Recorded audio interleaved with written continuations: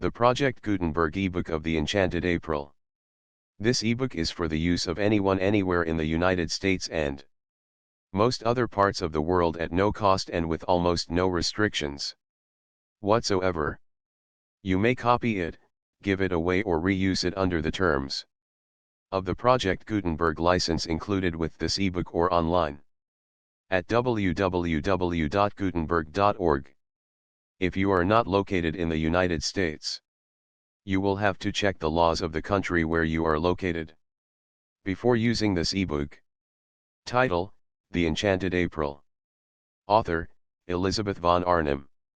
Release date: July 29, 2005. Ebook number 16389. Most recently updated, June 25, 2023. Language: English. Credits: Manette Rothermel. Start of the Project Gutenberg ebook The Enchanted April. The Enchanted April. By Elizabeth von Arnim. Contents: Chapter 1. Chapter 2. Chapter 3. Chapter 4. Chapter 5. Chapter 6. Chapter 7. Chapter 8. Chapter 9. Chapter 10. Chapter 11. Chapter 12. Chapter 13. Chapter 14. Chapter 15. Chapter 16. Chapter 17. Chapter 18. Chapter 19. Chapter 20. Chapter 21. Chapter 22. Chapter 1. It began in a woman's club in London on a February afternoon, an uncomfortable club, and a miserable afternoon when Mrs. Wilkins, who had come down from Hampstead to shop and had lunched at her club, took up the Times from the table in the smoking room, and running her listless eye down the agony column saw this. To those who appreciate wisteria and sunshine. Small medieval Italian castle. On the shores of the Mediterranean, to be let furnished for the month of April. Necessary servants remain. Z. Box 1000, The Times. That was its conception, yet, as in the case of many another, the conceiver was unaware of it at the moment. So entirely unaware was Mrs. Wilkins that her April for that year had then and there been settled for her that she dropped the newspaper with a gesture that was both irritated and resigned, and went over to the window and stared drearily out at the dripping street. Not for her were medieval castles, even those that are specially described as small. Not for her the shores in April of the Mediterranean, and the wisteria and sunshine. Such delights were only for the rich. Yet the advertisement had been addressed to persons who appreciate these things, so that it had been, anyhow, addressed to her, for she certainly appreciated them, more than anybody knew, more than she had ever told. But she was poor. In the whole world. She possessed of her very own only £90, saved from year to year, put by carefully pound by pound, out of her dress allowance. She had scraped this sum together at the suggestion of her husband as a shield and refuge against a rainy day. Her dress allowance, given her by her father, was £100 a year, so that Mrs. Wilkins's clothes were what her husband, urging her to save, called modest and becoming, and her acquaintance to each other, when they spoke of her at all, which was seldom for she was very negligible, called a perfect sight. Mr. Wilkins, a solicitor, encouraged thrift, except that branch of it which got into his food. He did not call that thrift, he called it bad housekeeping. But for the thrift which, like moth, penetrated into Mrs. Wilkins's clothes and spoilt them, he had much praise. You never know, he said, when there will be a rainy day, and you may be very glad to find you have a nest egg. Indeed we both may.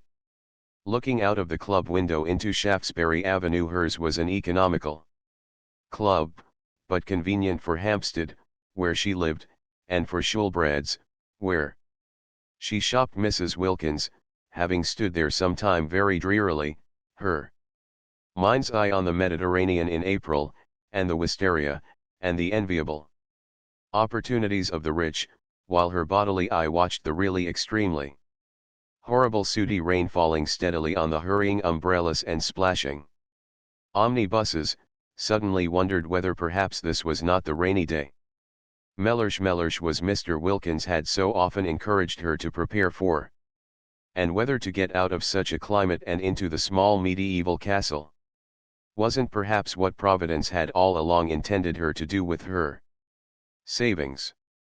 Part of her savings, of course, perhaps quite a small part. The castle, being medieval, might also be dilapidated, and dilapidations were surely cheap. She wouldn't in the least mind a few of them, because you didn't pay for dilapidations which were already there. On the contrary, by reducing the price you had to pay, they really paid you.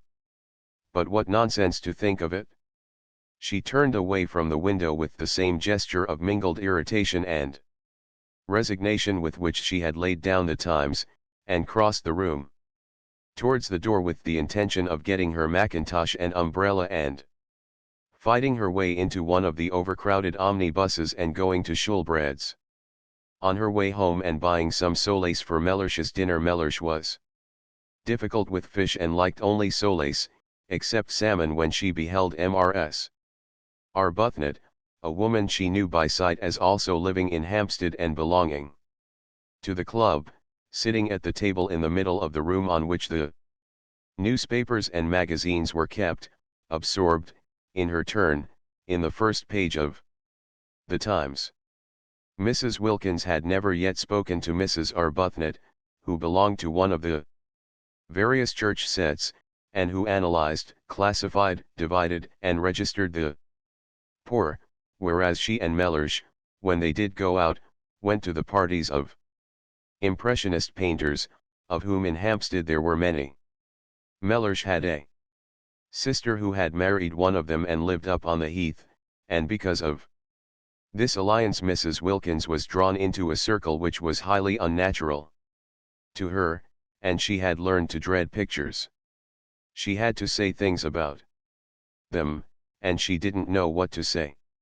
She used to murmur, "Marvelous," and feel that it was not enough.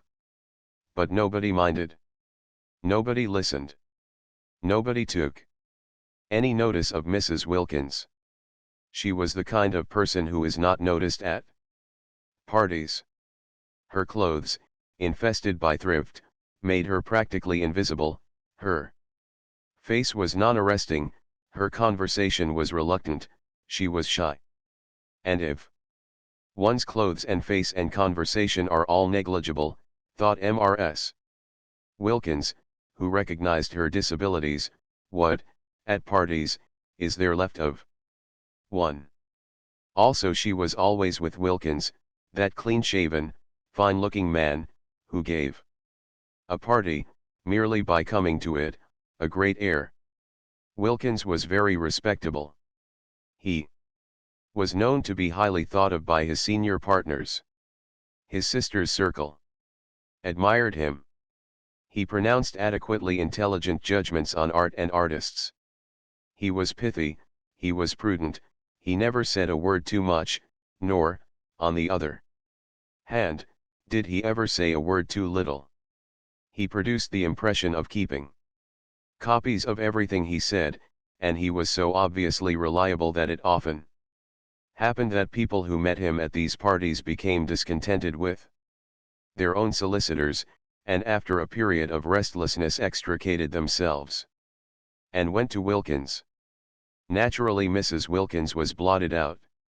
She, said his sister, with something herself of the judicial, the digested, and the final in her manner, should stay at home. But Wilkins could not leave his wife at home. He was a family solicitor, and all such have wives and show them. With his in the week he went to parties, and with his on Sundays he went to church. Being still fairly young, he was 39 and ambitious of old ladies, of whom he had not yet acquired in his practice a sufficient number. He could not afford to miss church, and it was there that Mrs. Wilkins became familiar, though never through words, with Mrs. Arbuthnot.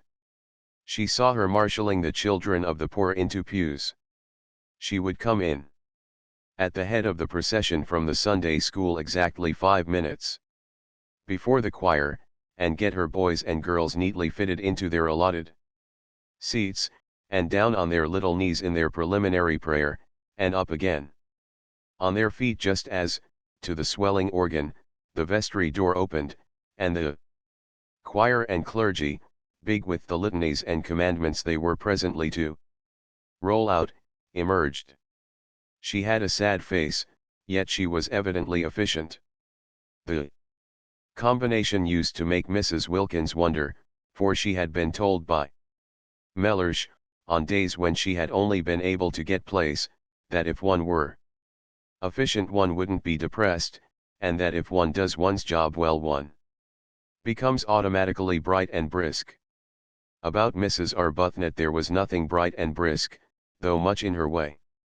With the Sunday school children that was automatic, but when Mrs. Wilkins, turning from the window, caught sight of her in the club, she was not being automatic at all, but was looking fixedly at one portion of the first page of the Times, holding the paper quite still, her eyes not moving. She was just staring, and her face, as usual, was the face of a patient and disappointed Madonna.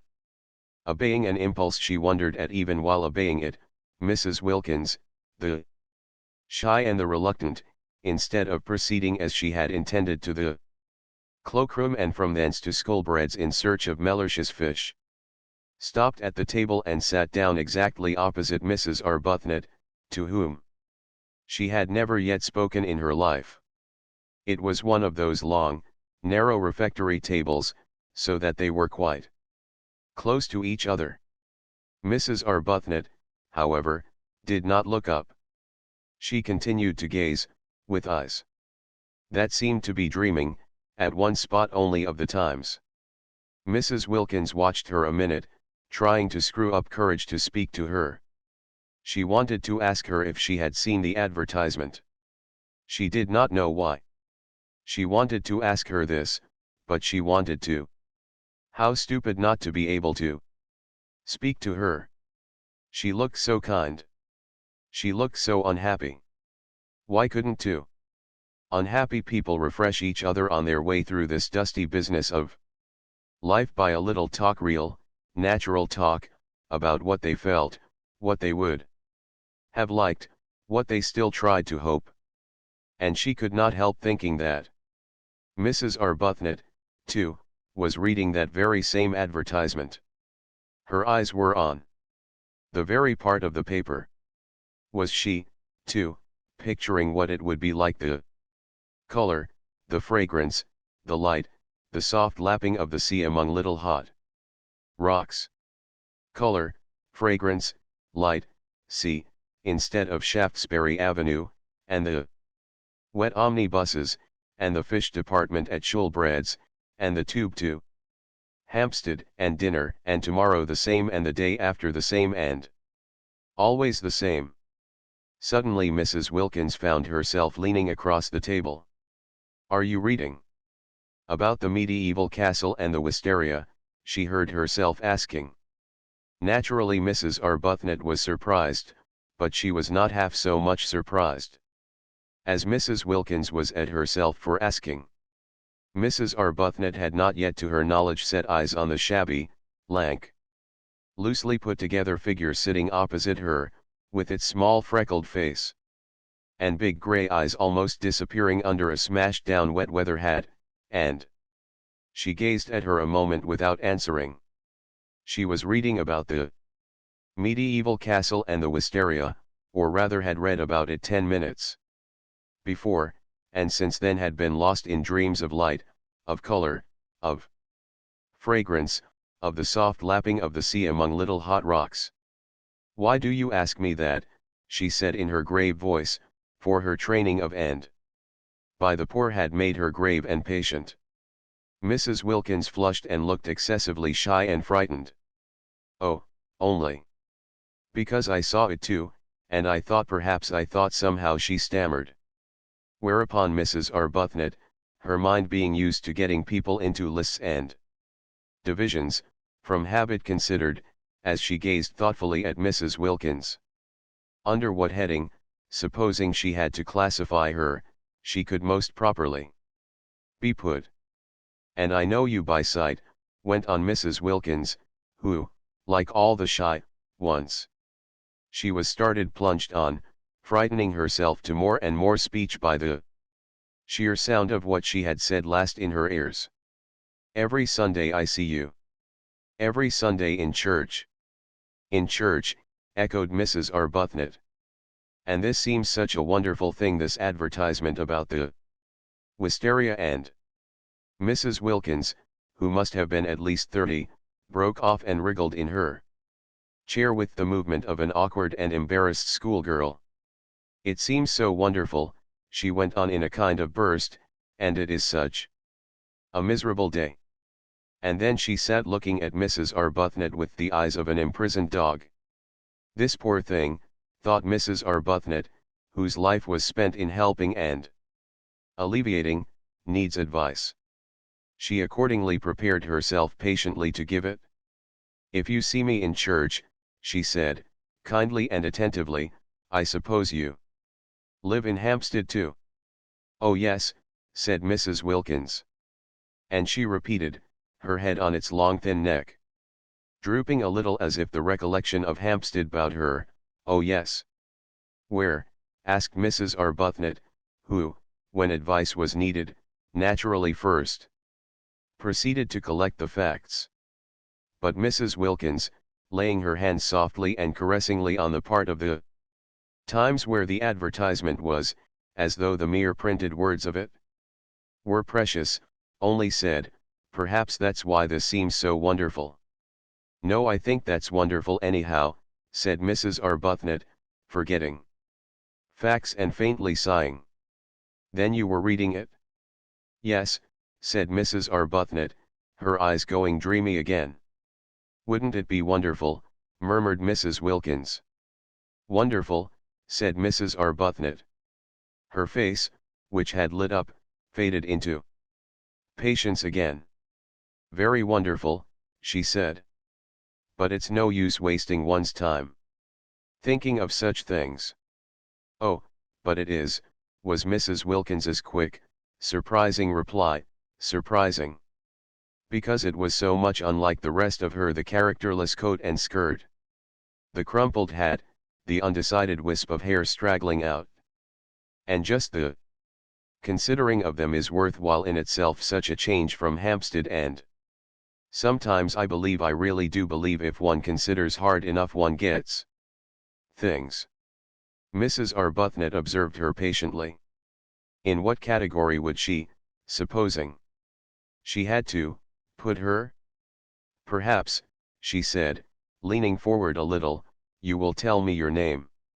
If we are to be friends, she smiled her grave smile, as I hope we are, we had better begin at the beginning. Oh yes, how kind of you. I'm Mrs. Wilkins, said Mrs. Wilkins. I don't expect, she added, flushing, as Mrs. Arbuthnot said nothing, that it conveys anything to you. Sometimes it doesn't seem to convey anything to me either. But she looked round with a movement of seeking help. I am Mrs. Wilkins. She did not like her name. It was a mean, small name, with a kind of facetious twist, she thought, about its end like the upward curve of a pug dog's tail. There it was, however. There was no doing anything with it. Wilkins she was, and Wilkins she would remain, and though her husband encouraged her to give it on all occasions as Mrs. Mellersh Wilkins, she only did that when he was within earshot, for she thought Mellersh made Wilkins worse, emphasizing it in the way Chatsworth on the gateposts of a villa emphasizes the villa. When first he suggested she should add Mellersh, she had objected for the above reason, and after a pause Mellersh was much too prudent to speak except after a pause, during which presumably he was taking a careful mental copy of his coming observation. He said, much displeased, but I am not a villa, and looked at her as he looks who hopes, for perhaps the 100th time, that he may not have married a fool. Of course he was not a villa, Mrs. Wilkins assured him. She had never supposed he was. She had not dreamed of, meaning she was only just thinking. The more she explained, the more earnest became Mellersh's hope, familiar to him by this time, for he had then been a husband for 2 years, that he might not by any chance have married a fool, and they had a prolonged quarrel, if that can be called a quarrel which is conducted with dignified silence on one side, and earnest apology on the other, as to whether or no Mrs. Wilkins had intended to suggest that Mr. Wilkins was a villa.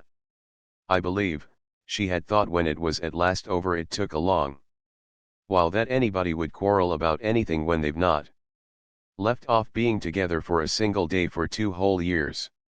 What we both need is a holiday. My husband, went on Mrs. Wilkins to Mrs. Arbuthnot, trying to throw some light on herself, is a solicitor. She cast about for something she could say elucidatory of Mellersh, and found, he's very handsome. Well, said Mrs. Arbuthnot kindly, that must be a great pleasure to you. Why? Asked Mrs. Wilkins. Because, said Mrs. Arbuthnot, a little taken aback, for constant intercourse with the poor had accustomed her to have her pronouncements accepted without question, because beauty, handsomeness, is a gift like any other, and if it is properly used. She trailed off into silence.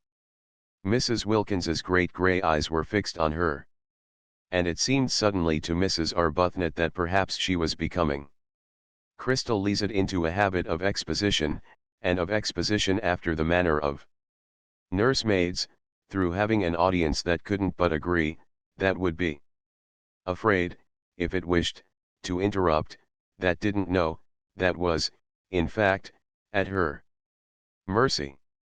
But Mrs. Wilkins was not listening, for just then, absurd as it seemed, a picture had flashed across her brain, and there were 2 figures in it sitting together under a great trailing wisteria that stretched across the branches of a tree she didn't know, and it was herself and Mrs. Arbuthnot. She saw them.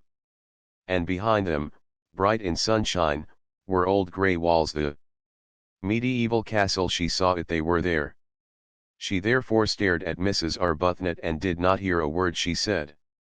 And Mrs. Arbuthnot stared too at Mrs. Wilkins, arrested by the expression on her face, which was swept by the excitement of what she saw, and was as luminous and tremulous under it as water in sunlight when it is ruffled by a gust of wind. At this moment, if she had been at a party, Mrs. Wilkins would have been looked at with interest. They stared at each other, Mrs. Arbuthnot surprised, inquiringly, Mrs. Wilkins with the eyes of someone who has had a revelation. Of course, that was how it could be done.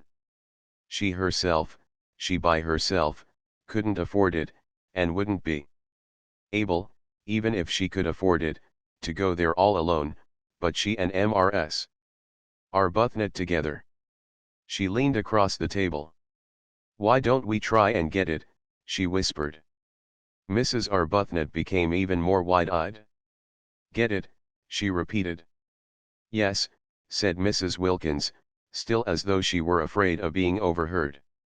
Not just sit here and say how wonderful, and then go home to Hampstead without having put out a finger. Go home just as usual and see about the dinner and the fish, just as we've been doing for years and years and will go on doing for years and years. In fact, said Mrs. Wilkins, flushing to the roots of her hair, for the sound of what she was saying, of what was coming pouring out, frightened her, and yet she couldn't stop.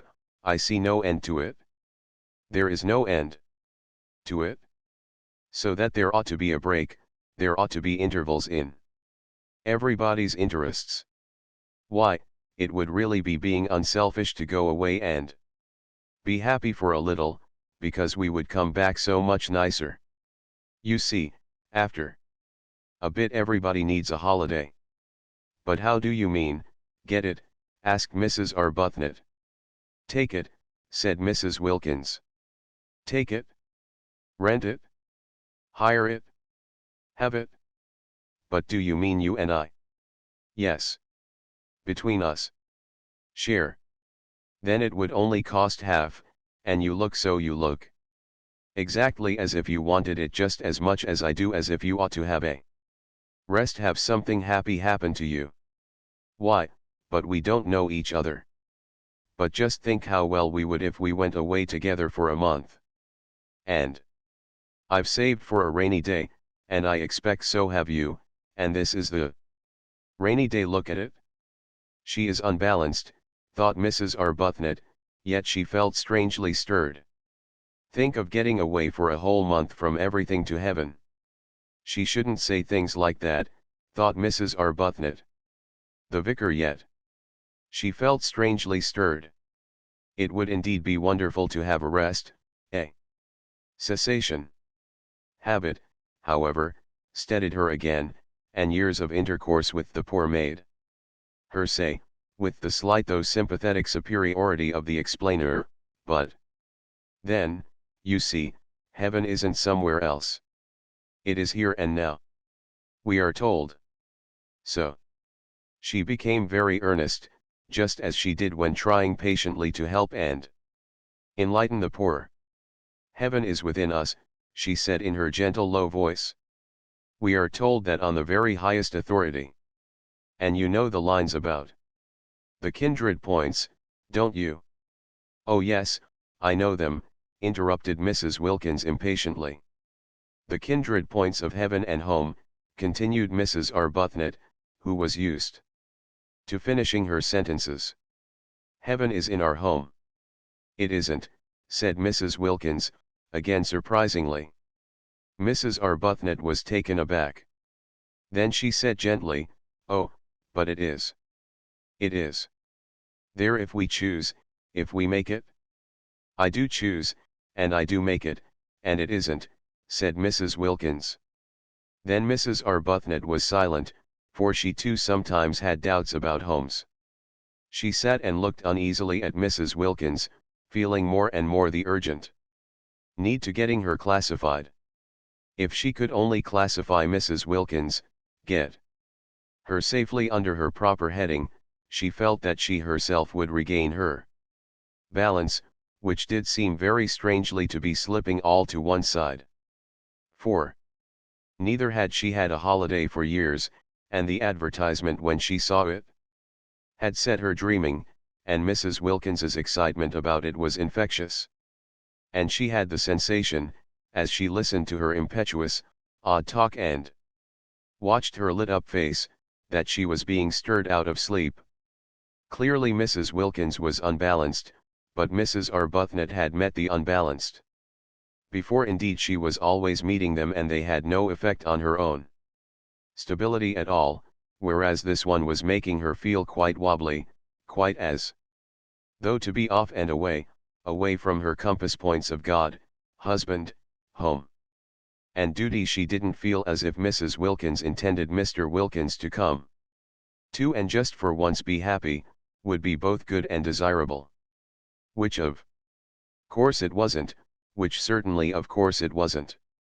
She, also, had a nest egg, invested gradually in the post office savings bank, but to suppose that she would ever forget her duty to the extent of drawing it out and spending it on herself was surely absurd. Surely she couldn't, she wouldn't ever do such a thing? Surely she wouldn't, she couldn't ever forget her poor. Forget misery and sickness as completely as that?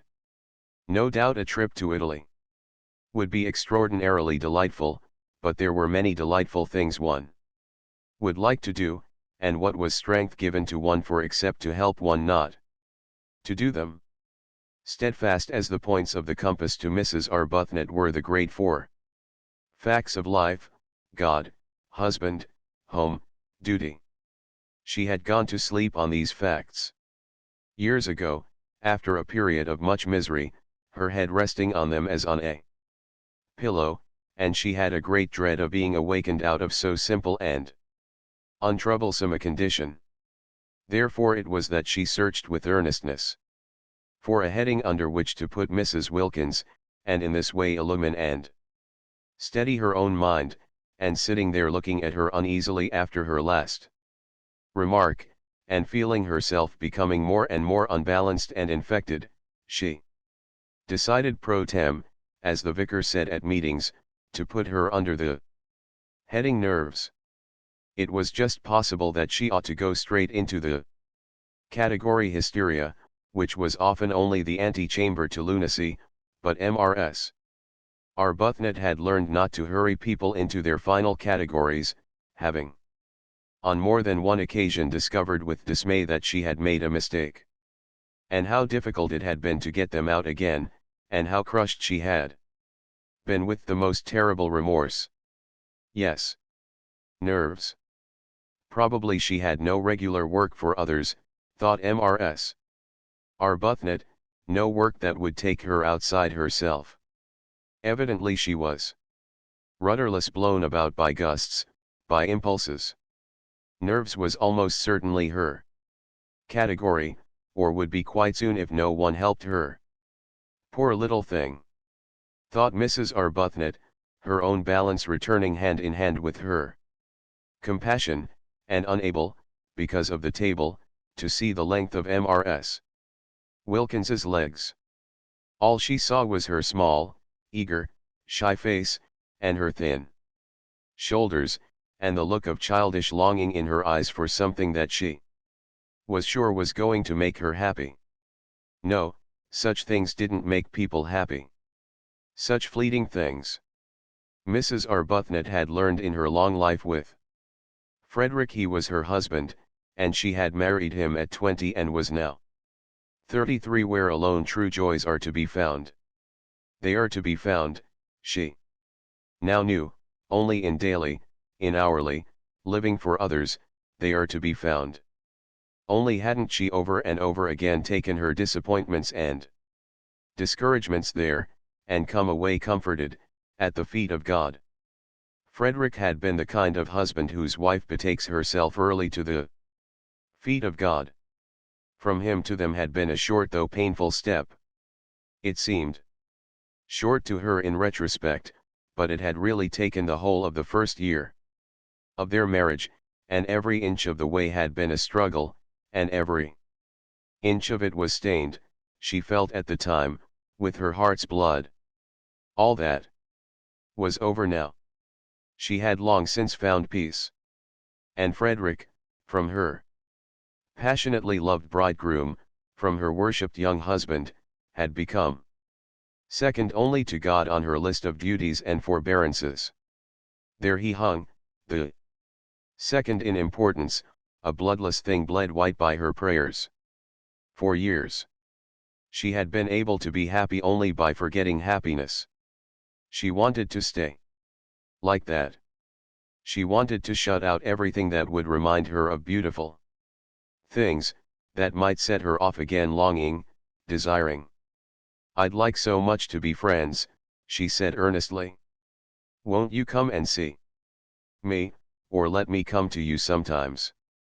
Whenever you feel as if you wanted to talk. I'll give you my address." She searched in her handbag. "And then you won't forget." And she found a card and held it out. Mrs. Wilkins ignored the card. "It's so funny," said Mrs. Wilkins, just as if she had not heard her, "but I see us both, you and me, this April in the medieval castle." Mrs. Arbuthnot relapsed into uneasiness. "Do you?" she said, making an effort to stay balanced under the visionary gaze of the shining grey eyes. "Do you? Don't you ever see things in a kind of flash before they happen?" asked Mrs. Wilkins. Never, said Mrs. Arbuthnot. She tried to smile, the sympathetic yet wise and tolerant smile with which she was accustomed to listen to the necessarily biased and incomplete views of the poor. She didn't succeed. The smile trembled out.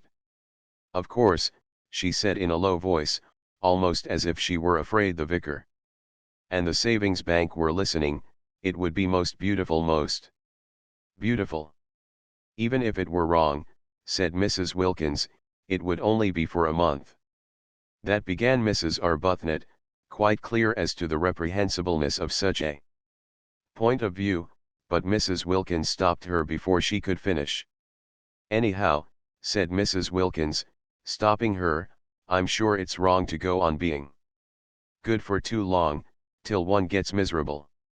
And I can see you've been good for years and years, because you look so unhappy. Mrs. Arbuthnot opened her mouth to protest. And I've done nothing but duties, things for other people, ever since I was a girl, and I don't believe anybody loves me a bit the be better, and I long for something else. Was she going to cry? Mrs. Arbuthnot became acutely uncomfortable and sympathetic. She hoped she wasn't going to cry. Not there. Not in that unfriendly room, with strangers coming and going. But Mrs. Wilkins, after tugging agitatedly at a handkerchief that wouldn't come out of her pocket, did succeed at last in merely apparently blowing her nose with it, and then, blinking her eyes very quickly once or twice, looked at Mrs. Arbuthnot with a quivering air of half-humble, half-frightened apology, and smiled.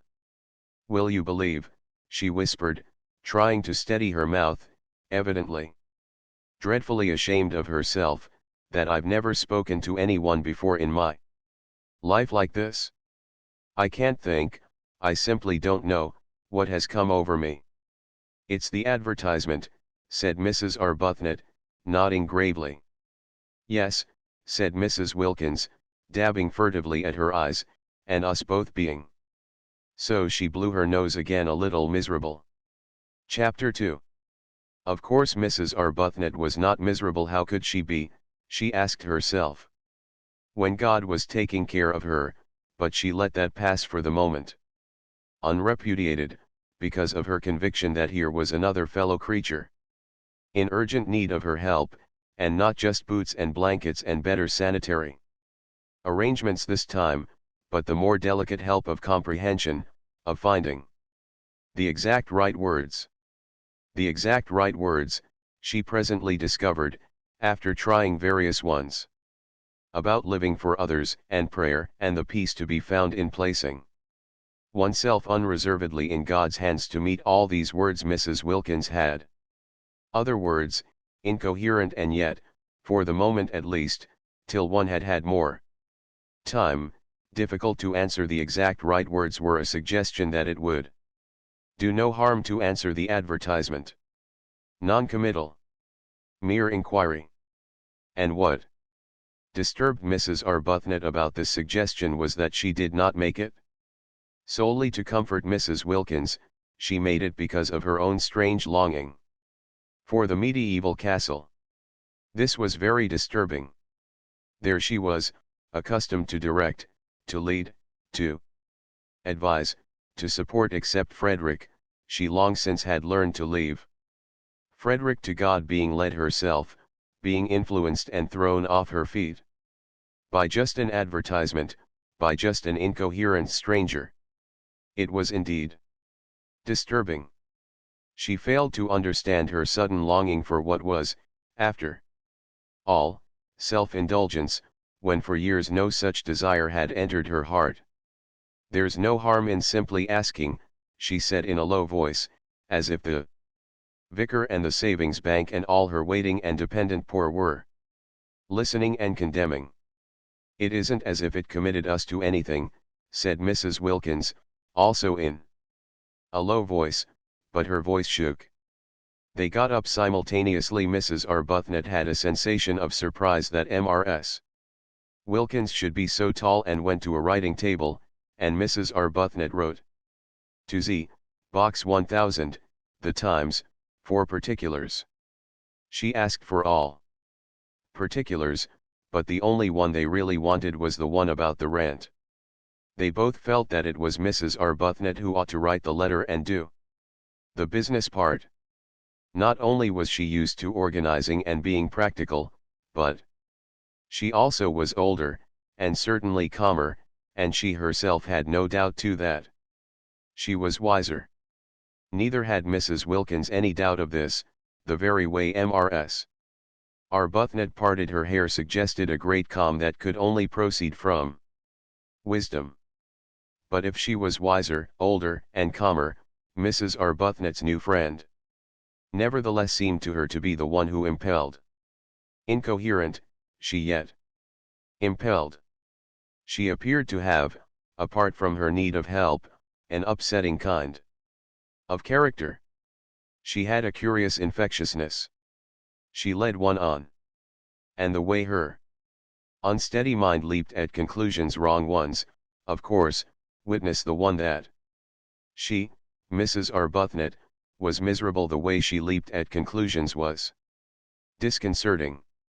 Whatever she was, however, and whatever her unsteadiness, Mrs. Arbuthnot found herself sharing her excitement and her longing, and when the letter had been posted in the letter box in the hall and actually was beyond getting back again, both she and Mrs. Wilkins felt the same sense of guilt. "It only shows," said Mrs. Wilkins in a whisper, as they turned away from the letter box, "how immaculately good we've been all our lives.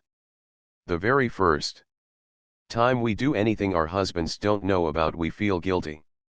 "I'm afraid I can't say I've been immaculately good," gently protested Mrs. Arbuthnot, a little uncomfortable at this fresh example of successful leaping at conclusions, for she had not said a word about her feeling of guilt. "Oh, but I'm sure you have. I see you being good, and that's why you're not happy." She shouldn't say things like that, thought Mrs. Arbuthnot. I must try and help her not to. Aloud she said gravely, "I don't know why you insist that I'm not happy. When you know me better, I think you'll find that I am. And I'm sure you don't mean really that goodness, if one could attain it, makes one unhappy." "Yes, I do," said Mrs. Wilkins. "Our sort of goodness does. We have attained it, and we are unhappy. There are miserable sorts of goodness and happy sorts. The sort we'll have at the medieval castle, for instance, is the happy sort. That is, supposing we go there," said Mrs. Arbuthnot restrainingly. She felt that Mrs. Wilkins needed holding on to. "After all, we've only written just to ask. Anybody may do that. I think it quite likely we shall find the conditions impossible, and even if they were not, probably by tomorrow we shall not want to go." "I see us there," was Mrs. Wilkins's answer to that. All this was very unbalancing. Mrs. Arbuthnot, as she presently splashed through the dripping streets on her way to a meeting she was to speak at, was in an unusually disturbed condition of mind. She had, she hoped, shown herself very calm to Mrs. Wilkins, very practical and sober, concealing her own excitement. But she was really extraordinarily moved, and she felt happy, and she felt guilty, and she felt afraid, and she had all the feelings, though this she did not know, of a woman who has come away from a secret meeting with her lover. That, indeed, was what she looked like when she arrived late on her platform. She, the open-browed, looked almost furtive as her eyes fell on the staring wooden faces waiting to hear her try and persuade them to contribute to the alleviation of the urgent needs of the Hampstead poor, each one convinced that they needed contributions themselves. She looked as though she were hiding something discreditable but delightful. Certainly her customary clear Expression of candor was not there, and its place was taken by a kind of suppressed and frightened pleasedness, which would have led a more worldly-minded audience to the instant conviction of recent and probably impassioned love-making. Beauty, beauty, beauty, the words kept ringing in her ears as she stood on the platform talking of sad things to the sparsely attended meeting. She had never been to Italy. Was that really what her nest egg was to be spent on after all? Though she couldn't approve of the way Mrs. Wilkins was introducing the idea of predestination into her immediate future, just as if she had no choice. Just as if to struggle, or even to reflect, were useless, it yet influenced her. Mrs. Wilkins's eyes had been the eyes of a seer. Some people were like that, Mrs. Arbuthnot knew, and if Mrs. Wilkins had actually seen her at the medieval castle, it did seem probable that struggling would be a waste of time. Still, to spend her nest egg on self-indulgence, the origin of this egg had been corrupt, but she had at least supposed its end was to be creditable. Was she to deflect it from its intended destination, which alone had appeared to justify her keeping it, and spend it on giving herself pleasure? Mrs. Arbuthnot spoke on and on, so much practiced in the kind of speech that she could have said it all in her sleep, and at the end of the meeting, her eyes dazzled by her secret visions, she hardly noticed that nobody was moved in any way whatever, least of all in the way of contributions. But the vicar noticed. The vicar was disappointed. Usually his good friend and supporter Mrs. Arbuthnot succeeded better than this. And, what was even more unusual, she appeared, he observed, not even to mind. "I can't imagine," he said to her as they parted, speaking irritably, for he was irritated both by the audience and by her, "what these people are coming to. Nothing seems to move them." "Perhaps they need a holiday," suggested Mrs. Arbuthnot, an unsatisfactory, queer reply, the vicar thought. "In February," he called after her sarcastically. "Oh no, not till April," said Mrs. Arbuthnot over her shoulder. Very odd, thought the vicar. Very odd indeed. And he went home and was not perhaps quite Christian to his wife.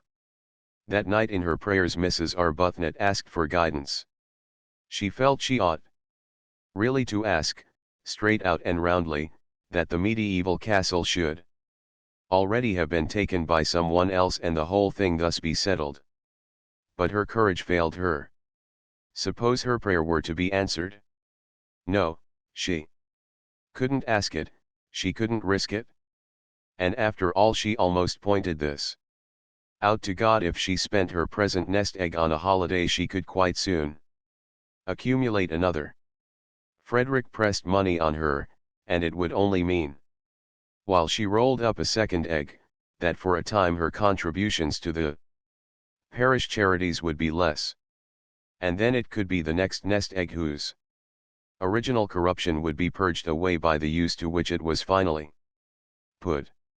For Mrs. Arbuthnot, who had no money of her own, was obliged to live on the proceeds of Frederick's activities, and her very nest egg was the fruit, posthumously ripened, of ancient sin. The way Frederick made his living was one of the standing distresses of her life. He wrote immensely popular memoirs regularly, every year, of the mistresses of kings. There were in history numerous kings who had had mistresses, and there were still more numerous mistresses who had had kings, so that he had been able to publish a book of memoirs during each year of his married life, and even so there were great further piles of these ladies waiting to be dealt with. Mrs. Arbuthnot was helpless. Whether she liked it or not, she was obliged to live on the proceeds.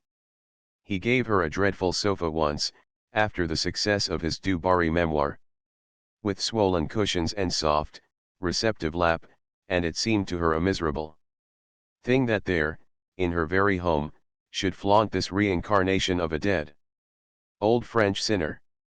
Simply good, convinced that morality is the basis of happiness, the fact that she and Frederick should draw their sustenance from guilt, however much purged by the passage of centuries, was one of the secret reasons of her sadness. The more the memoired lady had forgotten herself, the more his book about her was read, and the more free-handed he was to his wife, and all that he gave her was spent, after adding slightly to her nest egg, for she did hope and believe that some day people would cease to want to read of wickedness, and then Frederick would need supporting on helping the poor. The parish flourished because, to take a handful at random, of the ill behavior of the ladies du Barry, Montespan, Pompadour, Ninon de L'Enclos, and even of learned Maint Enon. The poor were the filter through which the money was passed, to come out, Mrs. Arbuthnot hoped, purified. She could do no more. She had tried in days gone by to think the situation out, to discover the exact right course for her to take, but had found it, as she had found Frederick, too difficult, and had left it, as she had left Frederick, to God. Nothing of this money was spent on her house or dress, those remained, except for the great soft sofa, austere. It was the poor who profited. Their very boots were stout with sins. But how difficult it had been! Mrs. Arbuthnot, groping for guidance, prayed about it to exhaustion.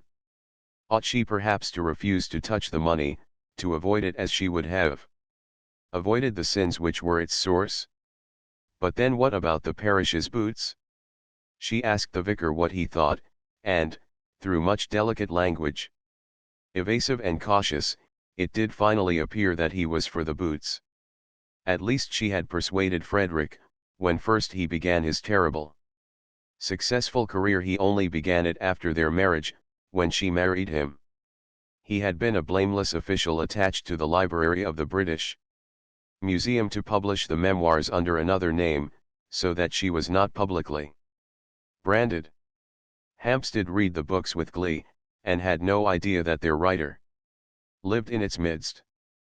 Frederick was almost unknown, even by sight, in Hampstead. He never went to any of its gatherings. Whatever it was he did in the way of recreation was done in London, but he never spoke of what he did or whom he saw. He might have been perfectly friendless for any mention he ever made of friends to his wife. Only the vicar knew where the money for the parish came from, and he regarded it, he told Mrs. Arbuthnot, as a matter of honor not to mention it. And at least her little house was not haunted by the loose-lived ladies, for Frederick did his work away from home. He had 2 rooms near the British Museum, which was the scene of his exhumations, and there he went every morning, and he came back long after his wife was asleep. Sometimes he did not come back at all. Sometimes she did not see him for several days together. Then he would suddenly appear at breakfast, having let himself in with his latchkey the night before, very jovial and good-natured and free-handed, and glad if she would allow him to give her something. A well-fed man, contented with the world. A jolly, full-blooded, satisfied man. And she was always gentle, and anxious that his coffee should be as he liked it. He seemed very happy. Life, she often thought, however much one tabulated, was yet a mystery. There were always some people it was impossible to place. Frederick was one of them. He didn't seem to bear the remotest resemblance to the original Frederick. He didn't seem to have the least need of any of the things he used to say were so important and beautiful: love, home, complete communion of thoughts, complete immersion in each other's interests. After those early painful attempts to hold him up to the point from which they had, hand in hand, so splendidly started, attempts in which she herself had got terribly hurt, and the Frederick she supposed she had married was mangled out of recognition. She hung him up finally by her bedside as the chief subject of her prayers, and left him, except for those, entirely to God. She had loved Frederick too deeply to be able now to do anything but pray for him. He had no idea that he never went out of the house without her blessing going with him. 2. Hovering, like a little echo of finished love, round that once dear head. She didn't dare think of him as he used to be, as he had seemed to her to be in those marvelous first days of their love-making, of their marriage. Her child had died, she had nothing, nobody of her own to lavish herself on. The poor became her children, and God the object of her love. What could be happier than such a life, she sometimes asked herself, but her face, and particularly her eyes, continued sad. Perhaps when we're old, perhaps when we are both quite old, she would think wistfully. Chapter 3. The owner of the medieval castle was an Englishman, a Mr. Briggs, who was in London at the moment and wrote that it had beds enough for 8 people. Exclusive of servants, 3 sitting rooms, battlements, dungeons, and electric light.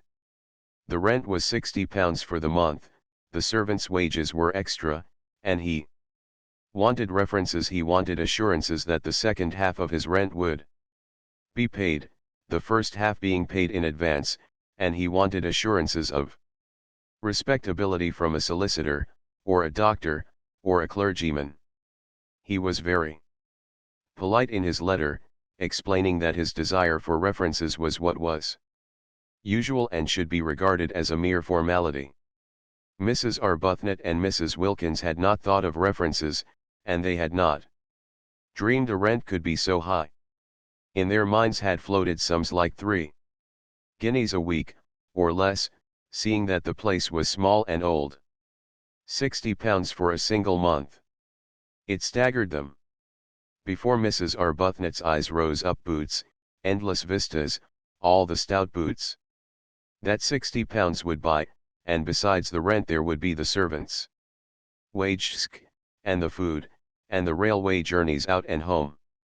While as for references, these did indeed seem a stumbling block. It did seem impossible to give any without making their plan more public than they had intended.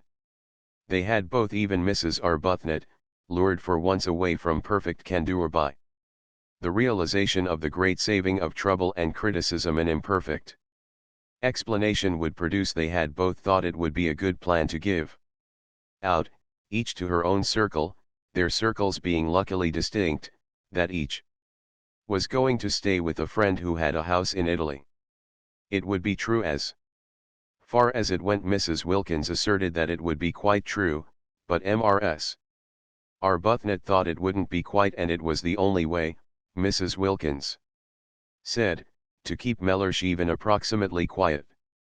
To spend any of her money just on the mere getting to Italy would cause him indignation. What he would say if he knew she was renting part of a medieval castle on her own account. Mrs. Wilkins preferred not to think.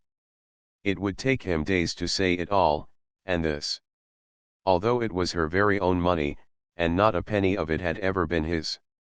"But I expect," she said, "your husband is just the same. I expect all husbands are alike in the long run." Mrs. Arbuthnot said nothing, because her reason for not wanting Frederick to know was the exactly opposite one. Frederick would be only too pleased for her to go. He would not mind it in the very least. Indeed, he would hail such a manifestation of self-indulgence and worldliness with an amusement that would hurt, and urge her to have a good time and not to hurry home with a crushing detachment. Far better, she thought, to be missed by Mellersh than to be sped by Frederick. To be missed, to be needed, from whatever motive, was, she thought, better than the complete loneliness of not being missed or needed at all. She therefore said nothing, and allowed Mrs. Wilkins to leap at her conclusions. Unchecked. But they did, both of them, for a whole day feel that the only thing to be done was to renounce the medieval castle, and it was in arriving at this bitter decision that they really realized how acute had been their longing for it. Then Mrs. Arbuthnot, whose mind was trained in the finding of ways out of difficulties, found a way out of the reference difficulty, and simultaneously Mrs. Wilkins had a vision revealing to her how to reduce the rent. Mrs. Arbuthnot's plan was simple, and completely successful. She took the whole of the rent in person to the owner, drawing it out of her savings bank again. She looked furtive and apologetic, as if the clerk must know the money was wanted for purposes of self-indulgence and, going up with the 6 £10 notes in her handbag to the address near the Brompton Oratory where the owner lived, presented them to him, waiving her right to pay only half. And when he saw her, and her parted hair and soft dark eyes and sober apparel, and heard her grave voice, he told her not to bother about writing round for those references. "It'll be all right," he said, scribbling a receipt for the rent. "Do sit down. Won't you? Nasty day, isn't it? You'll find the old castle has lots of sunshine, whatever else it hasn't got. Husband going?" Mrs. Arbuthnot, unused to anything but candour, looked troubled at this question and began to murmur inarticulately, and the owner at once concluded that she was a widow, a war one, of course, for other widows were old, and that he had been a fool not to guess it. "Oh, I'm sorry," he said, turning red right up to his fair hair. "I didn't mean hum. He ran his eye over the receipt he had written. "Yes, I think that's all right," he said, getting up and giving it to her. "Now," he added, taking the 6 notes she held out and smiling, for Mrs. Arbuthnot was agreeable to look at, "I'm richer, and you're happier. I've got money, and you've got San Salvatore. I wonder which is best." "I think you know," said Mrs. Arbuthnot with her sweet smile. He laughed and opened the door for her. It was a pity the interview was over. He would have liked to ask her to lunch with him. She made him think of his mother, of his nurse, of all things kind and comforting, besides having the attraction of not being his mother or his nurse. "I hope you'll like the old place," he said, holding her hand a minute at the door. The very feel of her hand, even through its glove, was reassuring. It was the sort of hand, he thought, that children would like to hold in the dark. In April, you know, it's simply a mass of flowers. And then there's the sea. You must wear white. You'll fit in very well. There are several portraits of you there. Portraits? Madonnas, you know. There's one on the stairs really exactly like you." Mrs. Arbuthnot smiled and said goodbye and thanked him without the least trouble, and at once she had got him placed in his proper category. He was an artist and of an effervescent temperament. She shook hands and left, and he wished she hadn't. After she was gone he supposed that he ought to have asked for those references, if only because she would think him so unbusinesslike not to, but he could as soon have insisted on references from a saint in a nimbus as from that grave, sweet lady, Rose Arbuthnot. Her letter, making the appointment, lay on the table. Pretty name. That difficulty, then, was overcome. But there still remained the other one. The really annihilating effect of the expense on the nest eggs, and especially on Mrs. Wilkins's, which was in size, compared with Mrs. Arbuthnot's, as the egg of the plover to that of the duck, and this in its turn was overcome by the vision vouchsafed to Mrs. Wilkins, revealing to her the steps to be taken for its overcoming. Having got San Salvatore the Beautiful, the religious name fascinated them, they in their turn would advertise in the agony column of the Times, and would inquire after 2 more ladies, of similar desires to their own, to join them and share the expenses. At once the strain of the nest eggs would be reduced from half to a quarter. Mrs. Wilkins was prepared to fling her entire egg into the adventure, but she realized that if it were to cost even sixpence over her £90, her position would be terrible. Imagine going to Mellersh and saying, "I owe." It would be awful enough if some day circumstances forced her to say, "I have no nest egg," but at least she would be supported in such a case by the knowledge that the egg had been her own.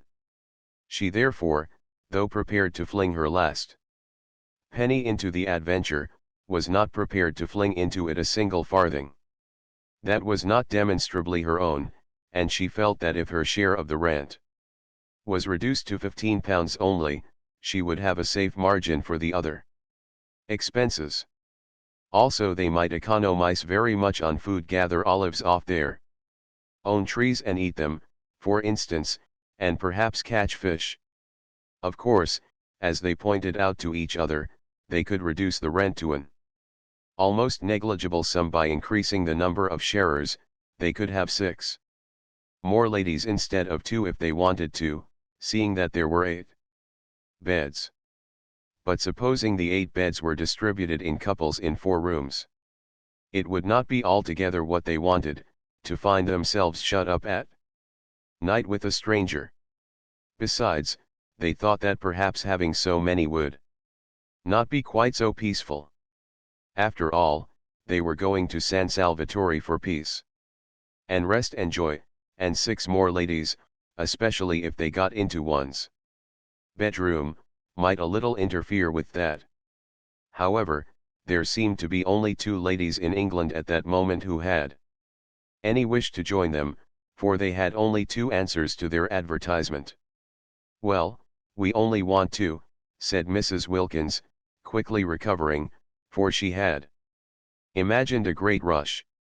"I think a choice would have been a good thing," said Mrs. Arbuthnot. "You mean because then we needn't have had Lady Caroline Dester?" "I didn't say that," gently protested Mrs. Arbuthnot. "We needn't have her," said Mrs. Wilkins. "Just one more person would help us a great deal with the rent. We're not obliged to have 2.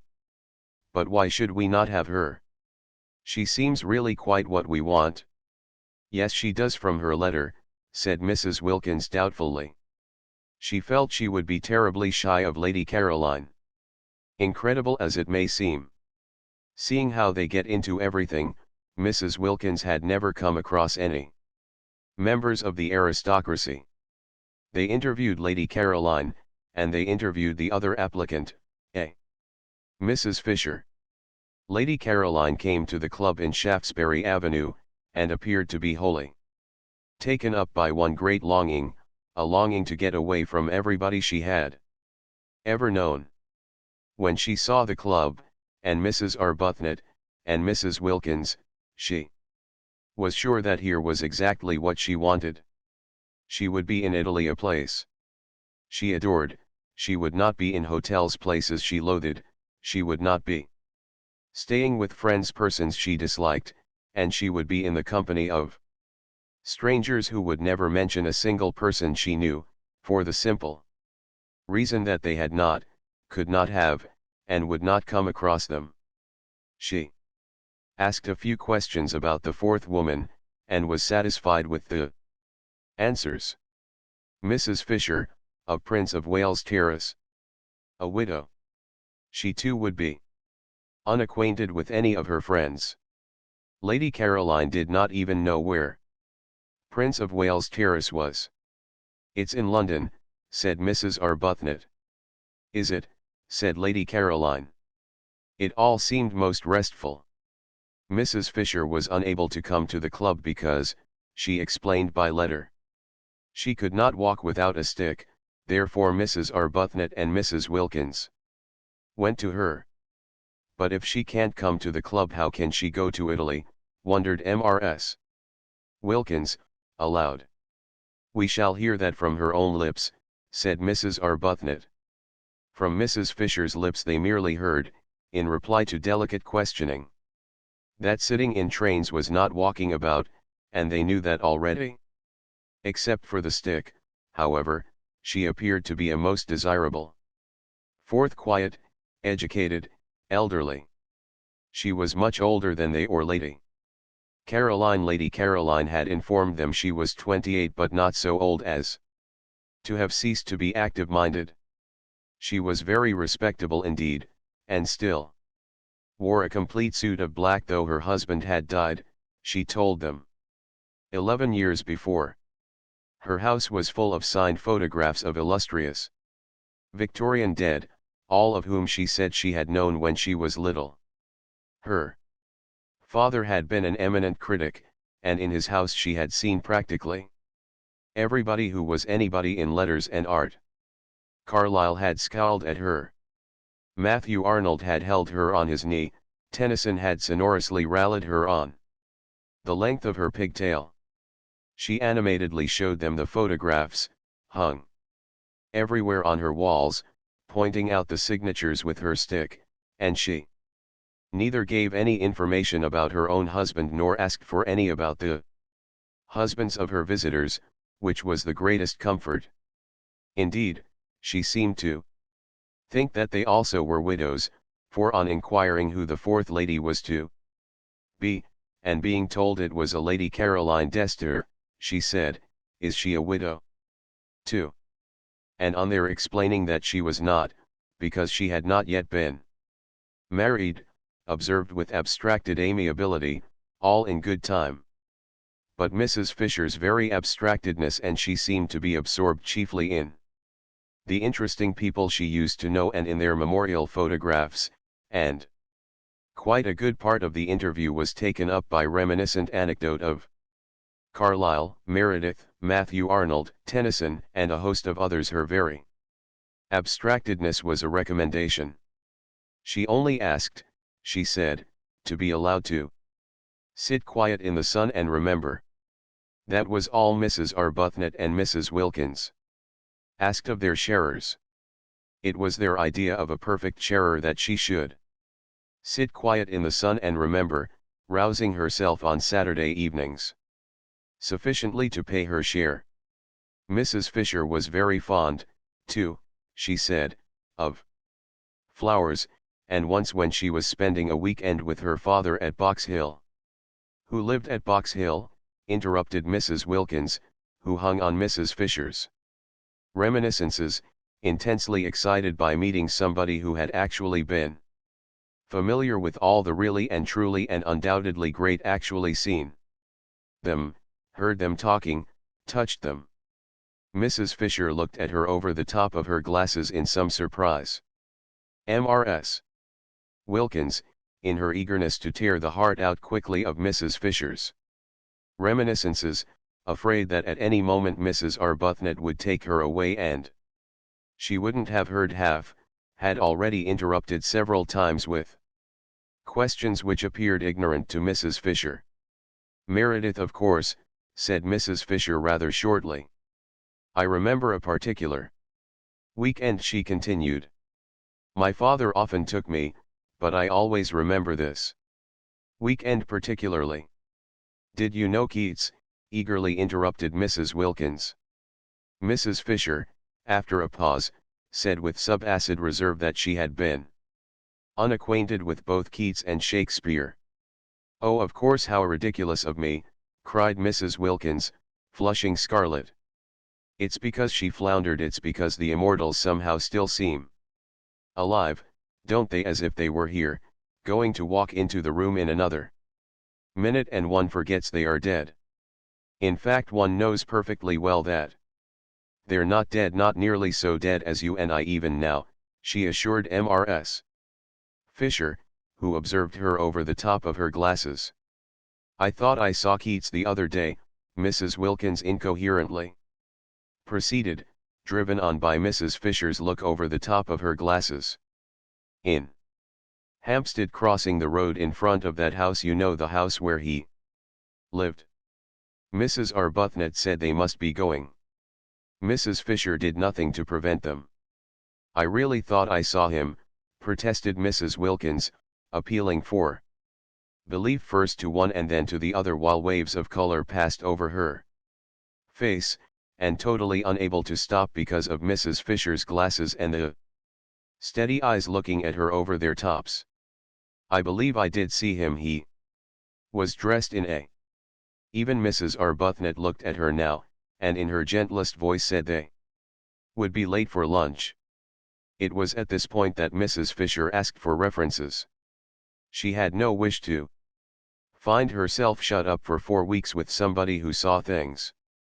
It is true that there were 3 sitting rooms, besides the garden and the battlements at San Salvatore, so that there would be opportunities of withdrawal from Mrs. Wilkins, but it would be disagreeable to Mrs. Fisher, for instance, if Mrs. Wilkins were suddenly to assert that she saw Mr. Fisher. Mr. Fisher was dead. Let him remain so. She had no wish to be told he was walking about the garden. The only reference she really wanted, for she was much too old and firmly seated in her place in the world for questionable associates to matter to her, was one with regard to Mrs. Wilkins's health. Was her health quite normal? Was she an ordinary, everyday, sensible woman? Mrs. Fisher felt that if she were given even one address she would be able to find out what she needed. So she asked for references, and her visitors appeared to be so much taken aback. Mrs. Wilkins, indeed, was instantly sobered that she added, "It is usual." Mrs. Wilkins found her speech first. "But," she said, "aren't we the ones who ought to ask for some from you?" And this seemed to Mrs. Arbuthnot too the right attitude. Surely it was they who were taking Mrs. Fisher into their party, and not Mrs. Fisher who was taking them into it. For answer Mrs. Fisher, leaning on her stick, went to the writing table and in a firm hand wrote down 3 names and offered them to Mrs. Wilkins, and the names were so respectable, they were so momentous, they were so nearly August, that just to read them was enough. The President of the Royal Academy, the Archbishop of Canterbury, and the Governor of the Bank of England, who would dare disturb such personages in their meditations with inquiries as to whether a female friend of theirs was all she should be? "They have known me since I was little," said Mrs. Fisher. Everybody seemed to have known Mrs. Fisher since or when she was little. "I don't think references are nice things at all between ordinary, decent women," burst out Mrs. Wilkins, made courageous by being, as she felt, at bay, for she very well knew that the only reference she could give without getting into trouble was shulebread, and she had little confidence in that, as it would be entirely based on malicious fish. "We're not business people. We needn't distrust each other."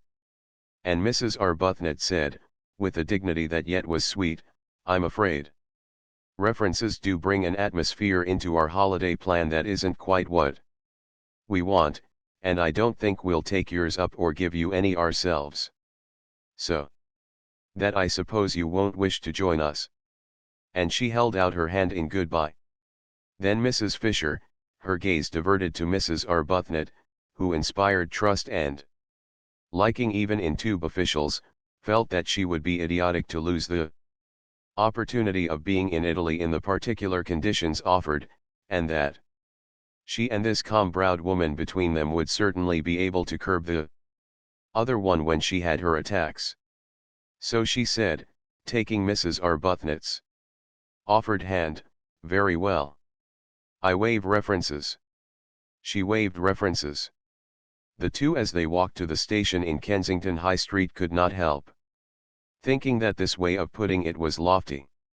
Even Mrs. Arbuthnot, spendthrift of excuses for lapses, thought Mrs. Fisher might have used other words, and Mrs. Wilkins, by the time she got to the station, and the walk and The struggle on the crowded pavement with other people's umbrellas had warmed her blood, actually suggested waving Mrs. Fisher. "If there is any waving to be done, do let us be the ones who wave," she said eagerly. But Mrs. Arbuthnot, as usual, held on to Mrs. Wilkins, and presently, having cooled down in the train, Mrs. Wilkins announced that at San Salvatore Mrs. Fisher would find her level.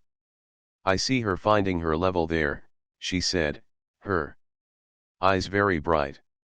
Whereupon Mrs. Arbuthnot, sitting with her quiet hands folded, turned over in her mind how best she could help Mrs. Wilkins not to see quite so much, or at least, if she must see, to see in silence. Chapter 4. It had been arranged that Mrs. Arbuthnot and Mrs. Wilkins, traveling together, should arrive at San Salvatore on the evening of March 31 St. The owner, who told them how to get there, appreciated their disinclination to begin their time in it on April 1 St. and Lady Caroline and Mrs. Fisher, as yet unacquainted and therefore under no obligations to bore each other on the journey, for only towards the end would they find out by a process of sifting who they were to arrive on the morning of April 2nd. In this way everything would be got nicely ready for the two who seemed, in spite of the equality of the sharing, yet to have something about them of guests. There were disagreeable incidents towards the end of March, when Mrs. Wilkins, her heart in her mouth and her face a mixture of guilt, terror and determination, told her husband that she had been invited to Italy, and he declined to believe it. Of course he declined to believe it. Nobody had ever invited his wife to Italy before. There was no precedent. He required proofs. The only proof was Mrs. Arbuthnot, and Mrs. Wilkins had produced her, but after what entreaties, what passionate persuading! Mrs. Arbuthnot had not imagined she would have to face Mr. Wilkins and say things to him that were short of the truth, and it brought home to her what she had for some time suspected, that she was slipping more and more away from God. Indeed, the whole of March was filled with unpleasant, anxious moments. It was an uneasy month. Mrs. Arbuthnot's conscience, made supersensitive by years of pampering, could not reconcile what she was doing with its own high standard of what was right. It gave her little peace. It nudged her at her prayers. It punctuated her entreaties for divine guidance with disconcerting questions, such as, "Are you not a hypocrite? Do you really mean that? Would you not, frankly, be disappointed if that prayer were granted?" The prolonged wet, raw weather was on the side too of her conscience, producing far more sickness than usual among the poor. They had bronchitis, they had fevers, there was no end to the distress. And here she was going off, spending precious money on going off, simply and solely to be happy. One woman being happy, and these piteous multitudes. She was unable to look the vicar in the face. He did not know, nobody knew what she was going to do, and from the very beginning she was unable to look anybody in the face. She excused herself from making speeches appealing for money. How could she stand up and ask people for money when she herself was spending so much on her own selfish pleasure? Nor did it help her or quiet her that, having actually told Frederick, in her desire to make up for what she was squandering, that she would be grateful if he would let her have some money, he instantly gave her a check for £100. He asked no questions. She was scarlet. He looked at her a moment and then looked away. It was a relief to Frederick that she should take some money. She gave it all immediately to the organization she worked with, and found herself more tangled in doubts than ever. Mrs. Wilkins, on the contrary, had no doubts. She was quite certain that it was a most proper thing to have a holiday, and altogether right and beautiful to spend one's own hard-collected savings on being happy. "Think how much nicer we shall be when we come back," she said to Mrs. Arbuthnot, encouraging that pale lady. No, Mrs. Wilkins had no doubts, but she had fears, and March was for her too an anxious month, with the unconscious Mr. Wilkins coming back daily to his dinner, and eating his fish in the silence of imagined security. Also things happen so awkwardly. It really is astonishing, how awkwardly they happen. Mrs. Wilkins, who was very careful all this month to give Mellersh only the food he liked, buying it and hovering over its cooking with a zeal more than common, succeeded so well that Mellersh was pleased, definitely pleased, so much pleased that he began to think that he might, after all, have married the right wife instead of, as he had frequently suspected, the wrong one. The result was that on the third Sunday in the month Mrs. Wilkins had made up her trembling mind that on the fourth Sunday, there being 5 in that March and it being on the 5th of them that she and Mrs. Arbuthnot were to start, she would tell Mellersh of her invitation on the third Sunday. Then, after a very well-cooked lunch in which the Yorkshire pudding had melted in his mouth and the apricot tart had been so perfect that he ate it all, Mellersh, smoking his cigar by the brightly burning fire the while hail gusts banged on the window, said, "I am thinking of taking you to Italy for Easter," and paused for her astounded and grateful ecstasy. None came. The silence in the room, except for the hail hitting the windows and the gay roar of the fire, was complete. Mrs. Wilkins could not speak. She was dumbfounded.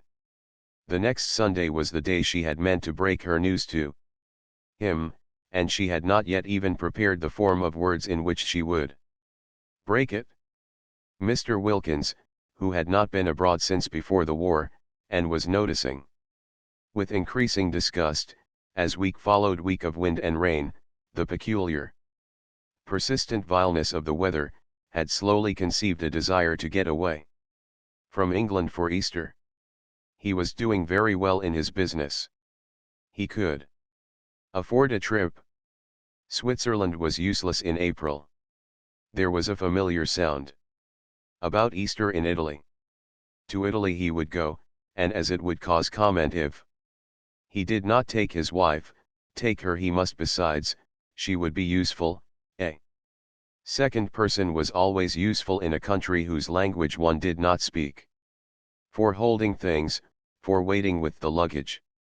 He had expected an explosion of gratitude and excitement. The absence of it was incredible. She could not, he concluded, have heard. Probably she was absorbed in some foolish daydream. It was regrettable how childish she remained. He turned his head. Their chairs were in front of the fire and looked at her. She was staring straight into the fire, and it was no doubt the fire that made her face so red. "I am thinking," he repeated, raising his clear, cultivated voice and speaking with acerbity, for inattention at such a moment was deplorable, "of taking you to Italy for Easter. Did you not hear me?" Yes, she had heard him, and she had been wondering at the extraordinary coincidence, really most extraordinary. She was just going to tell him how she had been invited. A friend had invited her Easter, to Easter was in April. Wasn't it? Her friend had a house there. In fact, Mrs. Wilkins, driven by terror, guilt, and surprise, had been more incoherent if possible than usual. It was a dreadful afternoon. Mellersh, profoundly indignant, besides having his intended treat coming back on him like a blessing to roost, cross-examined her with the utmost severity. He demanded that she refuse the invitation. He demanded that, since she had so outrageously accepted it without consulting him, she should write and cancel her acceptance. Finding himself up against an unsuspected, shocking rock of obstinacy in her, he then declined to believe she had been invited to Italy at all. He declined to believe in this Mrs. Arbuthnot, of whom till that moment he had never heard, and it was only when the gentle creature was brought round with such difficulty, with such a desire on her part to throw the whole thing up rather than tell Mr. Wilkins less than the truth, and herself endorsed his wife's statements, that he was able to give them credence. He could not but believe Mrs. Arbuthnot. She produced the precise effect on him that she did on tube officials. She hardly needed to say anything. But that made no difference to her conscience, which knew and would not let her forget that she had given him an incomplete impression.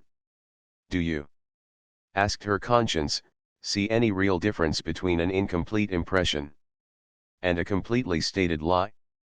God sees none. The remainder of March was a confused bad dream. Both Mrs. Arbuthnot and Mrs. Wilkins were shattered, try as they would not to.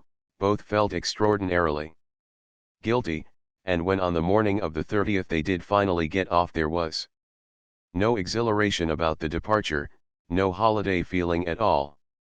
"We've been too good, much too good," Mrs. Wilkins kept on murmuring as they walked up and down the platform at Victoria, having arrived there an hour before they need have, "and that's why we feel as though we're doing wrong. We're browbeaten, we're not any longer real human beings. Real human beings aren't ever as good as we've been. Oh," she clenched her thin hands, "to think that we ought to be so happy now, here on the very station. Actually starting, and we're not, and it's being spoiled for us just simply because we've spoiled them. What have we done, what have we done, I should like to know," she inquired of Mrs. Arbuthnot indignantly, "except for once. Want to go away by ourselves and have a little rest from them." Mrs. Arbuthnot, patiently pacing, did not ask who she meant by them, because she knew Mrs. Wilkins meant their husbands, persisting in her assumption that Frederick was as indignant as Mellersh over the departure of his wife, whereas Frederick did not even know his wife had gone. Mrs. Arbuthnot, always silent about him, had said nothing of this to Mrs. Wilkins. Frederick went too deep into her heart for her to talk about him. He was having an extra bout of work finishing another of those dreadful books, and had been away practically continually the last few weeks, and was away when she left. Why should she tell him beforehand? Sure as she so miserably was that he would have no objection to anything she did, she merely wrote him a note and put it on the hall table ready for him if and when he should come home. She said she was going for a month's holiday, as she needed a rest and she had not had one for so long, and that Gladys, the efficient parlour maid, had orders to see to his comforts. She did not say where she was going, there was no reason why she should, he would not be interested, he would not care. The day was wretched, blustering and wet, the crossing was atrocious, and they were very sick. But after having been very sick, just to arrive at Calais and not be sick was happiness, and it was there that the real splendour of what they were doing first began to warm their benumbed spirits. It got hold of Mrs. Wilkins first, and spread from her like a rose-colored flame over her pale companion. Mellersh at Calais, where they restored themselves with solace. Because of Mrs. Wilkins's desire to eat a sole, Mellersh wasn't having Mellersh. At Calais had already begun to dwindle and seem less important. None of the French porters knew him, not a single official at Calais cared a fig for Mellersh. In Paris there was no time to think of him because their train was late and they only just caught the Turin train at the Gare de Lyons, and by the afternoon of the next day when they got into Italy, England, Frederick Mellersh, the vicar, the poor, Hampstead, the club, Shoolbred, everybody and everything, the whole inflamed sore dreariness, had faded to the dimness of a dream. Chapter 5. It was cloudy in Italy, which surprised them. They had expected brilliant sunshine. But never mind, it was Italy, and the very clouds looked fat. Neither of them had ever been there before. Both gazed out of the windows with rapt faces. The hours flew as long as it was daylight, and after that there was the excitement of getting nearer, getting quite near, getting there. At Genoa it had begun to rain. Genoa. Imagine actually being at Genoa, seeing its name written up in the station just like any other name. At Nervi it was pouring, and when at last towards midnight, for again the train was late, they got to Mezzago, the rain was coming down in what seemed solid sheets. But it was Italy. Nothing it did could be bad. The very rain was different, straight rain, falling properly onto one's umbrella, not that violently blowing English stuff that got in everywhere. And it did leave off, and when it did, behold, the earth would be strewn with roses. Mr. Briggs, San Salvatore's owner, had said, "You get out at Mezzago, and then you drive." But he had forgotten what he amply knew, that trains in Italy are sometimes late, and he had imagined his tenants arriving at Mezzago at 8 o'clock and finding a string of flies to choose from. The train was 4 hours late, and when Mrs. Arbuthnot and Mrs. Wilkins scrambled down the ladder like high steps of their carriage into the black downpour, their skirts sweeping off great pools of sooty wet because their hands were full of suitcases, if it had not been for the vigilance of Domenico, the gardener at San Salvatore, they would have found nothing for them to drive in. All ordinary flies had long since gone home. Domenico, foreseeing this, had sent his aunt's fly, driven by her son his cousin, and his aunt and her fly lived in Castagnito, the village crouching at the feet of San Salvatore, and therefore, however late the train was, the fly would not dare come home without containing that which it had been sent to fetch. Domenico's cousin's name was Beppo, and he presently emerged out of the dark, where Mrs. Arbuthnot and Mrs. Wilkins stood, uncertain what to do next after the train had gone on, for they could see no porter, and they thought from the feel of it that they were standing not so much on a platform as in the middle of the permanent way. Beppo, who had been searching for them, emerged from the dark with a kind of pounce and talked Italian to them vociferously. Beppo was a most respectable young man, but he did not look as if he were, especially not in the dark, and he had a dripping hat slouched over one eye. They did not like the way he seized their suitcases. He could not be, they thought, a porter. However, they presently from out of his streaming talk discerned the words San Salvatore, and after that they kept on saying them to him, for it was the only Italian they knew, as they hurried after him, unwilling to lose sight of their suitcases. Stumbling across rails and through puddles out to where in the road a small high fly stood. Its hood was up, and its horse was in an attitude of thought. They climbed in. And the minute they were in, Mrs. Wilkins, indeed, could hardly be called in. The horse awoke with a start from its reverie and immediately began going home. Rapidly, without Beppo, without the suitcases. Beppo darted after him, making the night ring with his shouts, and caught the hanging reins just in time.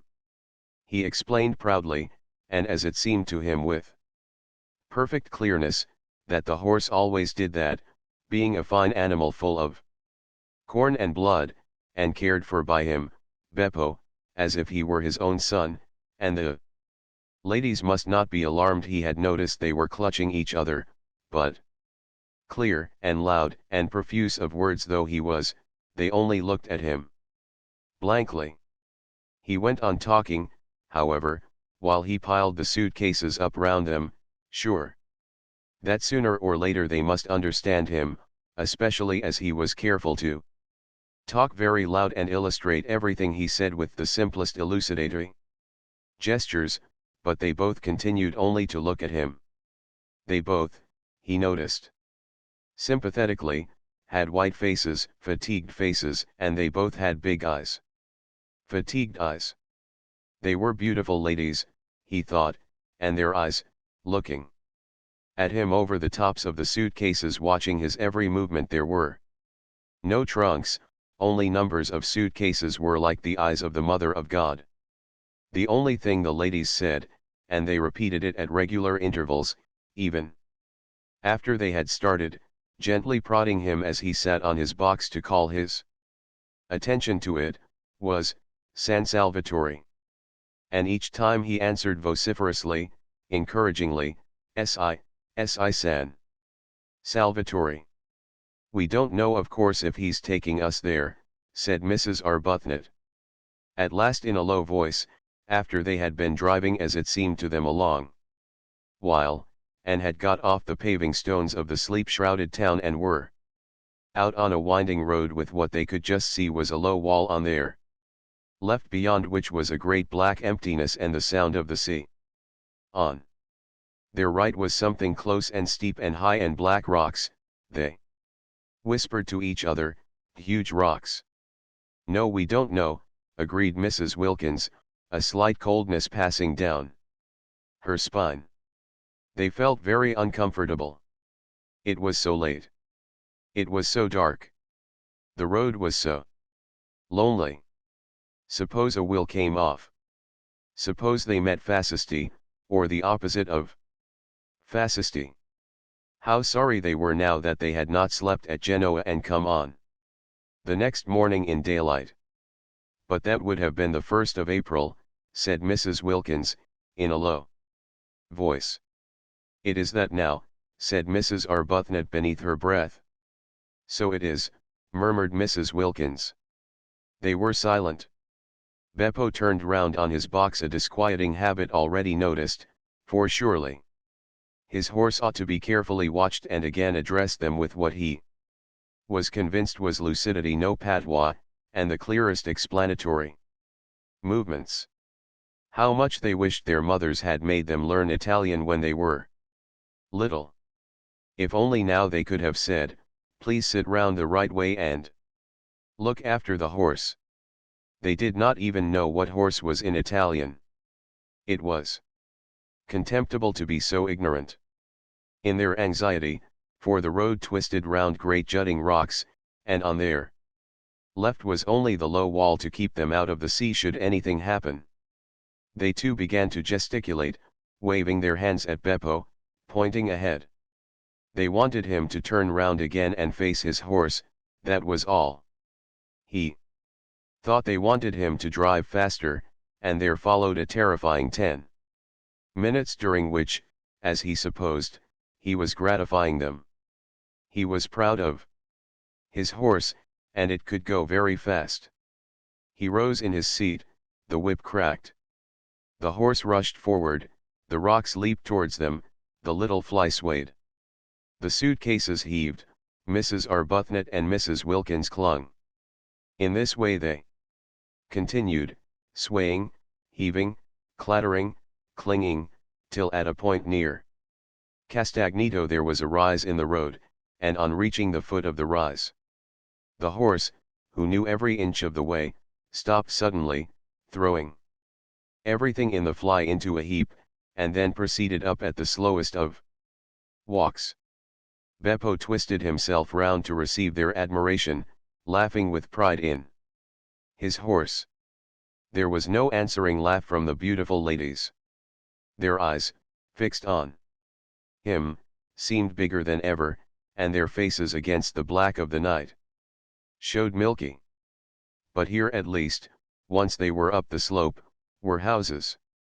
The rocks left off, and there were houses, the low wall left off, and there were houses, the sea shrunk away, and the sound of it ceased, and the loneliness of the road was finished. No lights anywhere, of course, nobody to see them pass, and yet. Beppo, when the houses began, after looking over his shoulder and shouting Castagnito at the ladies, once more stood up and cracked his whip and once more made his horse dash forward. "We shall be there in a minute," Mrs. Arbuthnot said to herself, holding on. "We shall soon stop now," Mrs. Wilkins said to herself, holding on. They said nothing aloud, because nothing would have been heard above the whip cracking and the wheel clattering and the boisterous inciting noises Beppo was making at his horse. Anxiously they strained their eyes for any sight of the beginning of San Salvatore. They had supposed and hoped that after a reasonable amount of village a medieval archway would loom upon them, and through it they would drive into a garden and draw up at an open, welcoming door, with light streaming from it and those servants standing in it who, according to the advertisement, remained. Instead the fly suddenly stopped. Peering out they could see they were still in the village street, with small, dark houses each side, and Beppo, throwing the reins over the horse's back as if completely confident this time that he would not go any farther, got down off his box. At the same moment, springing as it seemed out of nothing, a man and several half-grown boys appeared on each side of the fly and began dragging out the suitcases. "No, no, San Salvatore," exclaimed Mrs. Wilkins, trying to hold on to what suitcases she could. "Si, San Salvatore," they all shouted, pulling. "This can't be San Salvatore," said Mrs. Wilkins, turning to Mrs. Arbuthnot, who sat quite still watching her suitcases being taken from her. With the same patience she applied to lesser evils. She knew she could do nothing if these men were wicked men determined to have her suitcases. "I don't think it can be," she admitted, and could not refrain from a moment's wonder at the ways of God. Had she really been brought here, she and poor Mrs. Wilkins, after so much trouble in arranging it, so much difficulty and worry, along such devious paths of prevarication and deceit, only to be. She checked her thoughts, and gently said to Mrs. Wilkins, while the ragged youths disappeared with the suitcases into the night and the man with the lantern helped Beppo pull the rug off her, that they were both in God's hands. And for the first time on hearing this, Mrs. Wilkins was afraid. There was nothing for it but to get out. Useless to try to go on sitting in the fly repeating San Salvatore. Every time they said it, and their voices each time were fainter, Beppo and the other man merely echoed it in a series of loud shouts. If only they had learned Italian when they were little. If only they could have said, "We wish to be driven to the door." But they did not even know what door was in Italian. Such ignorance was not only contemptible, it was, they now saw, definitely dangerous. Useless, however, to lament it now. Useless to put off whatever it was that was going to happen to them by trying to go on sitting in the fly. They therefore got out. The two men opened their umbrellas for them and handed them to them. From this, they received a faint encouragement, because they could not believe that if these men were wicked they would pause to open umbrellas. The man with the lantern then made signs to them to follow him, talking loud and quickly, and Beppo, they noticed, remained behind. Ought they to pay him? Not, they thought. If they were going to be robbed and perhaps murdered. Surely on such an occasion one did not pay. Besides, he had not after all brought them to San Salvatore. Where they had got to was evidently somewhere else. Also, he did not show the least wish to be paid, he let them go away into the night with no clamour at all. This, they could not help thinking, was a bad sign. He asked for nothing because presently he was to get so much. They came to some steps. The road ended abruptly in a church and some descending steps. The man held the lantern low for them to see the steps. "San Salvatore," said Mrs. Wilkins once again, very faintly, before committing herself to the steps. It was useless to mention it now, of course, but she could not go down steps in complete silence. No medieval castle, she was sure, was ever built at the bottom of steps. Again, however, came the echoing shout, "Si San Salvatore." They descended gingerly, holding up their skirts just as if they would be wanting them another time and had not in all probability finished with skirts forever. The steps ended in a steeply sloping path with flat stone slabs down the middle. They slipped a good deal on these wet slabs, and the man with the lantern, talking loud and quickly, held them up. His way of holding them up was polite. "Perhaps," said Mrs. Wilkins in a low voice to Mrs. Arbuthnot, "it is all right. After all, we're in God's hands," said Mrs. Arbuthnot again, and again Mrs. Wilkins was afraid. They reached the bottom of the sloping path, and the light of the lantern flickered over an open space with houses round three sides. The sea was the fourth side, lazily washing backwards and forwards on pebbles. "San Salvatore," said the man, pointing with his lantern to a black mass curved round the water like an arm flung about it. They strained their eyes. They saw the black mass, and on the top of it a light. "San Salvatore," they both repeated incredulously, for where were the suitcases, and why had they been forced to get out of the fly? Si San Salvatore." They went along what seemed to be a quay, right on the edge of the water. There was not even a low wall here, nothing to prevent the man with the lantern tipping them in if he wanted to. He did not, however, tip them in. Perhaps it was all right after all, Mrs. Wilkins again suggested to Mrs. Arbuthnot, on noticing this, who this time was herself beginning to think that it might be, and said no more about God's hands. The flicker of the lantern danced along, reflected in the wet pavement of the quay. Out to the left, in the darkness and evidently at the end of a jetty, was a red light. They came to an archway with a heavy iron gate. The man with the lantern pushed the gate open. This time they went up steps instead of down, and at the top of them was a little path that wound upwards among flowers.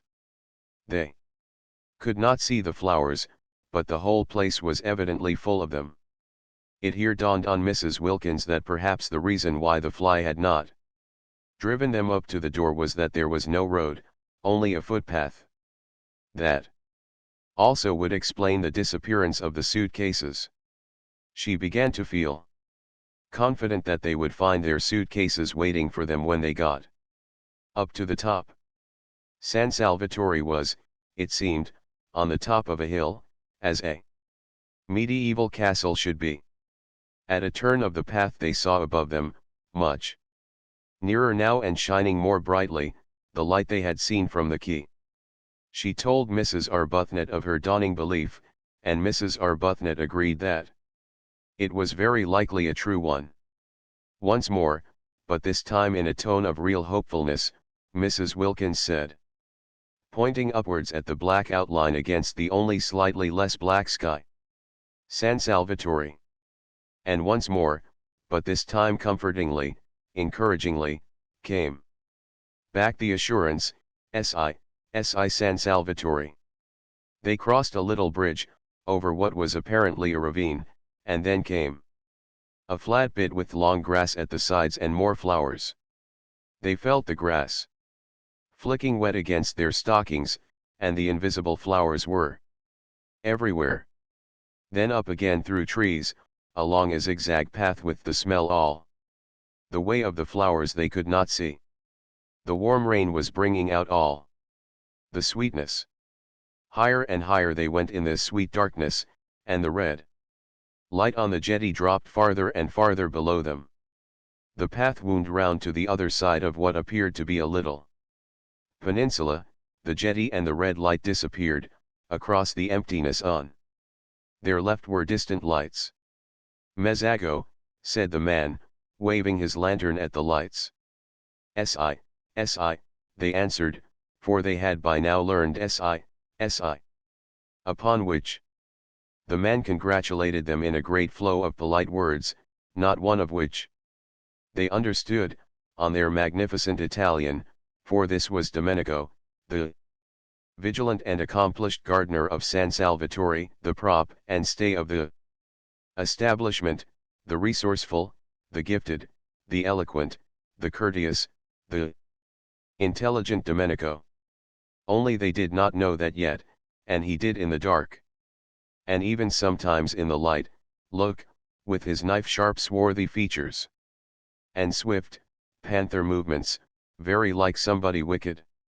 They passed along another flat bit of path, with a black shape like a high wall towering above them on their right, and then the path went up again under trellises, and trailing sprays of scented things caught at them and shook raindrops on them, and the light of the lantern flickered over lilies, and then came a flight of ancient steps worn with centuries, and then another iron gate.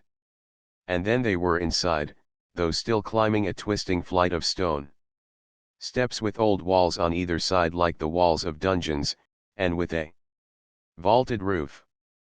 At the top was a wrought iron door, and through it shone a flood of electric light. "Ecco," said Domenico, lithely running up the last few steps ahead and pushing the door open. And there they were, arrived, and it was San Salvatore, and their suitcases were waiting for them, and they had not been murdered. They looked at each other's white faces and blinking eyes very solemnly. It was a great, a wonderful moment. Here they were, in their medieval castle. At last, their feet touched its stones. Mrs. Wilkins put her arm round Mrs. Arbuthnot's neck and kissed her. "The first thing to happen in this house," she said softly, solemnly, "shall be a kiss." "Dear Lottie," said Mrs. Arbuthnot.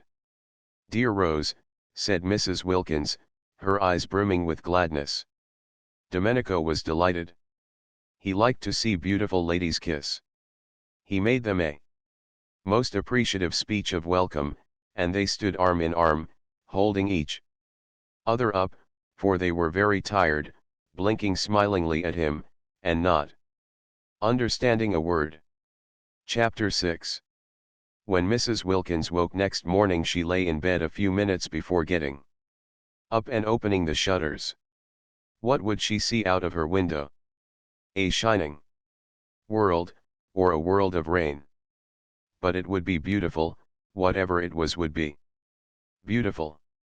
She was in a little bedroom with bare white walls and a stone floor and sparse old furniture. The beds, there were two, were made of iron, enameled black and painted with bunches of gay flowers. She lay putting off the great moment of going to the window as one puts off opening a precious letter, gloating over it. She had no idea what time it was, she had forgotten to wind up her watch. Ever since, centuries ago, she last went to bed in Hampstead.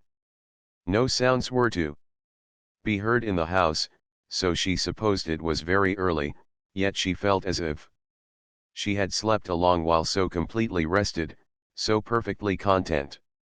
She lay with her arms clasped round her head, thinking how happy she was, her lips curved upwards in a delighted smile. In bed by herself, adorable condition.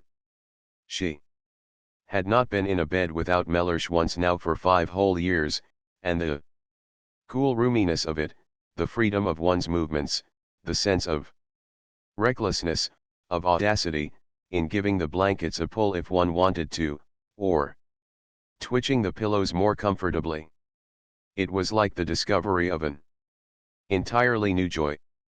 Mrs. Wilkins longed to get up and open the shutters, but where she was really so very delicious. She gave a sigh of contentment, and went on lying there looking round her, taking in everything in her room, her own little room. Her very own to arrange just as she pleased for this one blessed month, her room bought with her own savings, the fruit of her careful denials, whose door she could bolt if she wanted to, and nobody had the right to come in. It was such a strange little room, so different from any she had known, and so sweet. It was like a cell. Except for the two beds, it suggested a happy austerity. And the name of the chamber, she thought, quoting and smiling round at it, was peace. Well, this was delicious, to lie there thinking how happy she was, but outside those shutters it was more delicious still. She jumped up, pulled on her slippers, for there was nothing on the stone floor but one small rug, ran to the window and threw open the shutters. "Oh," cried Mrs. Wilkins. All the radiance of April in Italy lay gathered together at her feet. The sun poured in on her. The sea lay asleep in it, hardly stirring. Across the bay the lovely mountains, exquisitely different in color, were asleep too in the light, and underneath her window, at the bottom of the flower-starred grass slope from which the wall of the castle rose up, was a great cypress, cutting through the delicate blues and violets and rose colors of the mountains and the sea like a great black sword. She stared. Such beauty, and she there to see it? Such beauty, and she alive to feel it? Her face was bathed in light. Lovely scents came up to the window and caressed her. A tiny breeze gently lifted her hair. Far out in the bay a cluster of almost motionless fishing boats hovered like a flock of white birds on the tranquil sea. How beautiful, how beautiful! Not to have died before this. To have been allowed to see, breathe, feel this. She stared, her lips parted. Happy. Poor, ordinary, everyday word. But what could one say, how could one describe it? It was as though she could hardly stay inside herself. It was as though she were too small to hold so much of joy, it was as though she were washed through with light. And how astonishing to feel this sheer bliss, for here she was, not doing and not going to do a single unselfish thing, not going to do a thing she didn't want to do. According to everybody she had ever come across, she ought at least to have twinges. She had not one twinge. Something was wrong somewhere. Wonderful that at home she should have been so good, so terribly good, and merely felt tormented. Twinges of every sort had there been her portion, aches, hurts, discouragements, and she the whole time being steadily unselfish. Now she had taken off all her goodness and left it behind her like a heap of rain-sodden clothes, and she only felt joy. She was naked of goodness, and was rejoicing in being naked. She was stripped and exulting. And there, away in the dim mugginess of Hampstead, was Mellersh, being angry. She tried to visualize Mellersh, she tried to see him having breakfast and thinking bitter things about her, and lo, Mellersh himself began to shimmer. Became rose color, became delicate violet, became an enchanting blue, became formless, became iridescent. Actually Mellersh, after quivering a minute, was lost in light. Well, thought Mrs. Wilkins, staring, as it were, after him. How extraordinary not to be able to visualize Mellersh, and she who used to know every feature, every expression of his by heart. She simply could not see him as he was. She could only see him resolved into beauty, melted into harmony with everything else. The familiar words of the general thanksgiving came quite naturally into her mind, and she found herself blessing God for her creation, preservation, and all the blessings of this life, but above all for his Inestimable love, out loud, in a burst of acknowledgement. While Mellersh, at that moment angrily pulling on his boots before going out into the dripping streets, was indeed thinking bitter things about her. She began to dress, choosing clean white clothes in honor of the summer's day. Unpacking her suitcases, tidying her adorable little room. She moved about. With quick, purposeful steps, her long thin body held up straight, her small face, so much puckered at home with effort and fear, smoothed out.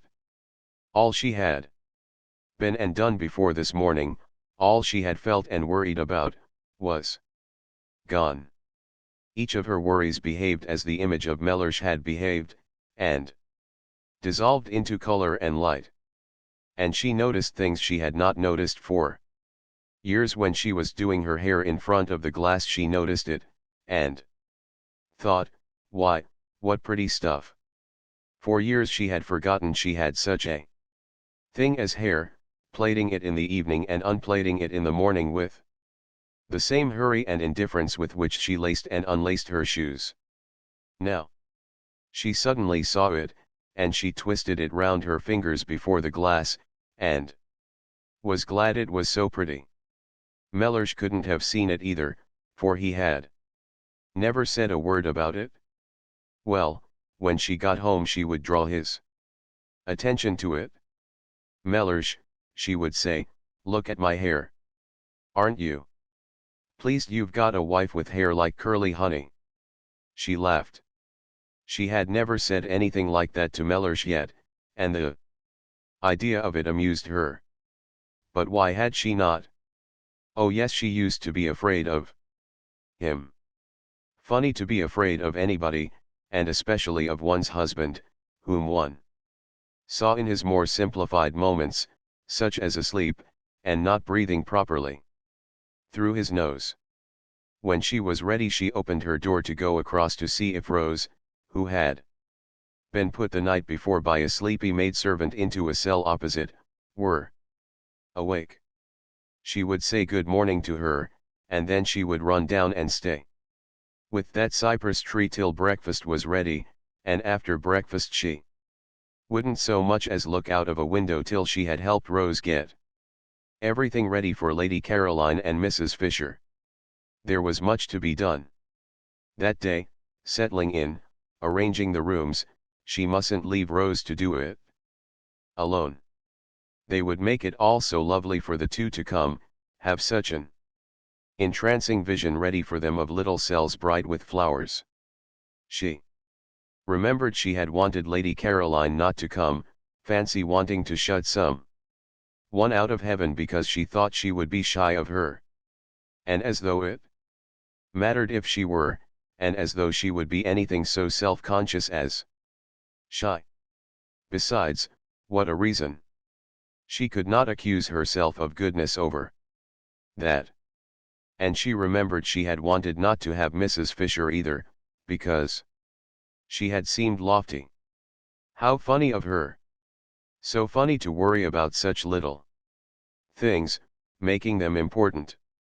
The bedrooms and two of the sitting rooms at San Salvatore were on the top floor, and opened into a roomy hall with a wide glass window at the north end. San Salvatore was rich in small gardens in different parts and on different levels. The garden this window looked down on was made on the highest part of the walls, and could only be reached through the corresponding spacious hall on the floor below.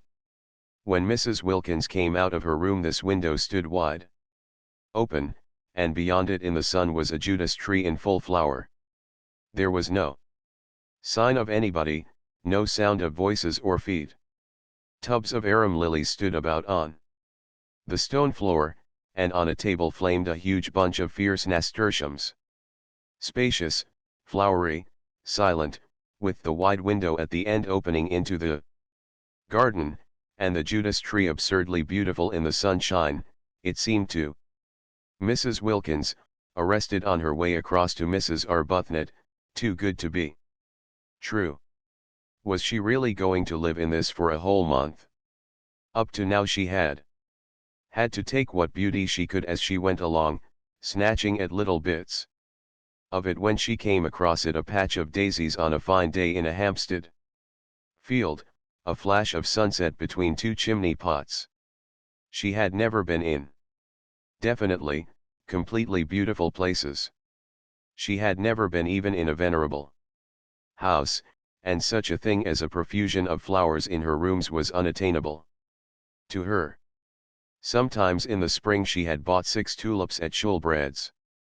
Unable to resist them, conscious that Mellersh, if he knew what they had cost, would think it inexcusable, but they had soon died, and then there were no more. As for the Judas tree, she hadn't an idea what it was, and gazed at it out there against the sky with the rapt expression of one who sees a heavenly vision. Mrs. Arbuthnot, coming out of her room, found her there like that, standing in the middle of the hall staring. Now what does she think she sees now, thought Mrs. Arbuthnot. We are in God's hands, said Mrs. Wilkins, turning to her, speaking with extreme conviction. Oh, said Mrs. Arbuthnot quickly, her face, which had been covered with smiles when she came out of her room, falling. Why, what has happened?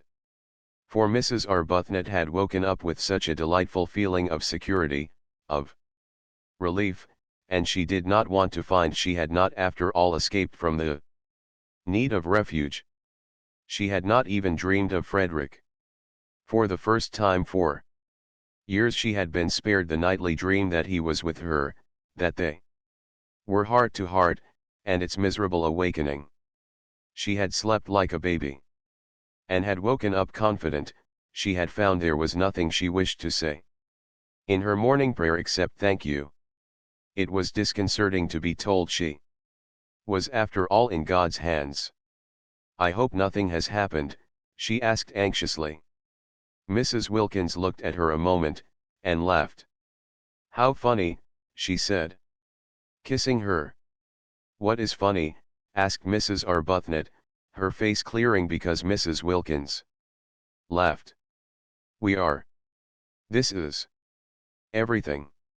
It's all so wonderful. It's so funny and so adorable that we should be in it. I dare say when we finally reach heaven, the one they talk about so much, we shan't find it a bit more beautiful. Mrs. Arbuthnot relaxed to smiling security again. Isn't it divine? She said. Were you ever in your life so happy? Asked Mrs. Wilkins, catching her by the arm. No, said Mrs. Arbuthnot. Nor had she been, not ever, not even in her first love days with Frederick. Because always pain had been close at hand in that other happiness, ready to torture with doubts, to torture even with the very excess of her love, while this was the simple happiness of complete harmony with her surroundings, the happiness that asks for nothing, that just accepts, just breathes, just is. Let's go and look at that tree close, said Mrs. Wilkins. I don't believe it. Can only be a tree.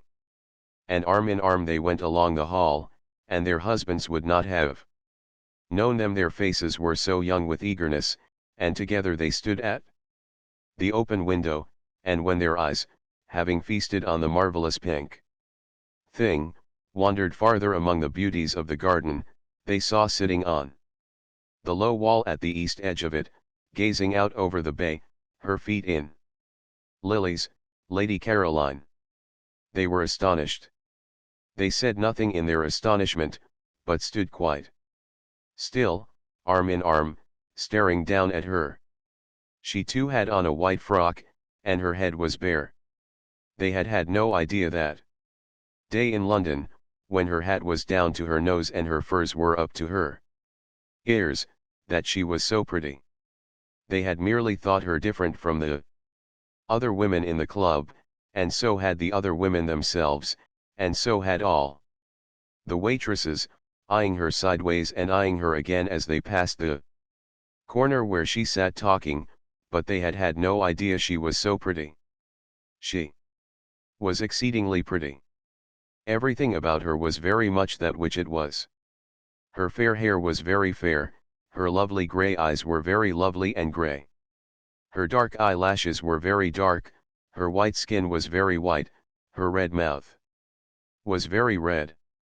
She was extravagantly slender, the merest thread of a girl, though not without little curves beneath her thin frock where little curves should be. She was looking out across the bay, and was sharply defined against the background of empty blue. She was full in the sun. Her feet dangled among the leaves and flowers of the lilies just as if it did not matter that they should be bent or bruised. She ought to have a headache, whispered Mrs. Arbuthnot at last, sitting there in the sun like that. She ought to have a hat, whispered Mrs. Wilkins. She's treading on lilies. But they're hers as much as ours. Only 1/4 of them. Lady Caroline turned her head. She looked up at them a moment, surprised to see them so much younger than they had seemed that day at the club, and so much less unattractive. Indeed, they were really almost quite attractive, if anyone could ever be really quite attractive in the wrong clothes. Her eyes, swiftly glancing over them, took in every inch of each of them in the half-second before she smiled and waved her hand and called out good morning. There was nothing, she saw at once, to be hoped for in the way of interest from their clothes. She did not consciously think this, for she was having a violent reaction against beautiful clothes and the slavery they impose on one, her experience being that the instant one had got them they took one in hand and gave one no peace till they had been everywhere and been seen by everybody. You didn't take your clothes to parties, they took you. It was quite a mistake to think that a woman, a really well-dressed woman, wore out her clothes. It was the clothes that wore out the woman, dragging her about at all hours of the day and night. No wonder men stayed young longer. Just new trousers couldn't excite them. She couldn't suppose that even the newest trousers ever behaved like that, taking the bit between their teeth. Her images were disorderly, but she thought as she chose, she used what images she liked. As she got off the wall and came towards the window, it seemed a restful thing to know she was going to spend an entire month with people in dresses made as she dimly remembered dresses used to be made 5 summers ago. I got here yesterday morning, she said, looking up at them and smiling. She really was bewitching. She had everything, even a dimple. It's a great pity, said Mrs. Arbuthnot, smiling back, because we were going to choose the nicest room for you. Oh, but I've done that, said Lady Caroline. At least, I think it's the nicest. It looks 2 ways. I adore a room that looks 2 ways, don't you? Over the sea to the west, and over this Judas tree to the north. And we had meant to make it pretty for you with flowers, said Mrs. Wilkins. Oh, Domenico did that. I told him to directly I got here. He's the gardener. He's wonderful. It's a good thing, of course, said Mrs. Arbuthnot a little hesitatingly, to be independent, and to know exactly what one wants. Yes, it saves trouble, agreed Lady Caroline. But one shouldn't be so independent, said Mrs. Wilkins, as to leave no opportunity for other people to exercise their benevolences on one.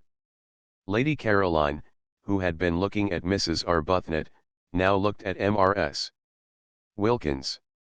That day at that queer club she had had merely a blurred impression of Mrs. Wilkins, for it was the other one who did all the talking, and her impression had been of somebody so shy, so awkward that it was best to take no notice of her.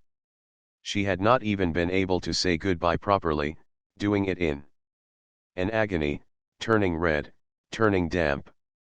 Therefore she now looked at her in some surprise, and she was still more surprised when Mrs. Wilkins added, gazing at her with the most obvious sincere admiration, speaking indeed with a conviction that refused to remain unuttered. "I didn't realize you were so pretty." She stared at Mrs. Wilkins. She was not usually told this quite so immediately and roundly. Abundantly as she was used to it, impossible not to be after 28 solid years. It surprised her to be told it with such bluntness. And by a woman. "It's very kind of you to think so," she said. "Why, you're lovely," said Mrs. Wilkins. Quite lovely." "I hope," said Mrs. Arbuthnot pleasantly, "you make the most of it." Lady Caroline then stared at Mrs. Arbuthnot. "Oh yes," she said. "I make the most of it. I've been doing that ever since I can remember." "Because," said Mrs. Arbuthnot, smiling and raising a warning forefinger, "it won't last."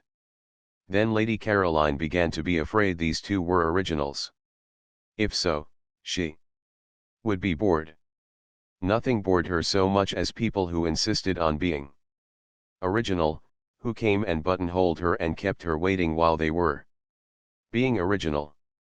And the one who admired her, it would be tiresome if she dogged her about in order to look at her.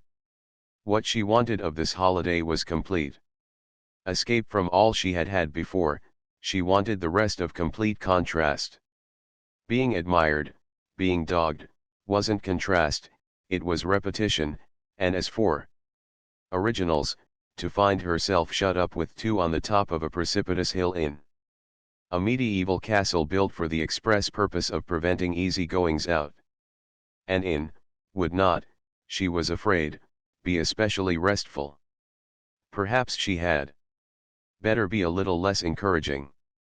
They had seemed such timid creatures, even the dark one. She couldn't remember their names that day at the club, that she had felt it quite safe to be very friendly.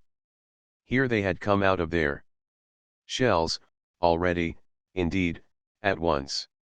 There was no sign of timidity about either of them here. If they had got out of their shells so immediately, at the very first contact, unless she checked them, they would soon begin to press upon her. And then goodbye to her dream of 30 restful, silent days, lying unmolested in the sun, getting her feathers smooth again, not being spoken to, not waited on, not grabbed at and monopolized, but just recovering from the fatigue, the deep and melancholy fatigue, of the too much. Besides, there was Mrs. Fisher. She too must be checked. Lady Caroline had started 2 days earlier than had been arranged for 2 reasons. First, because she wished to arrive before the others in order to pick out the room or rooms she preferred, and second, because she judged it likely that otherwise she would have to travel with Mrs. Fisher. She did not want to travel with Mrs. Fisher. She did not want to arrive with Mrs. Fisher. She saw no reason whatever why for a single moment she should have to have anything at all to do with Mrs. Fisher. But unfortunately Mrs. Fisher also was filled with a desire to get to San Salvatore first and pick out the room or rooms she preferred, and she and Lady Caroline had after all traveled together. As early as Calais they began to suspect it, in Paris they feared it, at Modane they knew it, at Mezzago they concealed it, driving out to Castagneto in 2 separate flies, the nose of the one almost touching the back of the other the whole way. But when the road suddenly left off at the church and the steps, further evasion was impossible. And faced by this abrupt and difficult finish to their journey, there was nothing for it but to amalgamate. Because of Mrs. Fisher's stick, Lady Caroline had to see about everything. Mrs. Fisher's intentions, she explained from her fly when the situation had become plain to her, were active, but her stick prevented their being carried out. The 2 drivers told Lady Caroline boys would have to carry the luggage up to the castle, and she went in search of some, while Mrs. Fisher waited in the fly. Because of her stick. Mrs. Fisher could speak Italian, but only, she explained. The Italian of Dante, which Matthew Arnold used to read with her when she was a girl, and she thought this might be above the heads of boys. Therefore Lady Caroline, who spoke ordinary Italian very well, was obviously the one to go and do things. "I am in your hands," said Mrs. Fisher, sitting firmly in her fly. "You must please regard me as merely an old woman with a stick." And presently, down the steps and cobbles to the piazza, and along the quay, and up the zigzag path, Lady Caroline found herself as much obliged to walk slowly with Mrs. Fisher as if she were her own grandmother. "It's my stick," Mrs. Fisher complacently remarked at intervals. And when they rested at those bends of the zigzag path where seats were, and Lady Caroline, who would have liked to run on and get to the top quickly, was forced in common humanity to remain with Mrs. Fisher because of her stick, Mrs. Fisher told her how she had been on a zigzag path once with Tennyson. "Isn't his cricket wonderful?" said Lady Caroline absently. "The Tennyson," said Mrs. Fisher, turning her head and observing her a moment over her spectacles. "Isn't he?" said Lady Caroline.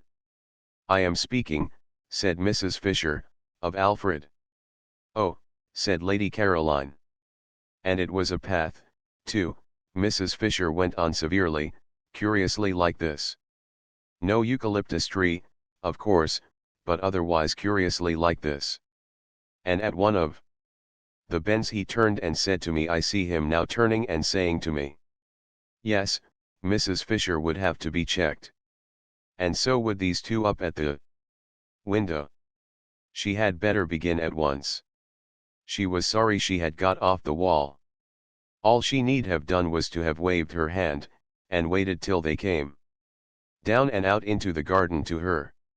So she ignored Mrs. Arbuthnot's remark and raised forefinger, and said with marked coldness, at least, she tried to make it sound marked, that she supposed they would be going to breakfast, and that she had had hers, but it was her fate that however coldly she sent forth her words, they came out sounding quite warm and agreeable.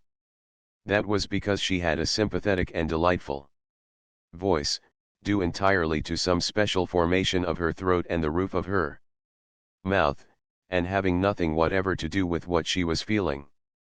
Nobody in consequence ever believed they were being snubbed. It was most tiresome. And if she stared icily, it did not look icy at all, because her eyes, lovely to begin with, had the added loveliness of very long, soft, dark eyelashes. No icy stare could come out of eyes like that, it got caught and lost in the soft eyelashes. And the person stared at merely thought they were being regarded with a flattering and exquisite attentiveness. And if ever she was out of humor or definitely cross, and who would not be sometimes in such a world, she only looked so pathetic that people all rushed to comfort her, if possible by means of kissing. It was more than tiresome, it was maddening. Nature was determined that she should look and sound angelic. She could never be disagreeable or rude without being completely misunderstood. "I had my breakfast in my room," she said, trying her utmost to sound curt. "Perhaps I'll see you later." And she nodded, and went back to where she had been sitting on the wall, with the lilies being nice and cool round her feet. Chapter 7. Their eyes followed her admiringly. They had no idea they had been snubbed. It was a disappointment, of course, to find she had forestalled them, and that they were not to have the happiness of preparing for her, of watching her face when she arrived and first saw everything, but there was still Mrs. Fisher. They would concentrate on Mrs. Fisher, and would watch her face instead, only, like everybody else, they would have preferred to watch Lady Caroline's. Perhaps, then, as Lady Caroline had talked of breakfast, they had better begin by going and having it, for there was too much to be done that day to spend any more time gazing at the scenery, servants to be interviewed, the house to be gone through and examined, and finally Mrs. Fisher's room to be got ready and adorned. They waved their hands gaily at Lady Caroline, who seemed absorbed in what she saw and took no notice, and turning away found the maidservant of the night before had come up silently behind them in cloth slippers with string solace. She was Francesca, the elderly parlour maid, who had been with the owner, he had said, for years, and whose presence made inventories unnecessary, and after wishing them good morning and hoping they had slept well, she told them breakfast was ready in the dining room on the floor below, and if they would follow her she would lead. They did not understand a single word of the very many in which Francesca succeeded in clothing this simple information, but they followed her, for it at least was clear that they were to follow, and going down the stairs, and along the broad hall like the one above except for glass doors at the end instead of a window opening into the garden, they were shown into the dining room, where, sitting at the head of the table having her breakfast, was Mrs. Fisher. This time they exclaimed. Even Mrs. Arbuthnot exclaimed, though her exclamation was only "Oh!" Mrs. Wilkins exclaimed at greater length. "Why, but it's like having the bread taken out of one's mouth," exclaimed Mrs. Wilkins. "How do you do?" said Mrs. Fisher. "I can't get up because of my stick." And she stretched out her hand across the table. They advanced and shook it. "We had no idea you were here," said Mrs. Arbuthnot. "Yes," said Mrs. Fisher, resuming her breakfast. "Yes, I am here." And with composure she removed the top of her egg. "It's a great disappointment," said Mrs. Wilkins. "We had meant to give you such a welcome." This was the one, Mrs. Fisher remembered, briefly glancing at her, who when she came to Prince of Wales Terrace said she had seen Keats. She must be careful. With this one curbed her from the beginning. She therefore ignored Mrs. Wilkins and said gravely, with a downward face of impenetrable calm bent on her egg, "Yes. I arrived yesterday with Lady Caroline." "It's really dreadful," said Mrs. Wilkins, exactly as if she had not been ignored. "There's nobody left to get anything ready for now. I feel thwarted. I feel as if the bread had been taken out of my mouth just when I was going to be happy swallowing it." "Where will you sit?" asked Mrs. Fisher of Mrs. Arbuthnot, markedly of Mrs. Arbuthnot. The comparison with the bread seemed to her most unpleasant. "Oh, thank you," said Mrs. Arbuthnot, sitting down rather suddenly next to her. There were only two places she could sit down in, the places laid on either side of Mrs. Fisher. She therefore sat down in one, and Mrs. Wilkins sat down opposite her in the other. Mrs. Fisher was at the head of the table. Round her was grouped the coffee and the tea. Of course they were all sharing San Salvatore equally, but it was she herself and Lottie, Mrs. Arbuthnot mildly reflected, who had found it, who had had the work of getting it, who had chosen to admit Mrs. Fisher into it. Without them, she could not help thinking, Mrs. Fisher would not have been there. Morally Mrs. Fisher was a guest. There was no hostess in this party, but supposing there had been a hostess it would not have been Mrs. Fisher, nor Lady Caroline, it would have been either herself or Lottie. Mrs. Arbuthnot could not help feeling this as she sat down, and Mrs. Fisher, the hand which Ruskin had wrung suspended over the pots before her, inquired, "Tea or coffee?" She could not help feeling it even more definitely when Mrs. Fisher touched a small gong on the table beside her, as though she had been used to that gong and that table ever since she was little, and, on Francesca's appearing, bade her in the language of Dante bring more milk. there was a curious air about Mrs. Fisher. Thought Mrs. Arbuthnot, of being in possession, and if she herself had not been so happy she would have perhaps minded. Mrs. Wilkins noticed it too, but it only made her discursive brain think of cuckoos. She would no doubt immediately have begun to talk of cuckoos. Incoherently, unrestrainably and deplorably, if she had been in the condition of nerves and shyness she was in last time she saw Mrs. Fisher. But happiness had done away with shyness. She was very serene, she could control her conversation, she did not have, horrified, to listen to herself saying things she had no idea of saying when she began. She was quite at her ease, and completely natural. The disappointment of not going to be able to prepare a welcome for Mrs. Fisher had evaporated at once, for it was impossible to go on being disappointed in heaven. Nor did she mind her behaving as hostess. What did it matter? You did not mind things in heaven. She and Mrs. Arbuthnot, therefore, sat down more willingly than they otherwise would have done, one on either side of Mrs. Fisher, and the sun, pouring through the two windows facing east across the bay, flooded the room, and there was an open door leading into the garden, and the garden was full of many lovely things, especially freesias. The delicate and delicious fragrance of the freesias came in through the door and floated round Mrs. Wilkins's enraptured nostrils. Freesias in London were quite beyond her.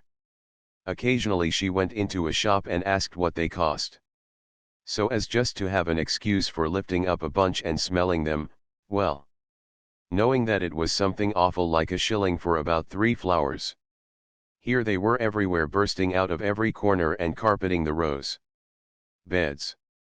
Imagine it having freesias to pick in armsful if you wanted to, and with glorious sunshine flooding the room, and in your summer frock, and it's being only the 1st of April.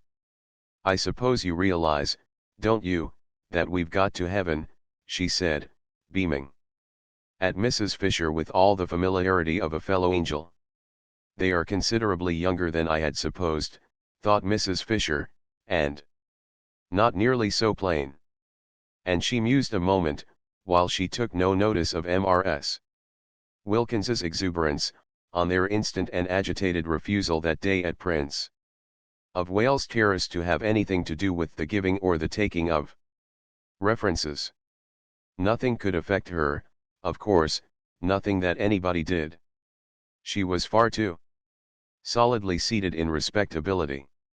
At her back stood massively in a tremendous row those 3 great names she had offered, and they were not the only ones she could turn to for support and countenance. Even if these young women she had no grounds for believing the one out in the garden to be really Lady Caroline Dester, she had merely been told she was. Even if these young women should all turn out to be what Browning used to call, how well she remembered his amusing and delightful way of putting things fly-by-nights, what could it possibly, or in any way matter to her? Let them fly by night if they wished. One was not 65 for nothing. In any case there would only be 4 weeks of it, at the end of which she would see no more of them. And in the meanwhile, there were plenty of places where she could sit quietly away from them and remember. Also there was her own sitting room, a charming room, all honey-colored furniture and pictures, with windows to the sea towards Genoa, and a door opening onto the battlements. The house possessed 2 sitting rooms, and she had explained to that pretty creature Lady Caroline, certainly a pretty creature, whatever else she was, Tennyson would have enjoyed taking her for blows on the Downs, who had seemed inclined to appropriate the honey-colored one, that she needed some little refuge entirely to herself because of her stick. Nobody wants to see an old woman hobbling about everywhere, she had said. I shall be quite content to spend much of my time by myself in here, or sitting out on these convenient battlements. And she had a very nice bedroom, 2. It looked two ways, across the bay to the morning sun. She liked the morning sun and onto the garden. There were only two of these bedrooms with cross views in the house, she and Lady Caroline had discovered, and they were by far the airiest. They each had two beds in them. And she and Lady Caroline had had the extra beds taken out at once and put into two of the other rooms. In this way there was much more space and comfort. Lady Caroline, indeed, had turned hers into a bed-sitting room, with the sofa out of the bigger drawing room and the writing table and the most comfortable chair. But she herself had not had to do that because she had her own sitting room, equipped with what was necessary. Lady Caroline had thought at first of taking the bigger sitting room entirely for her own, because the dining room on the floor below could quite well be used between meals to sit in by the two others, and was a very pleasant room with nice chairs, but she had not liked the bigger sitting room's shape. It was a round room in the tower, with deep slit windows pierced through the massive walls, and a domed and ribbed ceiling arranged to look like an open umbrella, and it seemed a little dark. Undoubtedly Lady Caroline had cast covetous glances at the honey-colored room, and if she, Mrs. Fisher, had been less firm would have installed herself in it. Which would have been absurd. I hope, said Mrs. Arbuthnot, smilingly making an attempt to convey to Mrs. Fisher that though she, Mrs. Fisher, might not be exactly a guest, she certainly was not in the very least a hostess. Your room is comfortable. Quite, said Mrs. Fisher. Will you have some more coffee? No, thank you. Will you? No, thank you.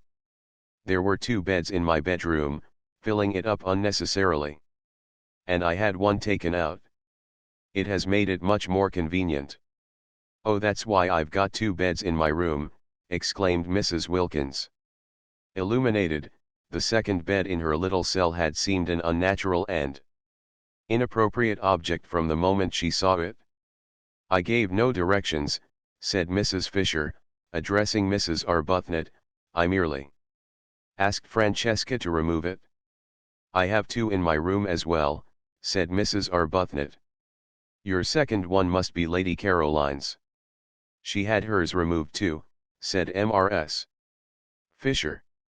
It seems foolish to have more beds in a room than there are occupiers.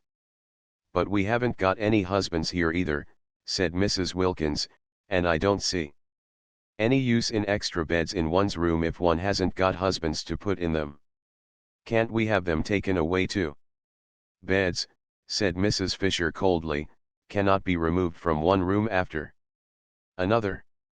They must remain somewhere. Mrs. Wilkins's remarks seemed to Mrs. Fisher persistently unfortunate. Each time she opened her mouth she said something best left unsaid. Loose talk about husbands had never in Mrs. Fisher's circle been encouraged. In the 80s, when she chiefly flourished, husbands were taken seriously, as the only real obstacles to sin. Beds too, if they had to be mentioned, were approached with caution, and a decent reserve prevented them and husbands ever being spoken of. In the same breath, she turned more markedly than ever to Mrs. Arbuthnot.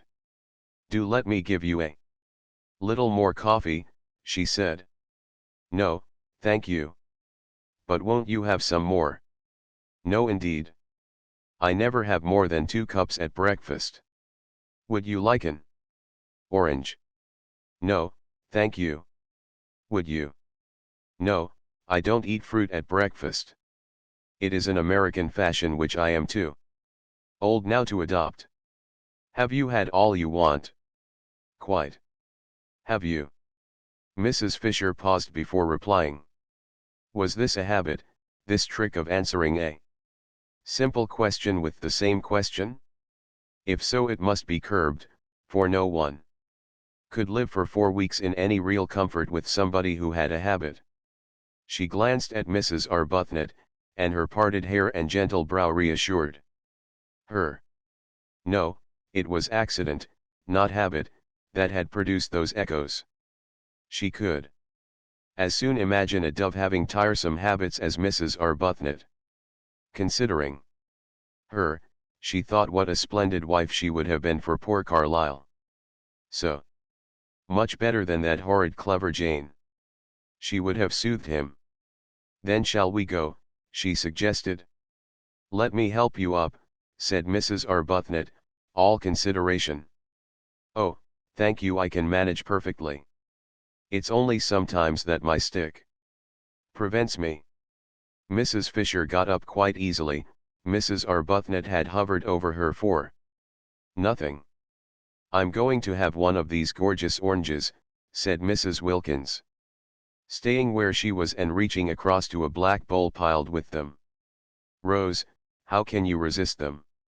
Look, have this one. Do have this beauty, and she held out a big one. No, I'm going to see to my duties, said Mrs. Arbuthnot, moving towards the door. You'll forgive me for leaving you, won't you? She added politely to Mrs. Fisher. Mrs. Fisher moved towards the door too, quite easily, almost quickly. Her stick did not hinder her at all. She had no intention of being left with Mrs. Wilkins. What time would you like to have lunch? Mrs. Arbuthnot asked her, trying to keep her head as at least a non-guest, if not precisely a hostess, above water. Lunch, said Mrs. Fisher, is at 12:30. You shall have it at 12:30 then, said Mrs. Arbuthnot. I'll tell the cook. It will be a great struggle, she continued, smiling, but I've brought a little dictionary. The cook, said Mrs. Fisher, knows. Oh, said Mrs. Arbuthnot. Lady Caroline has already told her, said Mrs. Fisher. Oh, said Mrs. Arbuthnot again. Yes. Lady Caroline speaks the kind of Italian cooks understand. I am prevented going into the kitchen because of my stick. And even if I were able to go, I fear I shouldn't be understood. But began Mrs. Arbuthnot. But it's too wonderful, Mrs. Wilkins finished for her from the table. Delighted with these unexpected simplifications in her and Rose's lives. Why? We've got positively nothing to do here, either of us, except just be happy. You wouldn't believe, she said, turning her head and speaking straight to Mrs. Fisher, portions of orange in either hand, how terribly good Rose and I have been for years without stopping, and how much now we need a perfect rest. And Mrs. Fisher, going without answering her out of the room, said to herself, she shall be curbed. Chapter 8.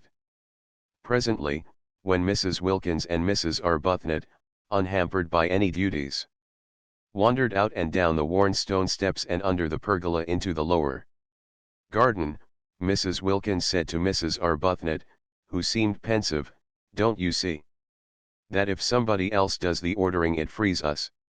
Mrs. Arbuthnot said she did see, but nevertheless she thought it rather silly to have everything taken out of their hands. I love things to be taken out of my hands, said Mrs. Wilkins. But we found San Salvatore, said Mrs. Arbuthnot, and it is rather silly that Mrs. Fisher should behave as if it belonged only to her. What is rather silly, said Mrs. Wilkins with much serenity, is to mind. I can't see the least point in being in authority at the price of one's liberty.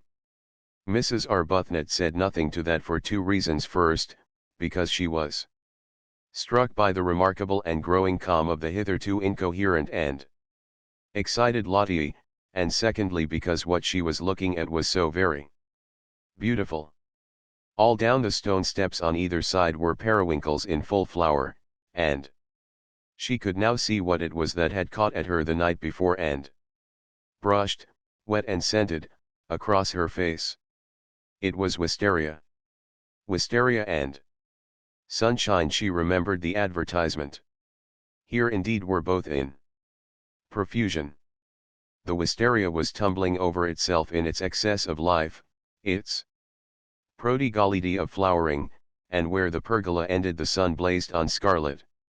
Geraniums, bushes of them, and nasturtiums in great heaps, and marigolds so brilliant that they seemed to be burning, and red and pink snapdragons, all outdoing each other in bright, fierce color. The ground behind these flaming things dropped away in terraces to the sea, each terrace a little orchard, where among the olives grew vines on trellises, and fig trees, and peach trees, and cherry trees. The cherry trees and peach trees were in blossom lovely. Showers of white and deep rose color among the trembling delicacy of the olives, the fig leaves were just big enough to smell of figs, the vine buds were only beginning to show. And beneath these trees were groups of blue and purple irises, and bushes of lavender and gray, sharp cactuses, and the grass was thick with dandelions and daisies, and right down at the bottom was the sea. Color seemed flung down anyhow, anywhere, every sort of color, piled up in heaps, pouring along in rivers. The periwinkles looked exactly as if they were being poured down each side of the steps, and flowers that grow only in borders in England, proud flowers keeping themselves to themselves over there, such as the great blue irises and the lavender, were being jostled by small, shining common things like dandelions and daisies and the white bells of the wild onion, and only seemed the better and the more exuberant for it. They stood looking at this crowd of loveliness, this happy jumble, in silence. No, it didn't matter what Mrs. Fisher did, not here, not in such beauty. Mrs. Arbuthnot's discomposure melted out of her. In the warmth and light of what she was looking at, of what to her was a manifestation, an entirely new side of God, how could one be discomposed? If only Frederick were with her, seeing it too, seeing as he would have seen it when first they were lovers, in the days when he saw what she saw and loved what she loved. She sighed. "You mustn't sigh in heaven," said Mrs. Wilkins. "One doesn't." "I was thinking how one longs to share this with those one loves," said Mrs. Arbuthnot. "You mustn't long in heaven," said Mrs. Wilkins. "You're supposed to be quite complete there. And it is heaven, isn't it, Rose? See how everything has been let in together, the dandelions and the irises, the vulgar and the superior, me and Mrs. Fisher all welcome, all mixed up anyhow, and all so visibly happy and enjoying ourselves." "Mrs. Fisher doesn't seem happy, not visibly, anyhow," said Mrs. Arbuthnot, smiling. "She'll begin soon, you'll see." Mrs. Arbuthnot said she didn't believe that after a certain age people began anything. Mrs. Wilkins said she was sure no one, however old and tough, could resist the effects of perfect beauty. Before many days, perhaps only hours, they would see Mrs. Fisher bursting out into every kind of exuberance. "I'm quite sure," said Mrs. Wilkins, "that we've got to heaven, and once Mrs. Fisher realizes that that's where she is, she's bound to be different. You'll see. She'll leave off being ossified, and go all soft and able to stretch, and we shall get quite why, I shouldn't be surprised if we get quite fond of her." The idea of Mrs. Fisher bursting out into anything, she who seemed so particularly firmly fixed inside her buttons, made Mrs. Arbuthnot laugh. She condoned Lottie's loose way of talking of heaven, because in such a place, on such a morning, condonation was in the very air. Besides, what an excuse there was. And Lady Caroline, sitting where they had left her before breakfast on the wall, peeped over when she heard laughter, and saw them standing on the path below, and thought what a mercy it was they were laughing down there and had not come up and done it round her. She disliked jokes at all times, but in the Morning she hated them, especially close up, especially crowding in her ears. She hoped the originals were on their way out for a walk, and not on their way back from one. They were laughing more and more. What could they possibly find to laugh at? She looked down on the tops of their heads with a very serious face, for the thought of spending a month with laughers was a grave one, and they, as though they felt her eyes, turned suddenly and looked up. The dreadful geniality of those women. She shrank away from their smiles and wavings, but she could not shrink out of sight without falling into the lilies. She neither smiled nor waved back, and, turning her eyes to the more distant mountains, surveyed them carefully till the two, tired of waving, moved away along the path and turned the corner and disappeared. This time they both did notice that they had been met with, at least, unresponsiveness. "If we weren't in heaven," said Mrs. Wilkins serenely, "I should say we had been snubbed, but as nobody snubs anybody there, of course we can't have been." "Perhaps she is unhappy," said Mrs. Arbuthnot. "Whatever it is, she'll get over it here," said Mrs. Wilkins with conviction. "We must try and help her," said Mrs. Arbuthnot. "Oh, but nobody helps anybody in heaven. That's finished with. You don't try to be, or do. You simply are." Well, Mrs. Arbuthnot wouldn't go into that, not here, not today. The vicar, she knew, would have called Lottie's talk levity, if not profanity. How old he seemed from here, an old vicar. They left the path, and clambered down the olive terraces, down and down, to where at the bottom the warm, sleepy sea heaved gently among the rocks. There a pine tree grew close to the water, and they sat under it, and a few yards away was a fishing boat lying motionless and green-bellied on the water. The ripples of the sea made little gurgling noises at their feet. They screwed up their eyes to be able to look into the blaze of light beyond the shade of their tree. The hot smell from the pine needles and from the cushions of wild thyme that padded the spaces between the rocks, and sometimes a smell of pure honey from a clump of warm irises up behind them in the sun, puffed across their faces. Very soon Mrs. Wilkins took her shoes and stockings off, and let her feet hang in the water. After watching her a minute, Mrs. Arbuthnot did the same. Their happiness was then complete. Their husbands would not have known them. They left off talking. They ceased to mention heaven. They were just cups of acceptance. Meanwhile Lady Caroline, on her wall, was considering her position. The garden. On the top of the wall was a delicious garden, but its situation made it insecure and exposed to interruptions. At any moment the others might come and want to use it, because both the hall and the dining room had doors opening straight into it. Perhaps, thought Lady Caroline, she could arrange that it should be solely hers. Mrs. Fisher had the battlements, delightful with flowers, and a watchtower all to herself, besides having snatched the one really nice room in the house. There were plenty of places the originals could go to. She had herself seen at least 2 other little gardens, while the hill the castle stood on was itself a garden, with walks and seats. Why should not this one spot be kept exclusively for her? She liked it best of all.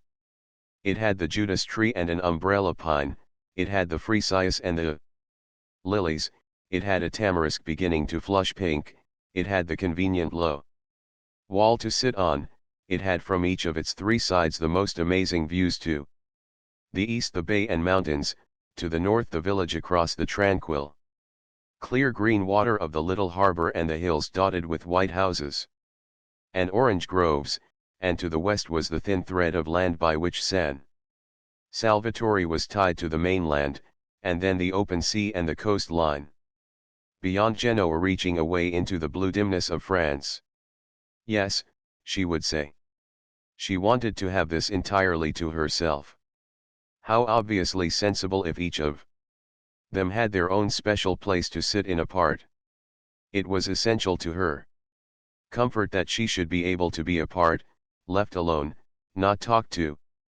The others ought to like it best too. Why heard?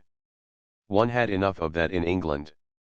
With one's relations and friends, oh, the numbers of them, pressing on one continually. Having successfully escaped them for 4 weeks, why continue, and with persons having no earthly claim on one, to herd? She lit a cigarette. She began to feel secure. Those two had gone for a walk. There was no sign of Mrs. Fisher. How very pleasant this was. Somebody came out through the glass doors, just as she was drawing a deep breath of security. Surely it couldn't be Mrs. Fisher, wanting to sit with her? Mrs. Fisher had her battlements.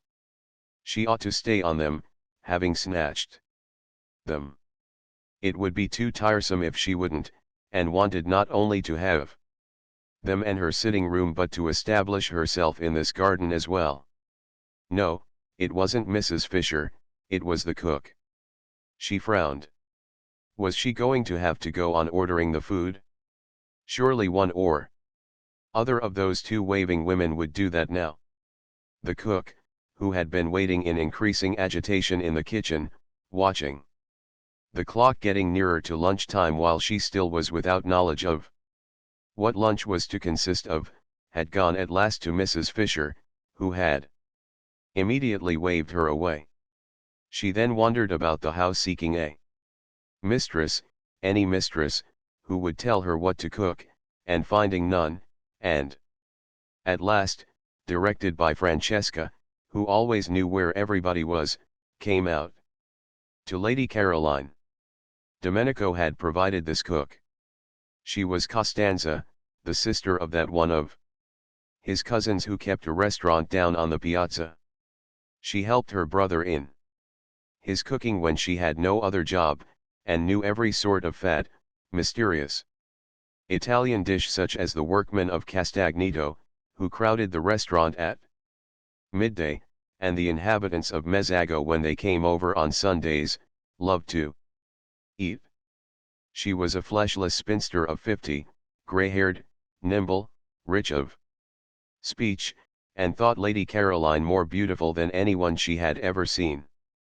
And so did Domenico, and so did the boy Giuseppe who helped Domenico and was, besides, his nephew, and so did the girl Angela who helped Francesca and was, besides, Domenico's niece, and so did Francesca herself. Domenico and Francesca, the only two who had seen them, thought the two ladies who arrived last very beautiful, but compared to the fair young lady who arrived first, they were as candles to the electric light that had lately been installed, and as the tin tubs in the bedrooms to the wonderful new bathroom their master had arranged on his last visit. Lady Caroline scowled at the cook. The scowl, as usual, was transformed on the way into what appeared to be an intent and beautiful gravity, and Costanza threw up her hands and took the saints aloud to witness that here was the very picture of the Mother of God. Lady Caroline asked her crossly what she wanted, and Costanza's head went on one side with delight at the sheer music of her voice. She said, after waiting a moment in case the music was going to continue, for she didn't wish to miss any of it, that she wanted orders. She had been to the Signorina's mother, but in vain. She is not my mother, repudiated Lady Caroline angrily, and her anger sounded like the regretful wail of a melodious orphan. Costanza poured forth pity. She too, she explained, had no mother. Lady Caroline interrupted with the curt information that her mother was alive and in London. Costanza praised God and the saints that the young lady did not yet know what it was like to be without a mother. Quickly enough did misfortunes overtake one, No doubt the young lady already had a husband. No, said Lady Caroline icily. Worse than jokes in the morning did she hate the idea of husbands. And everybody was always trying to press them on her, all her relations, all her friends, all the evening papers. After all, she could only marry one, anyhow, but you would think from the way everybody talked, and especially those persons who wanted to be husbands, that she could marry at least a dozen. Her soft, pathetic no-maid Costanza, who was standing close to her, well with sympathy. Poor little one, said Costanza, moved actually to pat her encouragingly on the shoulder. Take hope. There is still time. For lunch, said Lady Caroline freezingly, marveling as she spoke that she should be patted, she who had taken so much trouble to come to a place, remote and hidden, where she could be sure that among other things of a like oppressive nature pattings also were not. We will have. Costanza became businesslike. She interrupted with suggestions, and her suggestions were all admirable and all expensive. Lady Caroline did not know they were expensive, and fell in with them at once. They sounded very nice. Every sort of young vegetables and fruits came into them, and much butter and a great deal of cream and incredible numbers of eggs. Costanza said enthusiastically at the end, as a tribute to this acquiescence, that of the many ladies and gentlemen she had worked for on temporary jobs such as this, she preferred the English ladies and gentlemen. She more than preferred them, they roused devotion in her. For they knew what to order, they did not skimp, they refrained from grinding down the faces of the poor. From this Lady Caroline concluded that she had been extravagant, and promptly countermanded the cream. Costanza's face fell, for she had a cousin who had a cow, and the cream was to have come from them both. And perhaps we had better not have chickens, said Lady Caroline. Costanza's face fell more, for her brother at the restaurant kept chickens in his backyard, and many of them were ready for killing. Also, do not order strawberries till I have consulted with the other ladies, said Lady Caroline, remembering that it was only the 1st of April, and that perhaps people who lived in Hampstead might be poor, indeed, must be poor, or why live in Hampstead? It is not I who am mistress here. Is it the old one? Asked Costanza, her face very long. No, said Lady Caroline. Which of the other two ladies is it? Neither, said Lady Caroline. Then Costanza's smiles returned, for the young lady was having fun with her and making jokes. She told her so, in her friendly Italian way, and was genuinely delighted. I never make jokes, said Lady Caroline briefly. You had better go, or lunch will certainly not be ready by 12:30. And these curt words came out sounding so sweet that Costanza felt as if kind compliments were being paid her, and forgot her disappointment about the cream and the chickens, and went away all gratitude and smiles. This, thought Lady Caroline, will never do. I haven't come here to housekeep, and I won't. She called Costanza back. Costanza came running. The sound of her name in that voice enchanted her. I have ordered the lunch for today, said Lady Caroline, with the serious angel face that was hers when she was annoyed, and I have also ordered the dinner, but from now on you will go to one of the other ladies for orders. I give no more. The idea that she would go on giving orders was too absurd. She never gave orders at home. Nobody there dreamed of asking her to do anything. That such a very tiresome activity should be thrust upon her here, simply because she happened to be able to talk Italian, was ridiculous. Let the originals give orders if Mrs. Fisher refused to.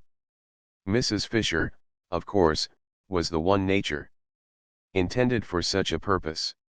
She had the very air of a competent housekeeper. Her clothes were the clothes of a housekeeper, and so was the way she did her hair. Having delivered herself of her ultimatum with an acerbity that turned sweet on the way, and accompanied it by a peremptory gesture of dismissal that had the grace and loving kindness of a benediction, it was annoying that Costanza should only stand still with her head on one side gazing at her in obvious delight. "Oh, go away," exclaimed Lady Caroline in English, suddenly exasperated. There had been a fly in her bedroom that morning which had stuck just as Costanza was sticking, only one, but it might have been a myriad, it was so tiresome from daylight on. It was determined to settle on her face, and she was determined it should not. Its persistence was uncanny. It woke her, and would not let her go to sleep again. She hit at it, and it eluded her without fuss or effort and with an almost visible blandness, and she had only hit herself. It came back again instantly, and with a loud buzz alighted on her cheek. She hit at it again and hurt herself, while it schemed gracefully away. She lost her temper, and sat up in bed and waited, watching to hit at it and kill it. She kept on hitting at it at last with fury and with all her strength, as if it were a real enemy deliberately trying to madden her, and it elegantly schemed in and out of her blows, not even angry, to be back again the next instant. It succeeded every time in getting onto her face, and was quite indifferent how often it was driven away. That was why she had dressed and come out so early. Francesca had already been told to put a net over her bed, for she was not going to allow herself to be annoyed twice like that. People were exactly like flies. She wished there were nets for keeping them off too. She hit at them with words and frowns, and like the fly they slipped between her blows and were untouched. Worse than the fly, they seemed unaware that she had even tried to hit them. The fly at least did for a moment go away. With human beings the only way to get rid of them was to go away herself. That was what, so tired, she had done this April, and having got here, having got close up to the details of life at San Salvatore, it appeared that here, too, she was not to be let alone. Viewed from London there had seemed to be no details. San Salvatore from there seemed to be an empty, a delicious blank. Yet, after only 24 hours of it, she was discovering that it was not a blank at all, and that she was having to ward off as actively as ever. Already she had been much stuck to Mrs. Fisher had stuck nearly the whole of the day before, and this morning there had been no peace, not 10 minutes uninterruptedly alone. Costanza of course had finally to go because she had to cook, but hardly had she gone before Domenico came. He came to water and tie up. That was natural, since he was the gardener, but he watered and tied up all the things that were nearest to her, he hovered closer and closer, he watered to excess, he tied plants that were as straight and steady as arrows. Well, at least he was a man. And therefore not quite so annoying, and his smiling good morning was received with an answering smile, upon which Domenico forgot his family, his wife, his mother, his grown-up children and all his duties, and only wanted to kiss the young lady's feet. He could not do that, unfortunately, but he could talk while he worked, and talk he did, voluminously, pouring out every kind of information, illustrating what he said with gestures so lively that he had to put down the watering pot, and thus delay the end of the watering.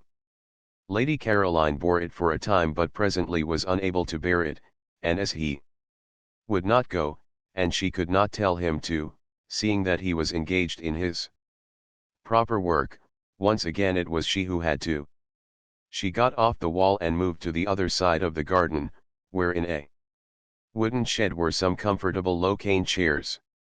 All she wanted was to turn one of these round with its back to Domenico and its front to the sea towards Genoa. Such a little thing to want. One would have thought she might have been allowed to do that unmolested. But he, who watched her every movement, when he saw her approaching the chairs, darted after her and seized one and asked to be told where to put it. Would she never get away from being waited on, being made comfortable, being asked where she wanted things put, having to say thank you? She was short with Domenico, who instantly concluded the sun had given her a headache, and ran in and fetched her a sunshade and a cushion and a footstool, and was skillful, and was wonderful, and was one of nature's gentlemen. She shut her eyes in a heavy resignation. She could not be unkind to Domenico. She could not get up and walk indoors as she would have done if it had been one of the others. Domenico was intelligent and very competent. She had at once discovered that it was he who really ran the house, who really did everything. And his manners were definitely delightful, and he undoubtedly was a charming person. It was only that she did so much long to be let alone. If only she could be left quite quiet for this 1 month, she felt that she might perhaps make something of herself after all. She kept her eyes shut, because then he would think she wanted to sleep and would go away. Domenico's romantic Italian soul melted within him at the sight, for having her eyes shut was extraordinarily becoming to her. He stood entranced, quite still. And she thought he had stolen away, so she opened them again. No, there he was, staring at her. Even he. There was no getting away from being stared at. "I have a headache," she said, shutting them again. "It is the sun," said Domenico, and sitting on the wall without a hat. "I wish to sleep." "Si, signorina," he said sympathetically, and went softly away. She opened her eyes with a sigh of relief. The gentle closing of the glass doors showed her that he had not only gone quite away but had shut her out in the garden so that she should be undisturbed. Now perhaps she would be alone till lunchtime. It was very curious, and no one in the world could have been more surprised than she herself, but she wanted to think. She had never wanted to do that before. Everything else that it is possible to do without too much inconvenience she had either wanted to do or had done at one period or another of her life, but not before had she wanted to think. She had come to San Salvatore with the single intention of lying comatose for 4 weeks in the sun, somewhere where her parents and friends were not, lapped in forgetfulness, stirring herself only to be fed, and she had not been there more than a few hours when this strange new desire took hold of her. There had been wonderful stars the evening before, and she had gone out into the top garden after dinner, leaving Mrs. Fisher alone over her nuts and wine. And, sitting on the wall at the place where the lilies crowded their ghost heads, she had looked out into the gulf of the night, and it had suddenly seemed as if her life had been a noise all about nothing. She had been intensely surprised. She knew stars and darkness did produce unusual emotions because, in others, she had seen them being produced, but they had not before done it in herself. A noise all about nothing. Could she be quite well? She had wondered. For a long while past she had been aware that her life was a noise, but it had seemed to be very much about something, a noise. Indeed, about so much that she felt she must get out of earshot for a little or she would be completely, and perhaps permanently, deaf-end. But suppose it was only a noise about nothing? She had not had a question like that in her mind before. It had made her feel lonely. She wanted to be alone, but not lonely. That was very different, that was something that ached and hurt dreadfully right inside one. It was what one dreaded most. It was what made one go to so many parties, and lately even the parties had seemed once or twice not to be a perfectly certain protection. Was it possible that loneliness had nothing to do with circumstances, but only with the way one met them? Perhaps, she had thought, she had better go to bed. She couldn't be very well. She went to bed, and in the morning, after she had escaped the fly and had her breakfast and got out again into the garden, there was this same feeling again. And in broad daylight. Once more she had that really rather disgusting suspicion that her life till now had not only been loud but empty. Well, if that were so, and if her first 28 years, the best ones, had gone just in meaningless noise, she had better stop a moment and look round her, pause, as they said in tiresome novels, and consider. She hadn't got many sets of 28 years. One more would see her growing very like Mrs. Fisher. 2 more she averted her eyes. Her mother would have been concerned if she had known. Her mother doted. Her father would have been concerned too, for he also doted. Everybody doted. And when, melodiously obstinate, she had insisted on going off to entomb herself in Italy for a whole month with queer people she had got out of an advertisement, refusing even to take her maid, the only explanation her friends could imagine was that poor Scrap, such was her name among them, had overdone it and was feeling a little nervy. Her mother had been distressed at her departure. It was such an odd thing to do, such a sign of disappointment. She encouraged the general idea of the verge of a nervous breakdown.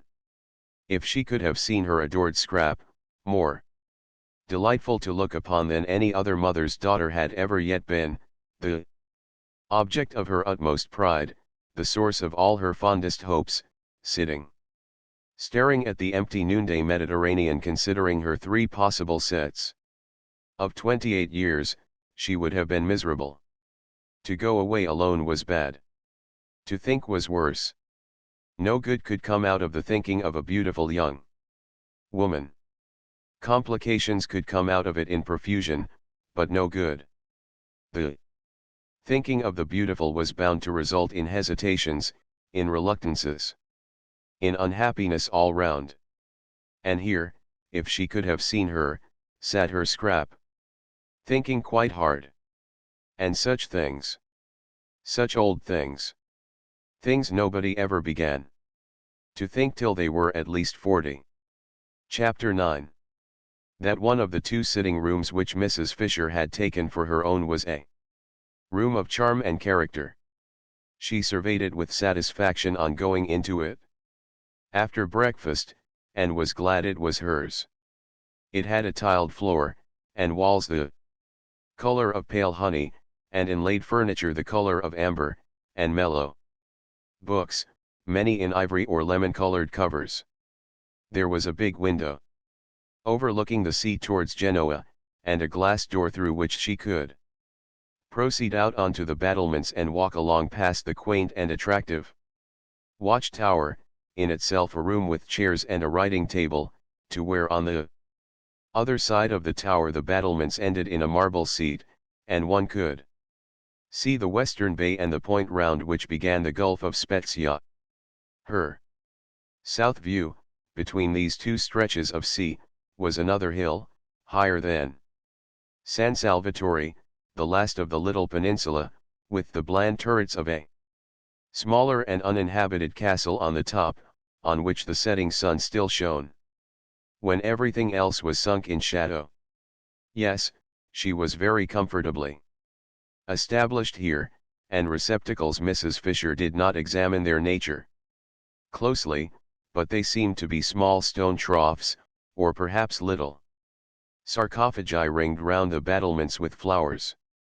These battlements, she thought, considering them, would have been a perfect Place for her to pace up and down gently in moments when she least felt the need of her stick, or to sit in on the marble seat, having first put a cushion on it, if there had not unfortunately been a second glass door opening onto them, destroying their complete privacy, spoiling her feeling that the place was only for her.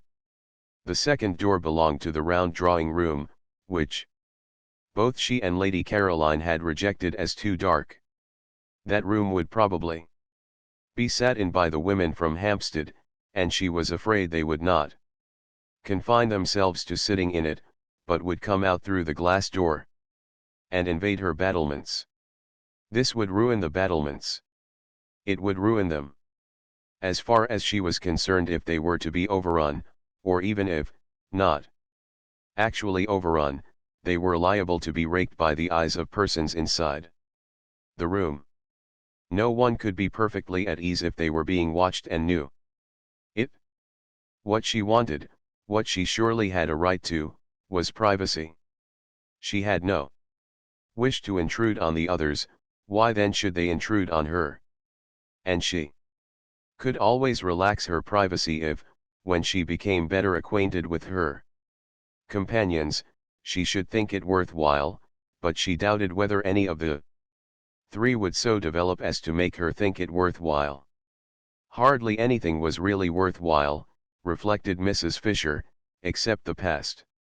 It was astonishing, it was simply amazing, the superiority of the past to the present. Those friends of hers in London, solid persons of her own age, knew the same past that she knew, could talk about it with her, could compare it as she did with the tinkling present, and in remembering great men forget for a moment the trivial and barren young people who still, in spite of the war, seemed to litter the world in such numbers. She had not come away from these friends, these conversable ripe friends, in order to spend her time in Italy, chatting with three persons of another generation and defective experience. She had come away merely to avoid the treacheries of a London April. It was true, what she had told the two who came to Prince of Wales Terrace, that all she wished to do at San Salvatore was to sit by herself in the sun and remember. They knew this, for she had told them. It had been plainly expressed and clearly understood. Therefore she had a right to expect them to stay inside the round drawing room and not to emerge interruptingly onto her battlements.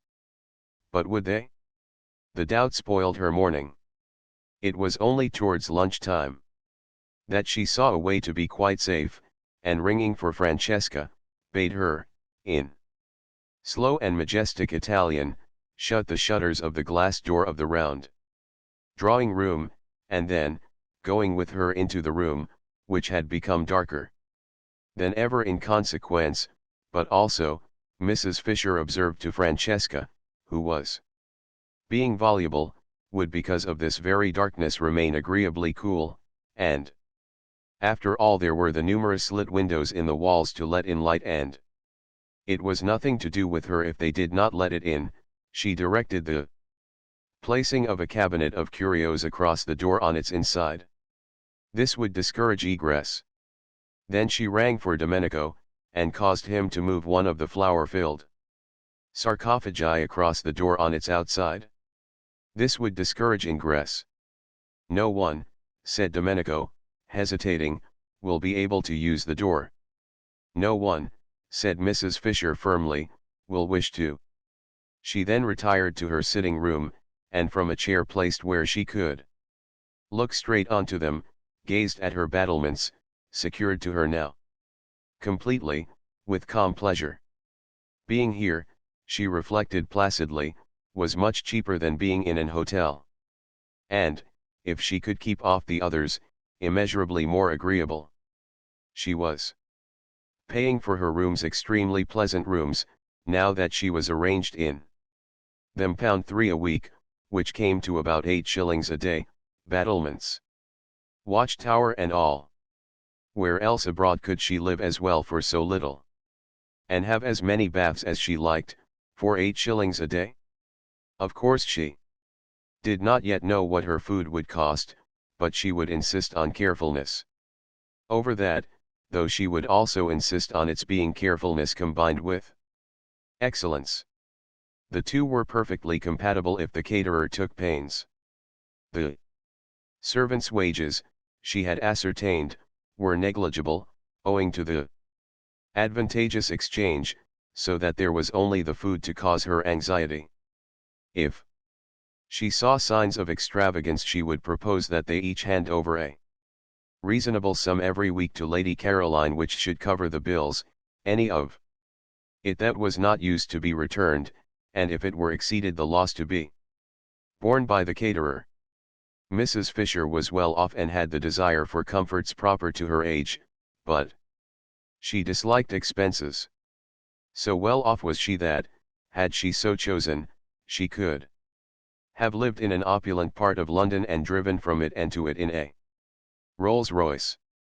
She had no such wish. It needed more vitality than went with true comfort to deal with a house in an opulent spot and a Rolls-Royce. Worries attended such possessions, worries of every kind, crowned by bills.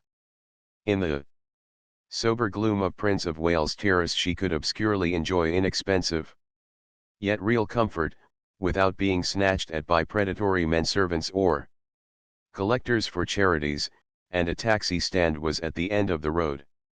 Her annual outlay was small. The house was inherited. Death had furnished it for her. She trod in the dining room on the Turkey carpet of her father's, she regulated her day by the excellent black marble clock on the mantelpiece which she remembered from childhood. Her walls were entirely covered by the photographs her illustrious deceased friends had given either herself or her father, with their own handwriting across the lower parts of their bodies, and the windows, shrouded by the maroon curtains of all her life, were decorated, besides, with the self-same aquariums to which she owed her first lessons in sealery, and in which still swam slowly the goldfishes of her youth. Were they the same goldfish? She did not know. Perhaps, like carp, they outlived everybody.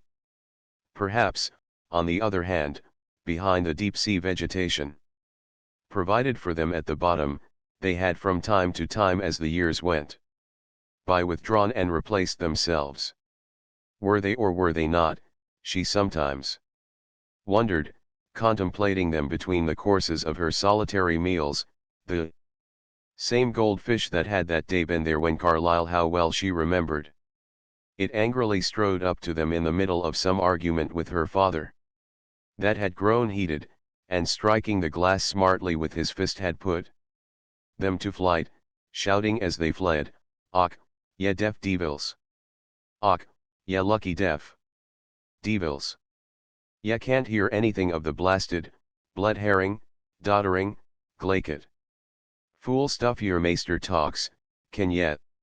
Or words to that effect. Dear, great-souled Carlyle! Such natural gushings forth, such true freshness, such real grandeur. Rugged, if you will, yes, undoubtedly sometimes rugged, and startling in a drawing room, but magnificent. Who was there now to put beside him? Who was there to mention in the same breath her father, than whom no one had had more flair, said, "Thomas is immortal." And here was this generation of puniness, raising its little voice in doubts. Or, still worse, not giving itself the trouble to raise it at all. Not it was incredible, but it had been thus reported to her, even reading him. Mrs. Fisher did not read him either, but that was different. She had read him, she had certainly read him. Of course she had read him. There was Teufelsdrock. She quite well remembered a tailor called Teufelsdrock. So like Carlyle to call him that. Yes, she must have read him, though naturally details escaped her. The gong sounded.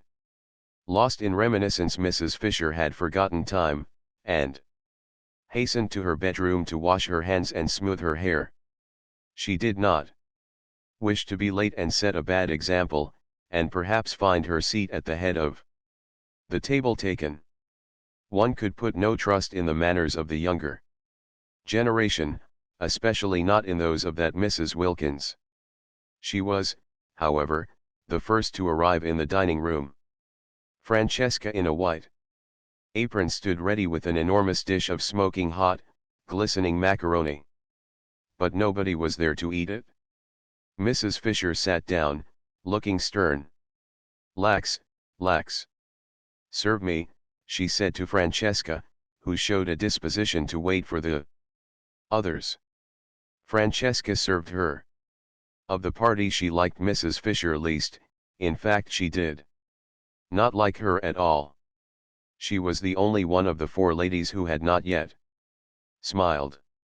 True she was old, true she was unbeautiful, true she therefore had no reason to smile, but kind ladies smiled, reason or no. They smiled, not because they were happy but because they wished to make happy. This one of the four ladies could not then, Francesca decided, be kind, so she handed her the macaroni, being unable to hide any of her feelings, morosely.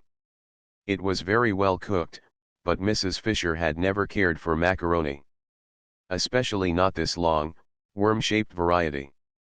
She found it difficult to eat, slippery, wriggling off her fork, making her look, she felt, undignified. When, having got it as she supposed into her mouth, ends of it yet hung out. Always, too, when she ate it she was reminded of Mr. Fisher. He had during their married life behaved very much like macaroni.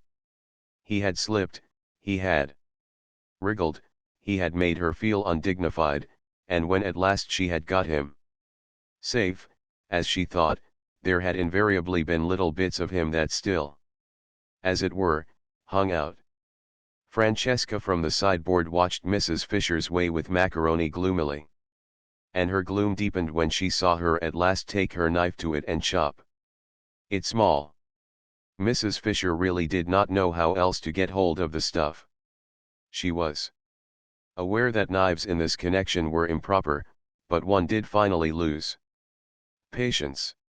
Macaroni was never allowed to appear on her table in London. Apart from its tiresomeness she did not even like it, and she would tell Lady Caroline not to order it again. Years of practice, reflected Mrs. Fisher. Chopping it up, years of actual living in Italy, would be necessary to learn the exact trick. Browning managed macaroni wonderfully. She remembered watching him one day when he came to lunch with her father, and a dish of it had been ordered as a compliment to his connection with Italy. Fascinating, the way it went in. No chasing round the plate, no slidings off the fork, no subsequent protrusions of loose ends, just one dig, one whisk, one thrust, one gulp, and lo, yet another poet had been nourished. "Shall I go and seek the young lady?" asked Francesca, unable any longer to look on a good macaroni being cut with a knife. Mrs. Fisher came out of her reminiscent reflections with difficulty. "She knows. Lunch is at 12:30, she said. "They all know."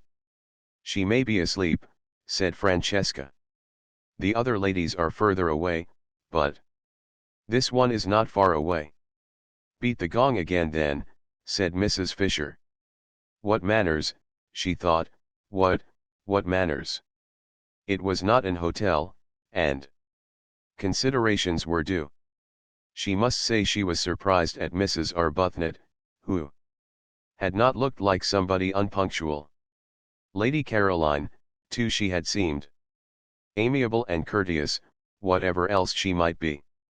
From the other one, of course, she expected nothing. Francesca fetched the gong, and took it out into the garden and advanced, beating it as she advanced, close up to Lady Caroline, who, still stretched in her low chair, waited till she had done, and then turned her head and in the sweetest tones poured forth what appeared to be music but was really invective. Francesca did not recognize the liquid flow as invective. How was she to, when it came out sounding like that? And with her face all smiles, for she could not but smile when she looked at this young lady, she told her the macaroni was getting cold. When I do not come to meals it is because I do not wish to come to meals, said the irritated Scrap, and you will not in future disturb me. Is she ill? Asked Francesca, sympathetic but unable to stop smiling. Never. Never had she seen hair so beautiful. Like pure flax, like the hair of northern babes. On such a little head only blessing could rest, on such a little head the nimbus of the holiest saints could fitly be placed. Scrap shut her eyes and refused to answer. In this she was injudicious, for its effect was to convince Francesca, who hurried away full of concern to tell Mrs. Fisher, that she was indisposed. And Mrs. Fisher, being prevented, she explained, from going out to Lady Caroline herself because of her stick, sent the two others instead, who had come in at that moment heated and breathless, and full of excuses, while she herself proceeded to the next course, which was a very well-made omelette, bursting most agreeably at both its ends with young green peas. Serve me, she directed Francesca, who again showed a disposition to wait for the others. Oh, why won't they leave me alone? Oh, why won't they leave me alone? Scrap asked herself when she heard more scrunchings on the little pebbles which took the place of grass, and therefore knew someone else was approaching. She kept her eyes tight shut this time. Why should she go into lunch if she didn't want to? This wasn't a private house, she was in no way tangled up in duties towards a tiresome hostess. For all practical purposes San Salvatore was an hotel, and she ought to be let alone to eat or not to eat exactly as if she really had been in an hotel. But the unfortunate Scrap could not just sit still and close her eyes without rousing that desire to stroke and pet in her beholders with which she was only too familiar. Even the cook had patted her. And now a gentle hand, how well she knew and how much she dreaded gentle hands, was placed on her forehead. I'm afraid you're not well, said a voice that was not Mrs. Fisher's, and therefore must belong to one of the originals. I have a headache, murmured Scrap. Perhaps it was best to say that, perhaps. It was the shortest cut to peace. I'm so sorry, said Mrs. Arbuthnot softly, for it was her hand being gentle. And I, said Scrap to herself, who thought if I came here I would escape mothers. Don't you think some tea would do you good? Asked Mrs. Arbuthnot tenderly. Tea. The idea was abhorrent to Scrap. In this heat to be drinking tea in the middle of the day. No, she murmured. I expect what would really be best for her, said another voice, is to be left quiet. How sensible, thought Scrap, and raised the eyelashes of one eye just enough to peep through and see who was speaking. It was the freckled original. The dark one, then, was the one with the hand. The freckled one rose in her esteem. But I can't bear to think of you with a headache and nothing being done for it, said Mrs. Arbuthnot. Would a cup of strong black coffee? Scrap said no more. She waited, motionless and dumb, till Mrs. Arbuthnot should remove her hand. After all, she couldn't stand there all day, and when she went away she would have to take her hand with her. I do think, said the freckled one, that she wants nothing except quiet. And perhaps the freckled one pulled the one with the hand by the sleeve, for the hold on Scrap's forehead relaxed, and after a minute's silence, during which no doubt she was being contemplated, she was always being contemplated, the footsteps began to scrunch the pebbles again, and grew fainter, and were gone. "Lady Caroline has a headache," said Mrs. Arbuthnot, re-entering the dining room and sitting down in her place next to Mrs. Fisher. "I can't persuade her to have even a little tea, or some black coffee. Do you know what aspirin is in Italian?" "The proper remedy for headaches," said Mrs. Fisher firmly, "is castor oil." "But she hasn't got a headache," said Mrs. Wilkins. "Carlyle," said Mrs. Fisher, who had finished her omelette and had leisure, while she waited for the next course, to talk, "suffered at one period terribly from headaches, and he constantly took castor oil as a remedy. He took it, I should say, almost to excess, and called it, I remember, in his interesting way, the oil of sorrow. My father said it colored for a time his whole attitude to life, his whole philosophy. But that was because he took too much. What Lady Caroline wants is one dose, and one only. It is a mistake to keep on taking castor oil." "Do you know the Italian for it?" asked Mrs. Arbuthnot. "Ah, that I'm afraid I don't. However, she would know. You can ask her." "But she hasn't got a headache," repeated Mrs. Wilkins, who was struggling with the macaroni. "She only wants to be let alone." They both looked at her. The word shovel crossed Mrs. Fisher's mind in connection with Mrs. Wilkins's actions at that moment. "Then why should she say she has?" asked Mrs. Arbuthnot. "Because she is still trying to be polite. Soon she won't try, when the place has got more into her she'll really be it. Without trying. Naturally. Lottie, you see," explained Mrs. Arbuthnot, smiling to Mrs. Fisher, who sat waiting with a stony patience for her next course, delayed because Mrs. Wilkins would go on trying to eat the macaroni, which must be less worth eating than ever now that it was cold. "Lottie, you see, has a theory about this place." But Mrs. Fisher had no wish to hear any theory of Mrs. Wilkins's. "I am sure I don't know," she interrupted, looking severely at Mrs. Wilkins. "Why you should assume Lady Caroline is not telling the truth." "I don't assume I know," said Mrs. Wilkins. "And pray how do you know?" asked Mrs. Fisher icily, for Mrs. Wilkins was actually helping herself to more macaroni, offered her officiously and unnecessarily a second time by Francesca. "When I was out there just now I saw inside her." Well, Mrs. Fisher wasn't going to say anything to that. She wasn't going to trouble to reply to downright idiocy. Instead she sharply rapped the little table gong by her side, though there was Francesca standing at the sideboard, and said, for she would wait no longer for her next course, "Serve me." And Francesca, it must have been wilful, offered her the macaroni again. Chapter 10. There was no way of getting into or out of the top garden at San Salvatore, except through the two glass doors, unfortunately side by side, of the dining room and the hall. A person in the garden who wished to escape unseen could not, for the person to be escaped from would be met on the way. It was a small, oblong garden, and concealment was impossible. What trees there were! The Judas tree, the tamarisk, the umbrella pine grew close to the low parapets. Rose bushes gave no real cover, one step to right or left of them, and the person wishing to be private was discovered. Only the northwest corner was a little place jutting out from the great wall, a kind of excrescence or loop, no doubt used in the old distrustful days for observation, where it was possible to sit really unseen, because between it and the house was a thick clump of daphne.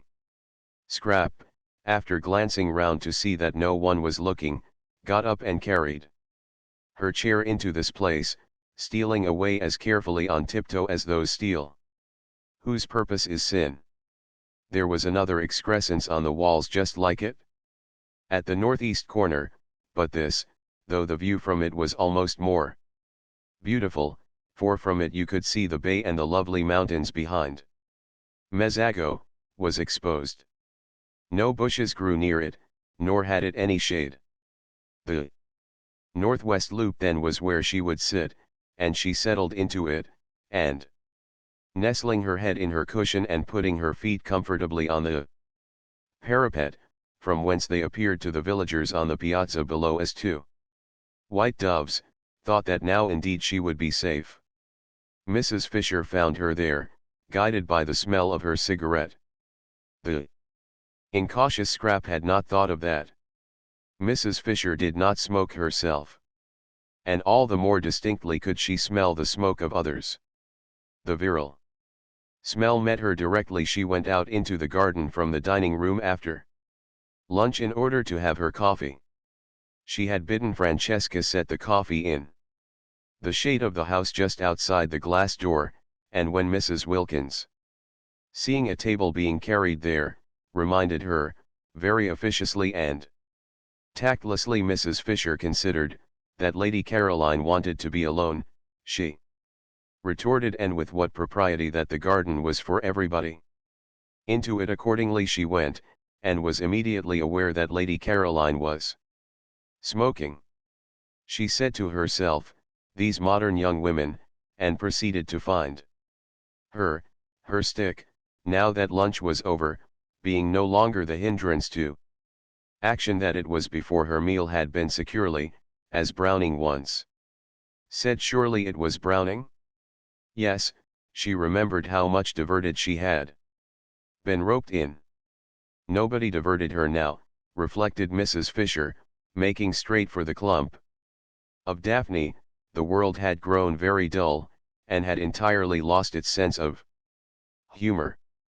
Probably they still had their jokes, these people. In fact she knew they did, for Punch still went on, but how differently it went on, and what jokes.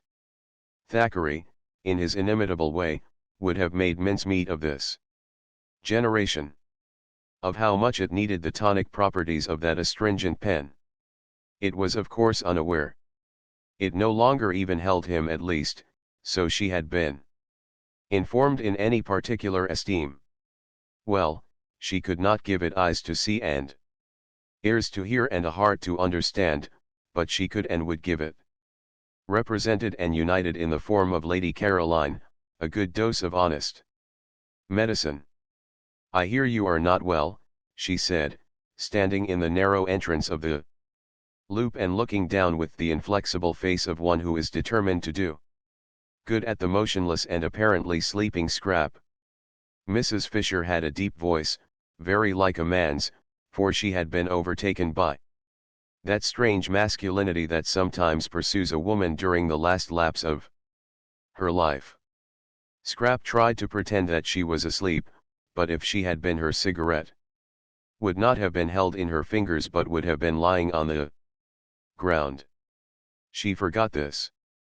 Mrs. Fisher did not, and coming inside the loop, sat down on a narrow stone seat built out of the wall. For a little she could sit on it, for a little, till the chill began to penetrate. She contemplated the figure before her. Undoubtedly a pretty creature, and one that would have had a success at Farringford. Strange how easily even the greatest men were moved by exteriors. She had seen with her own eyes Tennyson turn away from everybody, turn, positively, his back on a crowd of eminent people assembled to do him honor, and withdraw to the window with a young person nobody had ever heard of, who had been brought there by accident, and whose one and only merit, if it be a merit, that which is conferred by chance, was beauty. Beauty. All over before you can turn round. An affair, one might almost say, of minutes. Well, while it lasted it did seem able to do what it liked with men. Even husbands were not immune. There had been passages in the life of Mr. Fisher. I expect the journey has upset you, she said in her deep voice. What you Want is a good dose of some simple medicine. I shall ask Domenico if there is such a thing in the village as castor oil. Scrap opened her eyes and looked straight at Mrs. Fisher. Ah, said Mrs. Fisher, I knew you were not asleep. If you had been you would have let your cigarette fall to the ground. Scrap threw the cigarette over the parapet. Waste, said Mrs. Fisher. I don't like smoking for women, but I still less like waste. What does one do with people like this? Scrap asked herself, her eyes fixed on Mrs. Fisher in what felt to her an indignant stare but appeared to Mrs. Fisher as really charming docility. Now you'll take my advice, said Mrs. Fisher, touched, and not neglect what may very well turn into an illness. We are in Italy, you know, and one has to be careful. You ought, to begin with, to go to bed. I never go to bed, snapped Scrap, and it sounded as moving, as forlorn, as that line spoken years and years ago by an actress playing the part of Poor Jo. In dramatist version of Bleak House I'm always moving on, said Poor Jo in this play, urged to do so by a policeman, and Mrs. Fisher, then a girl, had laid her head on the red velvet parapet of the front row of the dress circle and wept aloud. It was wonderful, Scrap's voice. It had given her, in the 10 years since she came out, all the triumphs that intelligence and wit can have, because it made whatever she said seem memorable. She ought, with a throat formation like that, to have been a singer, but in every kind of music Scrap was dumb except this one music of the speaking voice, and what a fascination, what a spell lay in that. Such was the loveliness of her face and the beauty of her coloring that there was not a man into whose eyes at the sight of her there did not leap a flame of intensest interest, but, when he heard her voice, the flame in that man's eyes was caught and fixed. It was the same with every man, educated and uneducated, old, young, desirable themselves or undesirable, men of her own world and bus conductors, generals, and Tommies during the war. She had had a perplexing time, bishops equally with vergers round about her confirmation. Startling occurrences had taken place, wholesome and unwholesome, rich and penniless, brilliant or idiotic, and it made no difference at all what they were, or how long and securely married, into the eyes of every one of them. When they saw her, leapt this flame, and when they heard her it stayed there. Scrap had had enough of this look. It only led to difficulties. At first it had delighted her. She had been excited, triumphant. To be apparently incapable of doing or saying the wrong thing, to be applauded, listened to, petted, adored. Wherever she went, and when she came home to find nothing there either but the most indulgent proud fondness, why, how extremely pleasant. And so easy, too. No preparation necessary for this achievement, no hard work, nothing to learn. She need take no trouble. She had only to appear, and presently say something. But gradually experiences gathered round her. After all, she had to take trouble, she had to make efforts, because, she discovered with astonishment and rage, she had to defend herself. That look, that leaping look, meant that she was going to be grabbed at. Some of those who had it were more humble than others, especially if they were young, but they all, according to their several ability, grabbed, and she who had entered the world so jauntily, with her head in the air and the completest confidence in anybody whose hair was grey, began to distrust, and then to dislike, and soon to shrink away from, and presently to be indignant. Sometimes it was just as if she didn't belong to herself, wasn't her own at all, but was regarded as a universal thing, a sort of beauty of all work. Really men and she found herself involved in vague quarrels, being curiously hated. Really women. And when the war came, and she flung herself into it along with everybody else, it finished her. Really generals. The war finished Scrap. It killed the one man she felt safe with, whom she would have married, and it finally disgusted her with love. Since then she had been embittered. She was struggling as angrily in the sweet stuff of life as a wasp got caught in honey. Just as desperately did she try to unstick her wings. It gave her no pleasure to outdo other women, she didn't want their tiresome men. What could one do with men when one had got them? None of them would talk to her of anything but the things of love, and how foolish and fatiguing that became after a bit. It was as though a healthy person with a normal hunger was given nothing whatever to eat but sugar. Love, love, the very word made her want to slap somebody. Why should I love you? Why should I? She would ask, amazed sometimes, when somebody was always trying to propose to her. But she never got a real answer, only further incoherence. A deep cynicism took hold of the unhappy Scrap. Her inside grew hoary with disillusionment, while her gracious and charming outside continued to make the world more beautiful. What had the future in it for her? She would not be able, after such a preparation, to take hold of it. She was fit for nothing, she had wasted all this time being beautiful. Presently she wouldn't be beautiful, and what then?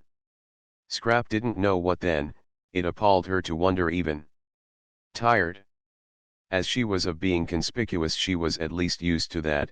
She had never known anything else, and to become inconspicuous, to fade, to grow shabby and dim, would probably be most painful. And once she began, what years and years of it there would be. Imagine, thought Scrap, having most of one's life at the wrong end. Imagine being old for 2 or 3 times as long as being young. Stupid, stupid. Everything was stupid. There wasn't a thing she wanted to do.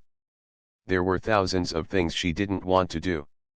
Avoidance, silence, invisibility, if possible unconsciousness, these negations were all she asked for at the moment, and here, even here, she was not allowed a minute's peace, and this absurd woman must come pretending, merely because she wanted to exercise power and make her go to bed and make her hideous drink castor oil, that she thought she was ill. I'm sure, said Mrs. Fisher, who felt the cold of the stone beginning to come through and knew she could not sit much longer, you'll do what is reasonable. Your mother would wish. Have you a mother? A faint wonder came into Scrap's eyes. Have you a mother? If ever anybody had a mother, it was Scrap. It had not occurred to her that there could be people who had never heard of her mother. She was one of the major marchionesses there. Being, as no one knew better than Scrap, marchionesses and had held high positions at court. Her father, too, in his day had been most prominent.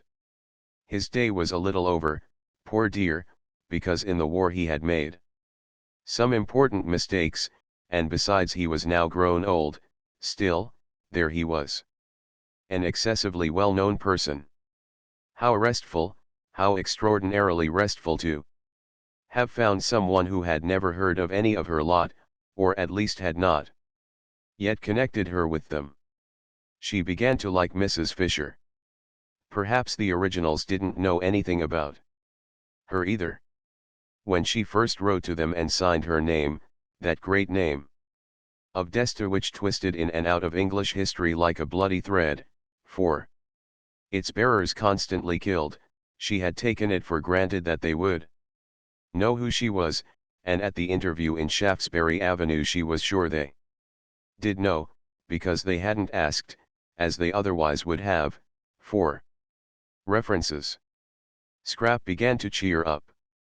If nobody at San Salvatore had ever heard of her, if for a whole month she could shed herself, get right away from everything connected with herself, be allowed really to forget the clinging and the clogging and all the noise, why, perhaps she might make something of herself.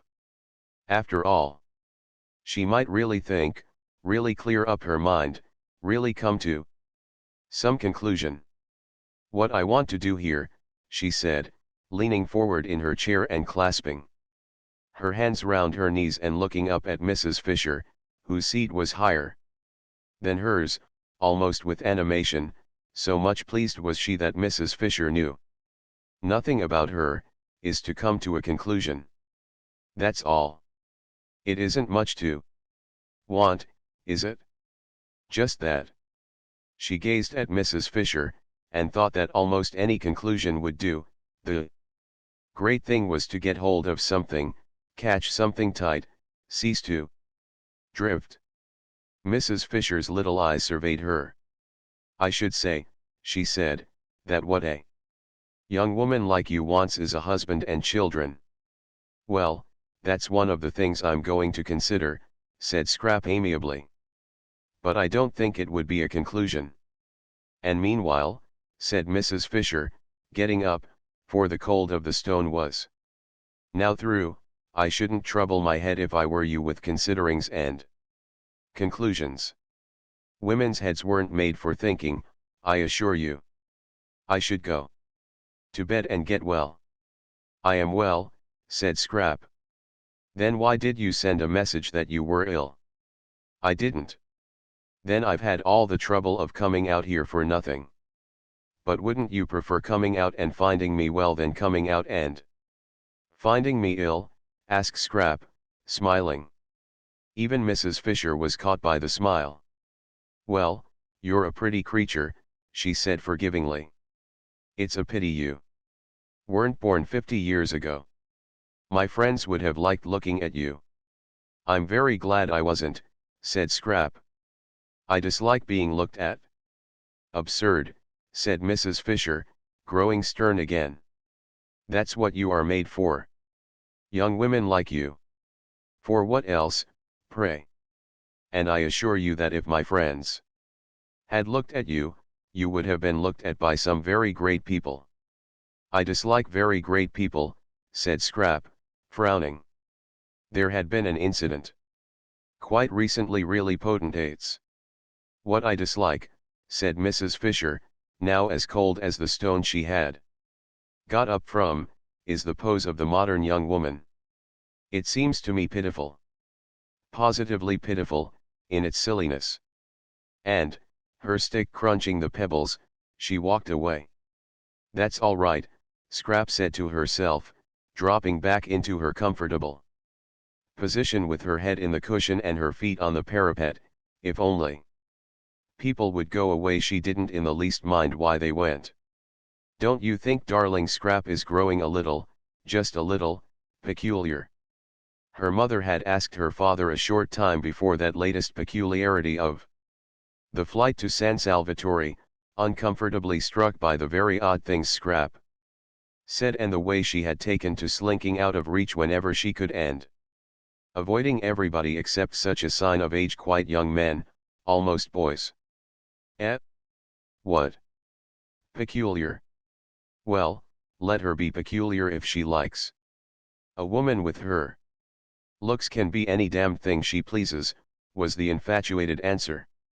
I do let her, said her mother meekly, and indeed if she did not, what difference would it make? Mrs. Fisher was sorry she had bothered about Lady Caroline. She went along the hall towards her private sitting room, and her stick as she went struck the stone floor with a vigor in harmony with her feelings. Sheer silliness, these poses. She had no patience with them. Unable to be or do anything of themselves, the young of the present generation tried to achieve a reputation for cleverness by decrying all that was obviously great and obviously good, and by praising everything, however obviously bad, That was different. Apes. Thought Mrs. Fisher, roused. Apes. Apes. And in her sitting room she found more. Apes, or what seemed to her in her present mood more, for there was Mrs. Arbuthnot placidly drinking coffee, while at the writing table, the writing table she already looked upon as sacred, using her pen, her own pen. Brought for her hand alone from Prince of Wales Terrace, sat Mrs. Wilkins. Writing, at the table, in her room, with her pen. "Isn't this a delightful place?" said Mrs. Arbuthnot cordially. "We have just discovered it." "I'm writing to Mellersh," said Mrs. Wilkins, turning her head and also cordially, as though, Mrs. Fisher thought, she cared a straw who she was writing to, and anyhow knew who the person she called Mellersh was. "He'll want to know," said Mrs. Wilkins, optimism induced by her surroundings, "that I've got here safely." Chapter 11. The sweet smells that were everywhere in San Salvatore were alone enough to produce concord. They came into the sitting room from the flowers on the battlements, and met the ones from the flowers inside the room, and almost, thought Mrs. Wilkins, could be seen greeting each other with a holy kiss. Who could be angry in the middle of such gentlenesses? Who could be acquisitive, selfish, in the old rasped London way, in the presence of this bounteous beauty? Yet Mrs. Fisher seemed to be all three of these things. There was so much beauty, so much more than enough for everyone, that it did appear to be a vain activity to try and make a corner in it. Yet Mrs. Fisher was trying to make a corner in it, and had railed off a portion for her exclusive use. Well, she would get over that presently, she would get over it inevitably, Mrs. Wilkins was sure, after a day or two in the extraordinary atmosphere of peace in that place. Meanwhile she obviously hadn't even begun to get over it. She stood looking at her and Rose with an expression that appeared to be one of anger. Anger. Fancy. Silly old nerve-racked London feelings, thought Mrs. Wilkins, whose eyes saw the room full of kisses, and everybody in it being kissed, Mrs. Fisher as copiously as she herself and Rose. "You don't like us being in here," said Mrs. Wilkins, getting up and at once, after her manner, fixing on the truth. "Why, I should have thought," said Mrs. Fisher leaning on her stick, "you could have seen that it is my room." "You mean because of the photographs," said Mrs. Wilkins. Mrs. Arbuthnot, who was a little red and surprised, got up too. "And the notepaper," said Mrs. Fisher. "Notepaper with my London address on it. That pen." She pointed. It was still in Mrs. Wilkins's hand. "Is yours?" "I'm very sorry," said Mrs. Wilkins, laying it on the table.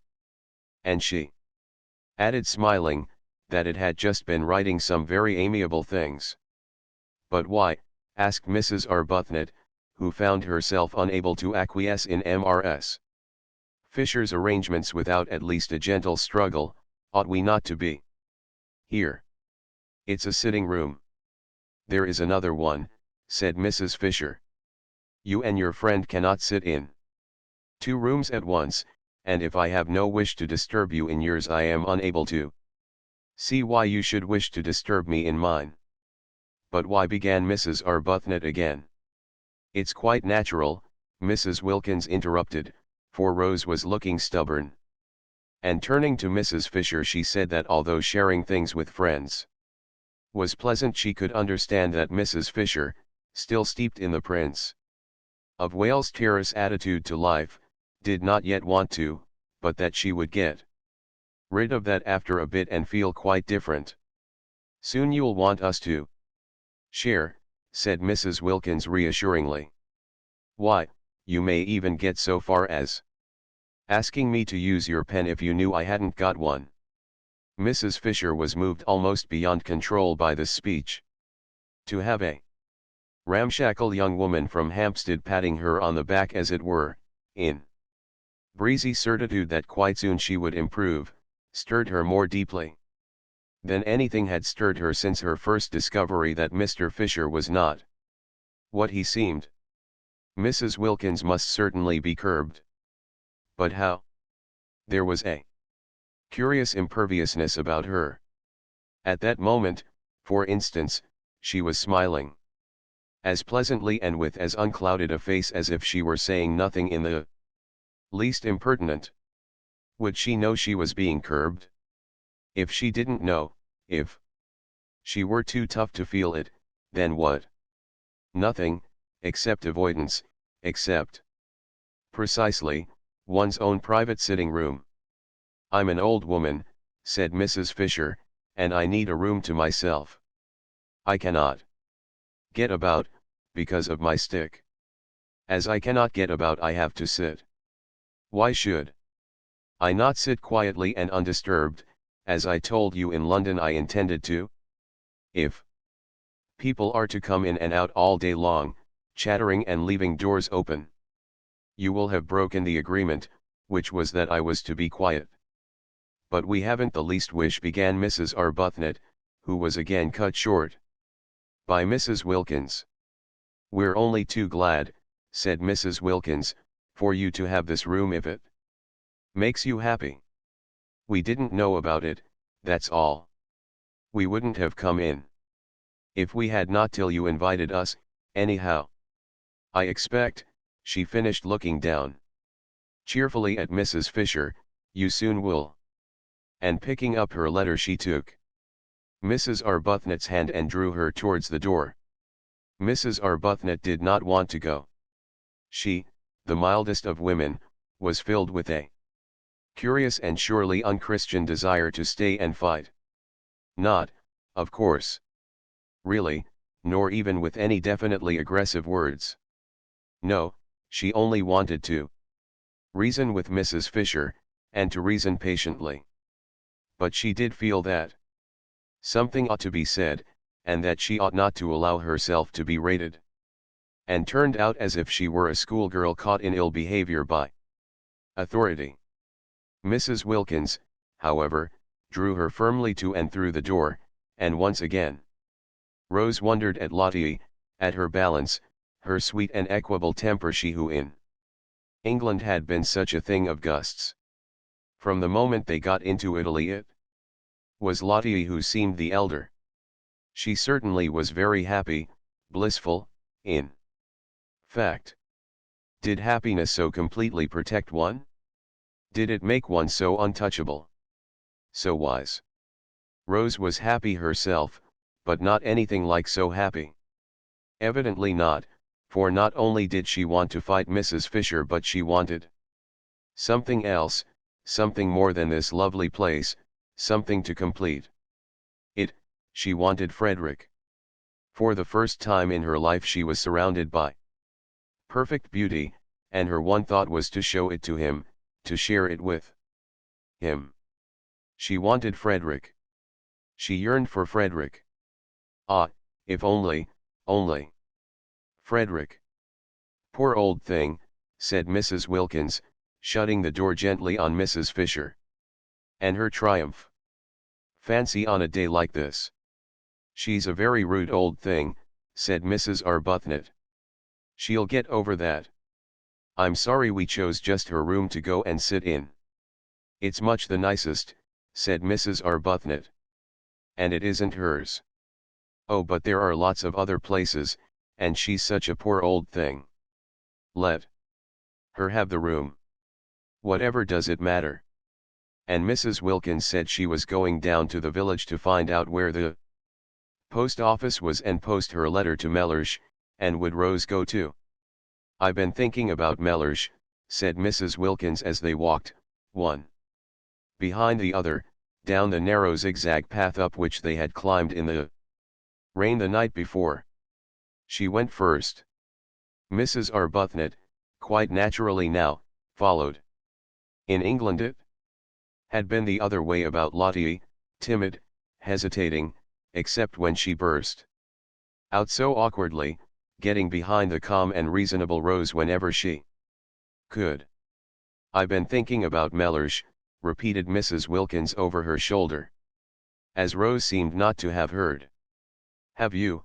said Rose, a faint distaste in her voice, for her experiences with Mellersh had not been of a kind to make her enjoy remembering him. She had deceived Mellersh, therefore she didn't like him. She was unconscious that this was the reason of her dislike, and thought it was that there didn't seem to be much, if any, of the grace of God about him. And yet how wrong to feel that. She rebuked herself, and how presumptuous. No doubt Lottie's husband was far nearer to God than she herself was ever likely to be. Still, she didn't like him. "I been a mean dog," said Mrs. Wilkins. "Eh, what?" asked Mrs. Arbuthnot, incredulous of her hearing. "All this coming away and leaving him in that dreary place while I rollick in heaven. He had planned to take me to Italy for Easter himself. Did I tell you?" "No," said Mrs. Arbuthnot, and indeed she had discouraged talk about husbands. Whenever Lottie had begun to blurt out things she had swiftly changed the conversation. One husband led to another, in conversation as well as in life. She felt, and she would not, talk of Frederick. Beyond the bare fact that he was there, he had not been mentioned. Mellersh had had to be mentioned, because of his obstructiveness, but she had carefully kept him from overflowing outside the limits of necessity. "Well, he did," said Mrs. Wilkins. "He had never done such a thing in his life before, and I was horrified. Fancy, just as I had planned to come to it myself." She paused on the path and looked up at Rose. "Yes," said Rose, trying to think of something else to talk about. "Now you see why I say I been a mean dog. He had planned a holiday in Italy with me, and I had planned a holiday in Italy leaving him at home. I think," she went on, her eyes fixed on Rose's face, "Mellersh has every reason to be both angry and hurt." Mrs. Arbuthnot was astonished. The extraordinary quickness with which, hour by hour, under her very eyes, Lottie became more selfless, disconcerted her. She was turning into something surprisingly like a saint. Here she was now being affectionate about Mellersh, who only that morning, while they hung their feet into the sea, had seemed a mere iridescence. Lottie had told her, a thing of gauze. That was only that morning, and by the time they had had lunch, Lottie had developed so far as to have got him solid enough again to write to, and to write to at length. And now, a few minutes later, she was announcing that he had every reason to be angry with her and hurt, and that she herself had been. The language was unusual, but it did express real penitence. "A mean dog." Rose stared at her astonished. If she went on like this, soon a nimbus might be expected round her head, was there already, if one didn't know it was the sun through the tree trunks catching her sandy hair. A great desire to love and be friends, to love everybody, to be friends with everybody, seemed to be invading Lottie. A desire for sheer goodness. Rose's own experience was that goodness, the state of being good, was only reached with difficulty and pain. It took a long time to get to it, in fact one never did get to it, or, if for a flashing instant one did, it was only for a flashing instant.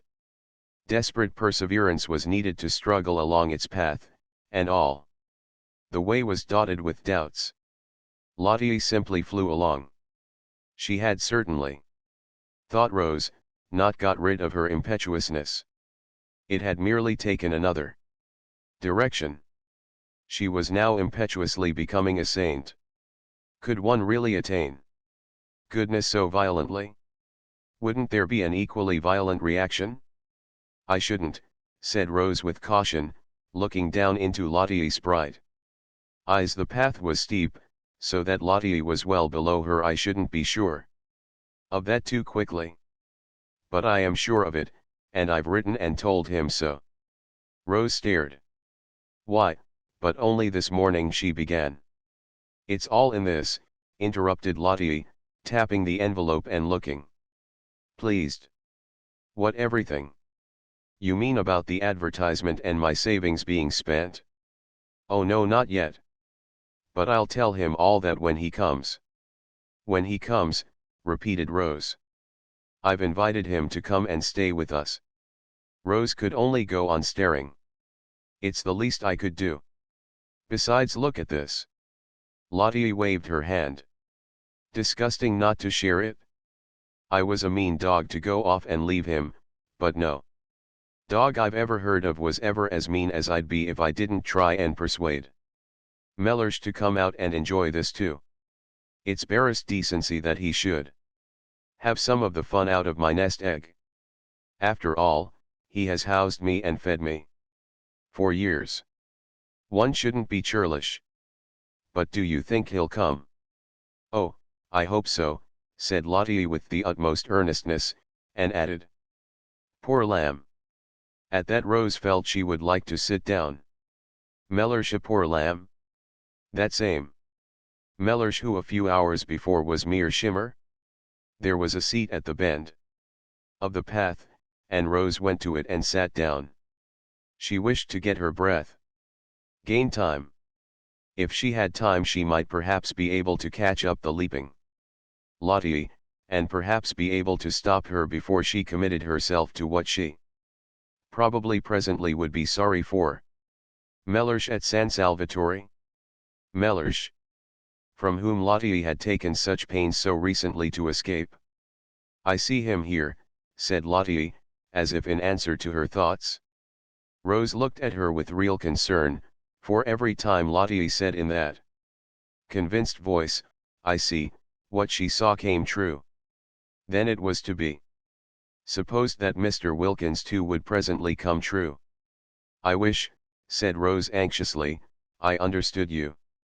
Don't try, said Lottie, smiling. But I must, because I love you. Dear Rose, said Lottie, swiftly bending down and kissing her. You're so quick, said Rose. I can't follow your developments. I can't keep touch. It was what happened with Frieder. She broke off and looked frightened. The whole idea of our coming here, she went on again, as Lottie didn't seem to have noticed, was to get away, wasn't it? Well, we've got away. And now, after only a single day of it, you want to write to the very people. She stopped. The very people we were getting away from, finished Lottie. It's quite true. It seems idiotically illogical. But I'm so happy, I'm so well, I feel so fearfully wholesome. This place, why, it makes me feel flooded with love. And she stared down at Rose in a kind of radiant surprise. Rose was silent a moment. Then she said, and do you think it will have the same effect on Mr. Wilkins? Lottie laughed. I don't know, she said. But even if it doesn't, there's enough love about to flood 50 Mr. Wilkinses, as you call him. The great thing is to have lots of love about. I don't see, she went on, at least I don't see here, though I did at home, that it matters who loves as long as somebody does. I was a stingy beast at home, and used to measure and count. I had a queer obsession about justice. As though justice mattered. As though justice can really be distinguished from vengeance. It's only love that's any good. At home I wouldn't love Mellersh unless he loved me back, exactly as much, absolute fairness. Did you ever? And as he didn't, neither did I, and the aridity of that house? The aridity. Rose said nothing. She was bewildered by Lottie. One odd effect of San Salvatore. On her rapidly developing friend was her sudden free use of robust words. She had not used them in Hampstead. Beast and dog were more robust than Hampstead. Cared about. In words, too, Lottie had come unchained. But how she wished, oh how Rose wished, that she too could write to her husband and say come. The Wilkins menage, however pompous Mellersh might be, and he had seemed to Rose pompous, was on a healthier, more natural footing than hers. Lottie could write to Mellersh and would get an answer. She couldn't write to Frederick, for only too well did she know he wouldn't answer. At least, he might answer a hurried scribble, showing how much bored he was at doing it, with perfunctory thanks for her letter.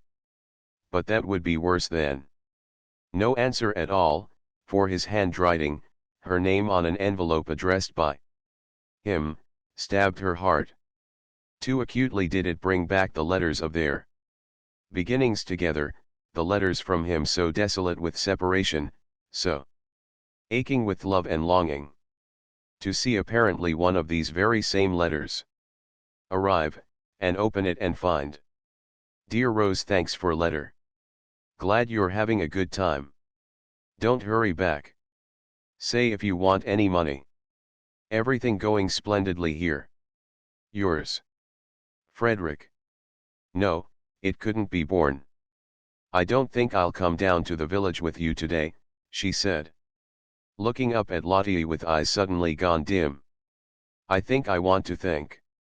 All right, said Lottie, at once starting off briskly down the path. But don't think too long, she called back over her shoulder. Write and invite him at once. Invite whom? Asked Rose, startled. Your husband. Chapter 12. At the evening meal, which was the first time the whole four sat round the dining room table together, Scrap appeared. She appeared quite punctually, and in one of those wrappers or tea gowns which are sometimes described as ravishing. This one really was ravishing. It certainly ravished Mrs. Wilkins, who could not take her eyes off the enchanting figure opposite. It was a shell-pink garment, and clung to the adorable Scrap, as though it, too, loved her. What a beautiful dress, exclaimed Mrs. Wilkins eagerly. What this old rag, said Scrap, glancing down at it as if to see which one she had got on. I've had it 100 years. And she concentrated on her soup. You must be very cold in it, said Mrs. Fisher, thin-lipped, for it showed a great deal of Scrap the whole of her arms, for instance, and even where it covered her up it was so thin that you still saw her. Who me? Said Scrap, looking up a moment. Oh, no. And she continued her soup. You mustn't catch a chill, you know, said Mrs. Arbuthnot, feeling that such loveliness must at all costs be preserved unharmed. There's a great difference here when the sun goes down.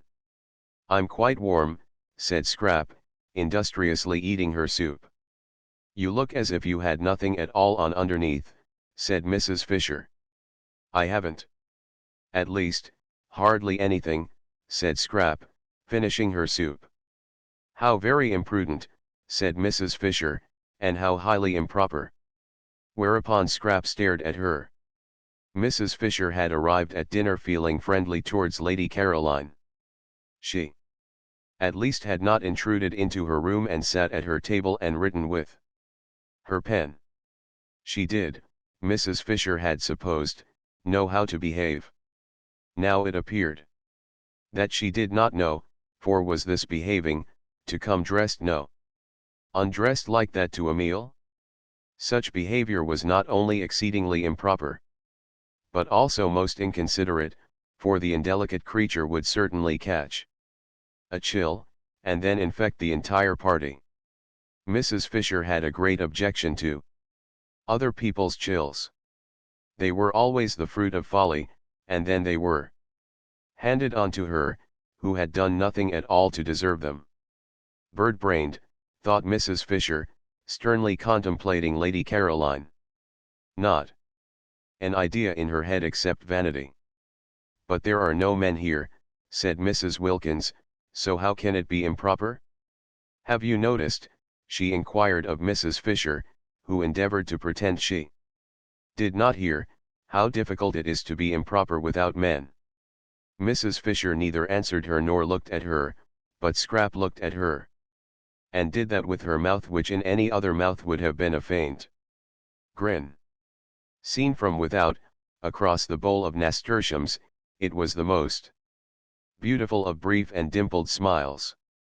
She had a very alive sort of face, that one, thought Scrap, observing Mrs. Wilkins with a dawn of interest. It was rather like a field of corn swept by lights and shadows. Both she and the dark one, Scrap noticed, had changed their clothes, but only in order to put on silk jumpers. The same amount of trouble would have been enough to dress them properly, reflected Scrap. Naturally they looked like nothing on earth in the jumpers. It didn't matter what Mrs. Fisher wore, indeed, the only thing for her, short of plumes and ermine, was what she did wear. But these others were quite young still, and quite attractive. They really definitely had faces. How different life would be for them if they made the most of themselves instead of the least. And yet Scrap was suddenly bored, and turned away her thoughts and absently ate toast. What did it matter? If you did make the best of yourself, you only collected people round you who ended by wanting to grab. I've had the most wonderful day, began Mrs. Wilkins, her eyes shining. Scrap lowered hers. Oh, she thought, she's going to gush. As though anybody were interested in her day, thought Mrs. Fisher, lowering hers also. In fact, whenever Mrs. Wilkins spoke, Mrs. Fisher deliberately cast down her eyes. Thus would she mark her disapproval. Besides, it seemed the only safe thing to do with her eyes, for no one could tell what the uncurbed creature would say next. That which she had just said, for instance, about men addressed to her, what could she mean? Better not conjecture, thought Mrs. Fisher. And her eyes, though cast down, yet saw Lady Caroline stretch out her hand to the Chianti flask and fill her glass again. Again. She had done it once already, and the fish was only just going out of the room. Mrs. Fisher could see that the other respectable member of the party, Mrs. Arbuthnot, was noticing it too. Mrs. Arbuthnot was, she hoped and believed, respectable and well-meaning. It is true she also had invaded her sitting room, but no doubt she had been dragged there by the other one, and Mrs. Fisher had little if anything against Mrs. Arbuthnot, and observed with approval that she only drank water. That was as it should be. So, indeed, to give her her dues, did the freckled one, and very right at their age. She herself drank wine, but with what moderation, one meal, one glass. And she was 65, and might properly, and even beneficially, have had at least two. That, she said to Lady Caroline, cutting right across what Mrs. Wilkins was telling them about her wonderful day and indicating the wine glass, is very bad for you. Lady Caroline, however, could not have heard, for she continued to sip, her elbow on the table, and listen to what Mrs. Wilkins was saying. And what was it she was saying? She had invited somebody to come and stay. A man. Mrs. Fisher could not credit her ears. Yet it evidently was a man, for she spoke of the person as he. Suddenly and for the first time, but then this was most important, Mrs. Fisher addressed Mrs. Wilkins directly. She was 65, and cared very little what sorts of women she happened to be with for a month, but if the women were to be Mixed with men it was a different proposition altogether. She was not going to be made a catspaw of. She had not come out there to sanction by her presence what used in her day to be called fast behavior. Nothing had been said at the interview in London about men. If there had been she would have declined, of course, to come. "What is his name?" asked Mrs. Fisher, abruptly interposing. Mrs. Wilkins turned to her with a slight surprise. "Wilkins," she said. "Wilkins?" "Yes. Your name." "And his?" "A relation." "Not blood." "A connection." "A husband." Mrs. Fisher once more cast down her eyes. She could not talk to Mrs. Wilkins. There was something about the things she said. A husband. Suggesting one. Of many. Always that unseemly twist to everything. Why could she not say my husband? Besides, Mrs. Fisher had, she herself knew not for what reason, taken both the Hampstead young women for widows. War ones. There had been an absence of mention of husbands at the interview which would not, she considered, be natural if such persons did after all exist. And if a husband was not a relation, who was not blood? What a way to talk! Why, a husband was the first of all relations. How well she remembered Ruskin. No, it was not Ruskin. It was the Bible that said a man should leave his father and mother and cleave only to his wife, showing that she became by marriage an even more than blood relation. And if the husband's father and mother were to be nothing to him compared to his wife, how much less than nothing ought the wife's father and mother be to her compared to her husband? She herself had been unable to leave her father and mother in order to cleave to Mr. Fisher because they were no longer, when she married, alive, but she certainly would have left them if they had been there to leave.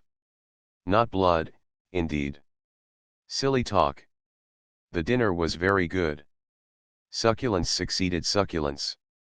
Costanza had determined to do as she chose in the matter of cream and eggs the first week, and see what happened at the end of it when the bills had to be paid. Her experience of the English was that they were quiet about bills. They were shy of words. They believed readily. Besides, who was the mistress here? In the absence of a definite one, it occurred to Costanza that she might as well be the mistress herself. So she did as she chose about the dinner, and it was very good. The four, however, were so much preoccupied by their own conversation that they ate it without noticing how good it was. Even Mrs. Fisher, she who in such matters was manly, did not notice. The entire excellent cooking was to her as though it were not, which shows how much she must have been stirred. She was stirred. It was that Mrs. Wilkins. She was enough to stir anybody. And she was undoubtedly encouraged by Lady Caroline, who, in her turn, was no doubt influenced by the Chianti. Mrs. Fisher was very glad there were no men present, for they certainly would have been foolish about Lady Caroline. She was precisely the sort of young woman to unbalance them, especially, Mrs. Fisher recognized, at that moment. Perhaps it was the Chianti momentarily intensifying her personality, but she was undeniably most attractive, and there were few things Mrs. Fisher disliked more than having to look on while sensible, intelligent men, who the moment before were talking seriously and interestingly about real matters, became merely foolish and simpering. She had seen them actually simpering just because in walked a bit of bird-brained beauty. Even Mr. Gladstone, that great wise statesman, whose hand had once rested for an unforgettable moment solemnly on her head, would have, she felt, on perceiving Lady Caroline left off talking sense and horribly embarked on badinage. You see, Mrs. Wilkins said a silly trick that, with which she mostly began her sentences. Mrs. Fisher each time wished to say, "Pardon me, I do not see, I hear, but why trouble, you see," said Mrs. Wilkins, leaning across towards Lady Caroline. "We arranged, didn't we, in London, that if any of us wanted to, we could each invite one guest. So now I'm doing it." "I don't remember that," said Mrs. Fisher, her eyes on her plate. "Oh yes, we did, didn't we, Rose?" "Yes, I remember," said Lady Caroline. "Only it seemed so incredible that one could ever want to. One's whole idea was to get away from one's friends. And one's husbands. Again that unseemly plural. But how altogether unseemly," thought Mrs. Fisher. "Such implications." Mrs. Arbuthnot clearly thought so too, for she had turned red. "And family affection," said Lady Caroline, or was it the Chianti speaking? Surely it was the Chianti. "And the want of family affection," said Mrs. Wilkins. What a light she was throwing on her home life and real character. "That wouldn't be so bad," said Lady Caroline. "I'd stay with that." "It would give one room." "Oh no, no, it's dreadful," cried Mrs. Wilkins. "It's as if one had no clothes on." "But I like that," said Lady Caroline. "Really," said Mrs. Fisher. "It's a divine feeling, getting rid of things," said Lady Caroline, who was talking altogether to Mrs. Wilkins and paid no attention to the other two. "Oh, but in a bitter wind to have nothing on, and know there never will be anything on, and you going to get colder and colder till at last you die of it. That's what it was like, living with somebody who didn't love one." These confidences, thought Mrs. Fisher, and no excuse whatever for Mrs. Wilkins, who was making them entirely on plain water. Mrs. Arbuthnot, judging from her face, quite shared Mrs. Fisher's disapproval. She was fidgeting. "But didn't he?" asked Lady Caroline, every bit as shamelessly unreticent as Mrs. Wilkins. "Mellersh. He showed no signs of it." "Delicious," murmured Lady Caroline. "Really," said Mrs. Fisher. "I didn't think it was at all delicious. I was miserable. And now, since I've been here, I simply stare at myself being miserable. As miserable as that." "And about Mellersh? You mean he wasn't worth it?" "Really," said Mrs. Fisher. "No, I don't. I mean I've suddenly got well." Lady Caroline, slowly twisting the stem of her glass in her fingers, scrutinized the lit-up face opposite. "And now I'm well, I find I can't sit here and gloat all to myself. I can't be happy, shutting him out. I must share. I understand exactly what the blessed damsel felt like." "What was the blessed damsel?" asked Scrap. "Really," said Mrs. Fisher, and with such emphasis this time that Lady Caroline turned to her. "Ought I to know?" she asked. "I don't know any natural history." "It sounds like a bird." "It is a poem," said Mrs. Fisher with extraordinary frost. "Oh," said Scrap. "I'll lend it to you," said Mrs. Wilkins, over whose face laughter rippled. "No," said Scrap. "And its author," said Mrs. Fisher icily, though not perhaps quite what one would have wished him to be, "was frequently at my father's table." "What a bore for you," said Scrap. "That's what mother's always doing, inviting authors. I hate authors. I wouldn't mind them so much if they didn't write books. Go on about Mellersh," she said, turning to Mrs. Wilkins. "Really," said Mrs. Fisher. "All those empty beds," said Mrs. Wilkins. "What empty beds?" asked Scrap. "The ones in this house. Why, of course they each ought to have somebody happy inside them. 8 beds, and only 4 people. It's dreadful, dreadful to be so greedy and keep everything just for oneself." I want Rose to ask her husband out. 2. You and Mrs. Fisher haven't got husbands, but why not give some friend a glorious time? Rose bit her lip. She turned red, she turned pale. If only Lottie would keep quiet, she thought. It was all very well to have suddenly become a saint and want to love everybody, but need she be so tactless? Rose felt that all her poor sore places were being danced on. If only Lottie would keep quiet. And Mrs. Fisher, with even greater frostiness than that with which she had received Lady Caroline's ignorance of the blessed damosel, said, "There is only one unoccupied bedroom in this house." "Only one," echoed Mrs. Wilkins, astonished. "Then who are in all the others?"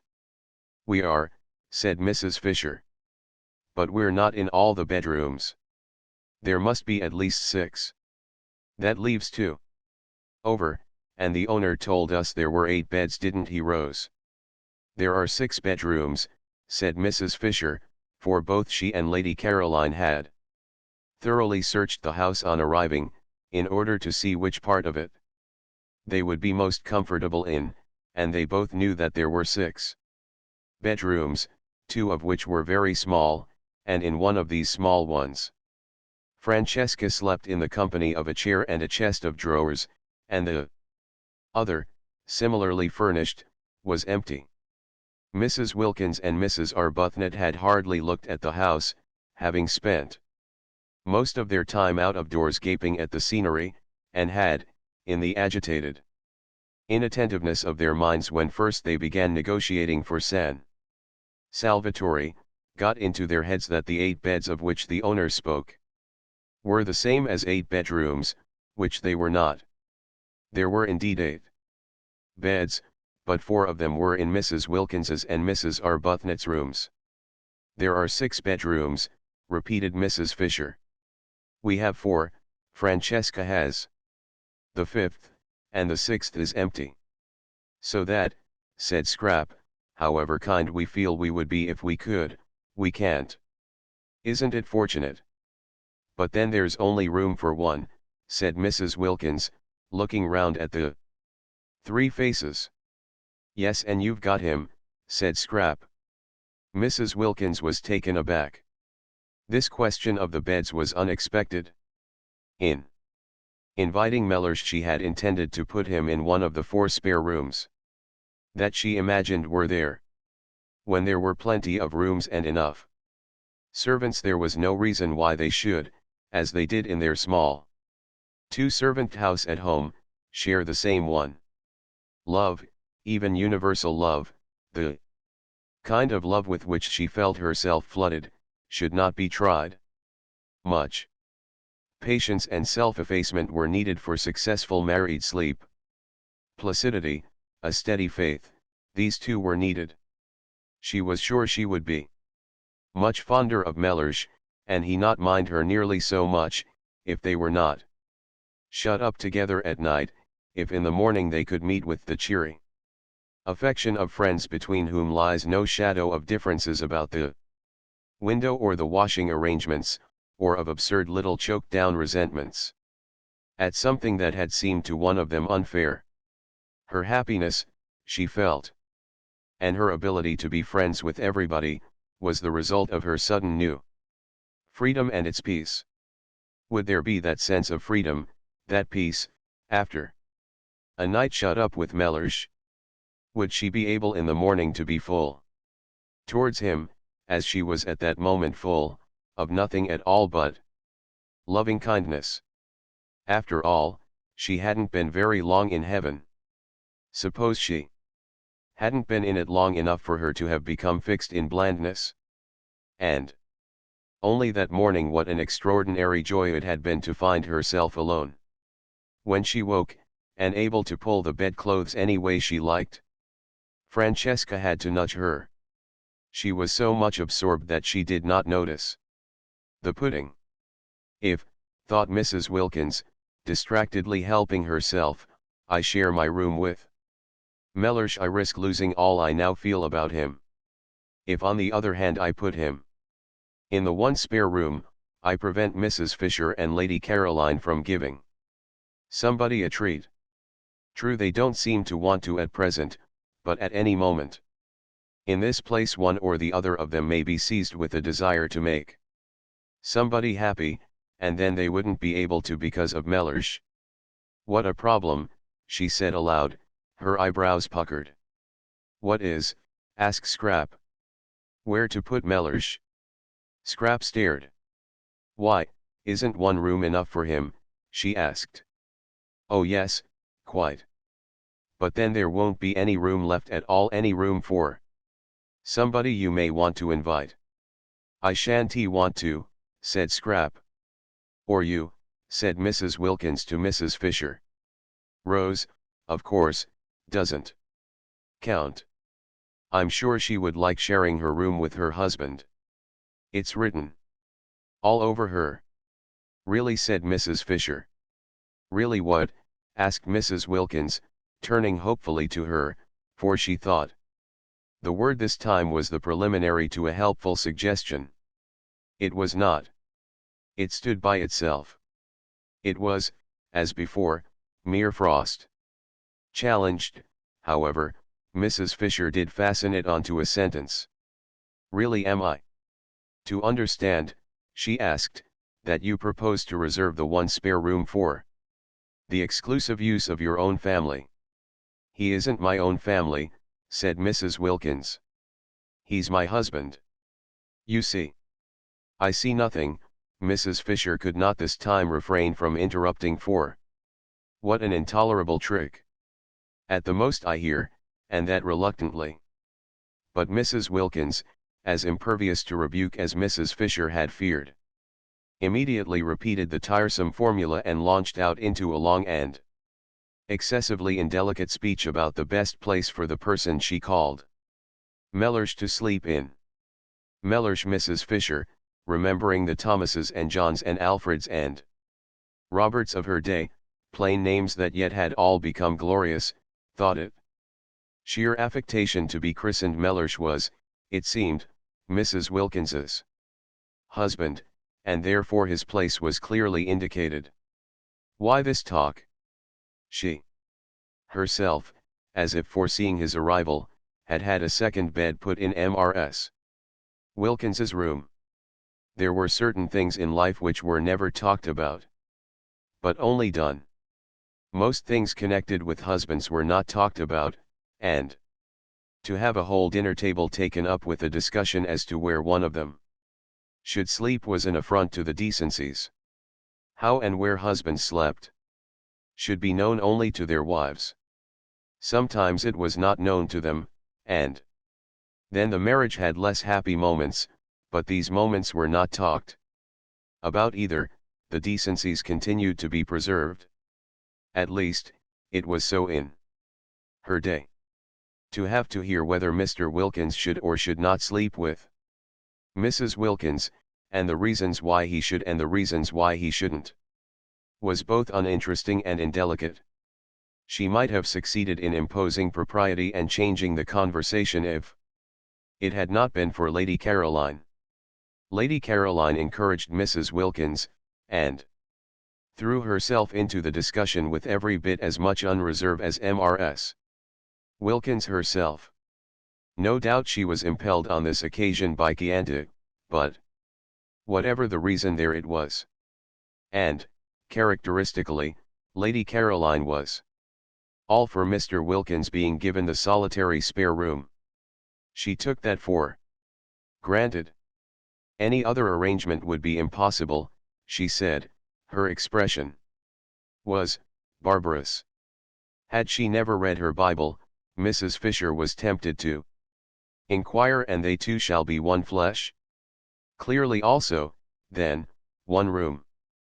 But Mrs. Fisher did not inquire. She did not care even to allude to such texts to someone unmarried. However, there was one way she could force Mr. Wilkins into his proper place and save the situation.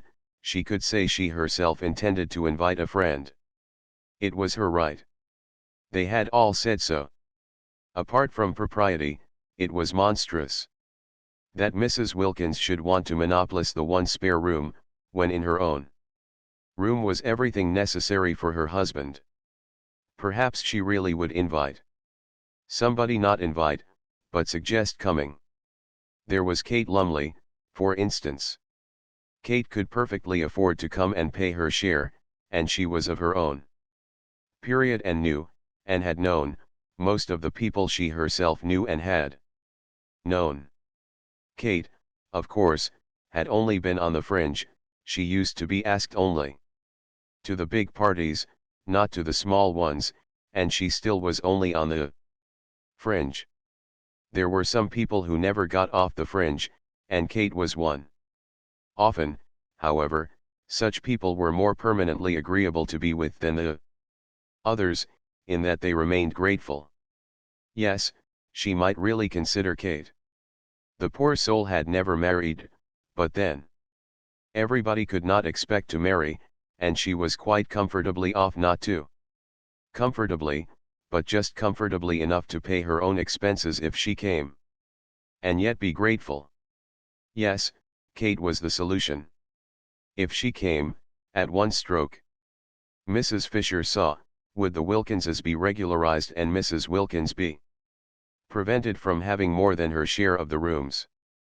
Also, Mrs. Fisher would save herself from isolation, spiritual isolation. She desired physical isolation between meals, but she disliked that isolation which is of the spirit. Such isolation would, she feared, certainly be hers with these three alien-minded young women. Even Mrs. Arbuthnot was, owing to her friendship with Mrs. Wilkins, necessarily alien-minded. In Kate she would have a support. Kate, without intruding on her sitting room, for Kate was tractable, would be there at meals to support her.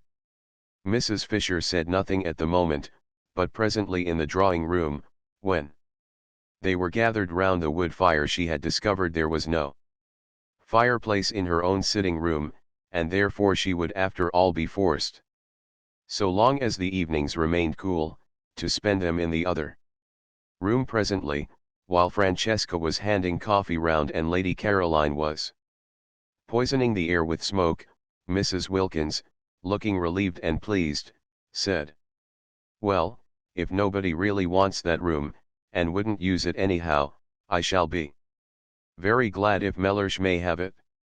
"Of course he must have it," said Lady Caroline. Then Mrs. Fisher spoke.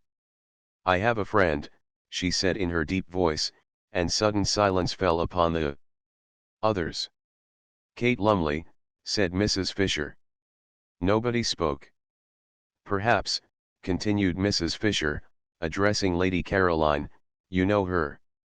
No, Lady Caroline did not know Kate Lumley, and Mrs. Fisher, without asking the others if they did, for she was sure they knew no one, proceeded. "I wish to invite her to join me," said Mrs. Fisher. Complete silence. Then Scrap said, turning to Mrs. Wilkins, "That settles Mellersh, then." "It settles the question of Mr. Wilkins," said Mrs. Fisher, "although I am unable to understand that there should ever have been a question, in the only way that is right." "I'm afraid you're in for it, then," said Lady Caroline, again to Mrs. Wilkins. "Unless," she added, "he can't come." But Mrs. Wilkins, her brow perturbed, for suppose after all she were not yet quite stable in heaven, could only say, a little uneasily, "I see him here." Chapter 13. The uneventful days, only outwardly uneventful, slipped by in floods of sunshine. And the servants, watching the four ladies, came to the conclusion there was very little life in them. To the servants San Salvatore seemed asleep. No one came to tea, nor did the ladies go anywhere to tea. Other tenants in other springs had been far more active.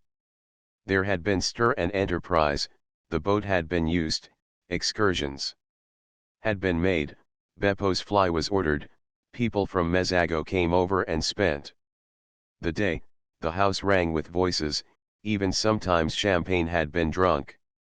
Life was varied, life was interesting. But this? What was this? The servants were not even scolded. They were left completely to themselves. They yawned. Perplexing, too, was the entire absence of gentlemen. How could gentlemen keep away from so much beauty? For, added up, and even after the subtraction of the old one, the three younger ladies produced a formidable total of that which gentlemen usually sought.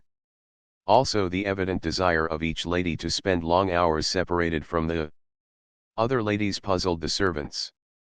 The result was a deathly stillness in the house, except at meal times. It might have been as empty as it had been all the winter, for any sounds of life there were. The old lady sat in her room, alone. The dark-eyed lady wandered off alone, loitering, so Domenico told them, who sometimes came across her in the course of his duties, incomprehensibly among the rocks. The very beautiful fair lady lay in her low chair in the top garden. Alone, the less, but still beautiful fair lady went up the hills and stayed up them for hours, alone, and every day the sun blazed slowly round the house, and disappeared at evening into the sea, and nothing at all had happened. The servants yawned. Yet the four visitors, while their bodies sat that was Mrs. Fisher's or lay that was Lady Caroline's or loitered that was Mrs. Arbuthnot's or went in solitude up into the hills that was Mrs. Wilkins's were anything but torpid. Really. Their minds were unusually busy. Even at night their minds were busy.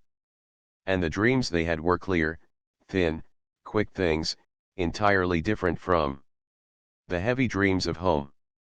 There was that in the atmosphere of San Salvatore which produced active-mindedness in all except the natives.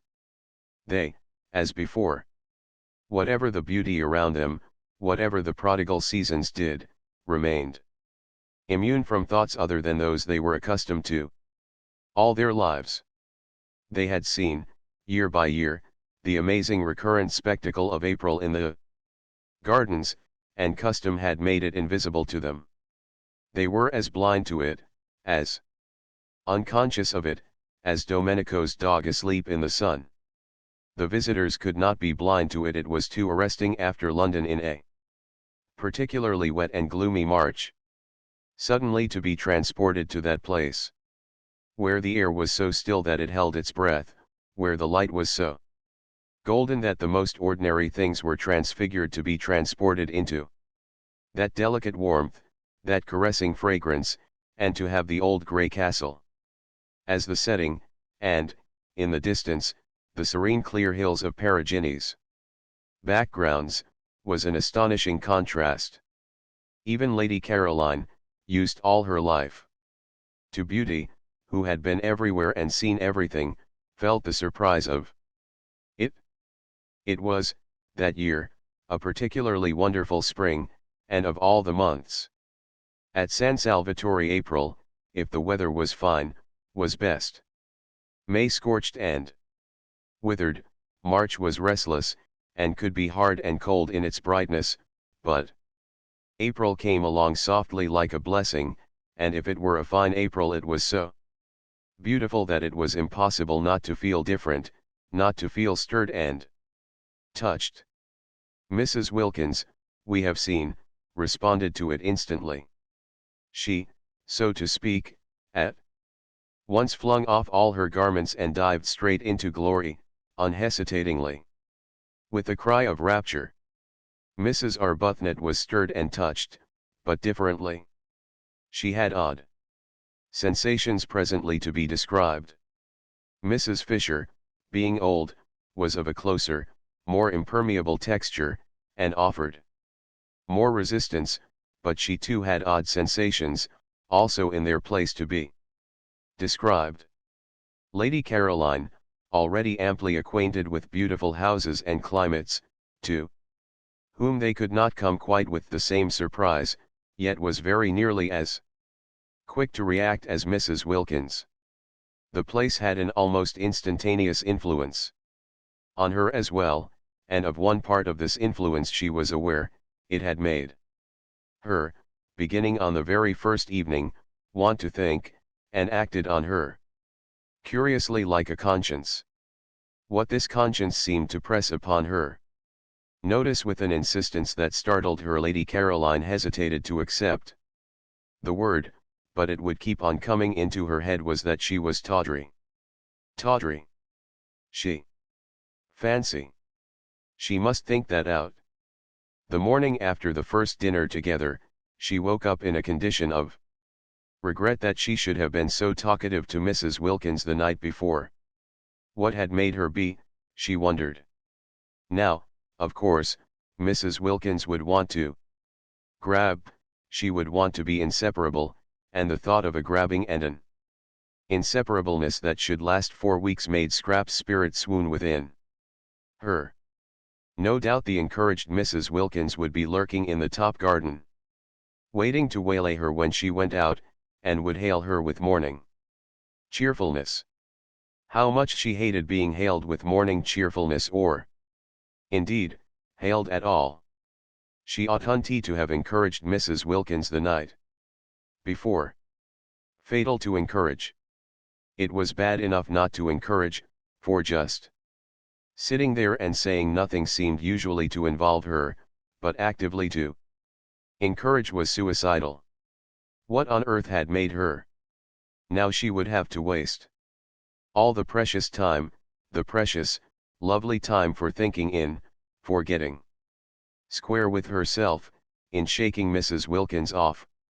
With great caution and on the tips of her toes, balancing herself carefully, lest the pebbles should scrunch, she stole out when she was dressed to her corner, but the garden was empty. No shaking off was necessary. Neither Mrs. Wilkins nor anybody else was to be seen. She had it entirely to herself. Except for Domenico, who presently came and hovered, watering his plants, again.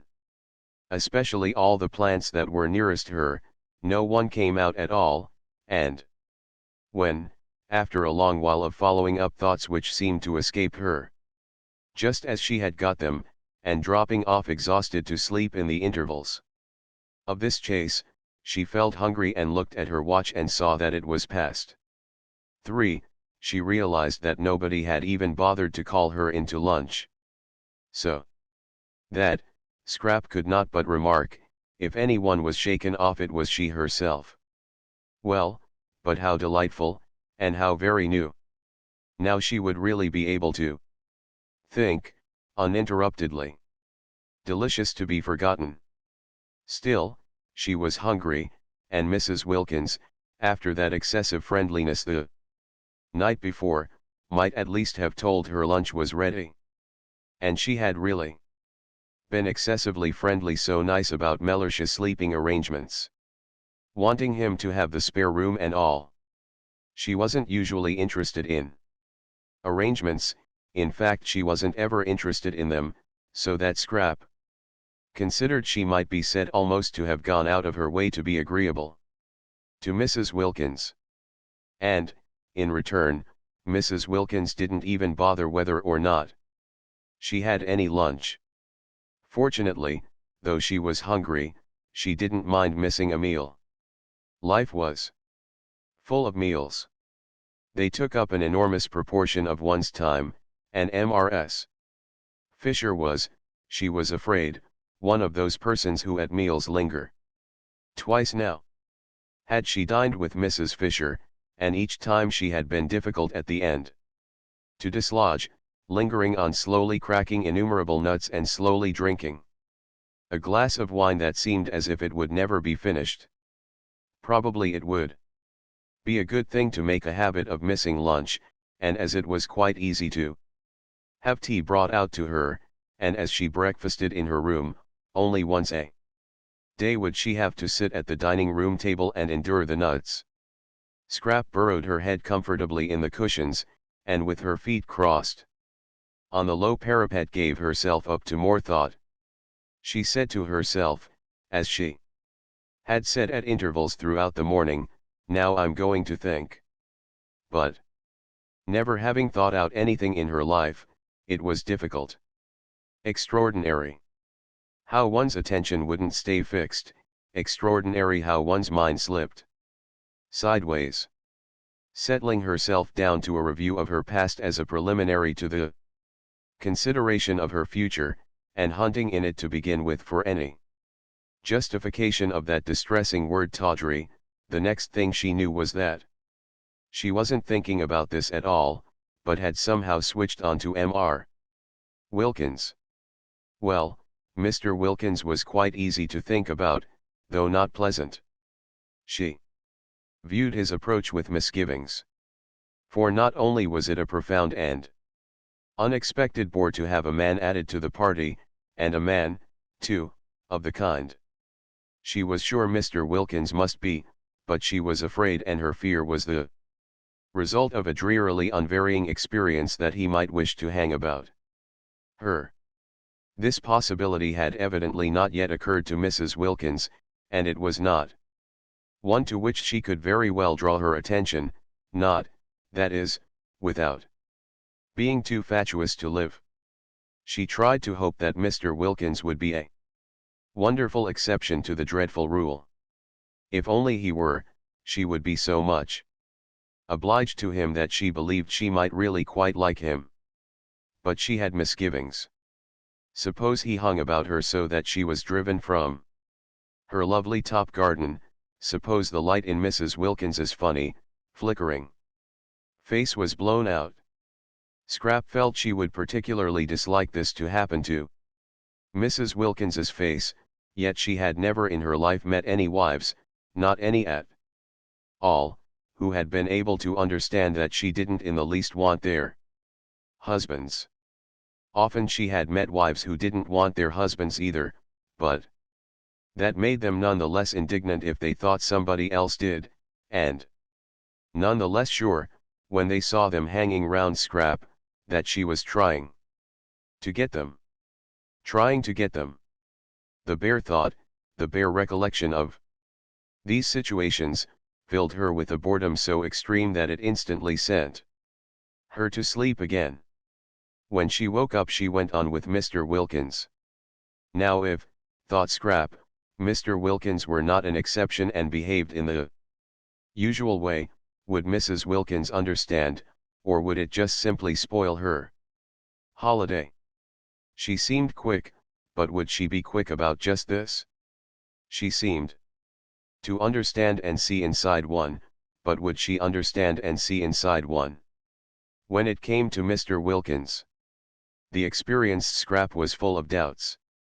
She shifted her feet on the parapet. She jerked a cushion straight. Perhaps she had better try and explain to Mrs. Wilkins, during the days still remaining before the arrival, explain in a general way, rather vague and talking at large, her attitude towards such things.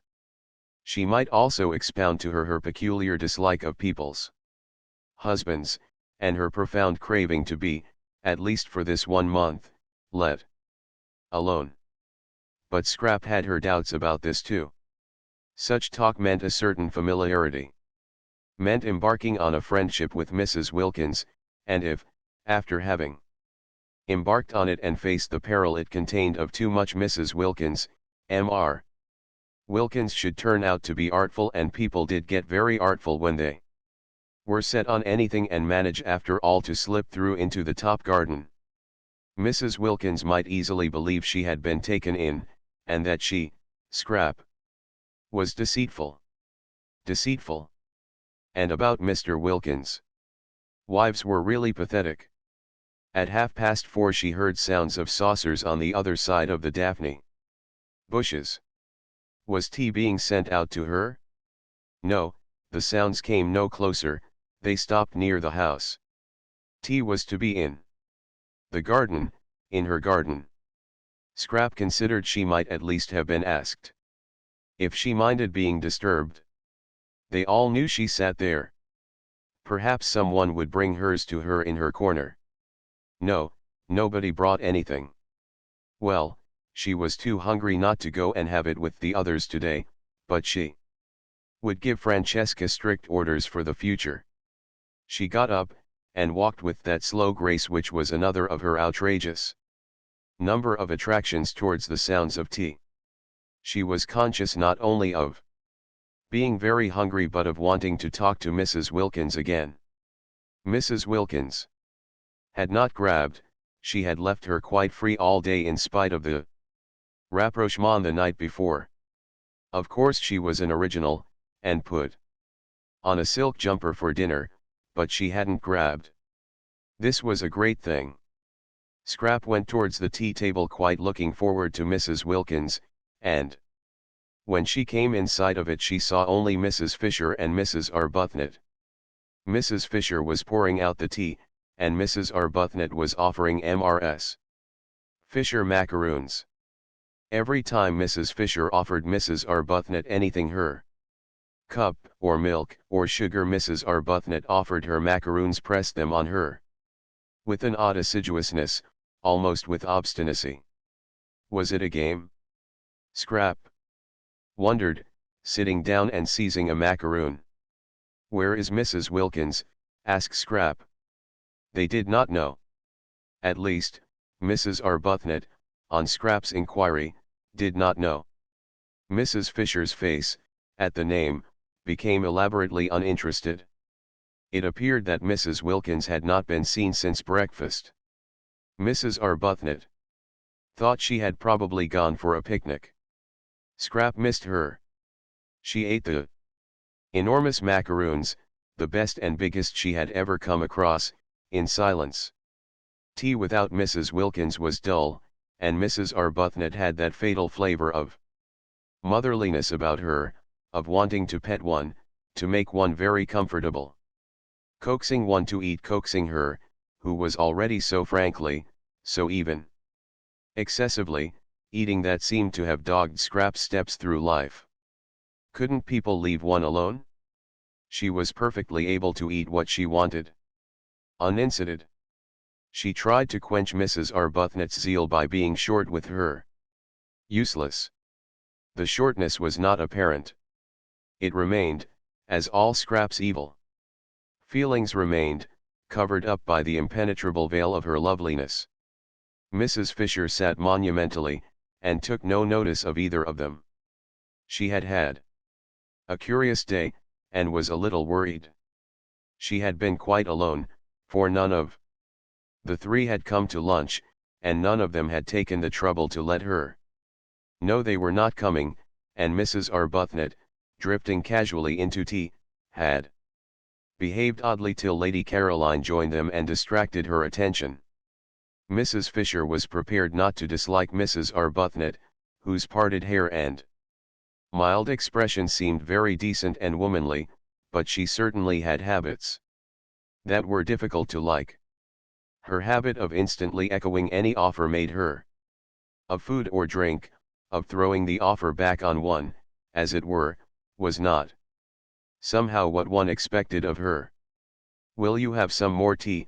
was surely a question to which the answer was simply yes or no, but Mrs. Arbuthnot persisted in the trick she had exhibited the day before at breakfast, of adding to her yes or no the words, "Will you?" She had done it again that morning at breakfast, and here she was doing it at tea, the two meals at which Mrs. Fisher presided and poured out. Why did she do it? Mrs. Fisher failed to understand. But this was not what was worrying her, this was merely by the way. What was worrying her was that she had been quite unable that day to settle to anything, and had done nothing but wander restlessly from her sitting room to her battlements and back again. It had been a wasted day, and how much she disliked waste.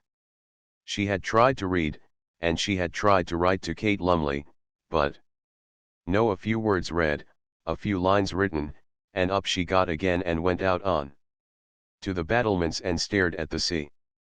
It did not matter that the letter to Kate Lumley should not be written. There was time enough for that. Let the others suppose her coming was definitely fixed. All the better. So would Mr. Wilkins be kept out of the spare room and put where he belonged. Kate would keep. She could be held in reserve. Kate in reserve was just as potent as Kate in actuality, and there were points about Kate in reserve which might be missing from Kate in actuality. For instance, if Mrs. Fisher were going to be restless, she would rather Kate were not there to see. There was a want of dignity about restlessness, about trotting backwards and forwards.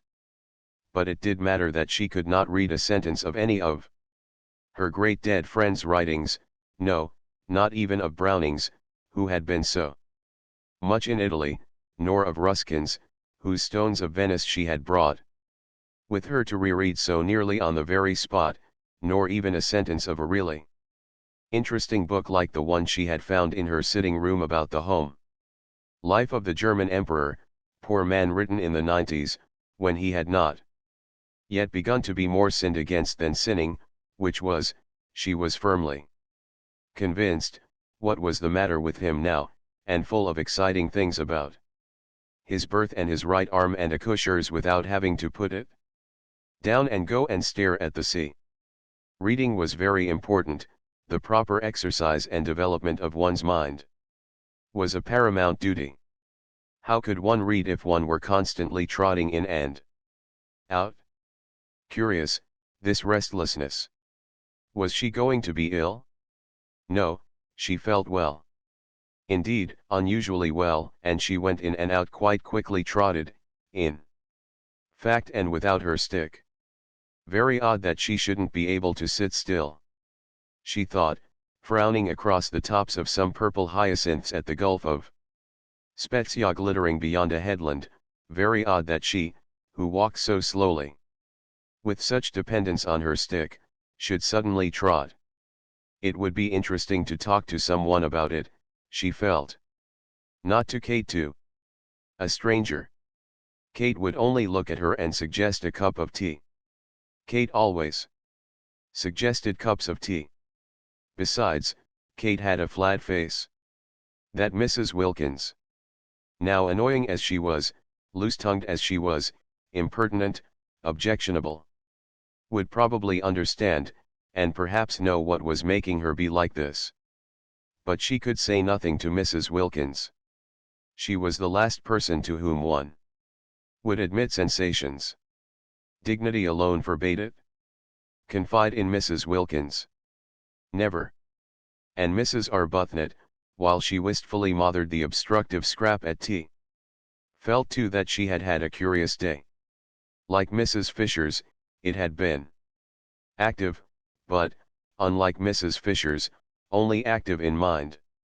Her body had been quite still, her mind had not been still at all, it had been excessively active. For years she had taken care to have no time to think. Her scheduled life in the parish had prevented memories and desires from intruding on her. That day they had crowded. She went back to tea feeling dejected, and that she should feel dejected in such a place with everything about her to make her rejoice, only dejected her the more. But how could she rejoice alone? How could anybody rejoice and enjoy and appreciate, really appreciate, alone? Except Lottie. Lottie seemed able to. She had gone off down the hill directly after breakfast, alone. Yet obviously rejoicing, for she had not suggested that Rose should go too, and she was singing as she went. Rose had spent the day by herself, sitting with her hands clasping her knees, staring straight in front of her. What she was staring at were the grey swords of the agaves, and, on their tall stalks, the pale irises that grew in the remote place she had found, while beyond them, between the grey leaves and the blue flowers, she saw the sea.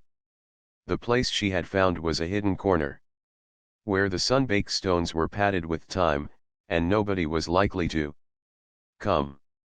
It was out of sight and sound of the house, it was off any path, it was near the end of the promontory. She sat so quiet that presently lizards darted over her feet, and some tiny birds like finches, frightened away at first, came back again and flitted among the bushes round her just as if she hadn't been there. How beautiful it was! And what was the good of it with no one there, no one who loved being with one, who belonged to one, to whom one could say, "Look." And wouldn't one say, "Look, dearest"? Yes, one would say, "Dearest," and the sweet word, just to say it to somebody who loved one, would make one happy. She sat quite still, staring straight in front of her. Strange that in this place she did not want to pray. She who had prayed so constantly at home didn't seem able to do it here at all. The first morning she had merely thrown up a brief thank you to heaven on getting out of bed, and had gone straight to the window to see what everything looked like, thrown up the thank you as carelessly as a ball, and thought no more about it. That morning, remembering this and ashamed, she had knelt down with determination, but perhaps determination was bad for prayers, for she had been unable to think of a thing to say. And as for her bedtime prayers, on neither of the nights had she said a single one. She had forgotten them. She had been so much absorbed in other thoughts that she had forgotten them, and, once in bed, she was asleep and whirling along among bright, thin swift dreams before she had so much time as to stretch herself out. What had come over her? Why had she let go the anchor of prayer? And she had difficulty, too, in remembering her poor, in remembering even that there were such things as poor. Holidays, of course, were good, and were recognized by everybody as good, but ought they so completely to blot out, to make such havoc of the realities? Perhaps it was healthy to forget her poor, with all the greater gusto would she go back to them. But it couldn't be healthy to forget her prayers, and still less could it be healthy not to mind. Rose did not mind. She knew she did not mind. And, even worse, she knew she did not mind not minding. In this place she was indifferent to both the things that had filled her life and made it seem as if it were happy for years. Well, if only she could rejoice in her wonderful new surroundings, have that much at least to set against the indifference, the letting go, but she could not. She had no work, she did not pray, she was left empty. Lottie had spoiled her day that day, as she had spoiled her day the day before. Lottie, with her invitation to her husband, with her suggestion that she too should invite hers, having flung Frederick into her mind again the day before, Lottie had left her, for the whole afternoon she had left her alone with her thoughts. Since then they had been all of Frederick. Where at Hampstead he came to her only in her dreams, here he left her dreams free and was with her during the day instead. And again that morning, as she was struggling not to think of him, Lottie had asked her, just before disappearing singing down the path, if she had written yet and invited him, and again he was flung into her mind and she wasn't able to get him out. How could she invite him? It had gone on so long, their estrangement, such years, she would hardly know what words to use, and besides, he would not come. Why should he come? He didn't care about being with her. What could they talk about? Between them was the barrier of his work and her religion. She could not. How could she, believing as she did in purity, in responsibility for the effect of one's actions on others, bear his work, bear living by it, and he, she knew, had at first resented and then been merely bored by her religion. He had let her slip away, he had given her up, he no longer minded, he accepted her religion indifferently, as a settled fact. Both it and she, Rose's mind, becoming more luminous in the clear light of April at San Salvatore, suddenly saw the truth bored him. Naturally, when she saw this, when that morning it flashed upon her for the first time, she did not like it. She liked it so little that for a space the whole beauty of Italy was blotted out. What was to be done about it? She could not give up believing in good and not liking evil, and it must be evil to live entirely on the proceeds of adulteries, however dead and distinguished they were. Besides, if she did, if she sacrificed her whole past, her bringing up, her work for the last 10 years, would she bore him less? Rose felt right down at her very roots that if you have once thoroughly bored somebody, it is next to impossible to unbore him. Once a bore, always a bore, certainly, she thought, too. The person originally bored. Then, thought she, looking out to sea through eyes grown misty, better cling to her religion. It was better she hardly noticed the reprehensibleness of her thought than nothing. But oh, she wanted to cling to something tangible, to love something living, something that one could hold against one's heart, that one could see and touch and do things for. If her poor baby hadn't died. Babies didn't get bored with one, it took them a long while to grow up and find one out. And perhaps one's baby never did find one out, perhaps one would always be to it, however old and bearded it grew, somebody special, somebody different from everyone else, and if for no other reason, precious in that one could never be repeated. Sitting with dim eyes looking out to sea, she felt an extraordinary yearning to hold something of her very own tight to her bosom. Rose was slender, and as reserved in figure as in character, yet she felt a queer sensation of how could she describe it, bosom. There was something about San Salvatore that made her feel all bosom. She wanted to gather to her bosom, to comfort and protect, soothing the dear head that should lie on it with softest strokings and murmurs of love. Frederick's child come to her, pillowed on her, because they were unhappy, because they had been hurt. They would need her then, if they had been hurt, they would let themselves be loved then, if they were unhappy. Well, the child was gone, would never come now, but perhaps Frederick some day when he was old and tired. Such were Mrs. Arbuthnot's reflections and emotions that first day at San Salvatore by herself. She went back to tea dejected as she had not been for years.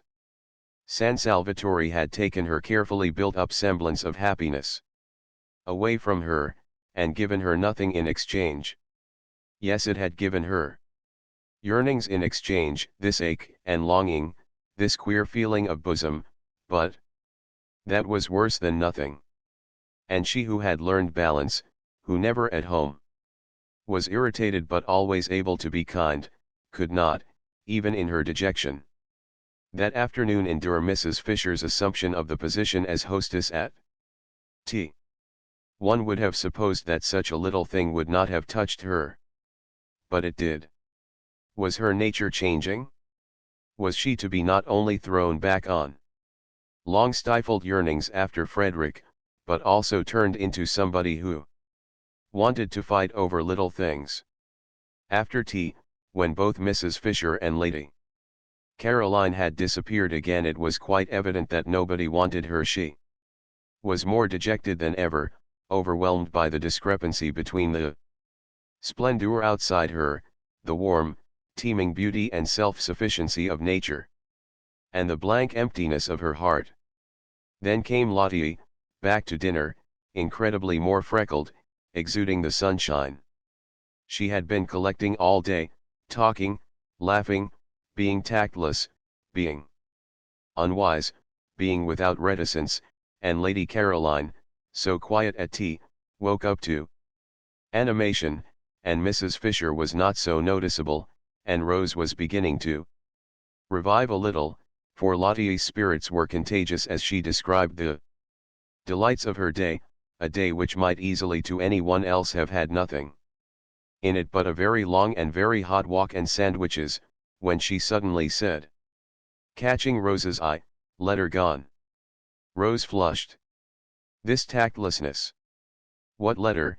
asked Scrap, interested. Both her elbows were on the table and her chin was supported in her hands, for the nut stage had been reached, and there was nothing for it but to wait in as comfortable a position as possible, till Mrs. Fisher had finished cracking. "Asking her husband here," said Lottie. Mrs. Fisher looked up. Another husband? Was there to be no end to them? Nor was this one, then, a widow either, but her husband was no doubt a decent, respectable man, following a decent, respectable calling.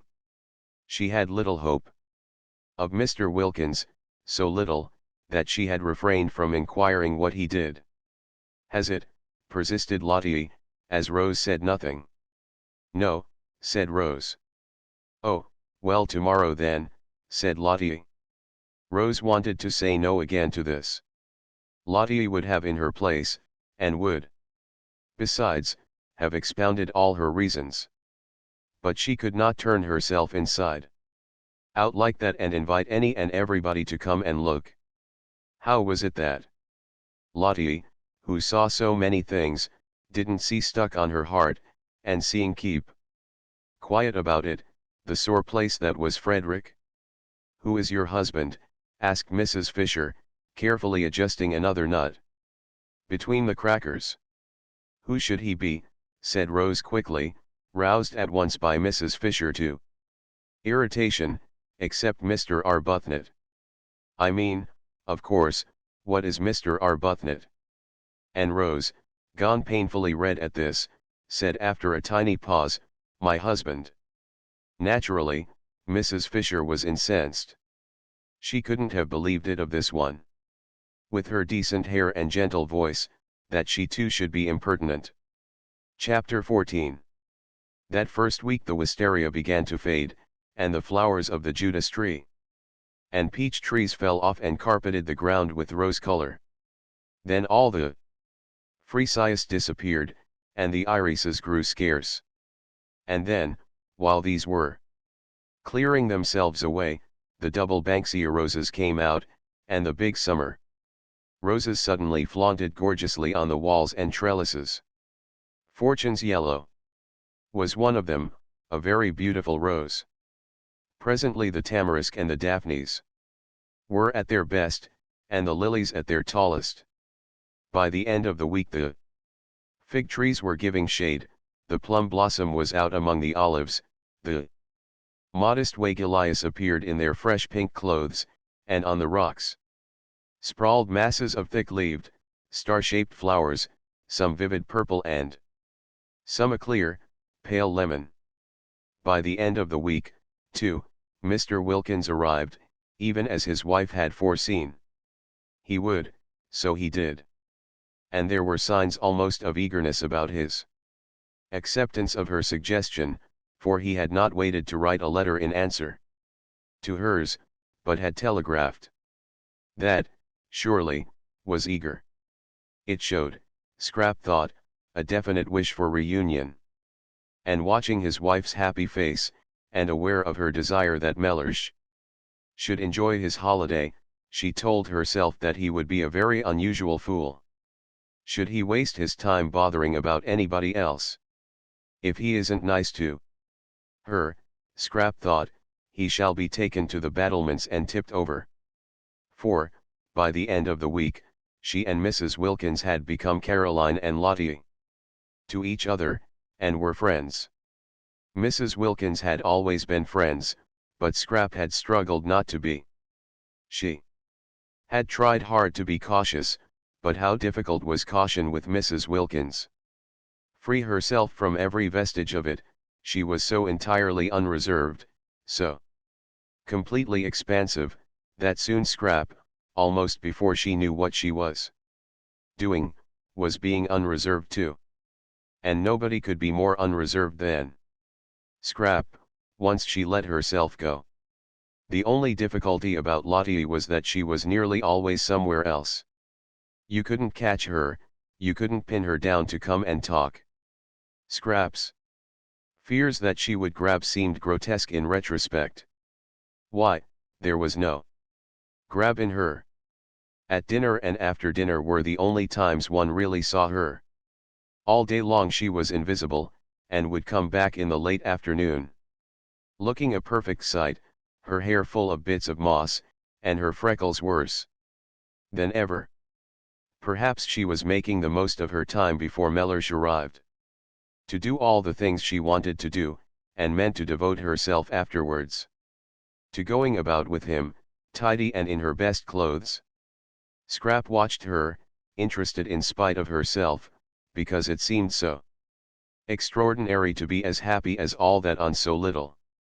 San Salvatore was beautiful, and the weather was divine, but scenery and weather had never been enough for Scrap, and how could they be enough for somebody who would have to leave them quite soon and go back to life in Hampstead? Also, there was the imminence of Mellersh, of that Mellersh from whom Lottie had so lately run. It was all very well to feel one ought to share, and to make a beau jest and do it, but the beau's jest Scrap had known hadn't made anybody happy. Nobody really liked being the object of one, and it always meant an effort on the part of the maker. Still, she had to admit there was no effort. About Lottie, it was quite plain that everything she did and said was effortless, and that she was just simply, completely happy. And so Mrs. Wilkins was, for her doubts as to whether she had had time to become steady enough in serenity to go on being serene in Mellersh's company. When she had it uninterruptedly right round the clock, had gone by the middle of the week, and she felt that nothing now could shake her. She was ready for anything. She was firmly grafted, rooted, built into heaven. Whatever Mellersh said or did, she would not budge an inch out of heaven, would not rouse herself a single instant to come outside it and be cross. On the contrary, she was going to pull him up into it beside her, and they would sit comfortably together, suffused in light, and laugh at how much afraid of him she used to be in Hampstead, and at how deceitful her afraidness had made her. But he wouldn't need much pulling. He would come in quite naturally after a day or two, irresistibly wafted on the scented breezes of that divine air, and there he would sit arrayed in stars, thought Mrs. Wilkins, in whose mind, among much other debris, floated occasional bright shreds of poetry. She laughed too herself a little at the picture of Mellersh, that top-hat, black-coated, respectable family solicitor, arrayed in stars, but she laughed affectionately, almost with a maternal pride in how splendid he would look in such fine clothes. Poor lamb, she murmured to herself affectionately. And added, what he wants is a thorough airing. This was during the first half of the week. By the beginning of the last half, at the end of which Mr. Wilkins arrived, she left off even assuring herself that she was unshakable, that she was permeated beyond altering by the atmosphere. She no longer thought of it or noticed it, she took it for granted, if one may say so, and she certainly said so, not only to herself but also to Lady Caroline. She had found her celestial legs. Contrary to Mrs. Fisher's idea of the seemly, but of course contrary, what else would one expect of Mrs. Wilkins? She did not go to meet her husband at Mezzago, but merely walked down to the point where Beppo's fly would leave him and his luggage in the street of Castagneto. Mrs. Fisher disliked the arrival of Mr. Wilkins, and was sure that anybody who could have married Mrs. Wilkins must be at least of an injudicious disposition, but a husband, whatever his disposition, should be properly met. Mr. Fisher had always been properly met. Never once in his married life had he gone unmet at a station, nor had he ever not been seen off. These observances, these courtesies, strengthened the bonds of marriage, and made the husband feel he could rely on his wife's being always there. Always being there was the essential secret for a wife. What would have become of Mr. Fisher if she had neglected to act on this principle? She preferred not to think. Enough things became of him as it was, for whatever one's care in stopping up, married life yet seemed to contain chinks. But Mrs. Wilkins took no pains. She just walked down the hill singing Mrs. Fisher could hear her and picked up her husband in the street as casually as if he were a pin. The three others, still in bed, for it was not nearly time to get up, heard her as she passed beneath their windows down the zigzag path to meet Mr. Wilkins, who was coming by the morning train, and Scrap smiled, and Rose sighed, and Mrs. Fisher rang her bell and desired Francesca to bring her breakfast in her room. All three had breakfast that day in their rooms, moved by a common instinct to take cover. Scrap always breakfasted in bed, but she had the same instinct for cover, and during breakfast she made plans for spending the whole day where she was. Perhaps, though, it wouldn't be as necessary that day as the next. That day, Scrap calculated, Mellersh would be provided for. He would want to have a bath. And having a bath at San Salvatore was an elaborate business, a real adventure. If one had a hot one in the bathroom, and it took a lot of time. It involved the attendance of the entire staff, Domenico and the boy Giuseppe, coaxing the patent stove to burn, restraining it when it burned too fiercely, using the bellows to it when it threatened to go out, relighting it when it did go out.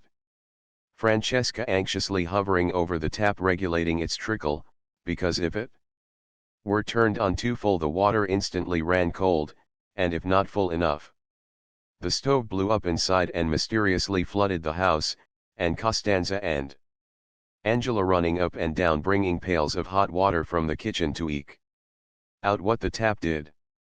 This bath had been put in lately, and was at once the pride and the terror of the servants. It was very patent. Nobody quite understood it. There were long printed instructions as to its right treatment hanging on the wall, in which the word pericoloso recurred. When Mrs. Fisher, proceeding on her arrival to the bathroom, saw this word, she went back to her room again and ordered a sponge bath instead, and when the others found what using the bathroom meant, and how reluctant the servants were to leave them alone with the stove, and how Francesca positively refused to, and stayed with her back turned watching the tap, and how the remaining servants waited anxiously outside the door till the bather came safely out again, they too had sponge baths brought into their rooms instead. Mr. Wilkins, however, was a man, and would be sure to want a big bath. Having it, Scrap calculated, would keep him busy for a long while. Then he would unpack, and then, after his night in the train, he would probably sleep till the evening. So would he be provided for the whole of that day, and not be let loose on them till dinner. Therefore Scrap came to the conclusion she would be quite safe in the garden that day, and got up as usual after breakfast, and dawdled as usual through her dressing, listening with a slightly cocked ear to the sounds of Mr. Wilkins's arrival, of his luggage being carried into Lottie's room on the other side of the landing, of his educated voice as he inquired of Lottie, first, "Do I give this fellow anything?" and immediately afterwards, "Can I have a hot bath?" Of Lottie's voice cheerfully assuring him that he needn't give the fellow anything, because he was the gardener, and that yes, he could have a hot bath, and soon.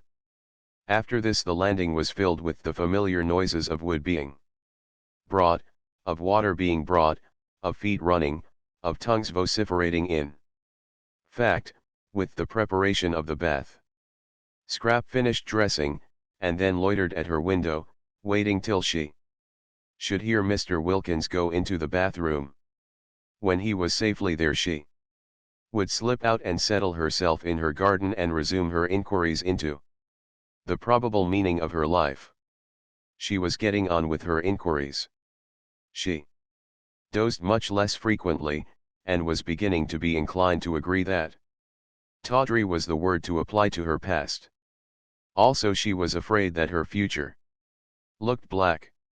There she could hear Mr. Wilkins's educated voice again. Lottie's door had opened, and he was coming out of it asking his way to the bathroom. "It's where you see the crowd," Lottie's voice answered, still a cheerful voice. Scrap was glad to notice. His steps went along the landing, and Lottie's steps seemed to go downstairs. And then there seemed to be a brief altercation at the bathroom door, hardly so much an altercation as a chorus of vociferations on one side and a wordless determination, Scrap judged, to have a bath by oneself on the other. Mr. Wilkins knew no Italian, and the expression pericoloso left him precisely as it found him, or would have if he had seen it, but naturally he took no notice of the printed matter on the wall. He firmly closed the door on the servants, resisting Domenico, who tried to the last to press through, and locked himself in as a man should for his bath, judicially considering, as he made his simple preparations for getting in, the singular standard of behavior of these foreigners who, both male and female, apparently wished to stay with him while he bathed. In Finland, he had heard, the female natives not only were present on such occasions but actually washed the bath-taking traveler. He had not heard, however, that this was true too of Italy, which somehow seemed much nearer civilization, perhaps because one went there, and did not go to Finland. Impartially examining this reflection, and carefully balancing the claims to civilization of Italy and Finland, Mr. Wilkins got into the bath and turned off the tap. Naturally he turned off the tap. It was what one did. But on the instructions, printed in red letters, was a paragraph saying that the tap should not be turned off as long as there was still fire in the stove.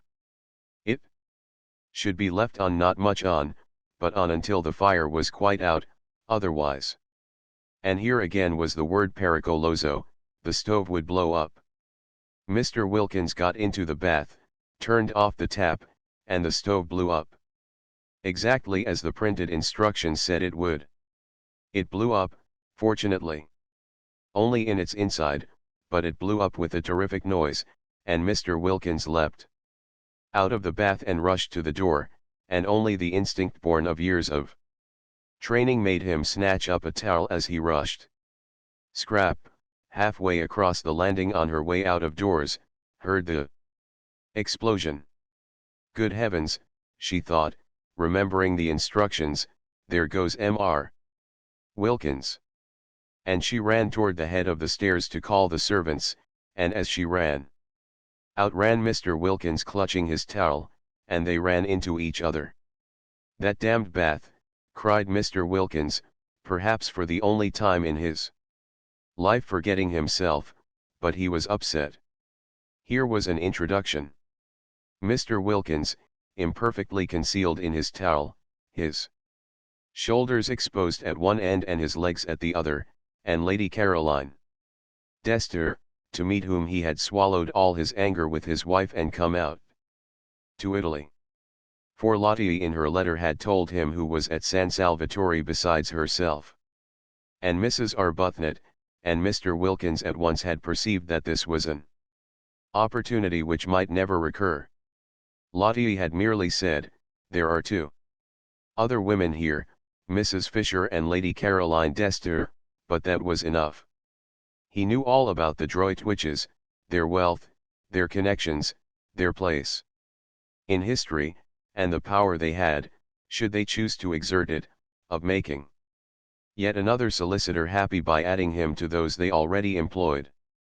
Some people employed one solicitor for one branch of their affairs, and another for another.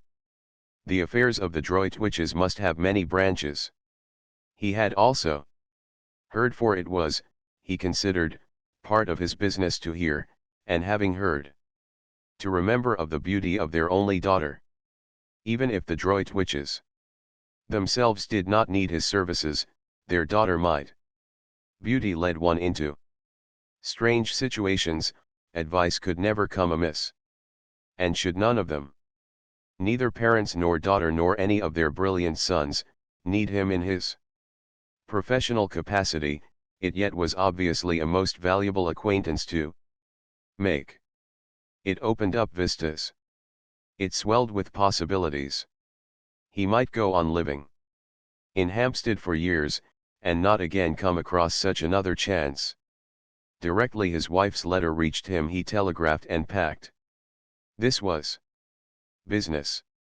He was not a man to lose time when it came to business, nor was he a man to jeopardize a chance by neglecting to be amiable. He met his wife perfectly amiably, aware that amiability under such circumstances was wisdom. Besides, he actually felt amiable very. For once, Lottie was really helping him.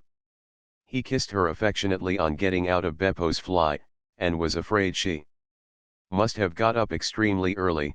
He made no complaints of the steepness of the walk up, he told her pleasantly of his journey, and when called upon, obediently admired the views. It was all neatly mapped out in his mind, what he was going to do that first day: have a shave, have a bath, put on clean clothes, sleep a while, and then would come lunch and the introduction to Lady Caroline. In the train he had selected the words of his greeting, going over them with care, some slight expression of his gratification in meeting one of whom he, in common with the whole world, had heard, but of course put delicately, very delicately, some slight reference to her distinguished parents and the part her family had played in the history of England, made, of course, with proper tact. A sentence or two about her eldest brother Lord Winchcombe, who had won his VC in the late war under circumstances which could only cause he might or might not add this every Englishman's heart to beat higher than ever with pride, and the first steps towards what might well be the turning point in his career would have been taken. And here he was. No, it was too terrible. What could be more terrible? Only a towel on, water running off his legs, and that exclamation. He knew at once the lady was Lady Caroline the minute the exclamation was out. He knew it. Rarely did Mr. Wilkins use that word, and never, never in the presence of a lady or a client. While as for the towel, why had he come? Why had he not stayed in Hampstead? It would be impossible to live this down. But Mr. Wilkins was reckoning without scrap. She, indeed, screwed up her face at the first flash of him on her astonished sight in an enormous effort not to laugh, and having choked the laughter down and got her face serious again, she said as composedly as if he had had all his clothes on, "How do you do?" What perfect tact! Mr. Wilkins could have worshipped her. This exquisite, ignoring blue blood, of course, coming out. Overwhelmed with gratitude he took her offered hand and said, "How do you do?" in his turn, and merely to repeat the ordinary words seemed magically to restore the situation to the normal. Indeed, he was so much relieved, and it was so natural to be shaking hands, to be conventionally greeting, that he forgot he had only a towel on, and his professional manner came back to him. He forgot what he was looking like, but he did not forget that this was Lady Caroline Dester, the lady he had come all the way to Italy to see, and he did not forget that it was in her face, her lovely and important face, that he had flung his terrible exclamation. He must at once entreat her forgiveness. To say Such a word to a lady, to any lady, but of all ladies to just this one. I'm afraid I used unpardonable language, began Mr. Wilkins very earnestly, as earnestly and ceremoniously as if he had had his clothes on. I thought it most appropriate, said Scrap, who was used to dams. Mr. Wilkins was incredibly relieved and soothed by this answer. No offense. Then, taken. Blue blood again. Only blue blood could afford such a liberal, such an understanding attitude. It is Lady Caroline Dester, is it not, to whom I am speaking, he asked, his voice sounding even more carefully cultivated than usual, for he had to restrain too much pleasure, too much relief, too much of the joy of the pardoned and the shriven from getting into it. Yes, said Scrap, and for the life of her she couldn't help smiling. She couldn't help it. She hadn't meant to smile at Mr. Wilkins, not ever, but really he looked, and then his voice on the top of the rest of him, oblivious of the towel and his legs, and talking just like a church. Allow me to introduce myself, said Mr. Wilkins, with the ceremony of the drawing room. My name is Mellersh Wilkins. And he instinctively held out his hand a second time at the words. I thought perhaps it was, said Scrap, a second time having hers shaken and a second time unable not to smile. He was about to proceed to the first of the graceful tributes he had prepared. In the train, oblivious, as he could not see himself, that he was without his clothes, when the servants came running up the stairs and, simultaneously, Mrs. Fisher appeared in the doorway of her sitting room. For all this had happened very quickly, and the servants away in the kitchen, and Mrs. Fisher pacing her battlements, had not had time on hearing the noise to appear before the second handshake. The servants, when they heard the dreaded noise, knew at once what had happened, and rushed straight into the bathroom to try and staunch the flood, taking no notice of the figure on the landing in the towel, but Mrs. Fisher did not know what the noise could be, and coming out of her room to inquire stood rooted on the door-sill. It was enough to root anybody. Lady Caroline, shaking hands with what evidently, if he had had clothes on, would have been Mrs. Wilkins's husband, and both of them conversing just as if. Then Scrap became aware of Mrs. Fisher. She turned to her at once. Do let me, she said gracefully, introduce Mr. Mellersh Wilkins.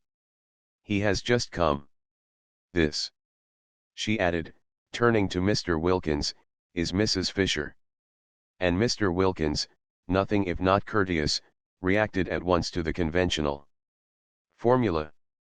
First he bowed to the elderly lady in the doorway, then he crossed over to her, his wet feet leaving footprints as he went, and having got to her, he politely held out his hand. It is a pleasure, said Mr. Wilkins in his carefully modulated voice, to meet a friend of my wife's. Scrap melted away down into the garden. Chapter 15. The strange effect of this incident was that when they met that evening at dinner, both Mrs. Fisher and Lady Caroline had a singular feeling of secret understanding with Mr. Wilkins. He could not be to them as other men. He could not be to them as he would have been if they had met him in his clothes. There was a sense of broken ice. They felt at once intimate and indulgent, almost. They felt to him as nurses do as those feel who have assisted either patients or young children at their baths. They were acquainted with Mr. Wilkins's legs. What Mrs. Fisher said to him that morning in her first shock will never be known, but what Mr. Wilkins said to her in reply, when reminded by what she was saying of his condition, was so handsome in its apology, so proper in its confusion, that she had ended by being quite sorry for him and completely placated. After all, it was an accident, and nobody could help accidents. And when she saw him next at dinner, dressed, polished, spotless as to linen and sleek as to hair. She felt this singular sensation of a secret understanding with him and, added to it, of a kind of almost personal pride in his appearance, now that he was dressed, which presently extended in some subtle way to an almost personal pride in everything he said. There was no doubt whatever in Mrs. Fisher's mind that a man was infinitely preferable as a companion to a woman. Mr. Wilkins's presence and conversation at once raised the standard of the dinner table from that of a bear garden, yes, a bear garden, to that of a civilized social gathering. He talked as men talk, about interesting subjects, and, though most courteous to Lady Caroline, showed no traces of dissolving into simpers and idiocy whenever he addressed her. He was, indeed, precisely as courteous to Mrs. Fisher herself, and when for the first time at that table politics were introduced, he listened to her with the proper seriousness on her exhibiting a desire to speak, and treated her opinions with the attention they deserved. He appeared to think much as she did about Lloyd George, and in regard to literature he was equally sound. In fact, there was real conversation, and he liked nuts. How he could have married Mrs. Wilkins was a mystery. Lottie, for her part, looked on with round eyes. She had expected Mellersh to take at least 2 days before he got to the stage, but the San Salvatore spell had worked instantly. It was not only that he was pleasant at dinner, for she had always seen him pleasant at dinners with other people, but he had been pleasant all day privately, so pleasant that he had complimented her on her looks while she was brushing out her hair, and kissed her. And it was neither good morning nor good night. Well, this being so, she would put off telling him the truth about her nest egg, and about Rose not being his hostess after all, till next day. Pity. To spoil things. She had been going to blurt it out as soon as he had had a rest, but it did seem a pity to disturb such a very beautiful frame of mind as that of Mellersh this first day. Let him too get more firmly fixed in heaven. Once fixed he wouldn't mind anything. Her face sparkled with delight at the instantaneous effect of San Salvatore. Even the catastrophe of the bath, of which she had been told when she came in from the garden, had not shaken him. Of course all that he had needed was a holiday. What a brute she had been to him when he wanted to take her himself to Italy. But this arrangement, as it happened, was ever so much better, though not through any merit of hers. She talked and laughed gaily, not a shred of fear of him left in her, and even when she said, struck by his spotlessness, that he looked so clean that one could eat one's dinner off him, and Scrap laughed, Mellersh laughed too. He would have minded that at home, supposing that at home she had had the spirit to say it. It was a successful evening.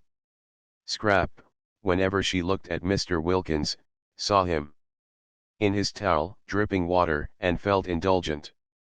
Mrs. Fisher was delighted with him.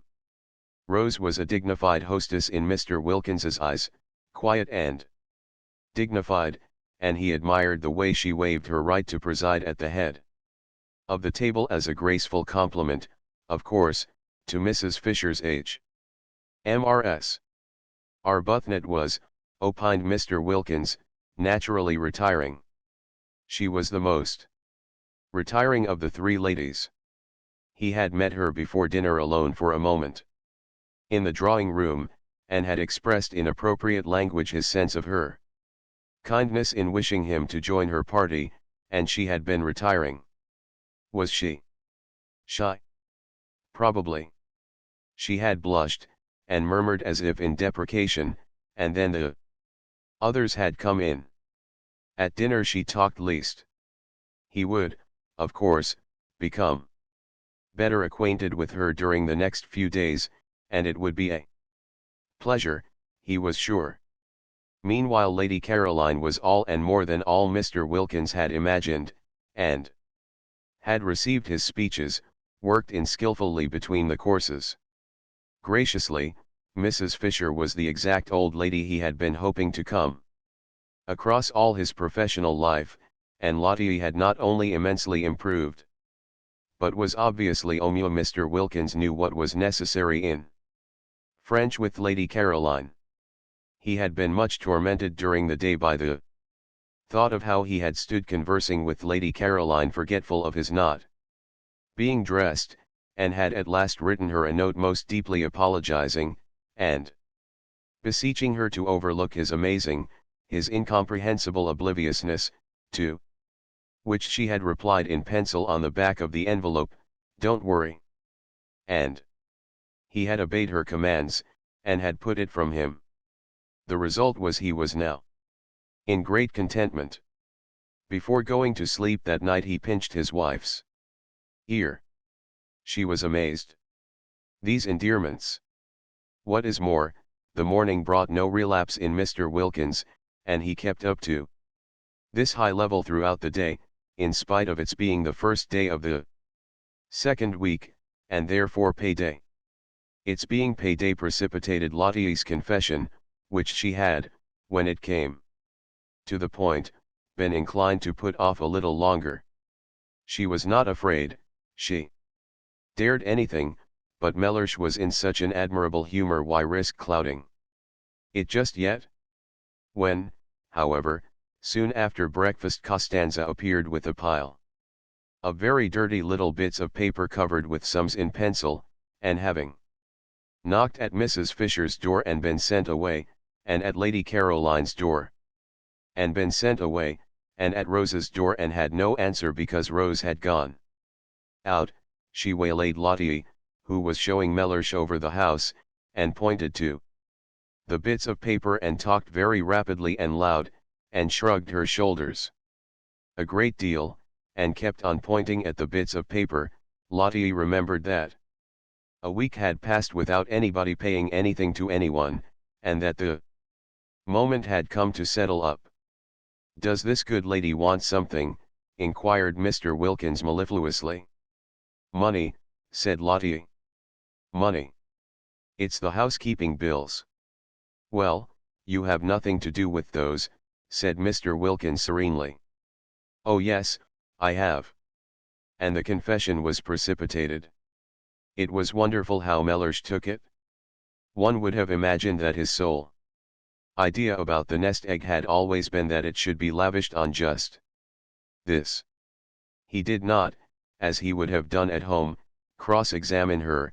He accepted everything as it came pouring out, about her fibs and all, and when she had finished and said, "You have every right to be angry, I think, but I hope you won't be and will forgive me instead," he merely asked, "What can be more beneficial than such a holiday?"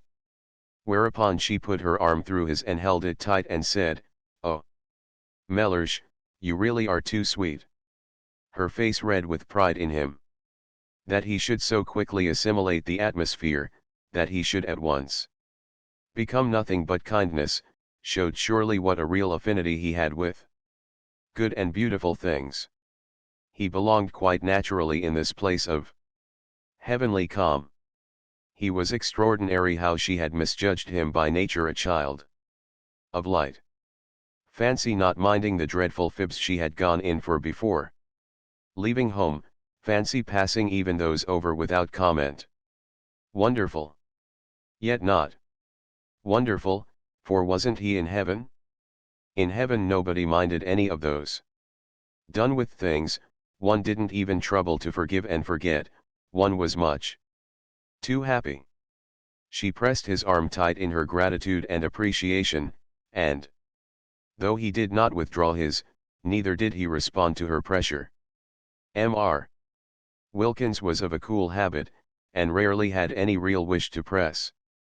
Meanwhile, Costanza, perceiving that she had lost the Wilkinses' ear, had gone back to Mrs. Fisher, who at least understood Italian, besides being clearly in The servant's eyes the one of the party marked down by age and appearance to pay the bills, and to her, while Mrs. Fisher put the final touches to her toilette, for she was preparing, by means of putting on a hat and veil and feather boa and gloves, to go for her first stroll in the lower garden, positively her first since her arrival. She explained that unless she was given money to pay the last week's bills, the shops of Castagnito would refuse credit for the current week's food. Not even credit would they give, affirmed Costanza, who had been spending a great deal and was anxious to pay all her relations what was owed them, and also to find out how her mistresses took it for that day's meals. Soon it would be the hour of colazione, and how could there be colazione without meat, without fish, without eggs, without... Mrs. Fisher took the bills out of her hand and looked at the total, and she was so much astonished by its size, so much horrified by the extravagance to which it testified, that she sat down at her writing table to go into the thing thoroughly.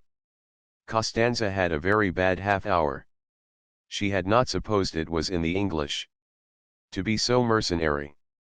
And then La Vecchia, as she was called in the kitchen, knew so much Italian, and with a doggedness that filled Costanza with shame on her behalf, for such conduct was the last one expected from the noble English.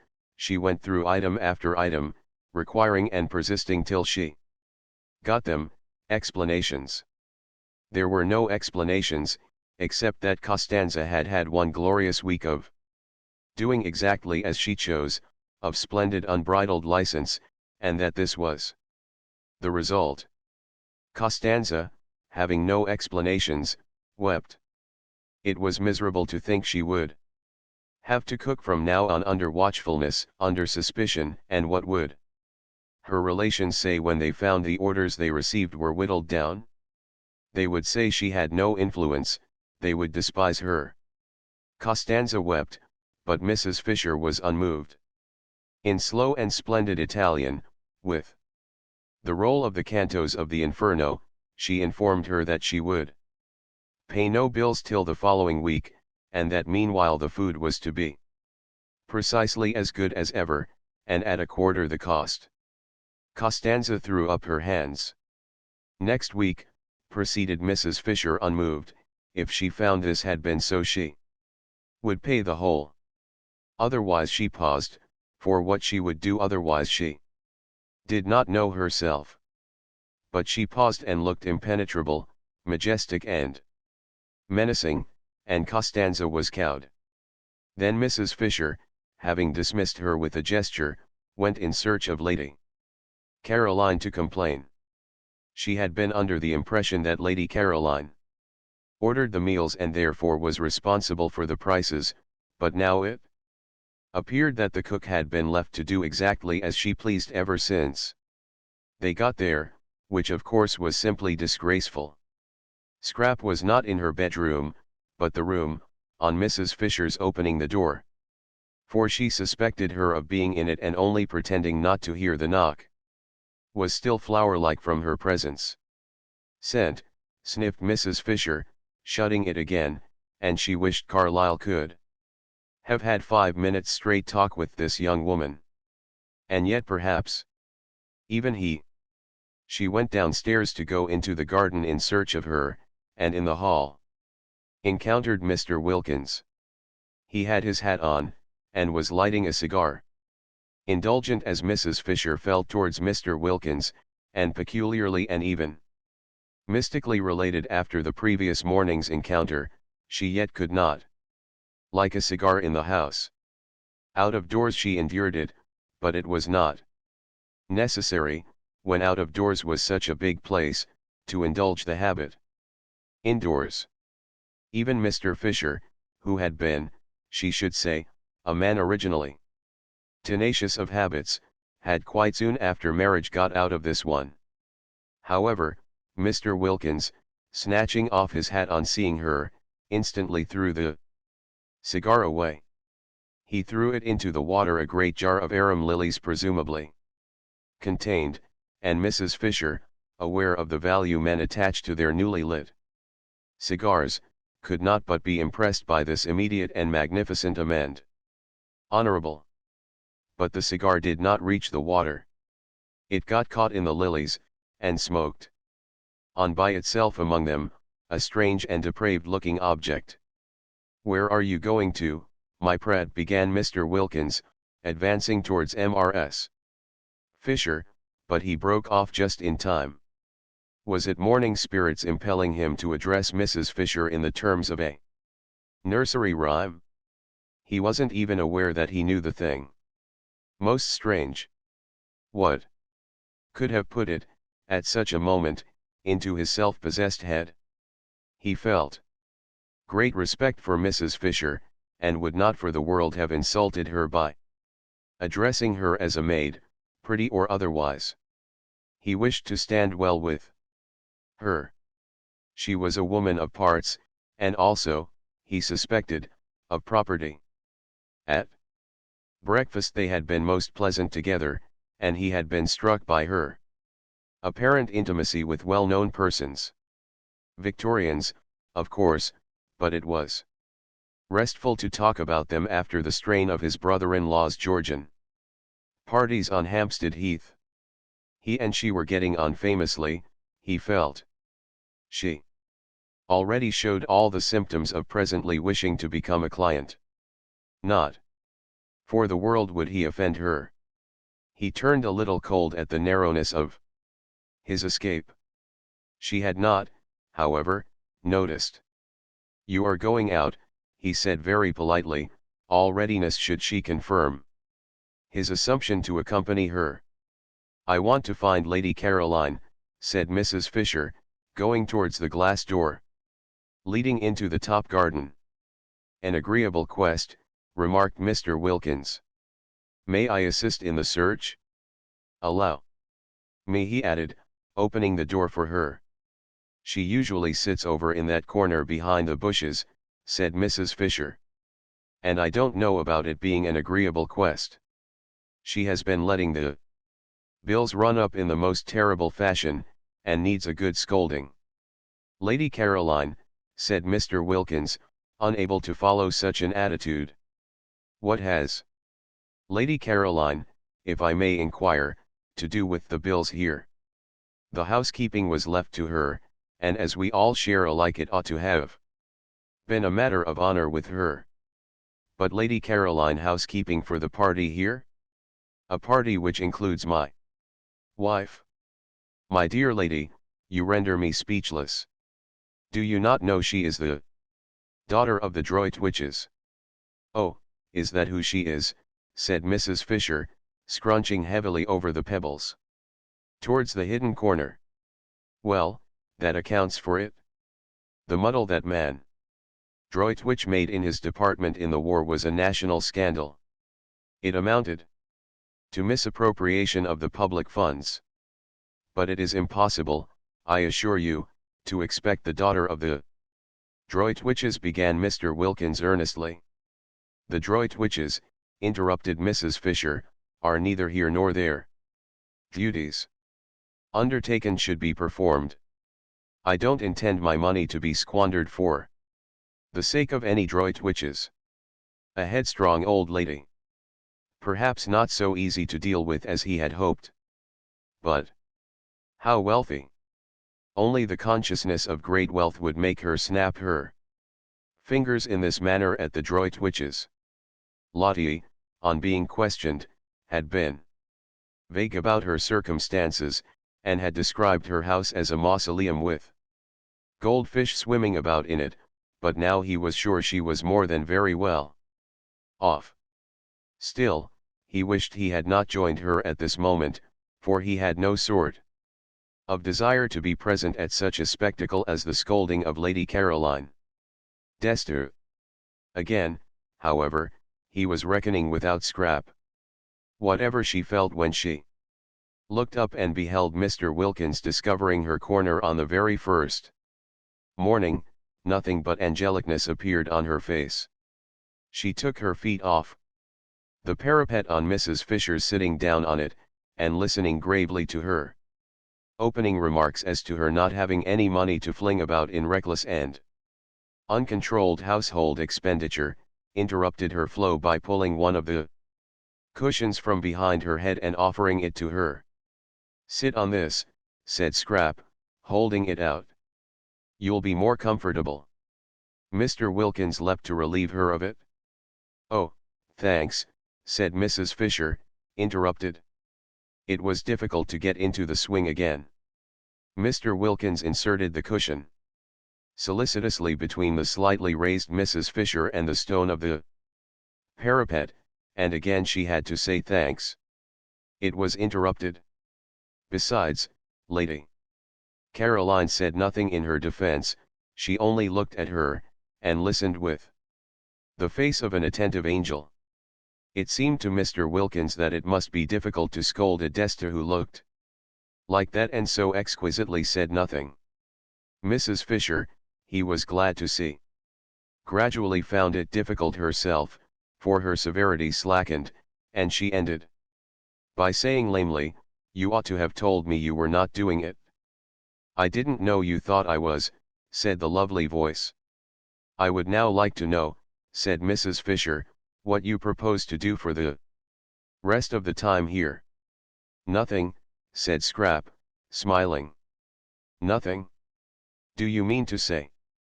"If I may be allowed, ladies," interposed Mr. Wilkins in his suavest professional manner, to make a suggestion, they both looked at him, and, remembering him as they first saw him, felt indulgent. "I would advise you not to spoil a delightful holiday with worries over housekeeping."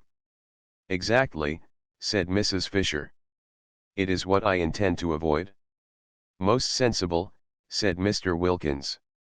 "Why not, then," he continued, "allow the cook, an excellent cook, by the way, so much ahead per diem?" Mr. Wilkins knew what was necessary in Latin, and tell her that for the sum she must cater for you, and not only cater but cater as well as ever?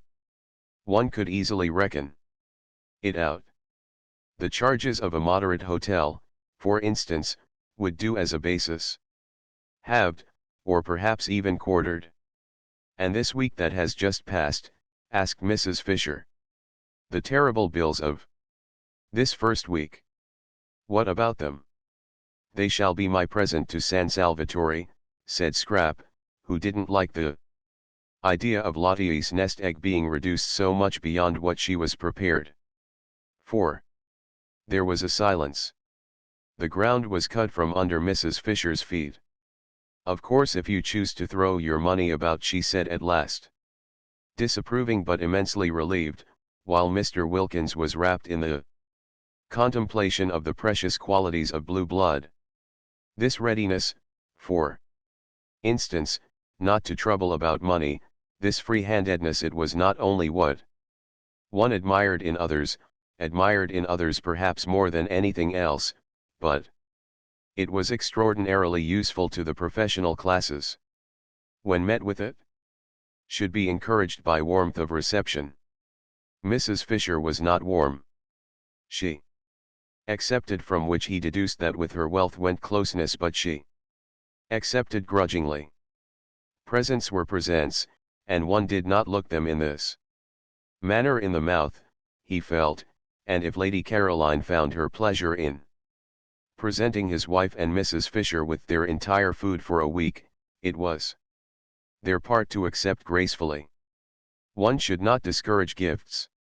On behalf of his wife, then, Mr. Wilkins expressed what she would wish to express, and remarking to Lady Caroline with a touch of lightness, "For so should gifts be accepted in order to avoid embarrassing the donor, that she had in that case been his wife's hostess since her arrival," he turned almost gaily to Mrs. Fisher and pointed out that she and his wife must now jointly write Lady Caroline the customary letter of thanks for hospitality. "A Collins," said Mr. Wilkins, who knew what was necessary in literature. "I prefer the name Collins for such a letter to either that of board and lodging or bread and butter. Let us call it a Collins." Scrap smiled, and held out her cigarette case. Mrs. Fisher could not help being mollified. A way out of waste was going to be found, thanks to Mr. Wilkins, and she hated waste quite as much as having to pay for it. Also a way was found out of housekeeping. For a moment she had thought that if everybody tried to force her into housekeeping on her brief holiday by their own indifference, Lady Caroline, or inability to speak Italian, the other two, she would have to send for Kate Lumley after all. Kate could do it. Kate and she had learned Italian together. Kate would only be allowed to come on condition that she did do it. But this was much better, this way of Mr. Wilkins's. Really a most superior man. There was nothing like an intelligent, not too young man for profitable and pleasurable companionship. And when she got up, the business for which she had come being settled, and said she now intended to take a little stroll before lunch, Mr. Wilkins did not stay with Lady Caroline, as most of the men she had known would, she was afraid, have wanted to. He asked to be permitted to go and stroll with her, so that he evidently definitely preferred conversation to faces. A sensible, companionable man. A clever, well-read man. A man of the world. A man. She was very glad indeed she had not written to Kate the other day. What did she want with Kate? She had found a better companion. But Mr. Wilkins did not go with Mrs. Fisher because of her conversation, but because, when she got up and he got up because she got up, intending merely to bow her out of the recess, Lady Caroline had put her feet up on the parapet again, and arranging her head sideways in the cushions had shut her eyes. The daughter of the Droitwiches desired to go to sleep. It was not for him, by remaining, to prevent her. Chapter 16. And so the second week began, and all was harmony. The arrival of Mr. Wilkins, instead of, as three of the party had feared and the fourth had only been protected from fearing by her burning faith in the effect on him of San Salvatore, disturbing such harmony as there was, increased it. He fitted in. He was determined to please, and he did please. He was most amiable to his wife not only in public, which she was used to, but in private, when he certainly wouldn't have been if he hadn't wanted to. He did want to. He was so much obliged to her, so much pleased with her, for making him acquainted with Lady Caroline, that he felt really fond of her. Also proud, for there must be, he reflected, a good deal more in her than he had supposed, for Lady Caroline to have become so intimate with her and so affectionate. And the more he treated her as though she were really very nice, the more Lottie expanded and became really very nice, and the more he, affected in his turn, became really very nice himself, so that they went round and round, not in a vicious but in a highly virtuous circle. Positively, for him, Mellersh petted her. There was at no time much pet in Mellersh, because he was by nature a cool man, yet such was the influence on him of, as Lottie supposed, San Salvatore, that in this second week he sometimes pinched both her ears, one after the other, instead of only one, and Lottie, marveling at such rapidly developing affectionateness, wondered what he would do, should he continue at this rate, in the third week, when her supply of ears would have come to an end. He was particularly nice about the washstand, and genuinely desirous of not taking up too much of the space in the small bedroom.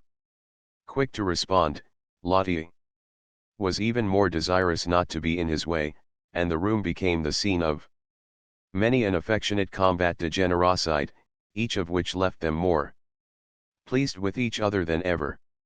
He did not again have a bath in the bathroom, though it was mended and ready for him, but got up and went down every morning to the sea, and in spite of the cool nights making the water cold. Early had his dip as a man should, and came up to breakfast rubbing his hands. And feeling, as he told Mrs. Fisher, prepared for anything. Lottie's belief in the irresistible influence of the heavenly atmosphere of San Salvatore being thus obviously justified, and Mr. Wilkins, whom Rose knew as alarming and Scrap had pictured as icily unkind, being so evidently a changed man, both Rose and Scrap began to think there might after all be something in what Lottie insisted on, and that San Salvatore did work purgingly on the character. They were the more inclined to think so in that they too felt a working going on inside themselves. They felt more cleared, both of them, that second week. Scrap in her thoughts, many of which were now quite nice thoughts, real, amiable ones about her parents and relations, with a glimmer in them of recognition of the extraordinary benefits she had received at the hands of what? Fate. Providence, anyhow of something, and of how, having received them, she had misused them by failing to be happy, and rose in her bosom, which, though it still yearned to some purpose, for she was reaching the conclusion that merely inactively to yearn was no use at all, and that she must either by some means stop her yearning or give it at least a chance, remote, but still a chance, of being quieted by writing to Frederick and asking him to come out. If Mr. Wilkins could be changed, thought Rose, why not Frederick? How wonderful it would be, how too wonderful, if the place worked on him too and were able to make them even a little understand each other, even a little be friends. Rose, so far had loosening and disintegration gone on in her character, now was beginning to think her obstinate straight-lacedness about his books and her austere absorption in good works had been foolish and perhaps even wrong. He was her husband, and she had frightened him away. She had frightened love away. Precious love, and that couldn't be good. Was not Lottie right when she said the other day that nothing at all except love mattered?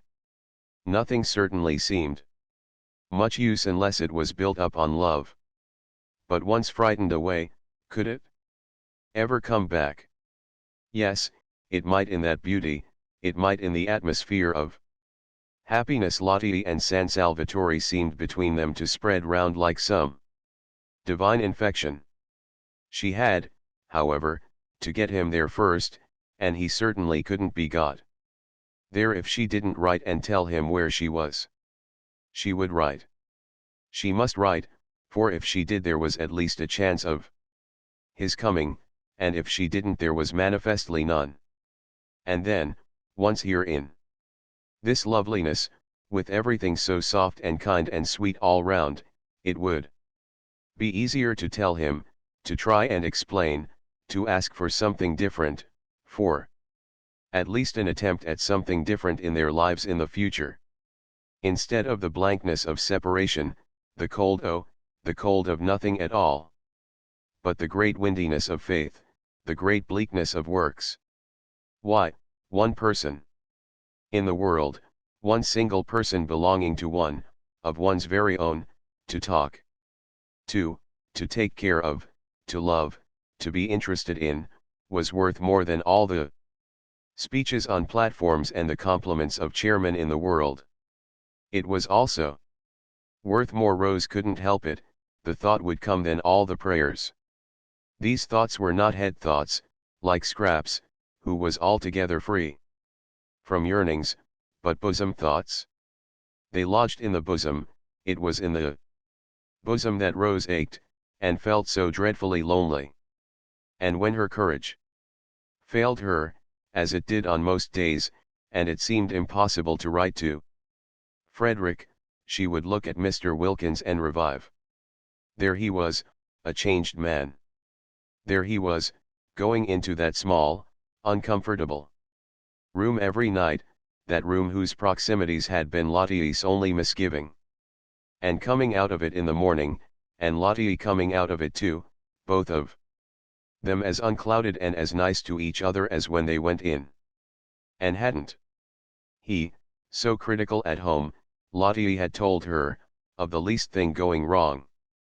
Emerged from the bath catastrophe as untouched in spirit as Shadrach, Meshach, and Abednego were untouched in body when they emerged from the fire? Miracles were happening in this place. If they could happen to Mr. Wilkins, why not to Frederick?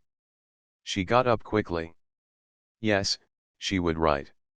She would go and write to him at once. But suppose. She paused. Suppose he didn't answer. Suppose he didn't even answer. And she sat down again to think a little longer. In these hesitations did Rose spend most of the second week. Then there was Mrs. Fisher. Her restlessness increased that second week. It increased to such an extent that she might just as well not have had her private sitting room at all, for she could no longer sit. Not for 10 minutes. Together could Mrs. Fisher sit. And added to the restlessness, as the days of the second week proceeded on their way, she had a curious sensation, which worried her, of rising sap. She knew the feeling, because she had sometimes had it in childhood in specially swift springs, when the lilacs and the syringas seemed to rush out into blossom in a single night, but it was strange to have it again after over 50 years. She would have liked to remark on the sensation to someone, but she was ashamed. It was such an absurd sensation at her age. Yet oftener and oftener, and every day more and more, did Mrs. Fisher have a ridiculous feeling as if she were presently going to burgeon. Sternly she tried to frown the unseemly sensation down. Burgeon, indeed. She had heard of dried staffs, pieces of mere dead wood, suddenly putting forth fresh leaves, but only in legend. She was not in legend. She knew perfectly what was due to herself. Dignity demanded that she should have nothing to do with fresh leaves at her age, and yet there it was the feeling that presently, that at any moment now, she might crop out all green. Mrs. Fisher was upset. There were many things she disliked more than anything else, and one was when the elderly imagined they felt young and behaved accordingly. Of course they only imagined it, they were only deceiving themselves, but how deplorable were the results. She herself had grown old as people should grow old, steadily and firmly. No interruptions, no belated afterglows and spasmodic returns. If, after all these years, she were now going to be deluded into some sort of unsuitable breaking out, how humiliating. Indeed she was thankful, that second week, that Kate Lumley was not there. It would be most unpleasant, should anything different occur in her behavior, to have Kate looking on. Kate had known her all her life.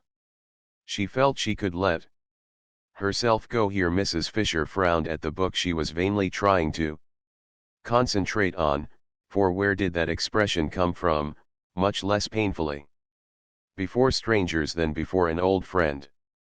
Old friends, reflected Mrs. Fisher, who hoped she was reading, compare one constantly with what one used to be.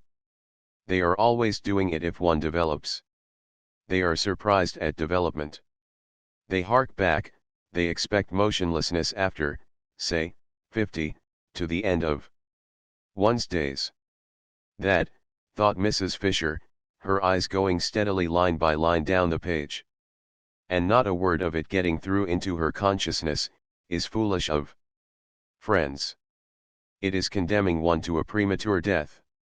One should continue, of course with dignity, to develop, however old one may be. She had nothing against developing, against further ripeness, because as long as one was alive, one was not dead obviously, decided Mrs. Fisher, and development, change, ripening, were life. What she would dislike would be unripening, going back to Something green.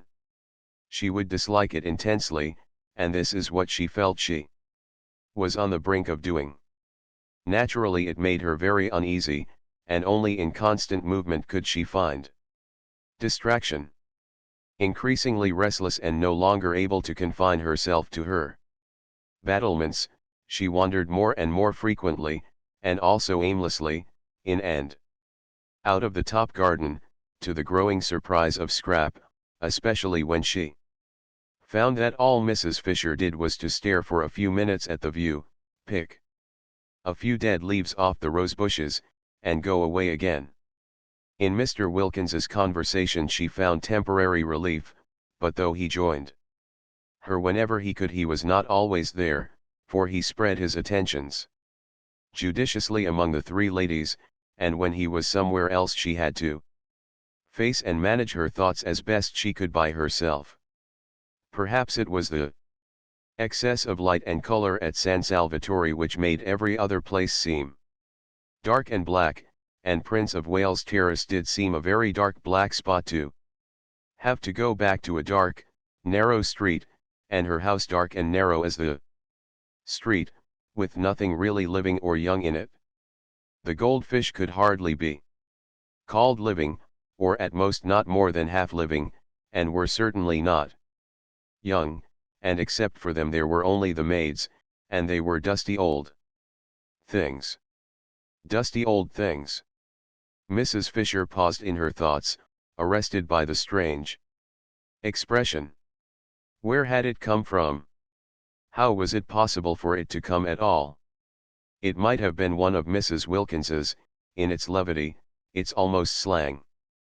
Perhaps it was one of hers, and she had heard her say it and unconsciously caught it from her. If so, this was both serious and disgusting.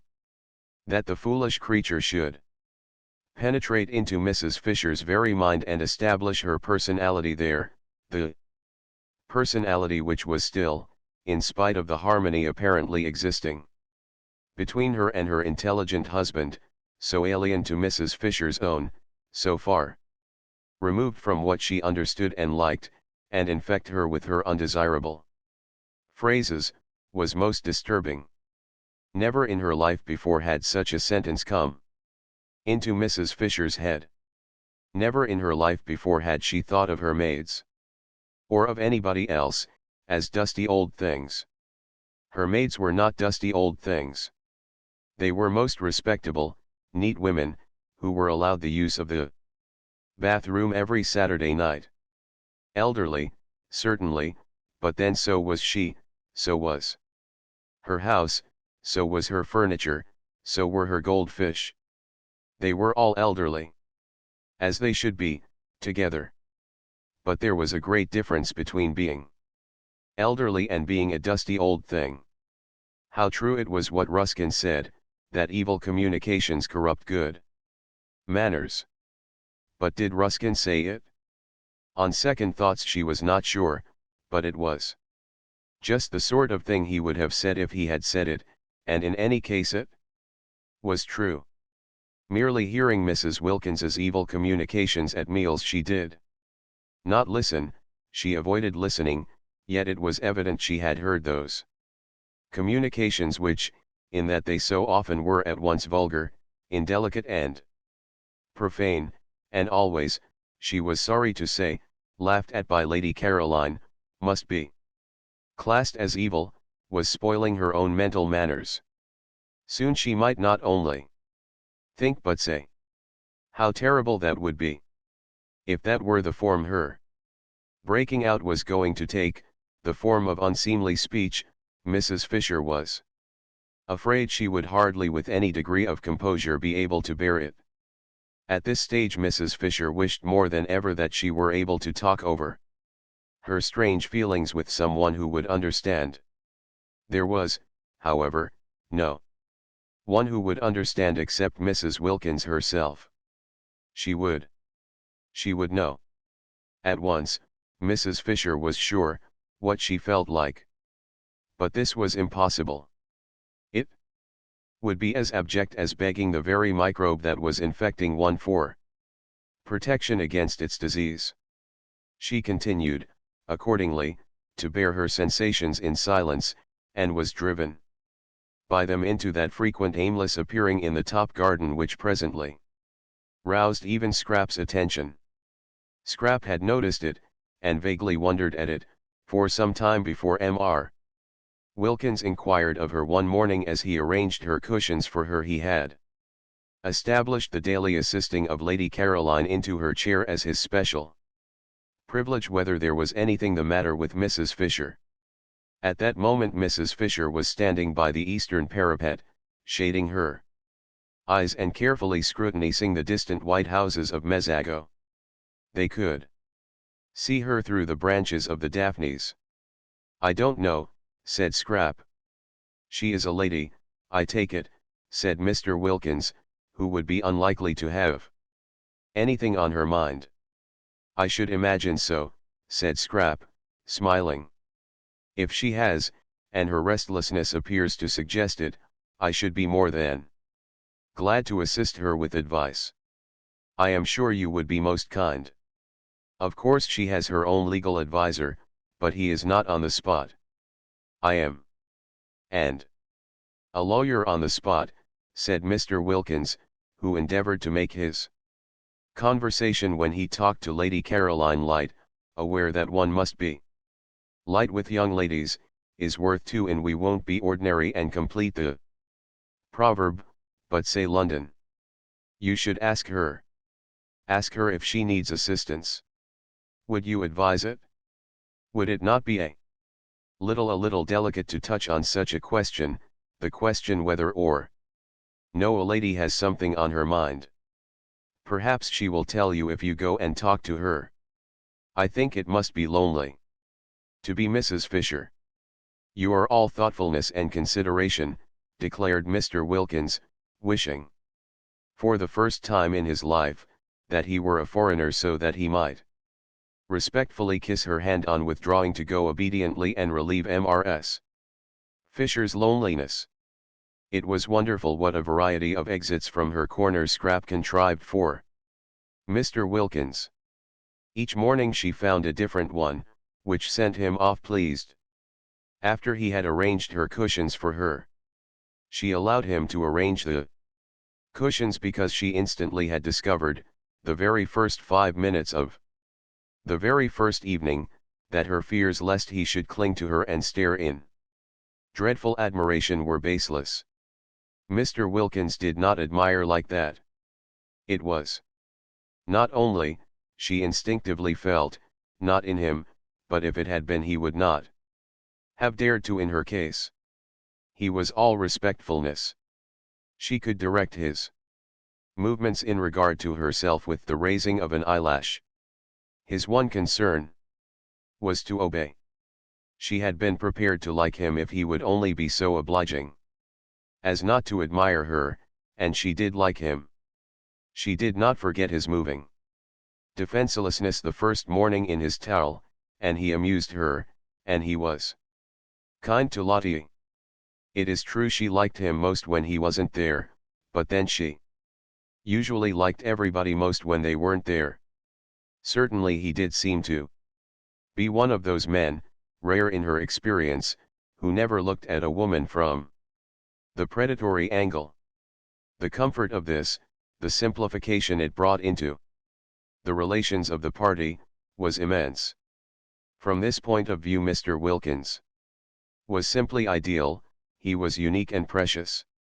Whenever she thought of him, and was perhaps inclined to dwell on the aspects of him that were a little boring, she remembered this and murmured, "But what a treasure!"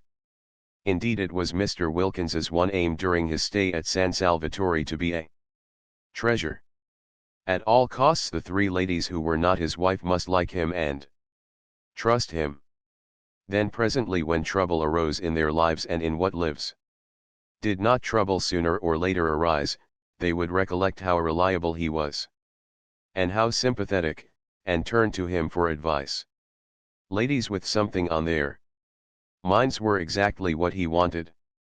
Lady Caroline, he judged, had nothing on hers at the moment, but so much beauty, for he could not but see what was Evident must have had its difficulties in the past and would have more of them before it had done. In the past he had not been at hand, in the future he hoped to be. And meanwhile the behavior of Mrs. Fisher, the next in importance of the ladies from the professional point of view, showed definite promise. It was almost certain that Mrs. Fisher had something on her mind. He had been observing her attentively, and it was almost certain. With the third, with Mrs. Arbuthnot, he had up to this made least headway, for she was so very retiring and quiet. But might not this very retiringness, this tendency to avoid the others and spend her time alone, indicate that she too was troubled? If so, he was her man. He would cultivate her. He would follow her and sit with her, and encourage her to tell him about herself. Arbuthnot, he understood from Lottie, was a British Museum official, nothing specially important at present, but Mr. Wilkins regarded it as his business to know all sorts and kinds. Besides, there was promotion. Arbuthnot, promoted, might become very much worthwhile. As for Lottie, she was charming.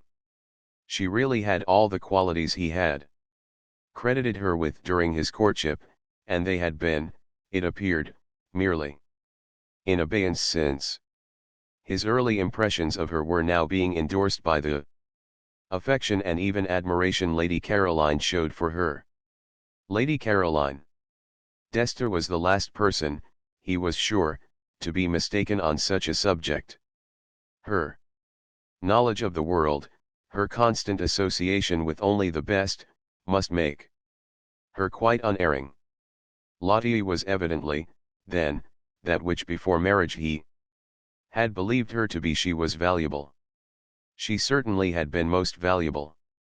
In introducing him to Lady Caroline and Mrs. Fisher, a man in his profession could be immensely helped by a clever and attractive wife. Why had she not been attractive sooner? Why this sudden flowering? Mr. Wilkins began too to believe there was something peculiar, as Lottie had almost at once informed him, in the atmosphere of San Salvatore. It promoted expansion. It brought out dormant qualities. And feeling more and more pleased, and even charmed, by his wife, and very content with the progress he was making with the two others, and hopeful of progress to be made with the retiring third, Mr. Wilkins could not remember ever having had such an agreeable holiday. The only thing that might perhaps be bettered was the way they would call him Mr. Wilkins. Nobody said Mr. Mellersh Wilkins. Yet he had introduced himself to Lady Caroline. He flinched a little on remembering the circumstances as Mellersh Wilkins. Still, this was a small matter, not enough to worry about. He would be foolish if in such a place and such society he worried about anything. He was not even worrying about what the holiday was costing, and had made up his mind to pay not only his own expenses but his wife's as well, and surprise her at the end by presenting her with her nest egg as intact as when she started, and just the knowledge that he was preparing a happy surprise for her made him feel warmer than ever towards her. In fact, Mr. Wilkins, who had begun by being consciously and according to plan on his best behavior, remained on it unconsciously, and with no effort at all. And meanwhile the beautiful golden days were dropping gently from the second week one by one, equal in beauty with those of the first, and the scent of bean fields in flower on the hillside behind the village came across to San Salvatore whenever the air moved. In the garden that second week the poet's eyed narcissus disappeared out the long grass at the edge of the zigzag path, and wild gladiolus, slender and rose-colored, came in their stead.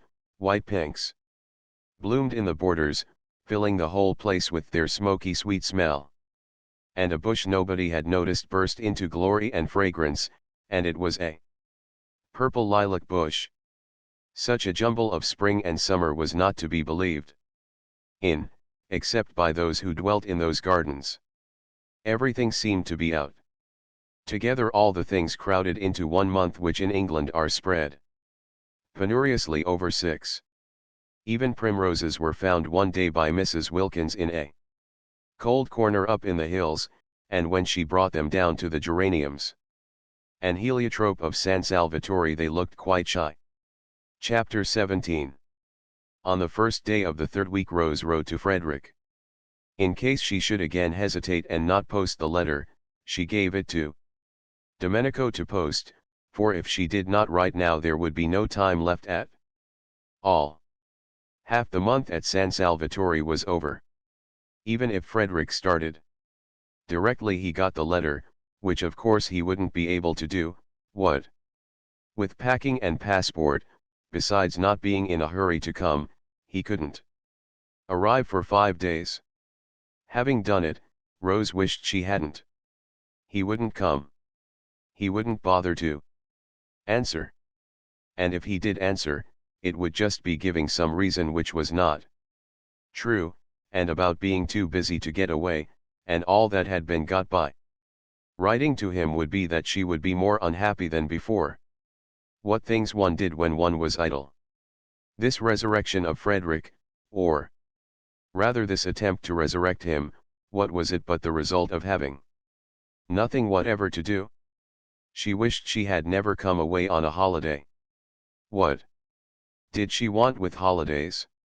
Work was her salvation, work was the only thing that protected one, that kept one steady and one's values true. At home in Hampstead, absorbed and busy, she had managed to get over Frederick, thinking of him latterly only with the gentle melancholy with which one thinks of some one once loved but long since dead, and now this place, idleness in this soft place, had thrown her back to the wretched state she had climbed so carefully out of years ago. Why, if Frederick did come she would only bore him.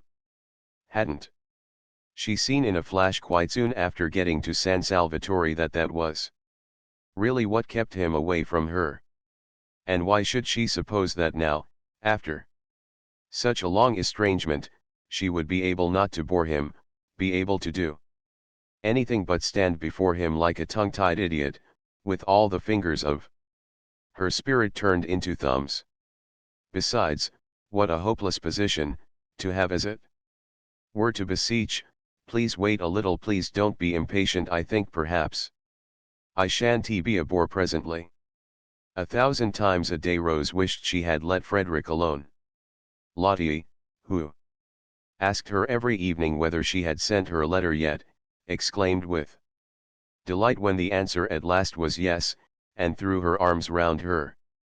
Now we shall be completely happy, cried the enthusiastic Lottie.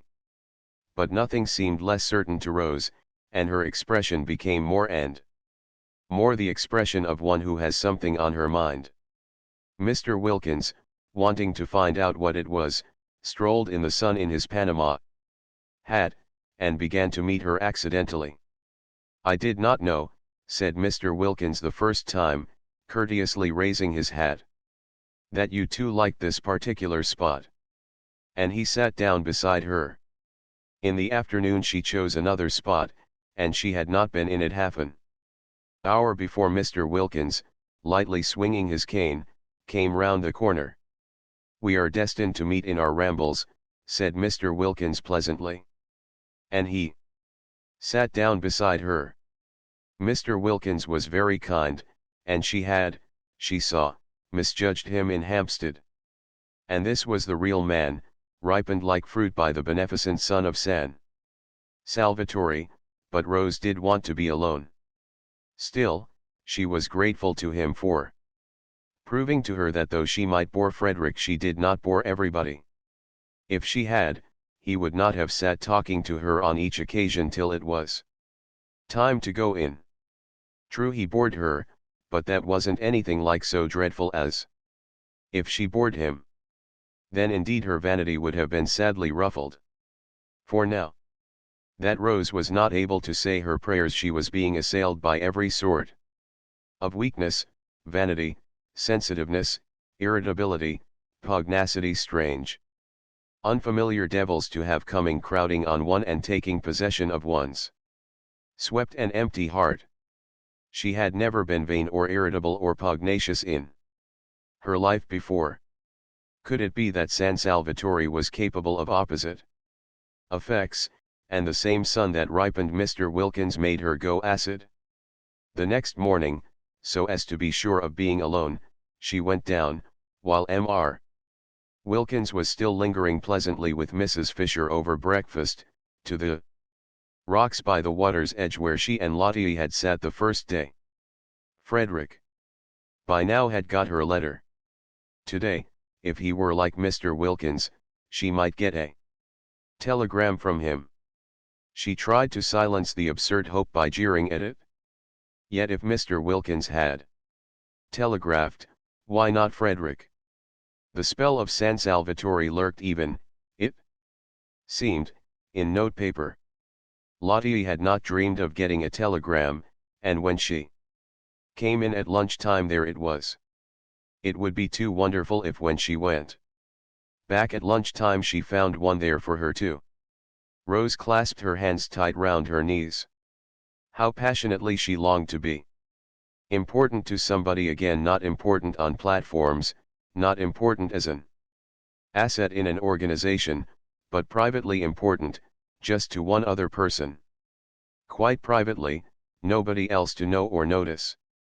It didn't seem much to ask in a world so crowded with people, just to have one of them, only one out of all the millions, to oneself. Somebody who needed one, who thought of one, who was eager to come to one. Oh, how dreadfully one wanted to be precious. All the morning she sat beneath the pine tree by the sea. Nobody came near her. The great hours passed slowly, they seemed enormous. But she wouldn't go up. Before lunch, she would give the telegram time to arrive.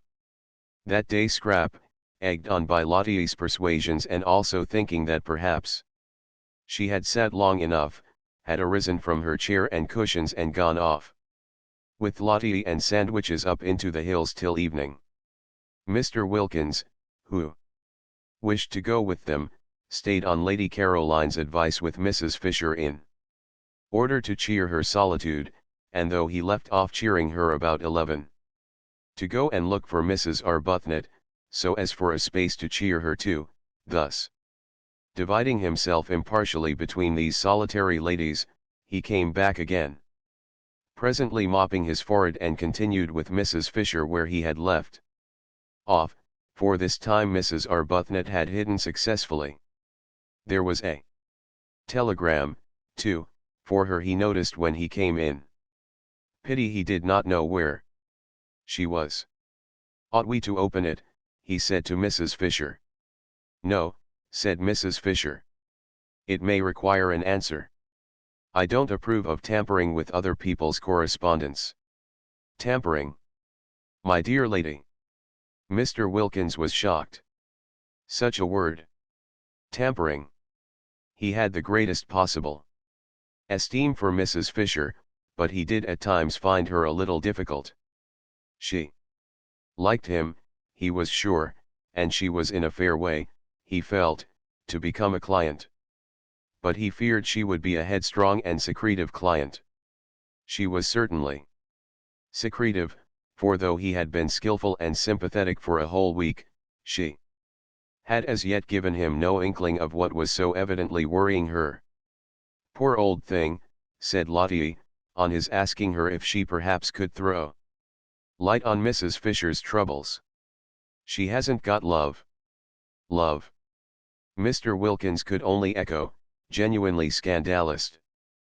But surely, my dear, at her age. Any love, said Lottie.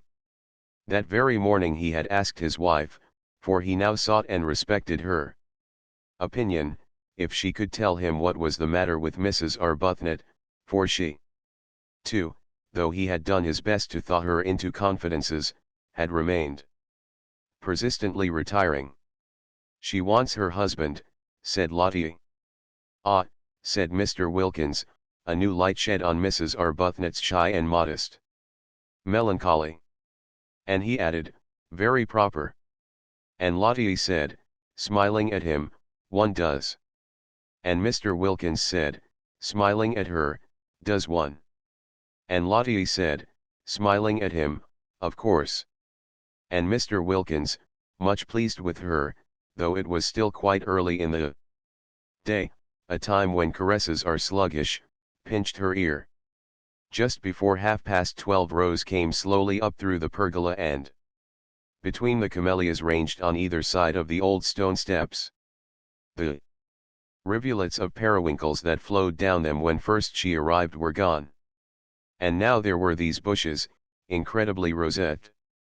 Pink, white, red. Striped. She fingered and smelt them one after the other, so as not to get to her disappointment too quickly. As long as she hadn't seen for herself, seen the table in the hall quite empty except for its bowl of flowers, she still could hope, she still could have the joy of imagining the telegram lying on it, waiting for her. But there is no smell in a camellia, as Mr. Wilkins, who was standing in the doorway on the lookout for her and knew what was necessary in horticulture, reminded her. She started at his voice and looked up. A telegram has come for you, said Mr. Wilkins. She stared at him, her mouth open. I searched for you everywhere, but failed. Of course. She knew it. She had been sure of it all the time. Bright and burning, youth in that instant flashed down again on Rose. She flew up the steps, red as the camellia she had just been fingering, and was in the hall and tearing open the telegram before Mr. Wilkins had finished his sentence. Why? But if things could happen like this, why? But there was no end to why. She and Frederick, they were going to be again at last. No bad news, I trust, said Mr. Wilkins, who had followed her, for when she had read the telegram she stood staring at it and her face went slowly white. Curious to watch how her face went slowly white. She turned and looked at Mr. Wilkins as if trying to remember him. Oh no. On the contrary. She managed to smile. I'm going to have a visitor, she said, holding out the telegram, and when he had taken it she walked away towards the dining room, murmuring something about lunch being ready. Mr. Wilkins read the telegram. It had been sent that morning from Mezzago, and was am passing through on way to Rome. May I pay my respects this afternoon? Thomas Briggs. Why should such a telegram make the interesting lady turn pale? For her pallor, on reading it, had been so striking as to convince Mr. Wilkins she was receiving a blow. Who is Thomas Briggs? He asked, following her into the dining room. She looked at him vaguely. Who is? She repeated, getting her thoughts together again. Thomas Briggs. Oh. Yes. He is the owner. This is his house. He is very nice. He is coming this afternoon. Thomas Briggs was at that very moment coming. He was jogging along the road between Mezzago and Castagnito in a fly, sincerely hoping that the dark-eyed lady would grasp that all he wanted was to see her, and not at all to see if his house were still there. He felt that an owner of delicacy did not intrude on a tenant. But he had been thinking so much of her since that day. Rose Arbuthnot. Such a pretty name. And such a pretty creature, mild, milky, mothery. In the best sense being that she wasn't his mother and couldn't have been if she had tried, for parents were the only things impossible to have. Younger than oneself. Also, he was passing so near. It seemed absurd not just to look in and see if she were comfortable. He longed to see her in his house. He longed to see it as her background, to see her sitting in his chairs. Drinking out of his cups, using all his things. Did she put the big crimson brocade cushion in the drawing room behind her little dark head? Her hair and the whiteness of her skin would look lovely against it. Had she seen the portrait of herself on the stairs? He wondered if she liked it. He would explain it to her. If she didn't paint, and she had said nothing to suggest it, she wouldn't perhaps notice how exactly the molding of the eyebrows and the slight hollow of the cheek.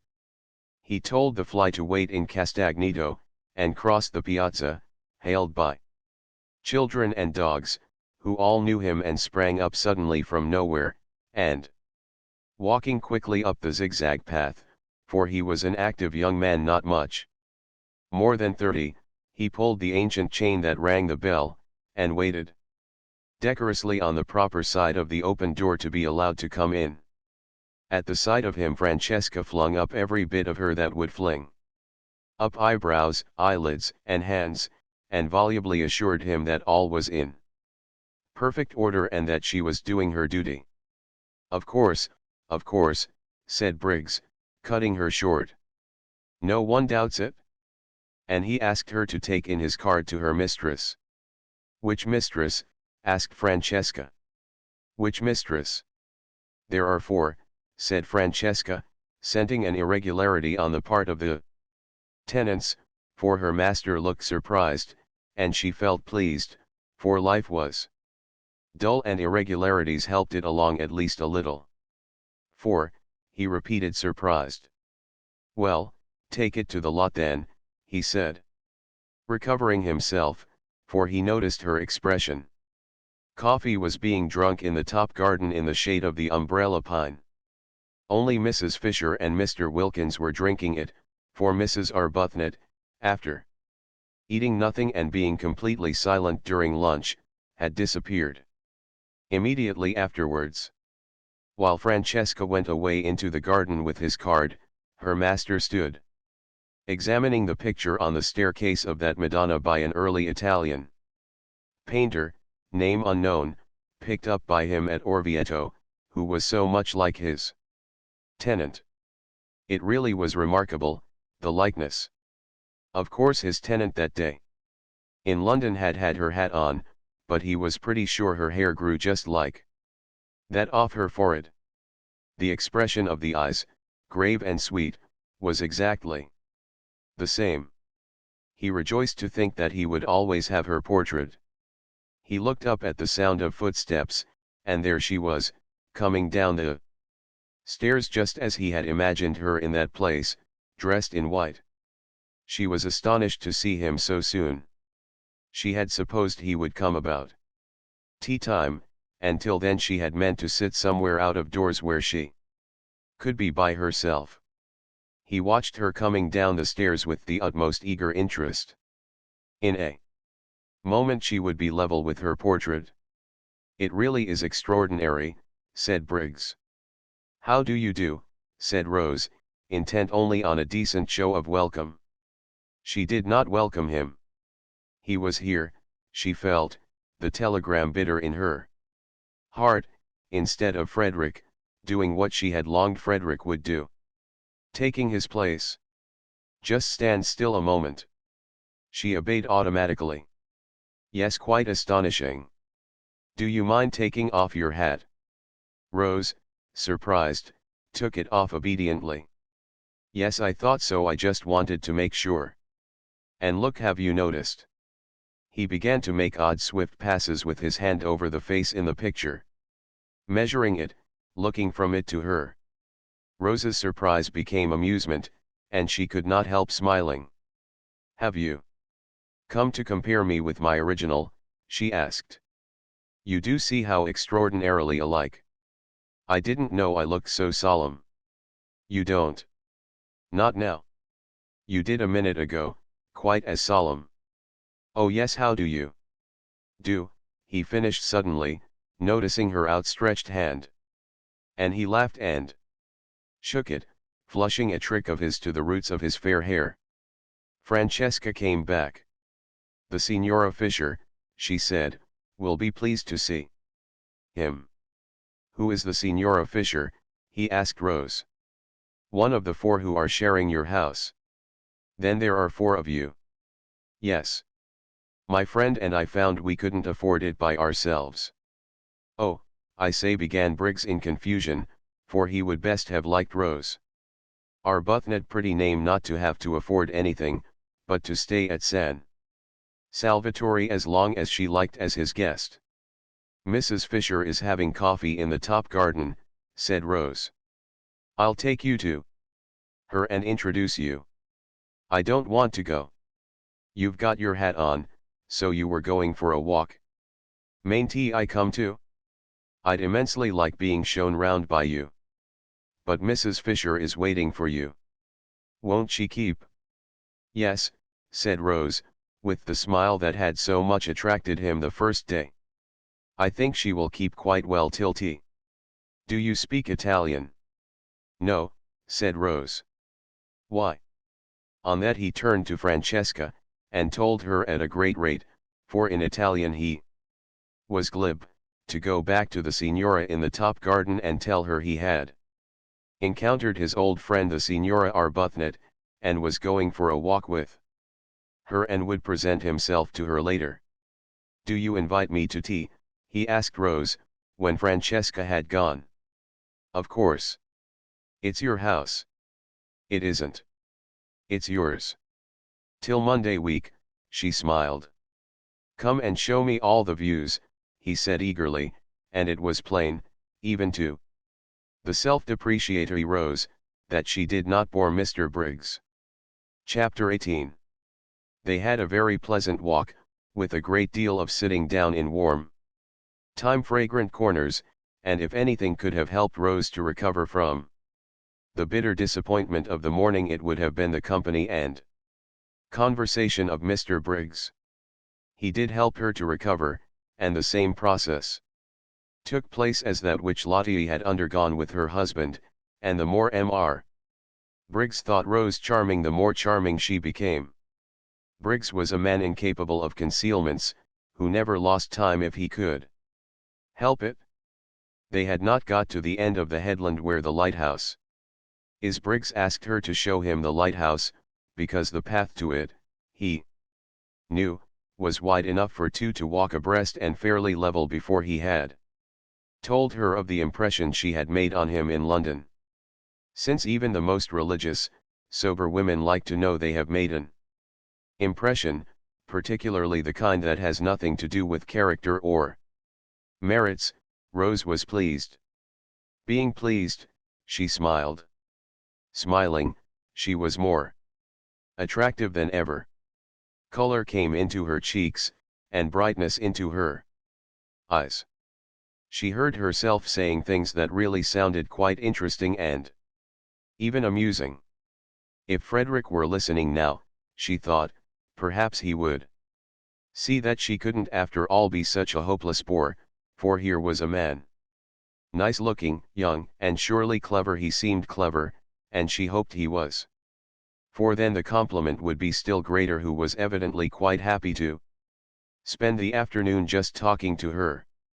And indeed Mr. Briggs seemed very much interested. He wanted to hear all about everything she had been doing from the moment she got there. He asked her if she had seen this, that, and the other in the house, what she liked best, which room she had, if she were comfortable, if Francesca was behaving, if Domenico took care of her, and whether she didn't enjoy using the yellow sitting room, the one that got all the sun and looked out towards Genoa. Rose was ashamed how little she had noticed in the house, and how few of the things he spoke of as curious or beautiful in it she had even seen. Swamped in thoughts of Frederick, she appeared to have lived in San Salvatore blindly, and more than half the time had gone, and what had been the good of it? She might just as well have been sitting hankering on Hampstead Heath. No, she mightn't. Through all her hankerings she had been conscious that she was at least in the very heart of beauty, and indeed it was this beauty, this longing to share it, that had first started her off hankering. Mr. Briggs, however, was too much alive for her to be able to spare any attention at this moment for Frederick, and she praised the servants in answer to his questions, and praised the yellow sitting room without telling him she had only been in it once and then was ignominiously ejected, and she told him she knew hardly anything about art and curiosities, but thought perhaps if somebody would tell her about them she would know more, and she said she had spent every day since her arrival out of doors, because out of doors there was so very wonderful and different from anything she had ever seen. Briggs walked by her side along his paths that were yet so happily for the moment her paths, and felt all the innocent glows of family life. He was an orphan and an only child, and had a warm, domestic disposition.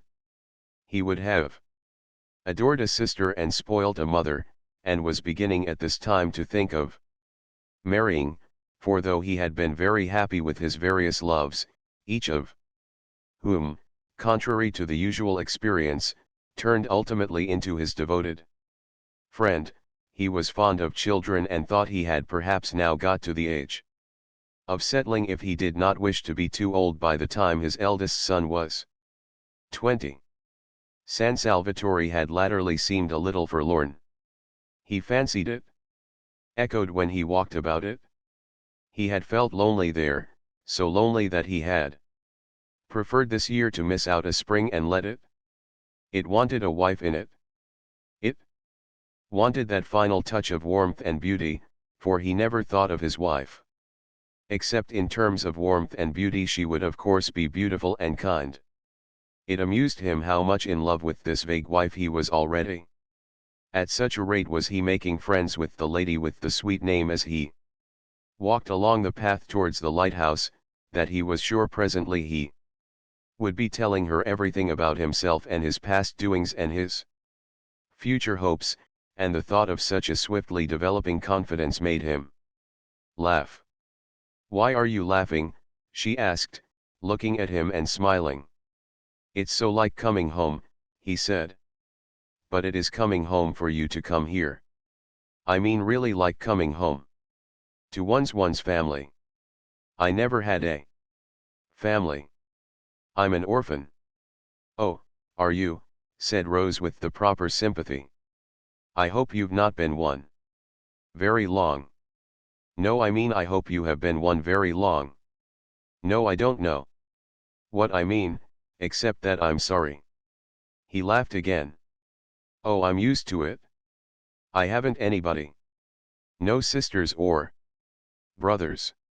"Then you're an only child," she observed intelligently. "Yes. And there's something about you that's exactly my idea of a family." She was amused. "So cozy," he said, looking at her and searching for a word. "You wouldn't think so if you saw my house in Hampstead," she said, a vision of that austere and hard-seated dwelling presenting itself to her mind, with nothing soft in it except the shunned and neglected Du Barry sofa. No wonder, she thought, for a moment clear-brained, that Frederick avoided it. There was nothing cozy about his family. "I don't believe any place you lived in could be anything but exactly like you," he said. "You're not going to pretend San Salvatore is like me?" "Indeed I do pretend it." "Surely you admit that it is beautiful." He said several things like that. She enjoyed her walk. She could not recollect any walk so pleasant since her courting days. She came back to tea, bringing Mr. Briggs, and looking quite different, Mr. Wilkins noticed, from what she had looked till then. Trouble here, trouble here, thought Mr. Wilkins, mentally rubbing his professional hands. He could see himself being called in presently to advise. On the one hand there was Arbuthnot, on the other hand here was Briggs. Trouble brewing, trouble sooner or later. But why had Briggs's telegram acted on the lady like a blow? If she had turned pale from excess of joy, then trouble was nearer than he had supposed. She was not pale now, she was more like her name than he had yet seen. Her. Well, he was the man for trouble. He regretted, of course, that people should get into it, but being in he was their man. And Mr. Wilkins, invigorated by these thoughts, his career being very precious to him, proceeded to assist in doing the honors to Mr. Briggs, both in his quality of sharer in the temporary ownership of San Salvatore and of probable helper out of difficulties, with great hospitality, and pointed out the various features of the place to him, and led him to the parapet and showed him Mezzago across the bay. Mrs. Fisher too was gracious. This was this young man's house. He was a man of property. She liked property, and she liked men of property. Also there seemed a peculiar merit in being a man of property so young. Inheritance, of course. And inheritance was more respectable than acquisition. It did indicate fathers. And in an age where most people appeared neither to have them nor to want them. She liked this too. Accordingly it was a pleasant meal, with everybody amiable and pleased. Briggs thought Mrs. Fisher a dear old lady, and showed he thought so, and again the magic worked, and she became a dear old lady. She developed Benny Goodnighty with him. And a kind of Benny Goodnighty which was almost playful actually before tea was over. Including in some observation she made him the words "my dear boy." Strange words in Mrs. Fisher's mouth. It is doubtful whether in her life she had used them before. Rose was astonished. How nice people really were. When would she leave off making mistakes about them? She hadn't suspected this side of Mrs. Fisher, and she began to wonder whether those other sides of her with which alone she was acquainted had not perhaps after all been the effect of her own militant and irritating behavior. Probably they were. How horrid, then, she must have been. She felt very penitent when she saw Mrs. Fisher beneath her eyes blossoming out into real amiability the moment someone came along who was charming to her, and she could have sunk into the ground with shame when Mrs. Fisher presently laughed, and she realized by the shock it gave her that the sound was entirely new. Not once before had she or anyone else there heard Mrs. Fisher laugh. What an indictment of the lot of them! For they had all laughed, the others, some more and some less, at one time or another since their arrival, and only Mrs. Fisher had not. Clearly, since she could enjoy herself as she was now enjoying herself, she had not enjoyed herself before. Nobody had cared whether she did or not, except perhaps Lottie. Yes, Lottie had cared, and had wanted her to be happy, but Lottie seemed to produce a bad effect on Mrs. Fisher, while as for Rose herself she had never been with her for 5 minutes without wanting, really wanting, to provoke and oppose her. How very horrid she had been! She had behaved unpardonably. Her penitence showed itself in a shy and deferential solicitude towards Mrs. Fisher which made the observant Briggs think her still more angelic, and wish for a moment that he were an old lady himself in order to be behaved to by Rose Arbuthnot. Just like that. There was evidently no end, he thought, to the things she could do sweetly. He would even not mind taking medicine, really nasty medicine, if it were Rose Arbuthnot bending over him with the dose. She felt his bright blue eyes, the brighter because he was so sunburned, fixed on her with a twinkle in them, and smiling asked him what he was thinking about. But he couldn't very well tell her that, he said, and added, "Some day." Trouble, trouble, thought Mr. Wilkins at this, again mentally rubbing his hands. Well, I'm their man. I'm sure, said Mrs. Fisher benignly, you have no thoughts we may not hear. I'm sure, said Briggs, I would be telling you every one of my secrets in a week. You would be telling somebody very safe, then, said Mrs. Fisher. Benevolently, just such a son would she have liked to have had. And in return, she went on, I dare say I would tell you mine.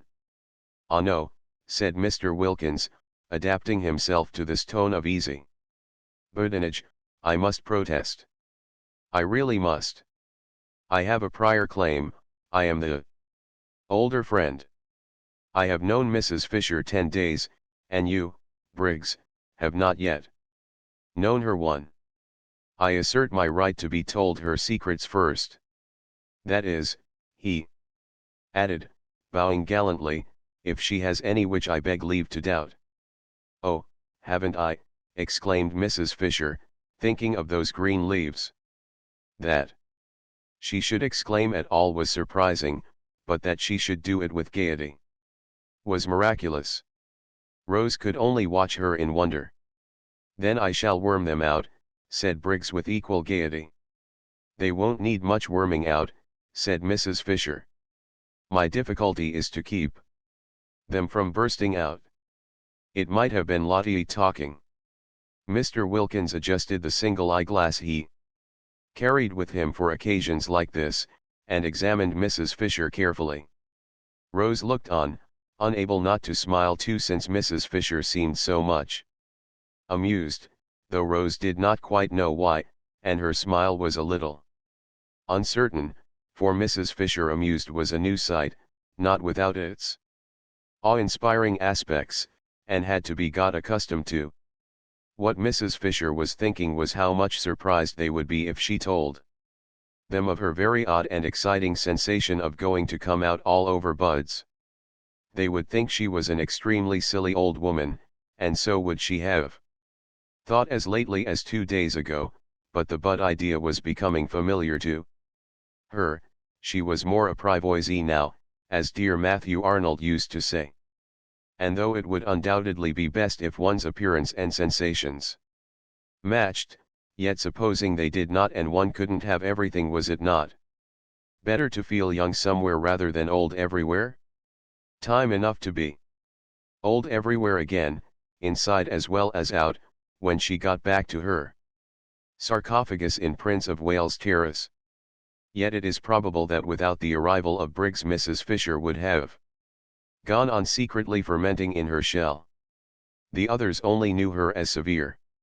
It would have been more than her dignity could bear suddenly to relax, especially towards the 3 young women. But now came the stranger. Briggs, a stranger who at once took to her as no young man had taken to her in her life, and it was the coming of Briggs and his real and manifest appreciation for just such a grandmother, thought Briggs, hungry for home life.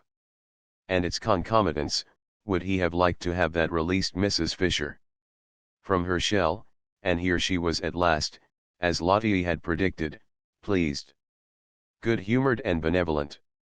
Lottie, coming back half an hour later from her picnic, and following the sound of voices into the top garden in the hope of still finding tea, saw at once what had happened, for Mrs. Fisher at that very moment was laughing. She's burst her cocoon, thought Lottie, and swift as she was in all her movements, and impulsive, and also without any sense of propriety to worry and delay her, she bent over the back of Mrs. Fisher's chair and kissed her. Good gracious, cried Mrs. Fisher, starting violently, for such a thing had not happened to her since Mr. Fisher's earlier days, and then only gingerly. This kiss was a real kiss, and rested on Mrs. Fisher's cheek a moment with a strange, soft sweetness. When she saw whose it was, a deep flush spread over her face. Mrs. Wilkins kissing her, and the kiss feeling so affectionate. Even if she had wanted to, she could not in the presence of the appreciative Mr. Briggs resume her cast off severity and begin rebuking again, but she did not want to. Was it possible Mrs. Wilkins had liked her all this time, while she had been so much disliking her herself? A queer little trickle of warmth filtered through the frozen defenses of Mrs. Fisher's heart. Somebody young kissing. Her somebody young wanting to kiss her.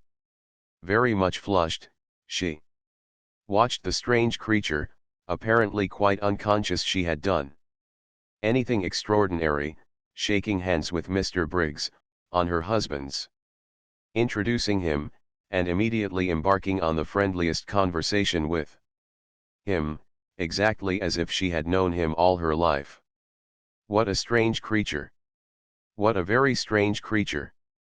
It was natural, she being so strange, that one should have, perhaps, misjudged her. "I'm sure you want some tea," said Briggs with eager hospitality to Lottie.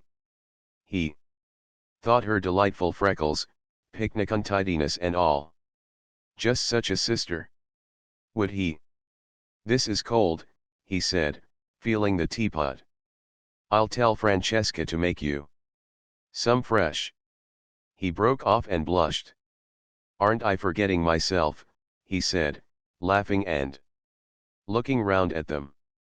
Very natural, Mr. Wilkins reassured him. "I'll go and tell Francesca," said Rose, getting up. "No, no," said Briggs. "Don't go away." And he put his hands to his mouth and shouted. "Francesca," shouted Briggs. She came running. No summons in their experience had been answered by her with such celerity. "Her master's voice," remarked Mr. Wilkins, aptly, he considered. "Make fresh tea," ordered Briggs in Italian. "Quick, quick," and then, remembering himself, he blushed again, and begged everybody's pardon. Very natural, Mr. Wilkins reassured him.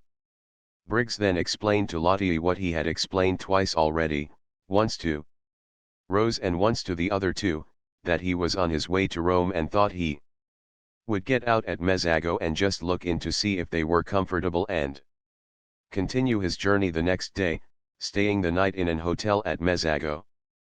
"But how ridiculous," said Lottie. "Of course you must stay here. It's your house. There's Kate Lumley's room," she added, turning to Mrs. Fisher. "You wouldn't mind Mr. Briggs having it for one night? Kate Lumley isn't in it, you know," she said, turning to Briggs again and laughing. And Mrs. Fisher, to her immense surprise, laughed too. She knew that at any other time this remark would have struck her as excessively unseemly, and yet now she only thought it funny. "No indeed," she assured Briggs, "Kate Lumley was not in that room. Very fortunately, for she was an excessively wide person and the room was excessively narrow. Kate Lumley might get into it, but that was about all. Once in, she would fit it so tightly that probably she would never be able to get out again. It was entirely at Mr. Briggs's disposal, and she hoped he would do nothing so absurd as go to an hotel, he, the owner of the whole place." Rose listened to this speech wide-eyed with amazement. Mrs. Fisher laughed very much as she made it.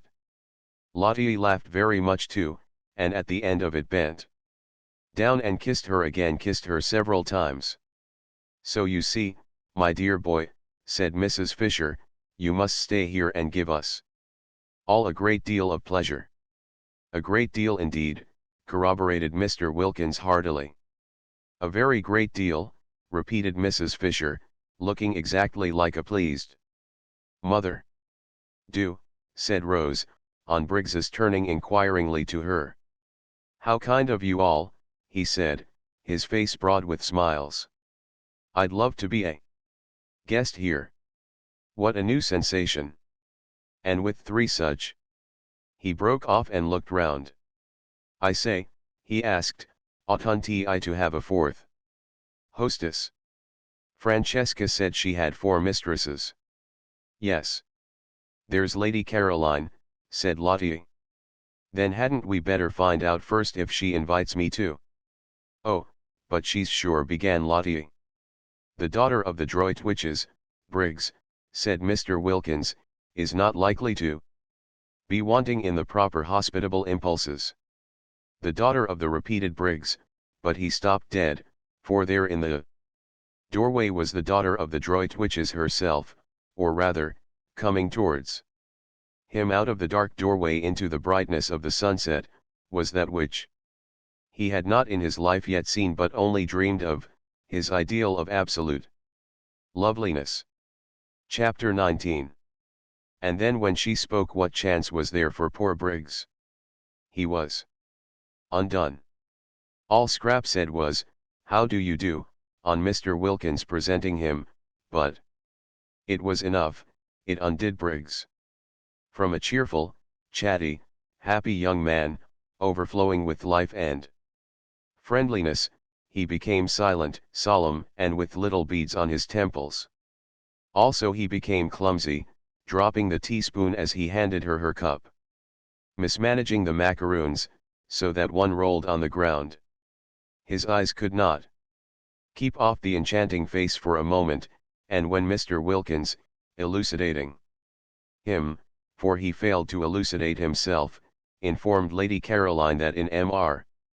Briggs she beheld the owner of San Salvatore, who was on his way to Rome, but had got out at Mezzago, etc., and that the other three ladies had invited him to spend the night in what was to all intents and purposes his own house, rather than an hotel, and Mr. Briggs was only waiting for the seal of her approval to this invitation, she being the fourth hostess when Mr. Wilkins, balancing his sentences and being admirably clear and enjoying the sound of his own cultured voice, explained the position in this manner to Lady Caroline. Briggs sat and said never a word. A deep melancholy invaded Scrap.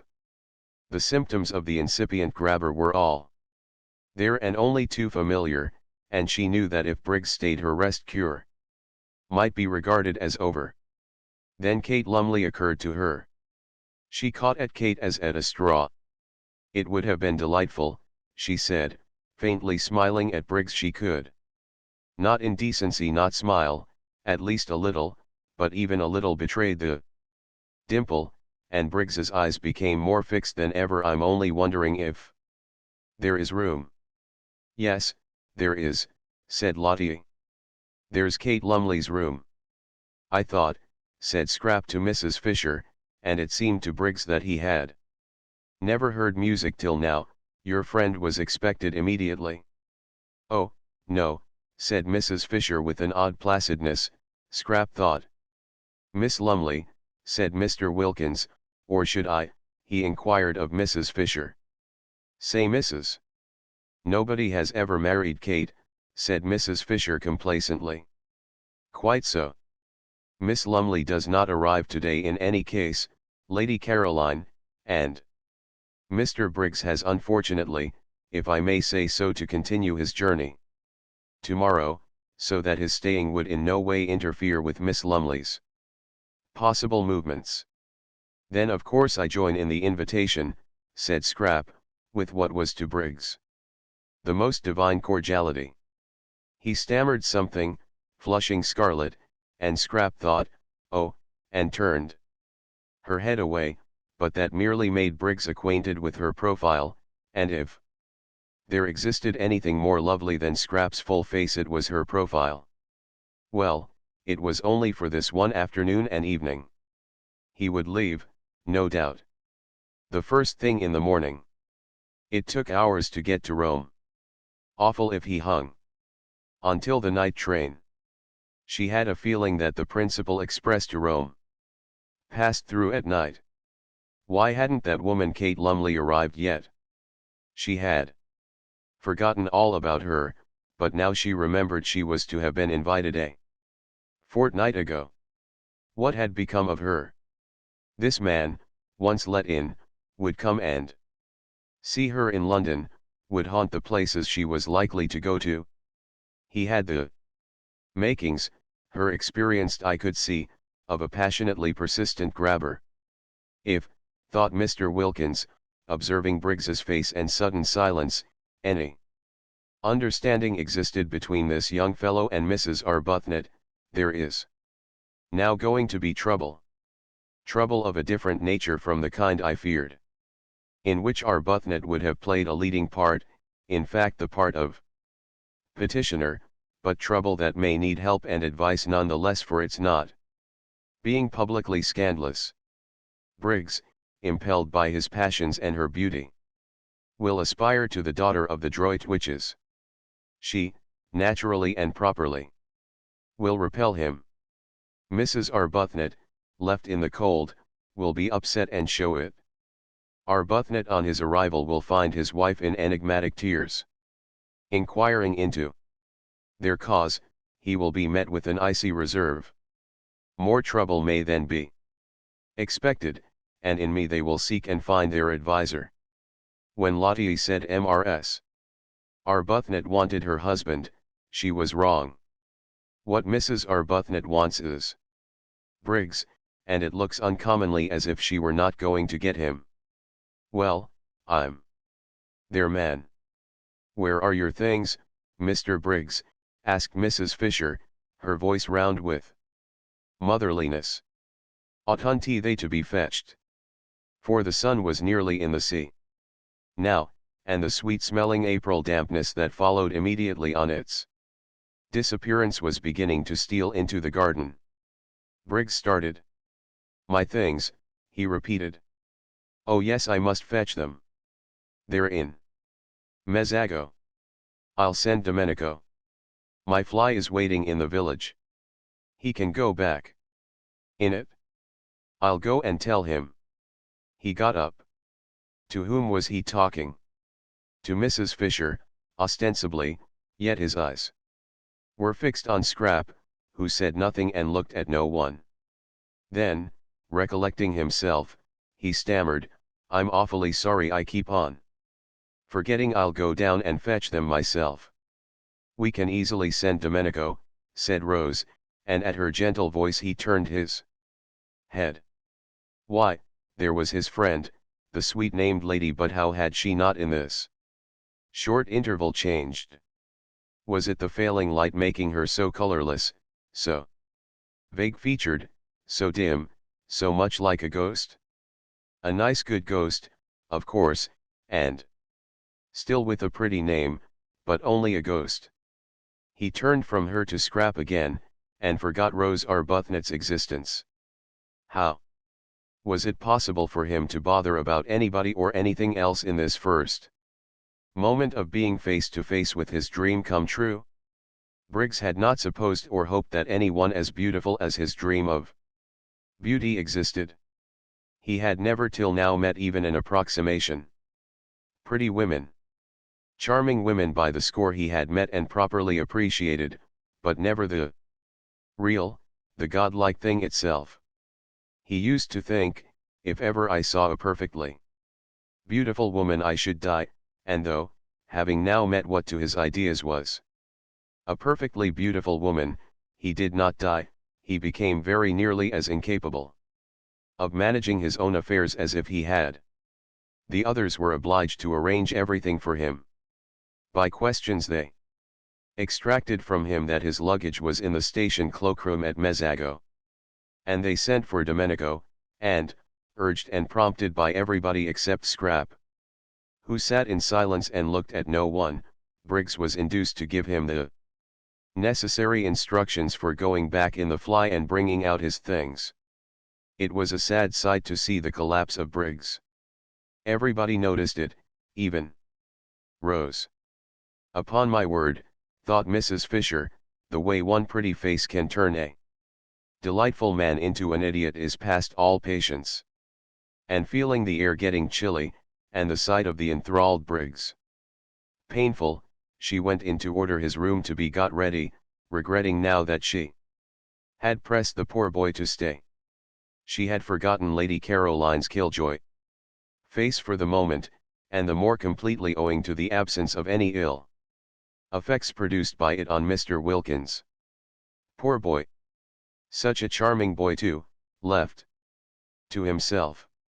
It was true she could not accuse Lady Caroline of not leaving him to himself, for she was taking no notice of him at all, but that did not help. Exactly like foolish moths did men, in other respects intelligent, flutter round the impassive lighted candle of a pretty face. She had seen them doing it. She had looked on only too often. Almost she laid a motherly hand on Briggs's fair head as she passed him. Poor boy. Then Scrap, having finished her cigarette, got up and went indoors too. She saw no reason why she should sit there in order to gratify Mr. Briggs's desire to stare. She would have liked to stay out longer, to go to her corner behind the daphne bushes and look at the sunset sky and watch the lights coming out one by one in the village below and smell the sweet moistness of the evening, but if she did, Mr. Briggs would certainly follow her. The old familiar tyranny had begun again. Her holiday of peace and liberation was interrupted perhaps over, for who knew if he would go away, after all. Tomorrow he might leave the house, driven out of it by Kate Lumley, but there was nothing to prevent his taking rooms in the village and coming up every day. This tyranny of one person over another. And she was so miserably constructed that she wouldn't even be able to frown him down without being misunderstood. Scrap, who loved this time of the evening in her corner, felt indignant with Mr. Briggs, who was doing her out of it, and she turned her back on the garden and him and went towards the house without a look or a word. But Briggs, when he realized her intention, leapt to his feet, snatched chairs which were not in her way out of it, kicked a footstool which was not in her path on one side, hurried to the door, which stood wide open, in order to hold it open, and followed her through it, walking by her side along the hall. What was to be done with Mr. Briggs? Well, it was his hall, she couldn't prevent his walking along it. I hope, he said, not able while walking to take his eyes off her, so that he knocked against several things he would otherwise have avoided: the corner of a bookcase, an ancient carved cupboard, the table with the flowers on it, shaking the water over. That you are quite comfortable here? If you're not, I'll flay them alive. His voice vibrated. What was to be done with Mr. Briggs? She could of course stay in her room the whole time, say she was ill, not appear at dinner, but again, the tyranny of this. I'm very comfortable indeed, said Scrap. If I had dreamed you were coming, he began. It's a wonderful old place, said Scrap, doing her utmost to sound detached and forbidding, but with little hope of success. The kitchen was on this floor, and passing its door, which was open a crack, they were observed by the servants, whose thoughts, communicated to each other by looks, may be roughly reproduced by such rude symbols as aha and oho symbols, which represented and included their appreciation of the inevitable, their foreknowledge of the inevitable, and their complete understanding and approval. Are you going upstairs? Asked Briggs, as she paused at the foot of them. Yes. Which room do you sit in? The drawing room, or the small yellow room? In my own room. So then he couldn't go up with her, so then all he could do was to wait till she came out again. He longed to ask her which was her own room. It thrilled him to hear her call any room in his house her own room, that he might picture her in it. He longed to know if by any happy chance it was his room, forever after to be filled with her wonder, but he didn't dare.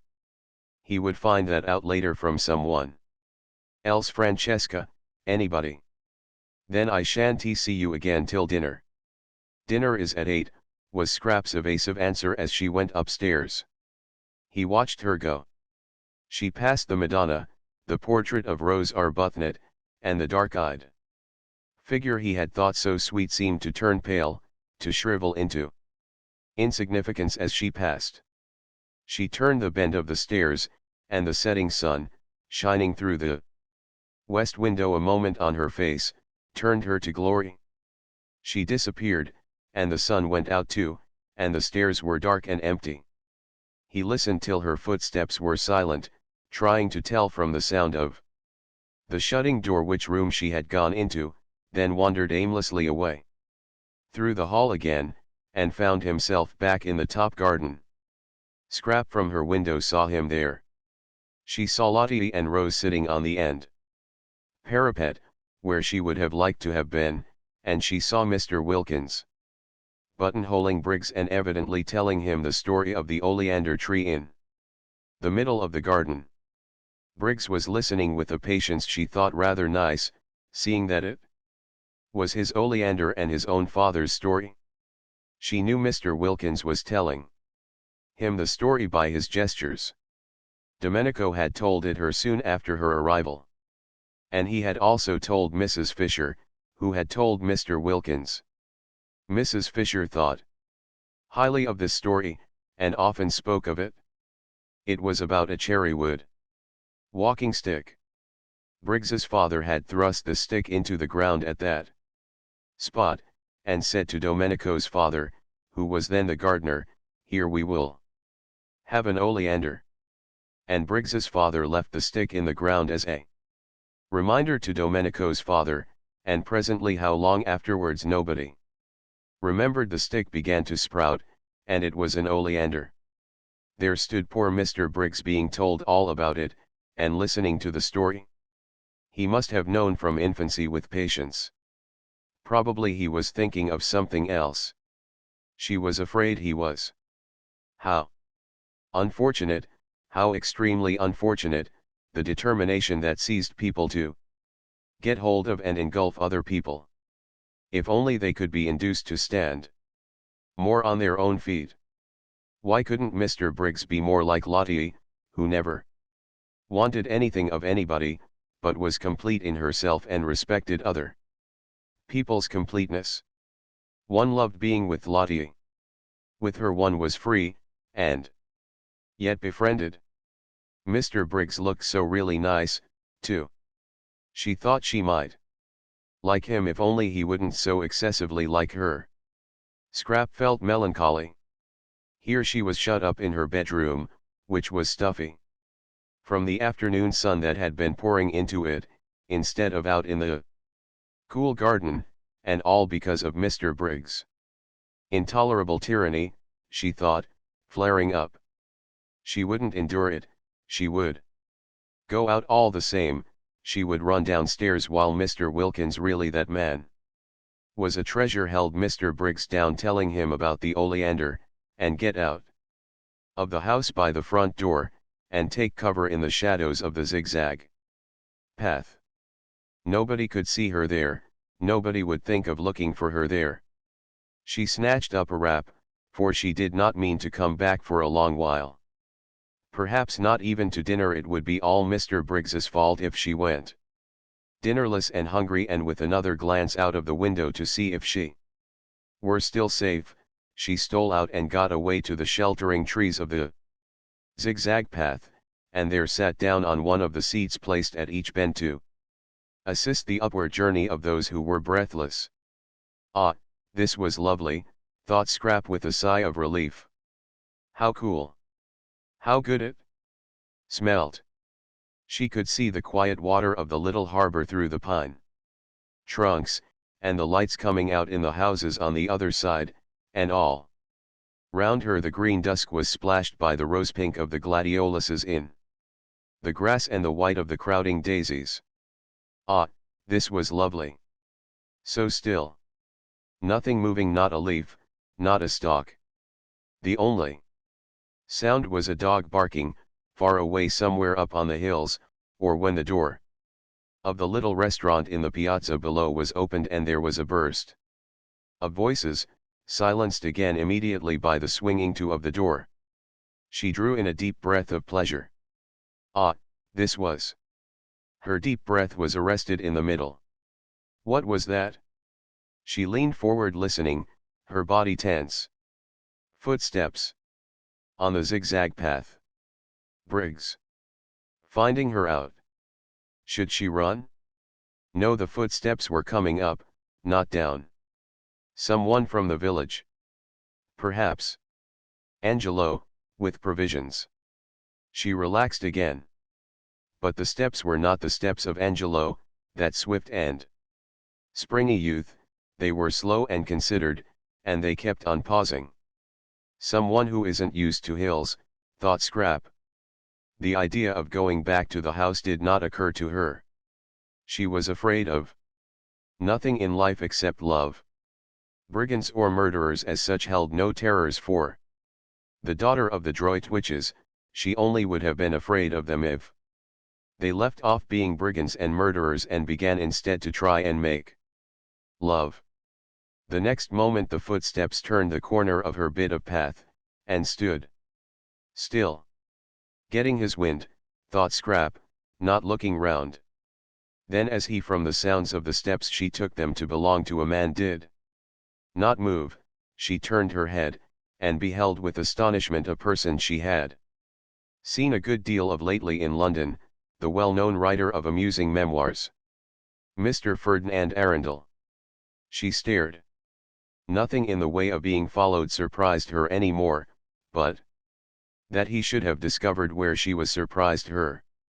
Her mother had promised faithfully to tell no one. "You," she said, feeling betrayed. "Here." He came up to her and took off his hat.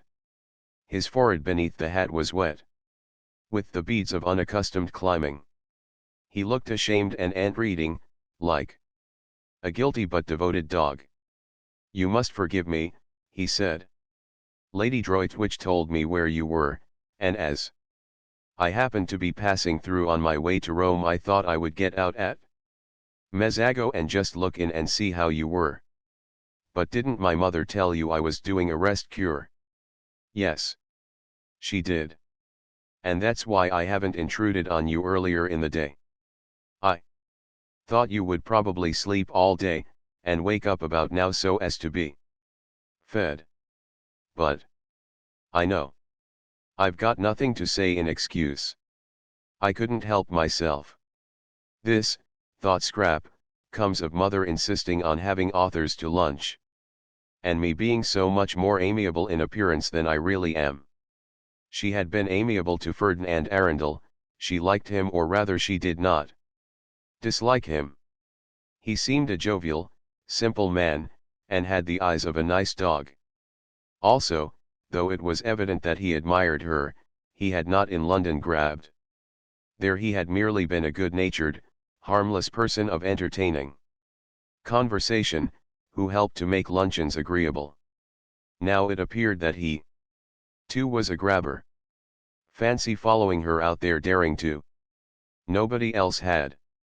Perhaps her mother had given him the address because she considered him so absolutely harmless, and thought he might be useful and see her home. Well, whatever he was, he couldn't possibly give her the trouble an active young man like Mr. Briggs might give her. Mr. Briggs, infatuated, would be reckless. She felt, would stick at nothing, would lose his head publicly. She could imagine Mr. Briggs doing things with rope ladders, and singing all night under her window being really difficult and uncomfortable. Mr. Arundel hadn't the figure for any kind of recklessness. He had lived too long and too well. She was sure he couldn't sing, and wouldn't want to. He must be at least 40. How many good dinners could not a man have eaten by the time he was 40? And if, during that time, instead of taking exercise, he had sat writing books, he would quite naturally acquire the figure. Mr. Arundel had in fact acquired the figure rather for conversation than adventure. Scrap, who had become melancholy at the sight of Briggs, became philosophical at the sight of Arundel. Here he was. She couldn't send him away till after dinner. He must be nourished. This being so, she had better make the best of it, and do that with a good grace which anyhow wasn't to be avoided. Besides, he would be a temporary shelter from Mr. Briggs. She was at least acquainted with Ferdinand Arundel, and could hear news from him of her mother and her friends, and such talk would put up a defensive barrier at dinner between herself and the approaches of the other one. And it was only for one dinner, and he couldn't eat her. She therefore prepared herself for friendliness. "I'm to be fed," she said. Ignoring his last remark, "at 8, and you must come up and be fed too. Sit down and get cool and tell me how everybody is. May I really dine with you?" "In these traveling things," he said, wiping his forehead before sitting down beside her. She was too lovely to be true, he thought. Just to look at her for an hour, just to hear her voice, was enough reward for his journey and his fears. "Of course. I suppose you've left your fly in the village, and will be going on from Mezago by the night train. Or stay in Mezago in an hotel and go on tomorrow. But tell me," he said, gazing at the adorable profile, "about yourself. London has been extraordinarily dull and empty. Lady Droitwich said you were with people here. She didn't know. I hope they've been kind to you. You look well, as if your cure had done everything a cure should." "They've been very kind," said Scrap. "I got them out of an advertisement." "An advertisement? It's a good way, I find, to get friends. I'm fonder of one of these than I've been of anybody in years." "Really? Who is it?" "You shall guess which of them it is when you see them. Tell me about Mother. When did you see her last?" "We arranged not to write to each other unless there was something special. I wanted to have a month that was perfectly blank. And now I've come and interrupted. I can't tell you how ashamed I am both of having done it and of not having been able to help it." "Oh, but," said Scrap quickly, for he could not have come on a better day, when up there waiting and watching for her was, she knew, the enamoured Briggs. "I'm really very glad indeed to see you. Tell me about Mother." Chapter 20. Scrap wanted to know so much about her mother that Arundel had presently to invent. He would talk about anything she wished if only he might be with her for a while and see her and hear her, but he knew very little of the Droitwiches and their friends really beyond meeting them at those bigger functions where literature is also represented, and amusing them at luncheons and dinners. He knew very little of them really. To them he had always remained Mr. Arundel. No one called him Ferdinand, and he only knew the gossip also available to the evening papers and the frequenters of clubs. But he was, however, good at inventing, and as soon as he had come to an end of first-hand knowledge, in order to answer her inquiries and keep her there to himself, he proceeded to invent. It was quite easy to fasten some of the entertaining things he was constantly thinking on to other people and pretend they were theirs. Scrap, who had that affection for her parents which warms in absence, was athirst for news, and became more and more interested by the news he gradually imparted. At first it was ordinary news. He had met her mother here, and seen her there. She looked very well, she said so and so. But presently the things Lady Droitwich had said took on an unusual quality, they became amusing. Mother said that. Scrap interrupted, surprised. And presently Lady Droitwich began to do amusing things as well as say them. Mother did that? Scrap inquired, wide-eyed. Arundel warmed to his work. He fathered some of the most entertaining ideas he had lately had on to Lady Droitwich, and also any charming funny things that had been done or might have been done, for he could imagine almost anything. Scrap's eyes grew round with wonder and affectionate pride in her mother. Why? But how funny, fancy Mother! What an old darling! Did she really do that? How perfectly adorable of her! And did she really say? But how wonderful of her too! Think of it! What sort of a face did Lloyd George make? She laughed, and had a great longing to hug her mother, and the Time flew, and it grew quite dusk, and it grew nearly dark, and Mr. Arundel still went on amusing her, and it was 7:45 before she suddenly remembered dinner. "Oh, good heavens," she exclaimed, jumping up. "Yes. It's late," said Arundel. "I'll go on quickly and send the maid to you. I must run, or I'll never be ready in time." And she was gone up the path with the swiftness of a young, slender deer. Arundel followed. He did not wish to arrive too hot, so had to go slowly. Fortunately he was near the top, and Francesca came down the pergola to pilot him indoors, and having shown him where he could wash, she put him in the empty drawing room to cool himself by the crackling wood fire. He got as far away from the fire as he could, and stood in one of the deep window recesses looking out at the distant lights of Mezzago. The drawing room door was open, and the house was quiet with the hush that precedes dinner, when the inhabitants are all shut up in their rooms dressing. Briggs in his room was throwing away spoiled tie after spoiled tie. Scrap in hers was hurrying into a black frock with a vague notion that Mr. Briggs wouldn't be able to see her so clearly in black. Mrs. Fisher was fastening the lace shawl, which nightly transformed her day dress into her evening dress, with the brooch Ruskin had given her on her marriage, formed of 2 pearl lilies tied together by a blue enamel ribbon on which was written in gold letters Esto Perpetua, M.R. Wilkins was sitting on the edge of his bed brushing his wife's hair. Thus far in this 3rd week had he progressed in demonstrativeness, while she, for her part, sitting on a chair in front of him, put his studs in a clean shirt, and Rose, ready dressed, sat at her window considering her day. Rose was quite aware of what had happened to Mr. Briggs. If she had had any difficulty about it, Lottie would have removed it by the frank comments she made. While she and Rose sat together after tea on the wall, Lottie was delighted at Morla being introduced into San Salvatore, even if it were only one-sided, and said that when once Rose's husband was there she didn't suppose, now that Mrs. Fisher too had at last come unglued. Rose protested at the expression, and Lottie retorted that it was in Keats there would be another place in the world more swarming with happiness than San Salvatore.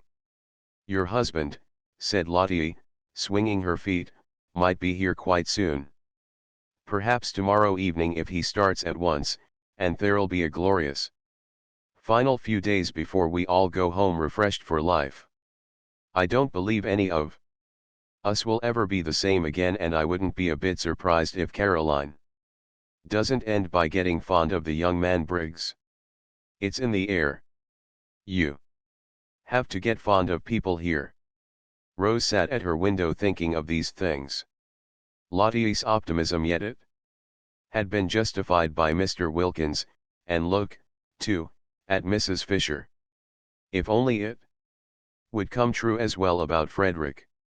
For Rose, who between lunch and tea had left off thinking about Frederick, was now, between tea and dinner, thinking of him harder than ever. It had been funny and delightful, that little interlude of admiration, but of course it couldn't go on once Caroline appeared. Rose knew her place. She could see as well as anyone the unusual, the unique loveliness of Lady Caroline. How warm, though, things like admiration and appreciation made one feel, how capable of really deserving them, how different, how glowing they seemed to quicken unsuspected faculties into life. She was sure she had been a thoroughly amusing woman between lunch and tea, and a pretty one too. She was quite certain she had been pretty. She saw it in Mr. Briggs's eyes as clearly as in a looking-glass. For a brief space, she thought, she had been like a torpid fly, brought back to gay buzzing by the lighting of a fire in a wintry room. She still buzzed, she still tingled, just at the remembrance. What fun it had been having an admirer even for that little while. No wonder people liked admirers. They seemed, in some strange way, to make one come alive. Although it was all over, she still glowed with it and felt more exhilarated. More optimistic, more as Lottie probably constantly felt, than she had done since she was a girl. She dressed with care, though she knew Mr. Briggs would no longer see her, but it gave her pleasure to see how pretty, while she was about it, she could make herself look, and very nearly she stuck a crimson camellia in her hair down by her ear. She did hold it there for a minute, and it looked almost sinfully attractive and was exactly the color of her mouth. But she took it out again with a smile and a sigh and put it in the proper place for flowers, which is water. She mustn't be silly, she thought. Think of the poor. Soon she would be back with them again, and what would a camellia behind her ear seem like then? Simply fantastic. But on one thing she was determined: the first thing she would do when she got home would be to have it out with Frederick. If he didn't come to San Salvatore, that is what she would do the very first thing. Long ago she ought to have done this, but always she had been handicapped, when she tried to, by being so dreadfully fond of him and so much afraid that fresh wounds were going to be given her wretched, soft heart. But now let him wound her as much as he chose, as much as he possibly could, she would still have it out with him. Not that he ever intentionally wounded her, she knew he never meant to, she knew he often had no idea of having done it. For a person who wrote books, thought Rose, Frederick didn't seem to have much imagination. Anyhow, she said to herself, getting up from the dressing table, things couldn't go on like this. She would have it out with him. This separate life, this freezing loneliness, she had had enough of it. Why shouldn't she too be happy? Why on earth the energetic expression matched her mood of rebelliousness? Shouldn't she too be loved and allowed to love? She looked at her little clock. Still 10 minutes before dinner. Tired of staying in her bedroom, she thought she would go on to Mrs. Fisher's battlements, which would be empty at this hour, and watch the moon rise out of the sea. She went into the deserted upper hall with this intention, but was attracted on her way along it by the firelight shining through the open door of the drawing room. How gay it looked! The fire transformed the room. A dark, ugly room in the daytime, it was transformed just as she had been transformed by the warmth of no, she wouldn't be silly, she would think of the poor, the thought of them always brought her down to sobriety at once. She peeped in. Firelight and flowers, and outside the deep slits of windows hung the blue curtain of the night. How pretty! What a sweet place San Salvatore was! And that gorgeous lilac on the table, she must go and put her face in it. But she never got to the lilac. She went one step towards it, and then stood still, for she had seen the figure looking out of the window in the farthest corner, and it was Frederick. All the blood in Rose's body rushed to her heart and seemed to stop its beating. Frederick! Come! She stood quite still. He had not heard her. He did not turn round. She stood looking at him. The miracle had happened, and he had come. She stood holding her breath. So he needed her, for he had come instantly. So he too must have been thinking, longing. Her heart, which had seemed to stop beating, was suffocating her now, the way it raced along. Frederick did love her, then he must love her, or why had he come? Something, perhaps her absence, had made him turn to her, want her. And now the understanding she had made up her mind to have with him would be quite easy. Her thoughts wouldn't go on. Her mind stammered. She couldn't think. She could Only see and feel. She didn't know how it had happened. It was a miracle. God could do miracles. God had done this one. God could.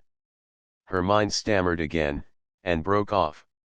Frederick, she tried to say, but no sound came, or if it did, the crackling of the fire covered it up. She must go nearer. She began to creep towards him softly, softly. He did not move. He had not heard. She stole nearer and nearer, and the fire crackled and he heard nothing. She stopped a moment, unable to breathe. She was afraid. Suppose he, oh, but he had come, he had come. She went on again, close up to him, and her heart beat so loud that she thought, he must hear it. And couldn't he feel, didn't he know? Frederick, she whispered, hardly able even to whisper, choked by the beating of her heart. He spun round on his heels. Rose, he exclaimed, staring blankly. But she did not see his stare, for her arms were round his neck, and her cheek was against his, and she was murmuring, her lips on his ear, I knew you would come in my very heart, I always knew you would come. Chapter 21. Now Frederick was not the man to hurt anything if he could help it. Besides, he was completely bewildered. Not only was his wife here, of all places in the world, but she was clinging to him as she had not clung for years, and murmuring love, and welcoming him. If she welcomed him, she must have been expecting him. Strange as this was, it was the only thing in the situation which was evident, that, and the softness of her cheek against his, and the long-forgotten sweet smell of her. Frederick was bewildered.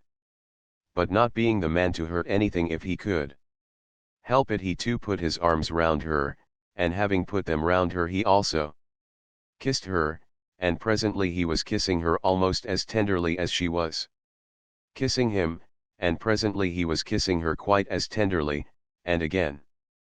Presently he was kissing her more tenderly, and just as if he had never left off. He was bewildered, but he still could kiss. It seemed curiously natural to be doing it. It made him feel as if he were 30 again instead of 40, and Rose were his Rose of 20, the Rose he had so much adored before she began to weigh what he did with her idea of right, and the balance went against him. And she had turned strange and stony and more shocked, and oh, so lamentable. He couldn't get at her in those days at all, she couldn't understand. She kept on referring everything to what she called God's eyes. In God's eyes it couldn't be right, it wasn't right. Her miserable face, whatever her principles did for her, they didn't make her happy. Her little miserable face, twisted with effort to be patient, had been at last more than he could bear to see, and he had kept away as much as he could. She never ought to have been the daughter of a low church rector, narrow devil. She was quite unfit to stand up against such an upbringing. What had happened, why she was here, why she was his Rose again, past his comprehension, and meanwhile, and until such time as he understood, he still could kiss. In fact, he could not stop kissing, and it was he now who began to murmur, to say love things in her ear under the hair that smelled so sweet and tickled him just as he remembered it used to tickle him. And as he held her close to his heart and her arms were soft round his neck, he felt stealing over him a delicious sense of, at first he didn't know what it was, this delicate, pervading warmth, and then he recognized it as security. Yes, security. No need now to be ashamed of his figure, and to make jokes about it so as to forestall other people's and show he didn't mind it. No need now to be ashamed of getting hot going up hills, or to torment himself with pictures of how he probably appeared to beautiful young women, how middle-aged, how absurd in his inability to keep away from them. Rose cared nothing for such things. With her he was safe. To her he was her lover, as he used to be, and she would never notice or mind any of the ignoble changes that getting older had made in him and would go on making more and more. Frederick continued, therefore, with greater and greater warmth and growing delight to kiss his wife, and the mere holding of her in his arms caused him to forget everything else. How could he, for instance, remember or think of Lady Caroline, to mention only one of the complications with which his situation bristled, when here was his sweet wife, miraculously restored to him, whispering with her cheek against his in the dearest, most romantic words how much she loved him, how terribly she had missed him. He did for one brief instant, for even in moments of love there are brief instants of lucid thought, recognize the immense power of the woman present and being actually held compared to that of the woman, however beautiful, who is somewhere else. But that is as far as he got towards remembering Scrap, no farther. She was like a dream, fleeing before the morning light. When did you start? Murmured Rose, her mouth on his ear. She couldn't let him go, not even to talk she couldn't let him go. Yesterday morning, murmured Frederick, holding her close. He couldn't let her go either. Oh, the very instant then, murmured Rose. This was cryptic, but Frederick said, yes, the very instant, and kissed her neck. How quickly my letter got to you, murmured Rose, whose eyes were shut in the excess of her happiness. Didn't it? Said Frederick, who felt like shutting his eyes himself. So there had been a letter. Soon, no doubt, light would be vouchsafed him, and meanwhile this was so strangely, touchingly sweet, this holding his Rose to his heart again after all the years, that he couldn't bother to try to guess anything. Oh, he had been happy during these years, because it was not in him to be unhappy. Besides, how many interests life had had to offer him, how many friends, how much success, how many women only too willing to help him to blot out the thought of the altered, petrified, pitiful little wife at home who wouldn't spend his money, who was appalled by his books, who drifted away and away from him, and always if he tried to have it out with her asked him with patient obstinacy what he thought the things he wrote and lived by looked in the eyes of God. No one, she said once, should ever write a book God wouldn't like to read. That is the test, Frederick. And he had laughed hysterically, burst into a great shriek of laughter, and rushed out of the house, away from her solemn little face, away from her pathetic, solemn little face. But this Rose was his youth again, the best part of his life, the part of it that had had all the visions in it and all the hopes. How they had dreamed together, he and she, before he struck that vein of memoirs, how they had planned and laughed and loved. They had lived for a while in the very heart of poetry. After the happy days came the happy nights, the happy, happy nights. With her asleep close against his heart, with her when he woke in the morning still close against his heart, for they hardly moved in their deep, happy sleep. It was wonderful to have it all come back to him at the touch of her, at the feel of her face against his, wonderful that she should be able to give him back his youth. Sweetheart, sweetheart, he murmured, overcome by remembrance, clinging to her. Now in his turn. Beloved husband, she breathed the bliss of it, the sheer bliss. Briggs, coming in a few minutes before the gong went on the chance that Lady Caroline might be there, was much astonished. He had supposed Rose Arbuthnot was a widow, and he still supposed it, so that he was much astonished.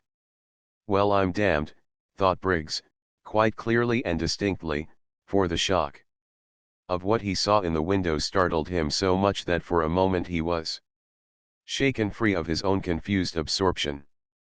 Aloud he said, very red, "Oh, I say, I beg your pardon," and then stood hesitating, and wondering whether he oughtn't to go back to his bedroom again. If he had said nothing they would not have noticed he was there, but when he begged their pardon, Rose turned and looked at him as one looks who is trying to remember, and Frederick looked at him too without at first quite seeing him. They didn't seem, thought Briggs, to mind or to be at all embarrassed. He couldn't be her brother, no brother ever brought that look into a woman's face. It was very awkward. If they didn't mind, he did.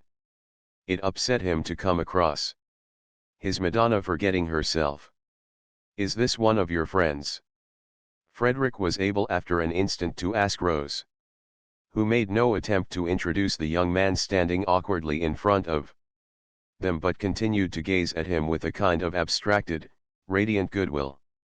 "It's Mr. Briggs," said Rose, recognizing him. "This is my husband," she added. And Briggs, shaking hands, just had time to think how surprising it was to have a husband when you were a widow before the gong sounded, and Lady Caroline would be there in a minute, and he ceased to be able to think at all, and merely became a thing with its eyes fixed on the door. Through the door immediately entered, in what seemed to him an endless procession, first Mrs. Fisher, very stately in her evening lace shawl and brooch, who when she saw him at once relaxed into smiles and Benny goodnighty, only to stiffen, however, when she caught sight of the stranger, then Mr. Wilkins, cleaner and neater and more carefully dressed and brushed than any man on earth, and then, tying something hurriedly as she came, Mrs. Wilkins, and then nobody. Lady Caroline was late. Where was she? Had she heard the gong? Oughtn't it to be beaten again? Suppose she didn't come to dinner after all? Briggs went cold. "Introduce me," said Frederick on Mrs. Fisher's entrance, touching Rose's elbow. "My husband," said Rose, holding him by the hand, her face exquisite. This, thought Mrs. Fisher, must now be the last of the husbands, unless Lady Caroline produces one from up her sleeve.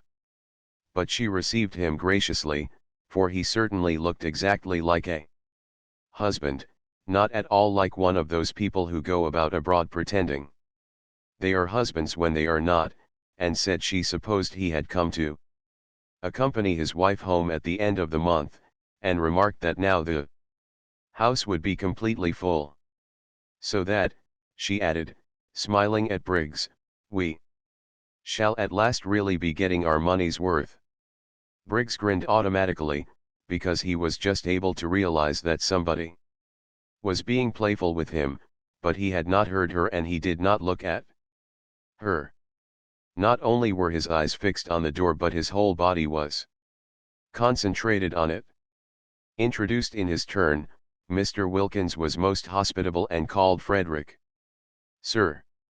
"Well, sir," said Mr. Wilkins heartily, here we are, and having gripped his hand with an understanding that only wasn't mutual because Arbuthnot did not yet know what he was in for in the way of trouble, he looked at him as a man should, squarely in the eyes, and allowed his look to convey as plainly as a look can that in him would be found staunchness, integrity, reliability, in fact a friend in need. Mrs. Arbuthnot was very much flushed, Mr. Wilkins noticed. He had not seen her flushed like that before. "Well, I'm there, man," he thought. Lottie's greeting was effusive. It was done with both hands. "Didn't I tell you?" She laughed to Rose over her shoulder while Frederick was shaking her hands in both his. "What did you tell her?" asked Frederick, in order to say something. The way they were all welcoming him was confusing. They had evidently all expected him. Not only Rose. The sandy but agreeable young woman didn't answer his question, but looked extraordinarily pleased to see him. Why should she be extraordinarily pleased to see him? What a delightful place this is, said Frederick, confused, and making the first remark that occurred to him. It's a tub of love, said the sandy young woman earnestly, which confused him more than ever. And his confusion became excessive at the next words he heard spoken, these by the old lady, who said, "We won't wait. Lady Caroline is always late for he." Only then, on hearing her name, really and properly remembered Lady Caroline. And the thought of her confused him to excess. He went into the dining room like a man in a dream. He had come out to this place to see Lady Caroline, and had told her so. He had even told her in his fatuousness, it was true, but how fatuous that he hadn't been able to help coming. She didn't know he was married. She thought his name was Arundel. Everybody in London thought his name was Arundel. He had used it and written under it so long that he almost thought it was himself. In the short time since, she had left him on the seat in the garden, where he told her he had come because he couldn't help it. He had found Rose again, had passionately embraced and been embraced, and had forgotten Lady Caroline. It would be an extraordinary piece of good fortune if Lady Caroline's being late meant she was tired or bored and would not come to dinner at all. Then he could know. He couldn't. He turned a deeper red even than usual, he being a man of full habit. And red anyhow, at the thought of such cowardice. No, he couldn't go away after dinner and catch his train and disappear to Rome, not unless, that is, Rose came with him. But even so, what a running away. No, he couldn't. When they got to the dining room, Mrs. Fisher went to the head of the table. Was this Mrs. Fisher's house? He asked himself. He didn't know anything, and Rose, who in her earlier days of defying Mrs. Fisher had taken the other end as her place, for after all no one could say by looking at a table which was its top and which its bottom, led Frederick to the seat next to her. If only, he thought, he could have been alone with Rose, just 5 minutes more. Alone with Rose, so that he could have asked her. But probably he wouldn't have asked her anything, and only gone on kissing her. He looked round. The sandy young woman was telling the man they called Briggs to go and sit beside Mrs. Fisher. Was the house, then, the sandy young woman's, and not Mrs. Fisher's? He didn't know anything, and she herself sat down on Rose's other side, so that she was opposite him, Frederick, and next to the genial man who had said "Here we are," when it was only too evident that there they were indeed. Next to Frederick, and between him and Briggs, was an empty chair, Lady Caroline's. No more than Lady Caroline knew of the presence in Frederick's life of Rose was Rose aware of the presence in Frederick's life of Lady Caroline. What would each think? He didn't know anything.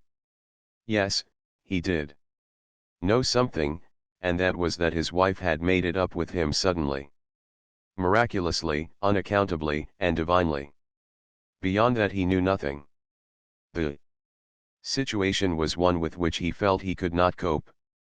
It must lead him whither it would. He could only drift. In silence Frederick ate his soup, and the eyes, the large expressive eyes of the young woman opposite, were on him. He could feel, with a growing look in them of inquiry. They were, he could see, very intelligent and attractive eyes. And full, apart from the inquiry, of goodwill. Probably she thought he ought to talk, but if she knew everything she wouldn't think so. Briggs didn't talk either. Briggs seemed uneasy. What was the matter with Briggs? And Rose too didn't talk, but then that was natural. She never had been a talker. She had the loveliest expression on her face. How long would it be on it after Lady Caroline's entrance? He didn't know anything. But the genial man on Mrs. Fisher's left was talking enough for everybody. That fellow ought to have been a parson. Pulpits were the place for a voice like his, it would get him a bishopric in 6 months. He was explaining to Briggs, who shuffled about in his seat. Why did Briggs shuffle about in his seat? That he must have come out by the same train as Arbuthnot, and when Briggs, who said nothing, wriggled in apparent dissent, he undertook to prove it to him, and did prove it to him in long clear sentences. "Who's the man with the voice?" Frederick asked Rose in a whisper, and the young woman opposite, whose ears appeared to have the quickness of hearing of wild creatures, answered, "He's my husband." "Then by all the rules," said Frederick pleasantly, pulling himself together, "you ought Hunty to be sitting next to him." "But I want to. I like sitting next to him. I didn't before I came here." Frederick could think of nothing to say to this, so he only smiled generally. "It's this place," she said, nodding at him. "It makes one understand. You've no idea what a lot you'll understand before you've done here." "I'm sure I hope so," said Frederick with real fervour. The soup was taken away, and the fish was brought. Briggs, on the other side of the empty chair, seemed more uneasy than ever. What was the matter with Briggs? Didn't he like fish? Frederick wondered what Briggs would do in the way of fidgets if he were in his own situation. Frederick kept on wiping his mustache, and was not able to look up from his plate, but that was as much as he showed of what he was feeling. Though he didn't look up, he felt the eyes of the young woman opposite raking him like searchlights, and Rose's eyes were on him too, he knew, but they rested on him unquestioningly, beautifully, like a benediction. How long would they go on doing that once Lady Caroline was there? He didn't know, he didn't know anything. He wiped his mustache for the 20th unnecessary time, and could not quite keep his hand steady, and the young woman opposite saw his hand not being quite steady, and her eyes raked him persistently. Why did her eyes rake him persistently? He didn't know anything. Then Briggs leapt to his feet. What was the matter with Briggs? Oh yes, quite. She had come. Frederick wiped his mustache and got up too. He was in for it now. Absurd. Fantastic situation. Well, whatever happened he could only drift, and look like an ass to Lady Caroline, the most absolute as well as deceitful ass, an ass who was also a reptile, for she might well think he had been mocking her out in the garden when he said, no doubt in a shaking voice, fool and ass, that he had come because he couldn't help it, while as for what he would look like to his Rose when Lady Caroline introduced him to her, when Lady Caroline introduced him as her friend whom she had invited in to dinner, well, God alone knew that. He, therefore, as he got up, wiped his mustache for the last time before the catastrophe. But he was reckoning without Scrap. That accomplished and experienced young woman slipped into the chair Briggs was holding for her, and on Lottie's leaning across eagerly, and saying before any one else could get a word in, just fancy, Caroline, how quickly Rose's husband has got here, turned to him without so much as the faintest shadow of surprise on her face, and held out her hand, and smiled like a young angel, and said, "And me late your very first evening." The daughter of the Droitwiches. Chapter 22. That evening was the evening of the full moon. The garden was an enchanted place where all the flowers seemed white. The lilies, the daphnes, the orange blossom, the white stocks, the white pinks, the white roses, you could see these as plainly as in the daytime, but the colored flowers existed only as fragrance. The three younger women sat on the low wall at the end of the top garden after dinner, rose a little apart from the others, and watched the enormous moon moving slowly over the place where Shelley had lived his last months just on 100 years before. The sea quivered along the path of the moon. The stars winked and trembled. The mountains were misty blue outlines, with little clusters of lights shining through from little clusters of homes. In the garden, the plants stood quite still, straight and unstirred by the smallest ruffle of air. Through the glass doors the dining room, with its candle-lit table and brilliant flowers, nasturtiums and marigolds that night, glowed like some magic cave of color, and the three men smoking round it looked strangely animated figures seen from the silence, the huge cool calm of outside. Mrs. Fisher had gone to the drawing room and the fire. Scrap and Lottie, their faces upturned to the sky, said very little and in whispers. Rose said nothing. Her face too was upturned.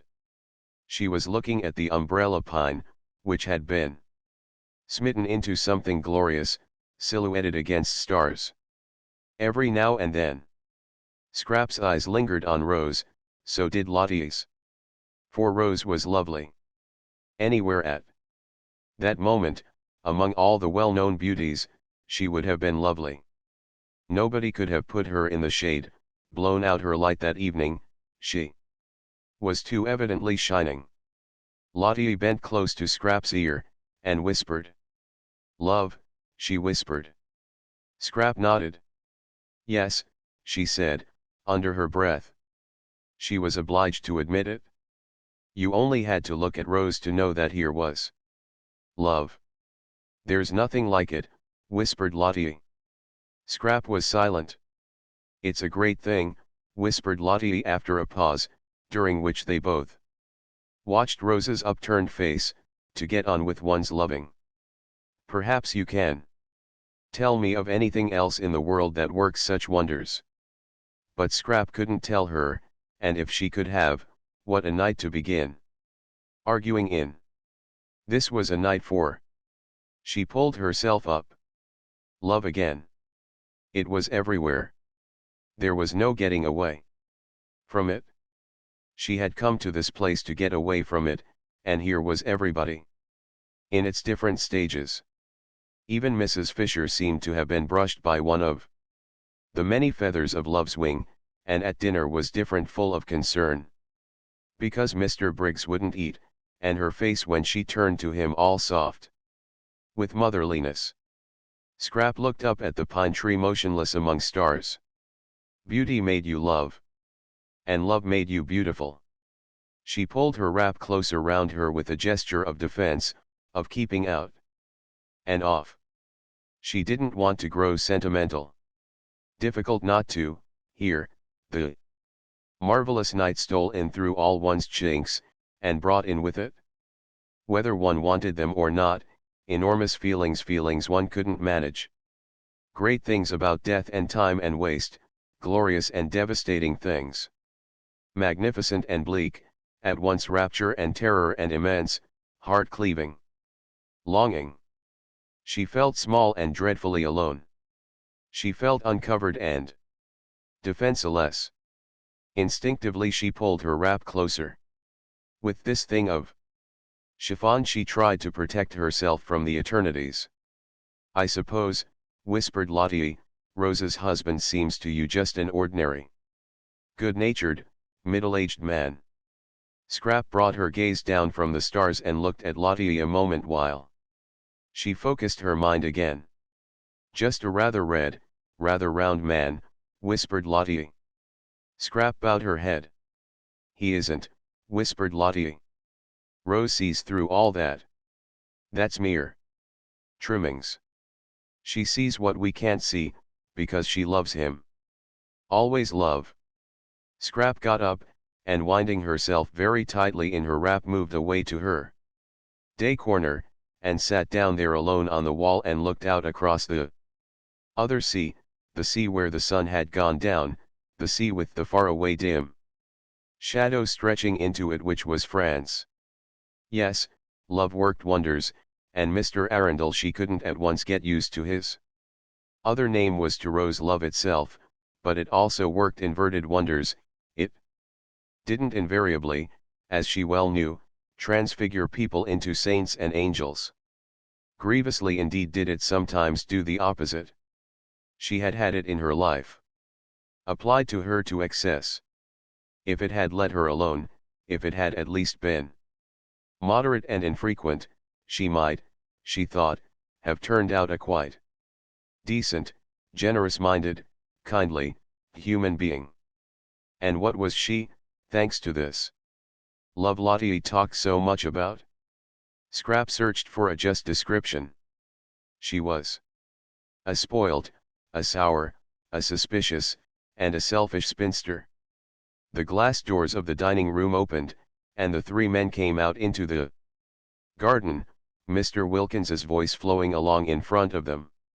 He appeared to be doing all the talking, the other two were saying nothing. Perhaps she had better go back to Lottie and Rose, it would be tiresome to be discovered and hemmed into that cul-de-sac by Mr. Briggs. She got up reluctantly, for she considered it unpardonable of Mr. Briggs to force her to move about like this, to force her out of any place she wished to sit in, and she emerged from the daphne bushes feeling like some gaunt, stern figure of just resentment, and wishing that she looked as gaunt and stern as she felt, so would she have struck repugnance into the soul of Mr. Briggs, and been free of him. But she knew she didn't look like that, however hard she might try. At dinner his hand shook when he drank, and he couldn't speak to her without flushing scarlet and then going pale, and Mrs. Fisher's eyes had sought hers with the entreaty of one who asks that her only son may not be hurt. How could a human being, thought Scrap, frowning as she issued forth from her corner, how could a man made in God's image behave so, and he fitted for better things, she was sure, with his youth, his attractiveness, and his brains. He had brains. She had examined him cautiously whenever at dinner Mrs. Fisher forced him to turn away to answer her, and she was sure he had brains. Also he had character, there was something noble about his head, about the shape of his forehead, noble and kind. All the more deplorable that he should allow himself to be infatuated by a mere outside, and waste any of his strength, any of his peace of mind, hanging round just a woman thing. If only he could see right through her, see through all her skin and stuff, he would be cured, and she might go on sitting undisturbed on this wonderful night by herself. Just beyond the daphne bushes she met Frederick, hurrying. "I was determined to find you first," he said, "before I go to Rose." And he added quickly, "I want to kiss your shoes." "Do you?" said Scrap, smiling. "Then I must go and put on my new ones. These aren't nearly good enough." She felt immensely well disposed towards Frederick. He, at least, would grab no more. His grabbing days, so sudden and so brief, were done. Nice man, agreeable man. She now definitely liked him. Clearly he had been getting into some sort of a tangle, and she was grateful to Lottie for stopping her in time at dinner from saying something hopelessly complicating. But whatever he had been getting into, he was out of it now. His face and Rose's face had the same light in them. "I shall adore you forever now," said Frederick. Scrap smiled. "Shall you?" she said. "I adored you before because of your beauty. Now I adore you because you're not only as beautiful as a dream but as decent as a man." Scrap laughed. "Am I?" she said, amused. "When the impetuous young woman," Frederick went on, "the blessedly impetuous young woman, blurted out in the nick of time that I am Rose's husband, you Behaved exactly as a man would have behaved to his friend. Did I? Said Scrap, her enchanting dimple very evident. It's the rarest, most precious of combinations, said Frederick, to be a woman and have the loyalty of a man. Is it? Smiled Scrap, a little wistfully. These were indeed handsome compliments. If only she were really like that. And I want to kiss your shoes. Won't this save trouble? She asked, holding out her hand. He took it and swiftly kissed it, and was hurrying away again. Bless you, he said as he went. Where is your luggage? Scrap called after him. Oh, Lord, yes, said Frederick, pausing. It's at the station. I'll send for it. He disappeared through the bushes. She went indoors to give the order, and this is how it happened that Domenico, for the second time that evening, found himself journeying into Mezzago and wondering as he went. Then, having made the necessary arrangements for the perfect happiness of these two people, she came slowly out into the garden again, very much absorbed in thought. Love seemed to bring happiness to everybody but herself. It had certainly got hold of everybody there, in its different varieties, except herself. Poor Mr. Briggs had been got hold of by its least dignified variety. Poor Mr. Briggs. He was a disturbing problem, and his going away next day wouldn't, she was afraid, solve him. When she reached the others, Mr. Arundel, she kept on forgetting that he wasn't. Mr. Arundel was already, his arm through Rose's, going off with her, probably to the greater seclusion of the lower garden. No doubt they had a great deal to say to each other.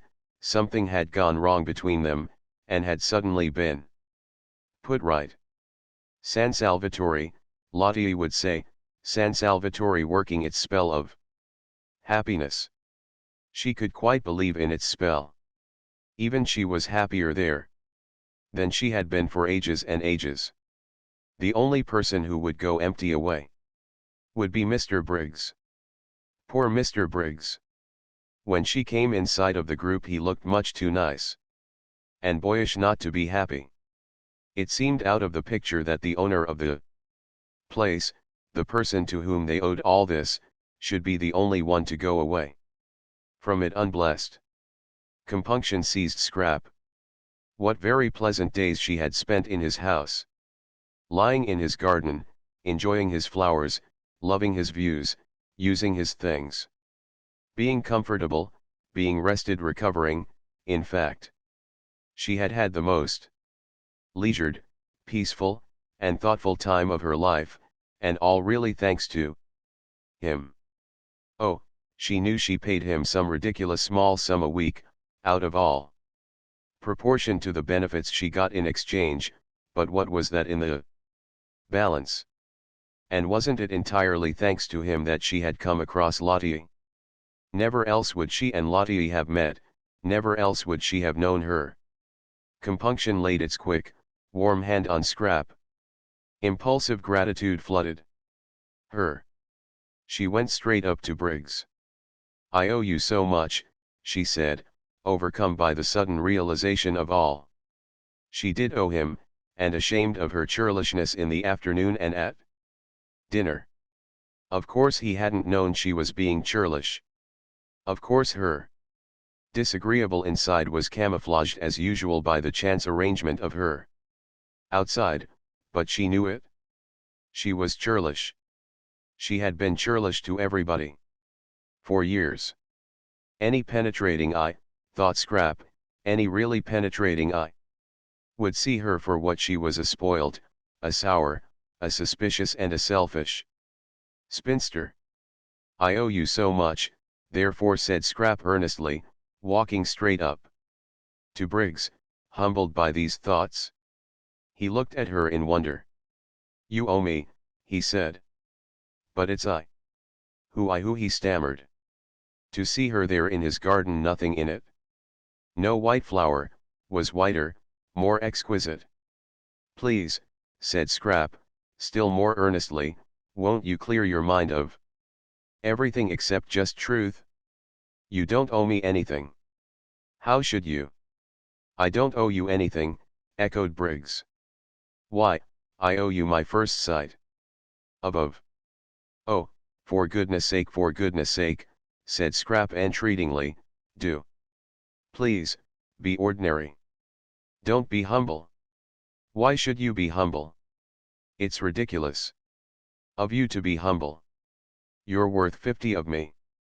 Unwise, thought Mr. Wilkins, who was standing there too, while Lottie sat on the wall. He was surprised, he was concerned, he was shocked that Lady Caroline should thus encourage Briggs. Unwise very, thought Mr. Wilkins, shaking his head. Briggs's condition was so bad already that the only course to take with him was to repel him utterly, Mr. Wilkins considered. No half measures were the least use with Briggs, and kindliness and familiar talk would only be misunderstood by the unhappy youth. The daughter of the Droitwiches could not really, it was impossible to suppose it, desire to encourage him. Briggs was all very well. But Briggs was Briggs, his name alone proved that. Probably Lady Caroline did not quite appreciate the effect of her voice and face, and how between them they made otherwise ordinary words seem well, encouraging. But these words were not quite ordinary, she had not, he feared, sufficiently pondered them. Indeed. And indeed she needed an adviser, some sagacious, objective counselor like himself. There she was, standing before Briggs, almost holding out her hands to him. Briggs of course ought to be thanked, for they were having a most delightful holiday in his house, but not thanked to excess, and not by Lady Caroline alone. That very evening he had been considering the presentation to him next day of a round robin of collective gratitude on his departure, but he should not be thanked like this, in the moonlight, in the garden, by the lady he was so manifestly infatuated with.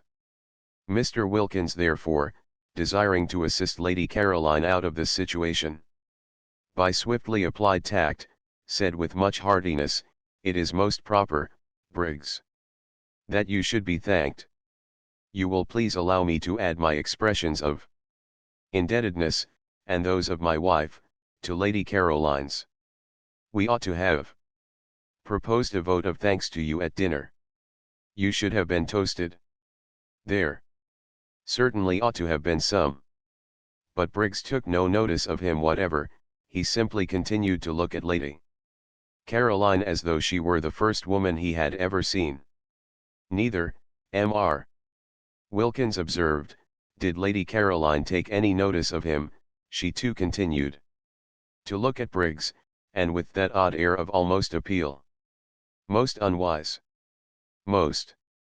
Lottie, on the other hand, took too much notice of him, choosing this moment when Lady Caroline needed special support and protection to get up off the wall and put her arm through his and draw him away. "I want to tell you something, Mellersh," said Lottie at this juncture, getting up. "Presently," said Mr. Wilkins, waving her aside. "No now," said Lottie, and she drew him away. He went with extreme reluctance. Briggs should be given no rope at all, not an inch. "Well, what is it?" he asked impatiently, as she led him towards the house. "Lady Caroline ought not to be left like that, exposed to annoyance." "Oh, but she isn't," Lottie assured him, just as if he had said this aloud. Which he certainly had not. "Caroline is perfectly all right." "Not at all right.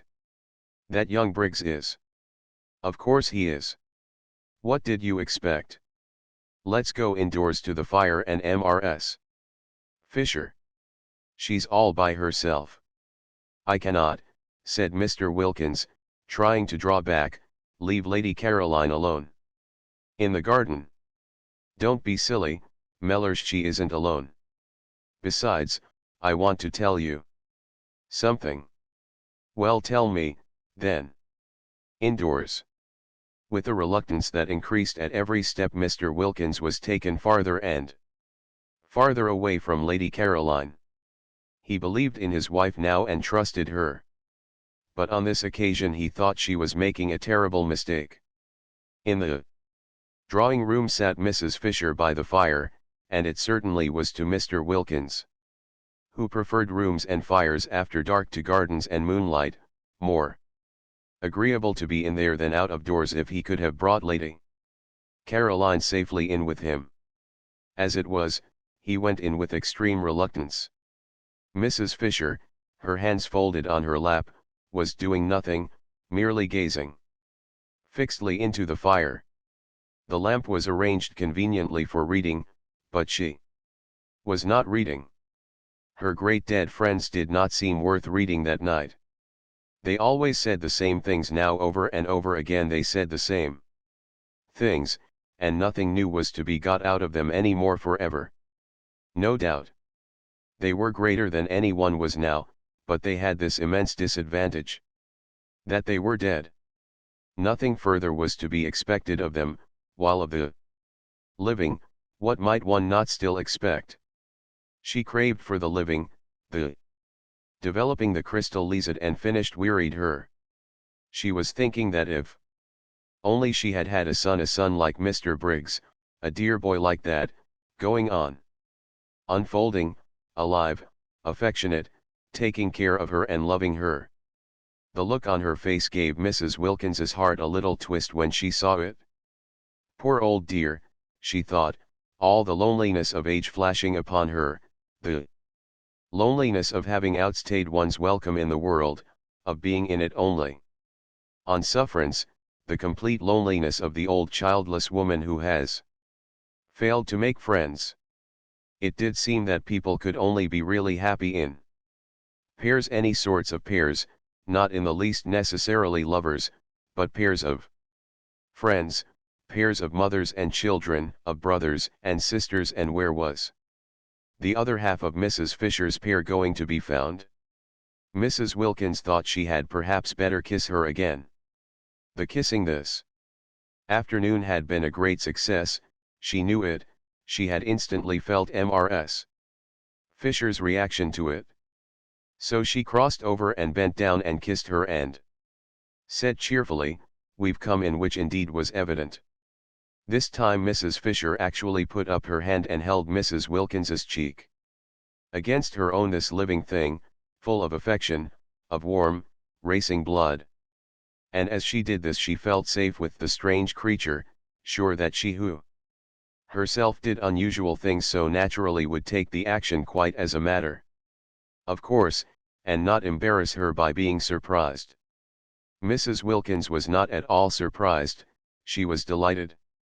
"I believe I'm the other half of her pair," flashed into her mind. "I believe it's me.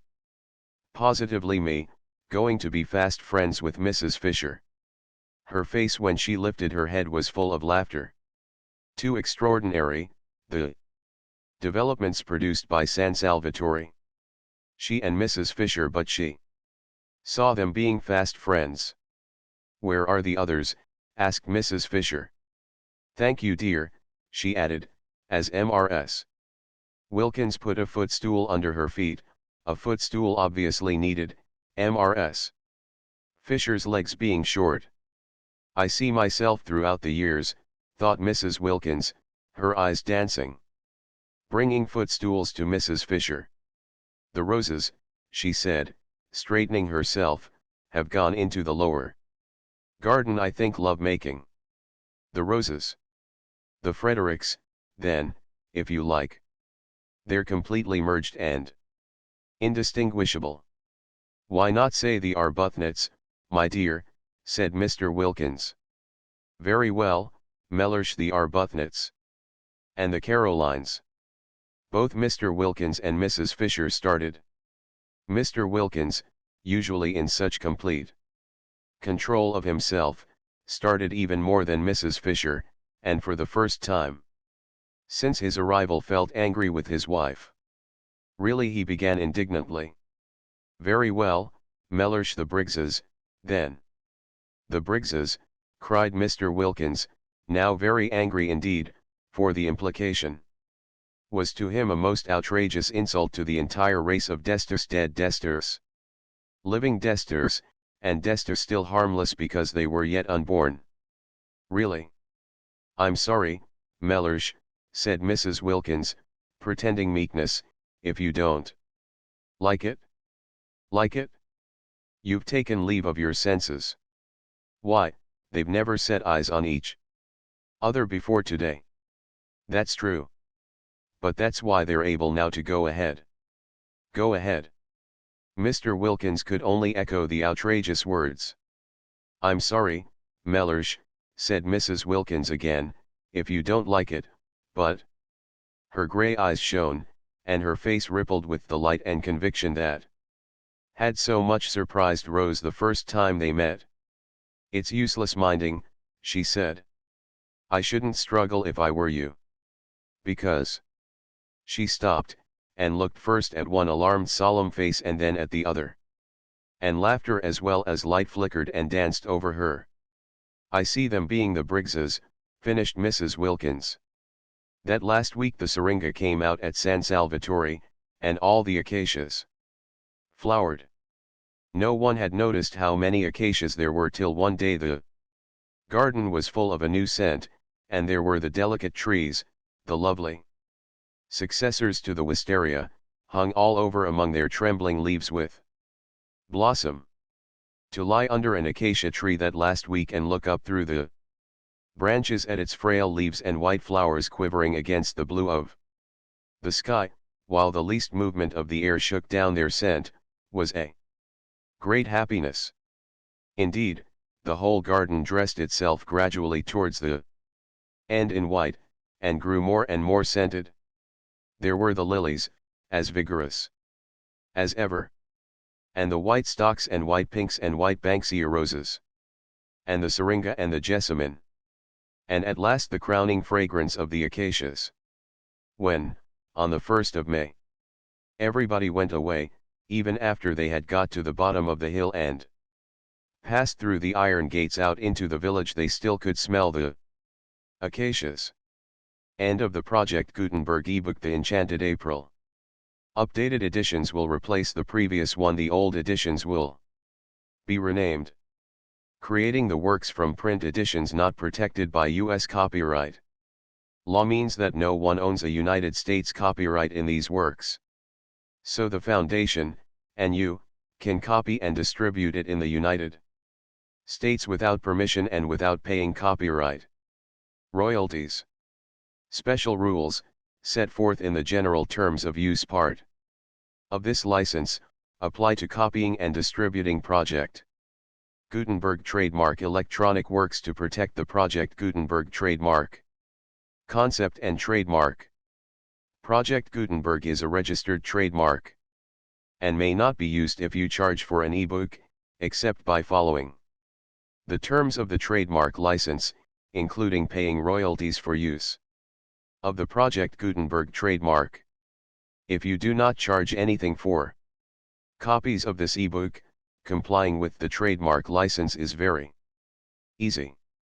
You may use this ebook for nearly any purpose, such as creation of derivative works, reports, performances, and research. Project Gutenberg ebooks may be modified and printed and given away. You may do practically anything in the United States with ebooks not protected by U.S. copyright law. Redistribution is subject to the trademark license, especially commercial redistribution. Start, full license. The full Project Gutenberg license. Please read this before you distribute or use this work.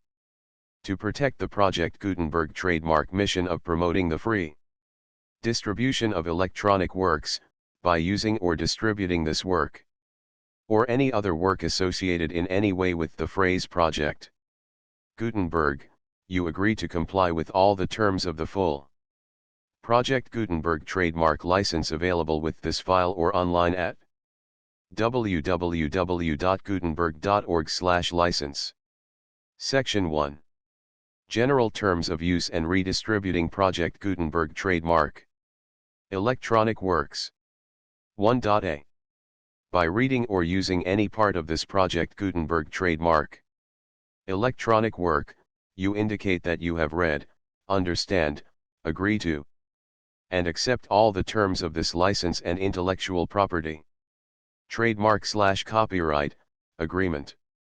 If you do not agree to abide by all the terms of this agreement, you must cease using and return or destroy all copies of Project Gutenberg trademark electronic works in your possession.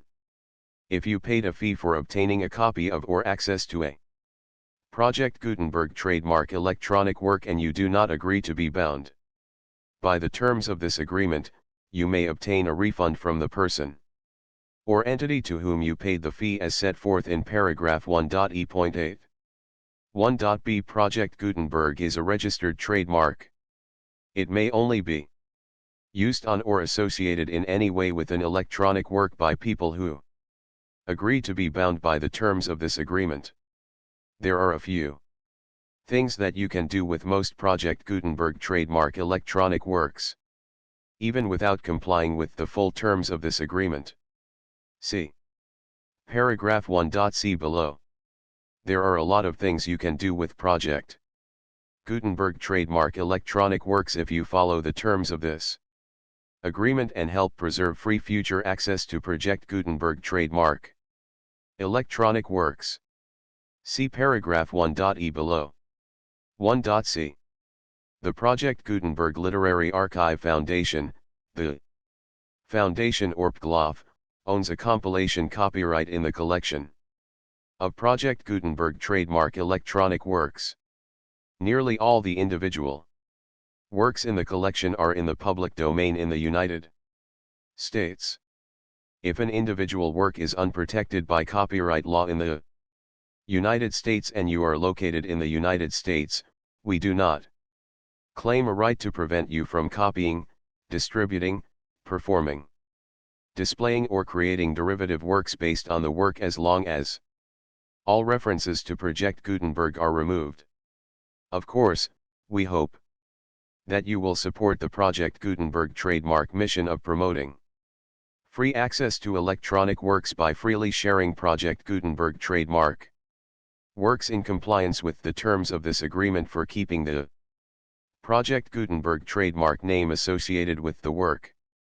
You can easily comply with the terms of this agreement by keeping this work in the same format with its attached full Project Gutenberg trademark license when you share it without charge with others. 1.d. The copyright laws of the place where you are located also govern what you can do with this work. Copyright laws in most countries are in a constant state of change. If you are outside the United States, check the laws of your country in addition to the terms of this agreement before downloading, copying, displaying, performing, distributing or creating derivative works based on this work or any other Project Gutenberg trademark work. The Foundation makes no representations concerning the copyright status of any work in any country other than the United States. 1.e Unless you have removed all references to Project Gutenberg. 1.e.1. The following sentence, with active links to, or other immediate access to, the full Project Gutenberg trademark license must appear prominently whenever any copy of a Project Gutenberg trademark work, any work on which the phrase Project Gutenberg appears, or with which the phrase Project Gutenberg is associated, is accessed, displayed, performed, viewed, copied, or distributed. This ebook is for the use of anyone anywhere in the United States and most other parts of the world at no cost and with almost no restrictions whatsoever. You may copy it, give it away or reuse it under the terms of the Project Gutenberg license included with this ebook or online at www.gutenberg.org. If you are not located in the United States, you will have to check the laws of the country where you are located before using this ebook. 1.e.2. If an individual project Gutenberg trademark electronic work is derived from texts not protected by U.S. copyright law, does not contain a notice indicating that it is posted with permission of the copyright holder, the work can be copied and distributed to anyone in the United States without paying any fees or charges. If you are redistributing or providing access to a work with the phrase project Gutenberg associated with or appearing on the work, you must comply either with the requirements of paragraphs 1.e.1 through 1.e.7 or obtain permission for the use of the work and the project Gutenberg trademark. Trademark as set forth in paragraphs 1.e.8 or 1.e.9. 1.e.3. If an individual project Gutenberg trademark electronic work is posted with the permission of the copyright holder, your use and distribution must comply with both paragraphs 1.e.1 through 1.e.7 and any additional terms imposed by the copyright holder. Additional terms will be linked to the project Gutenberg trademark license for all works posted with the permission of the copyright holder found at the beginning of this work. 1.e.4. Do not unlink or detach or remove the full project Gutenberg trademark license terms from this work, or any files containing a part of this work or any other work associated with project Gutenberg trademark. 1.e.5. Do not copy, display, perform, distribute or redistribute this electronic work, or any part of this electronic work, without prominently displaying the sentence set forth in paragraph 1.e.1 with active links or immediate access to the full terms of the project Gutenberg trademark license. 1.e.6. You may convert to and distribute this work in any binary, compressed, marked up, non-proprietary or proprietary form, including any word processing or hypertext form. However, if you provide access to or distribute copies of a project Gutenberg trademark work in a format other than plain vanilla ASCII or other format used in the official version posted on the official project Gutenberg trademark website www.gutenberg.org, you must, at no additional cost, fee, or expense to the user, provide a copy, a means of exporting a copy, or a means of obtaining a copy upon request, of the work in its original plain vanilla ASCII or other form. Any alternate format must include the full project Gutenberg trademark license as specified in paragraph 1.e.1. 1.e.7. Do not charge a fee for access to, viewing, displaying, performing, copying, or distributing any project Gutenberg trademark works, unless you comply with paragraph 1.e.8 or 1.e.9. 1.e.8. You may charge a reasonable fee for copies of or providing access to or distributing project Gutenberg trademark electronic works, provided that you pay a royalty fee of 20% of the gross profits you derive from the use of project Gutenberg trademark works calculated using the method you already used to calculate your applicable taxes. The fee is owed to the owner of the project Gutenberg trademark, but he has agreed to donate royalties under this paragraph to the project Gutenberg Literary Archive Foundation. Royalty payments must be paid within 60 days following each date on which you prepare, or are legally required to prepare, your periodic tax returns.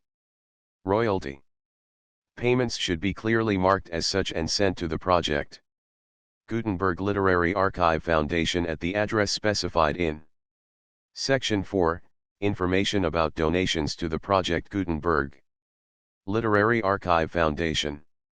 You provide a full refund of any money paid by a user who notifies you in writing, or by email, within 30 days of receipt that he Does not agree to the terms of the full Project Gutenberg trademark license.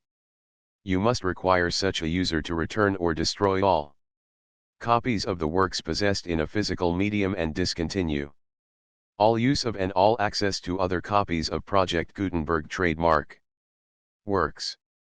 You provide, in accordance with paragraph 1.f.3, a full refund of any money paid for a work or a replacement copy, if a defect in the electronic work is discovered and reported to you within 90 days of receipt of the work. You comply with all other terms of this agreement for free distribution of Project Gutenberg trademark works. 1.e.9. If you wish to charge a fee or distribute a Project Gutenberg trademark electronic work or group of works on different terms than are set forth in this agreement, you must obtain permission in writing from the Project Gutenberg Literary Archive Foundation, the manager of the Project Gutenberg trademark. Contact the foundation as set forth in section 3 below. 1.f. 1.f.1. Project Gutenberg volunteers and employees expend considerable effort to identify, do copyright research on, transcribe and proofread works not protected by U.S. copyright law in creating the Project Gutenberg trademark collection. Despite these efforts, Project Gutenberg trademark electronic works, and the medium on which they may be stored, may contain defects, such as, but not limited to, incomplete, inaccurate, or corrupt data, transcription errors, a copyright or other intellectual property infringement, a defective or damaged disk or other medium, a computer virus, or computer codes that damage or cannot be read by your equipment. 1.f.2. Limited warranty, disclaimer of damages, except for the right of replacement or refund described in paragraph 1.f.3, the Project Gutenberg Literary Archive Foundation, the owner of the Project Gutenberg trademark, and any other party distributing a Project Gutenberg trademark electronic work under this agreement, disclaim all liability to you for damages, costs, and expenses, including legal fees. You agree that you have no remedies for negligence, strict liability, breach of warranty or breach of contract except those provided in paragraph 1.f.3. You agree that the foundation, the trademark owner, and any distributor under this agreement will not be liable to you for actual, direct, indirect, consequential, punitive or incidental damages even if you give notice of the possibility of such damage. 1.f.3. Limited right of replacement or refund, if you discover a defect in this electronic work within 90 days of receiving it, you can receive a refund of the money, if any, you paid for it by sending a written explanation to the person you received the work from. If you received the work on a physical medium, you must return the medium with your written explanation. The person or entity that provided you with the defective work may elect to provide a replacement copy in lieu of a refund. If you received the work electronically, the person or entity providing it to you may choose to give you a second opportunity to receive the work electronically in lieu of a refund. If the second copy is also defective, you may demand a refund in writing, without further opportunities to fix the problem. 1.f.4. Except for the limited right of replacement or refund set forth in paragraph 1.f.3, this work is provided to you as is, with no other warranties of any kind, express or implied, including but not limited to warranties of merchantability or fitness for any purpose. 1.f.5. Some states do not allow disclaimers of certain implied warranties or the exclusion or limitation of certain types of damages. If any disclaimer or limitation set forth in this agreement violates the law of the state applicable to this agreement, the agreement shall be interpreted to make the maximum disclaimer or limitation permitted by the applicable state law. The invalidity or unenforceability of any provision of this agreement shall not void the remaining provisions. 1.f.6 Indemnity.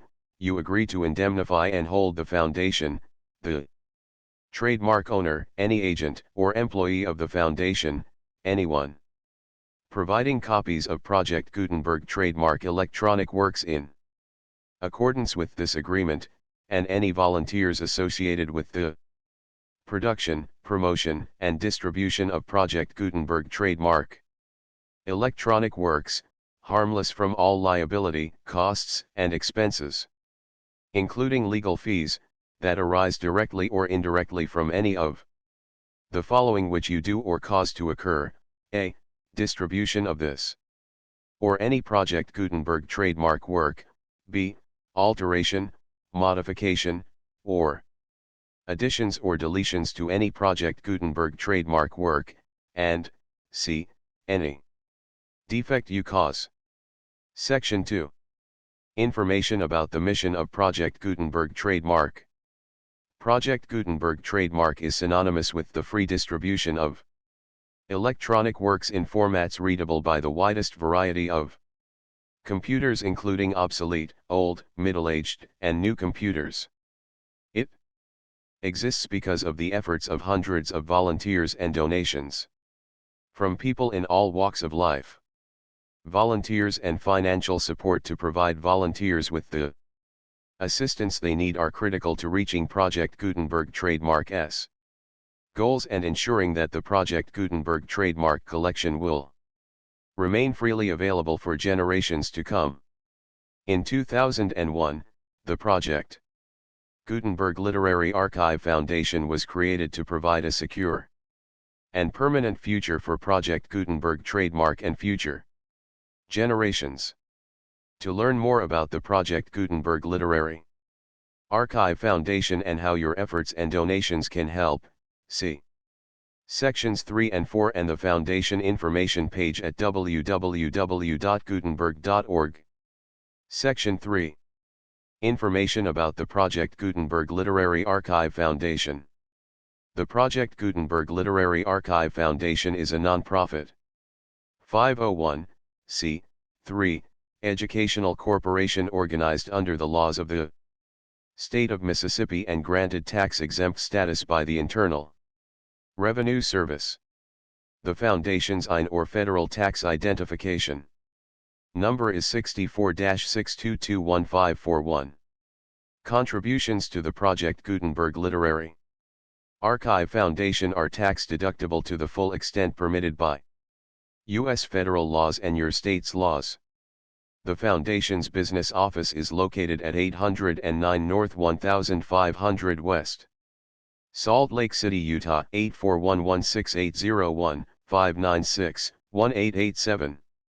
Email contact links and up-to-date contact information can be found at the Foundation's website and official page at www.gutenberg.org/contact. Section 4. Information about donations to the Project Gutenberg Literary Archive Foundation. Project Gutenberg trademark depends upon and cannot survive without widespread public support and donations to carry out its mission of increasing the number of public domain and licensed works that can be freely distributed in machine-readable form accessible by the widest array of equipment, including outdated equipment. Many small donations, $1 to $5,000, are particularly important to maintaining tax-exempt status with the IRS. The Foundation is committed to complying with the laws regulating charities and charitable donations in all 50 states of the United States. Compliance requirements are not uniform and it takes a considerable effort, much paperwork, and many fees to meet and keep up with these requirements. We do not solicit donations in locations where we have not received written confirmation of compliance. To send Donations or determine the status of compliance for any particular state. Visit www.gutenberg.org/donate. While we cannot and do not solicit contributions from states where we have not met the solicitation requirements, we know of no prohibition against accepting unsolicited donations from donors in such states who approach us with offers to donate. International donations are gratefully accepted, but we cannot make any statements concerning tax treatment of donations received from outside the United States. U.S. laws alone swamp our small staff. Please check the Project Gutenberg web pages for current donation methods and addresses.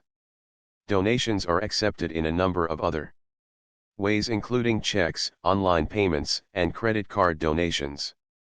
To donate, please visit www.gutenberg.org/donate.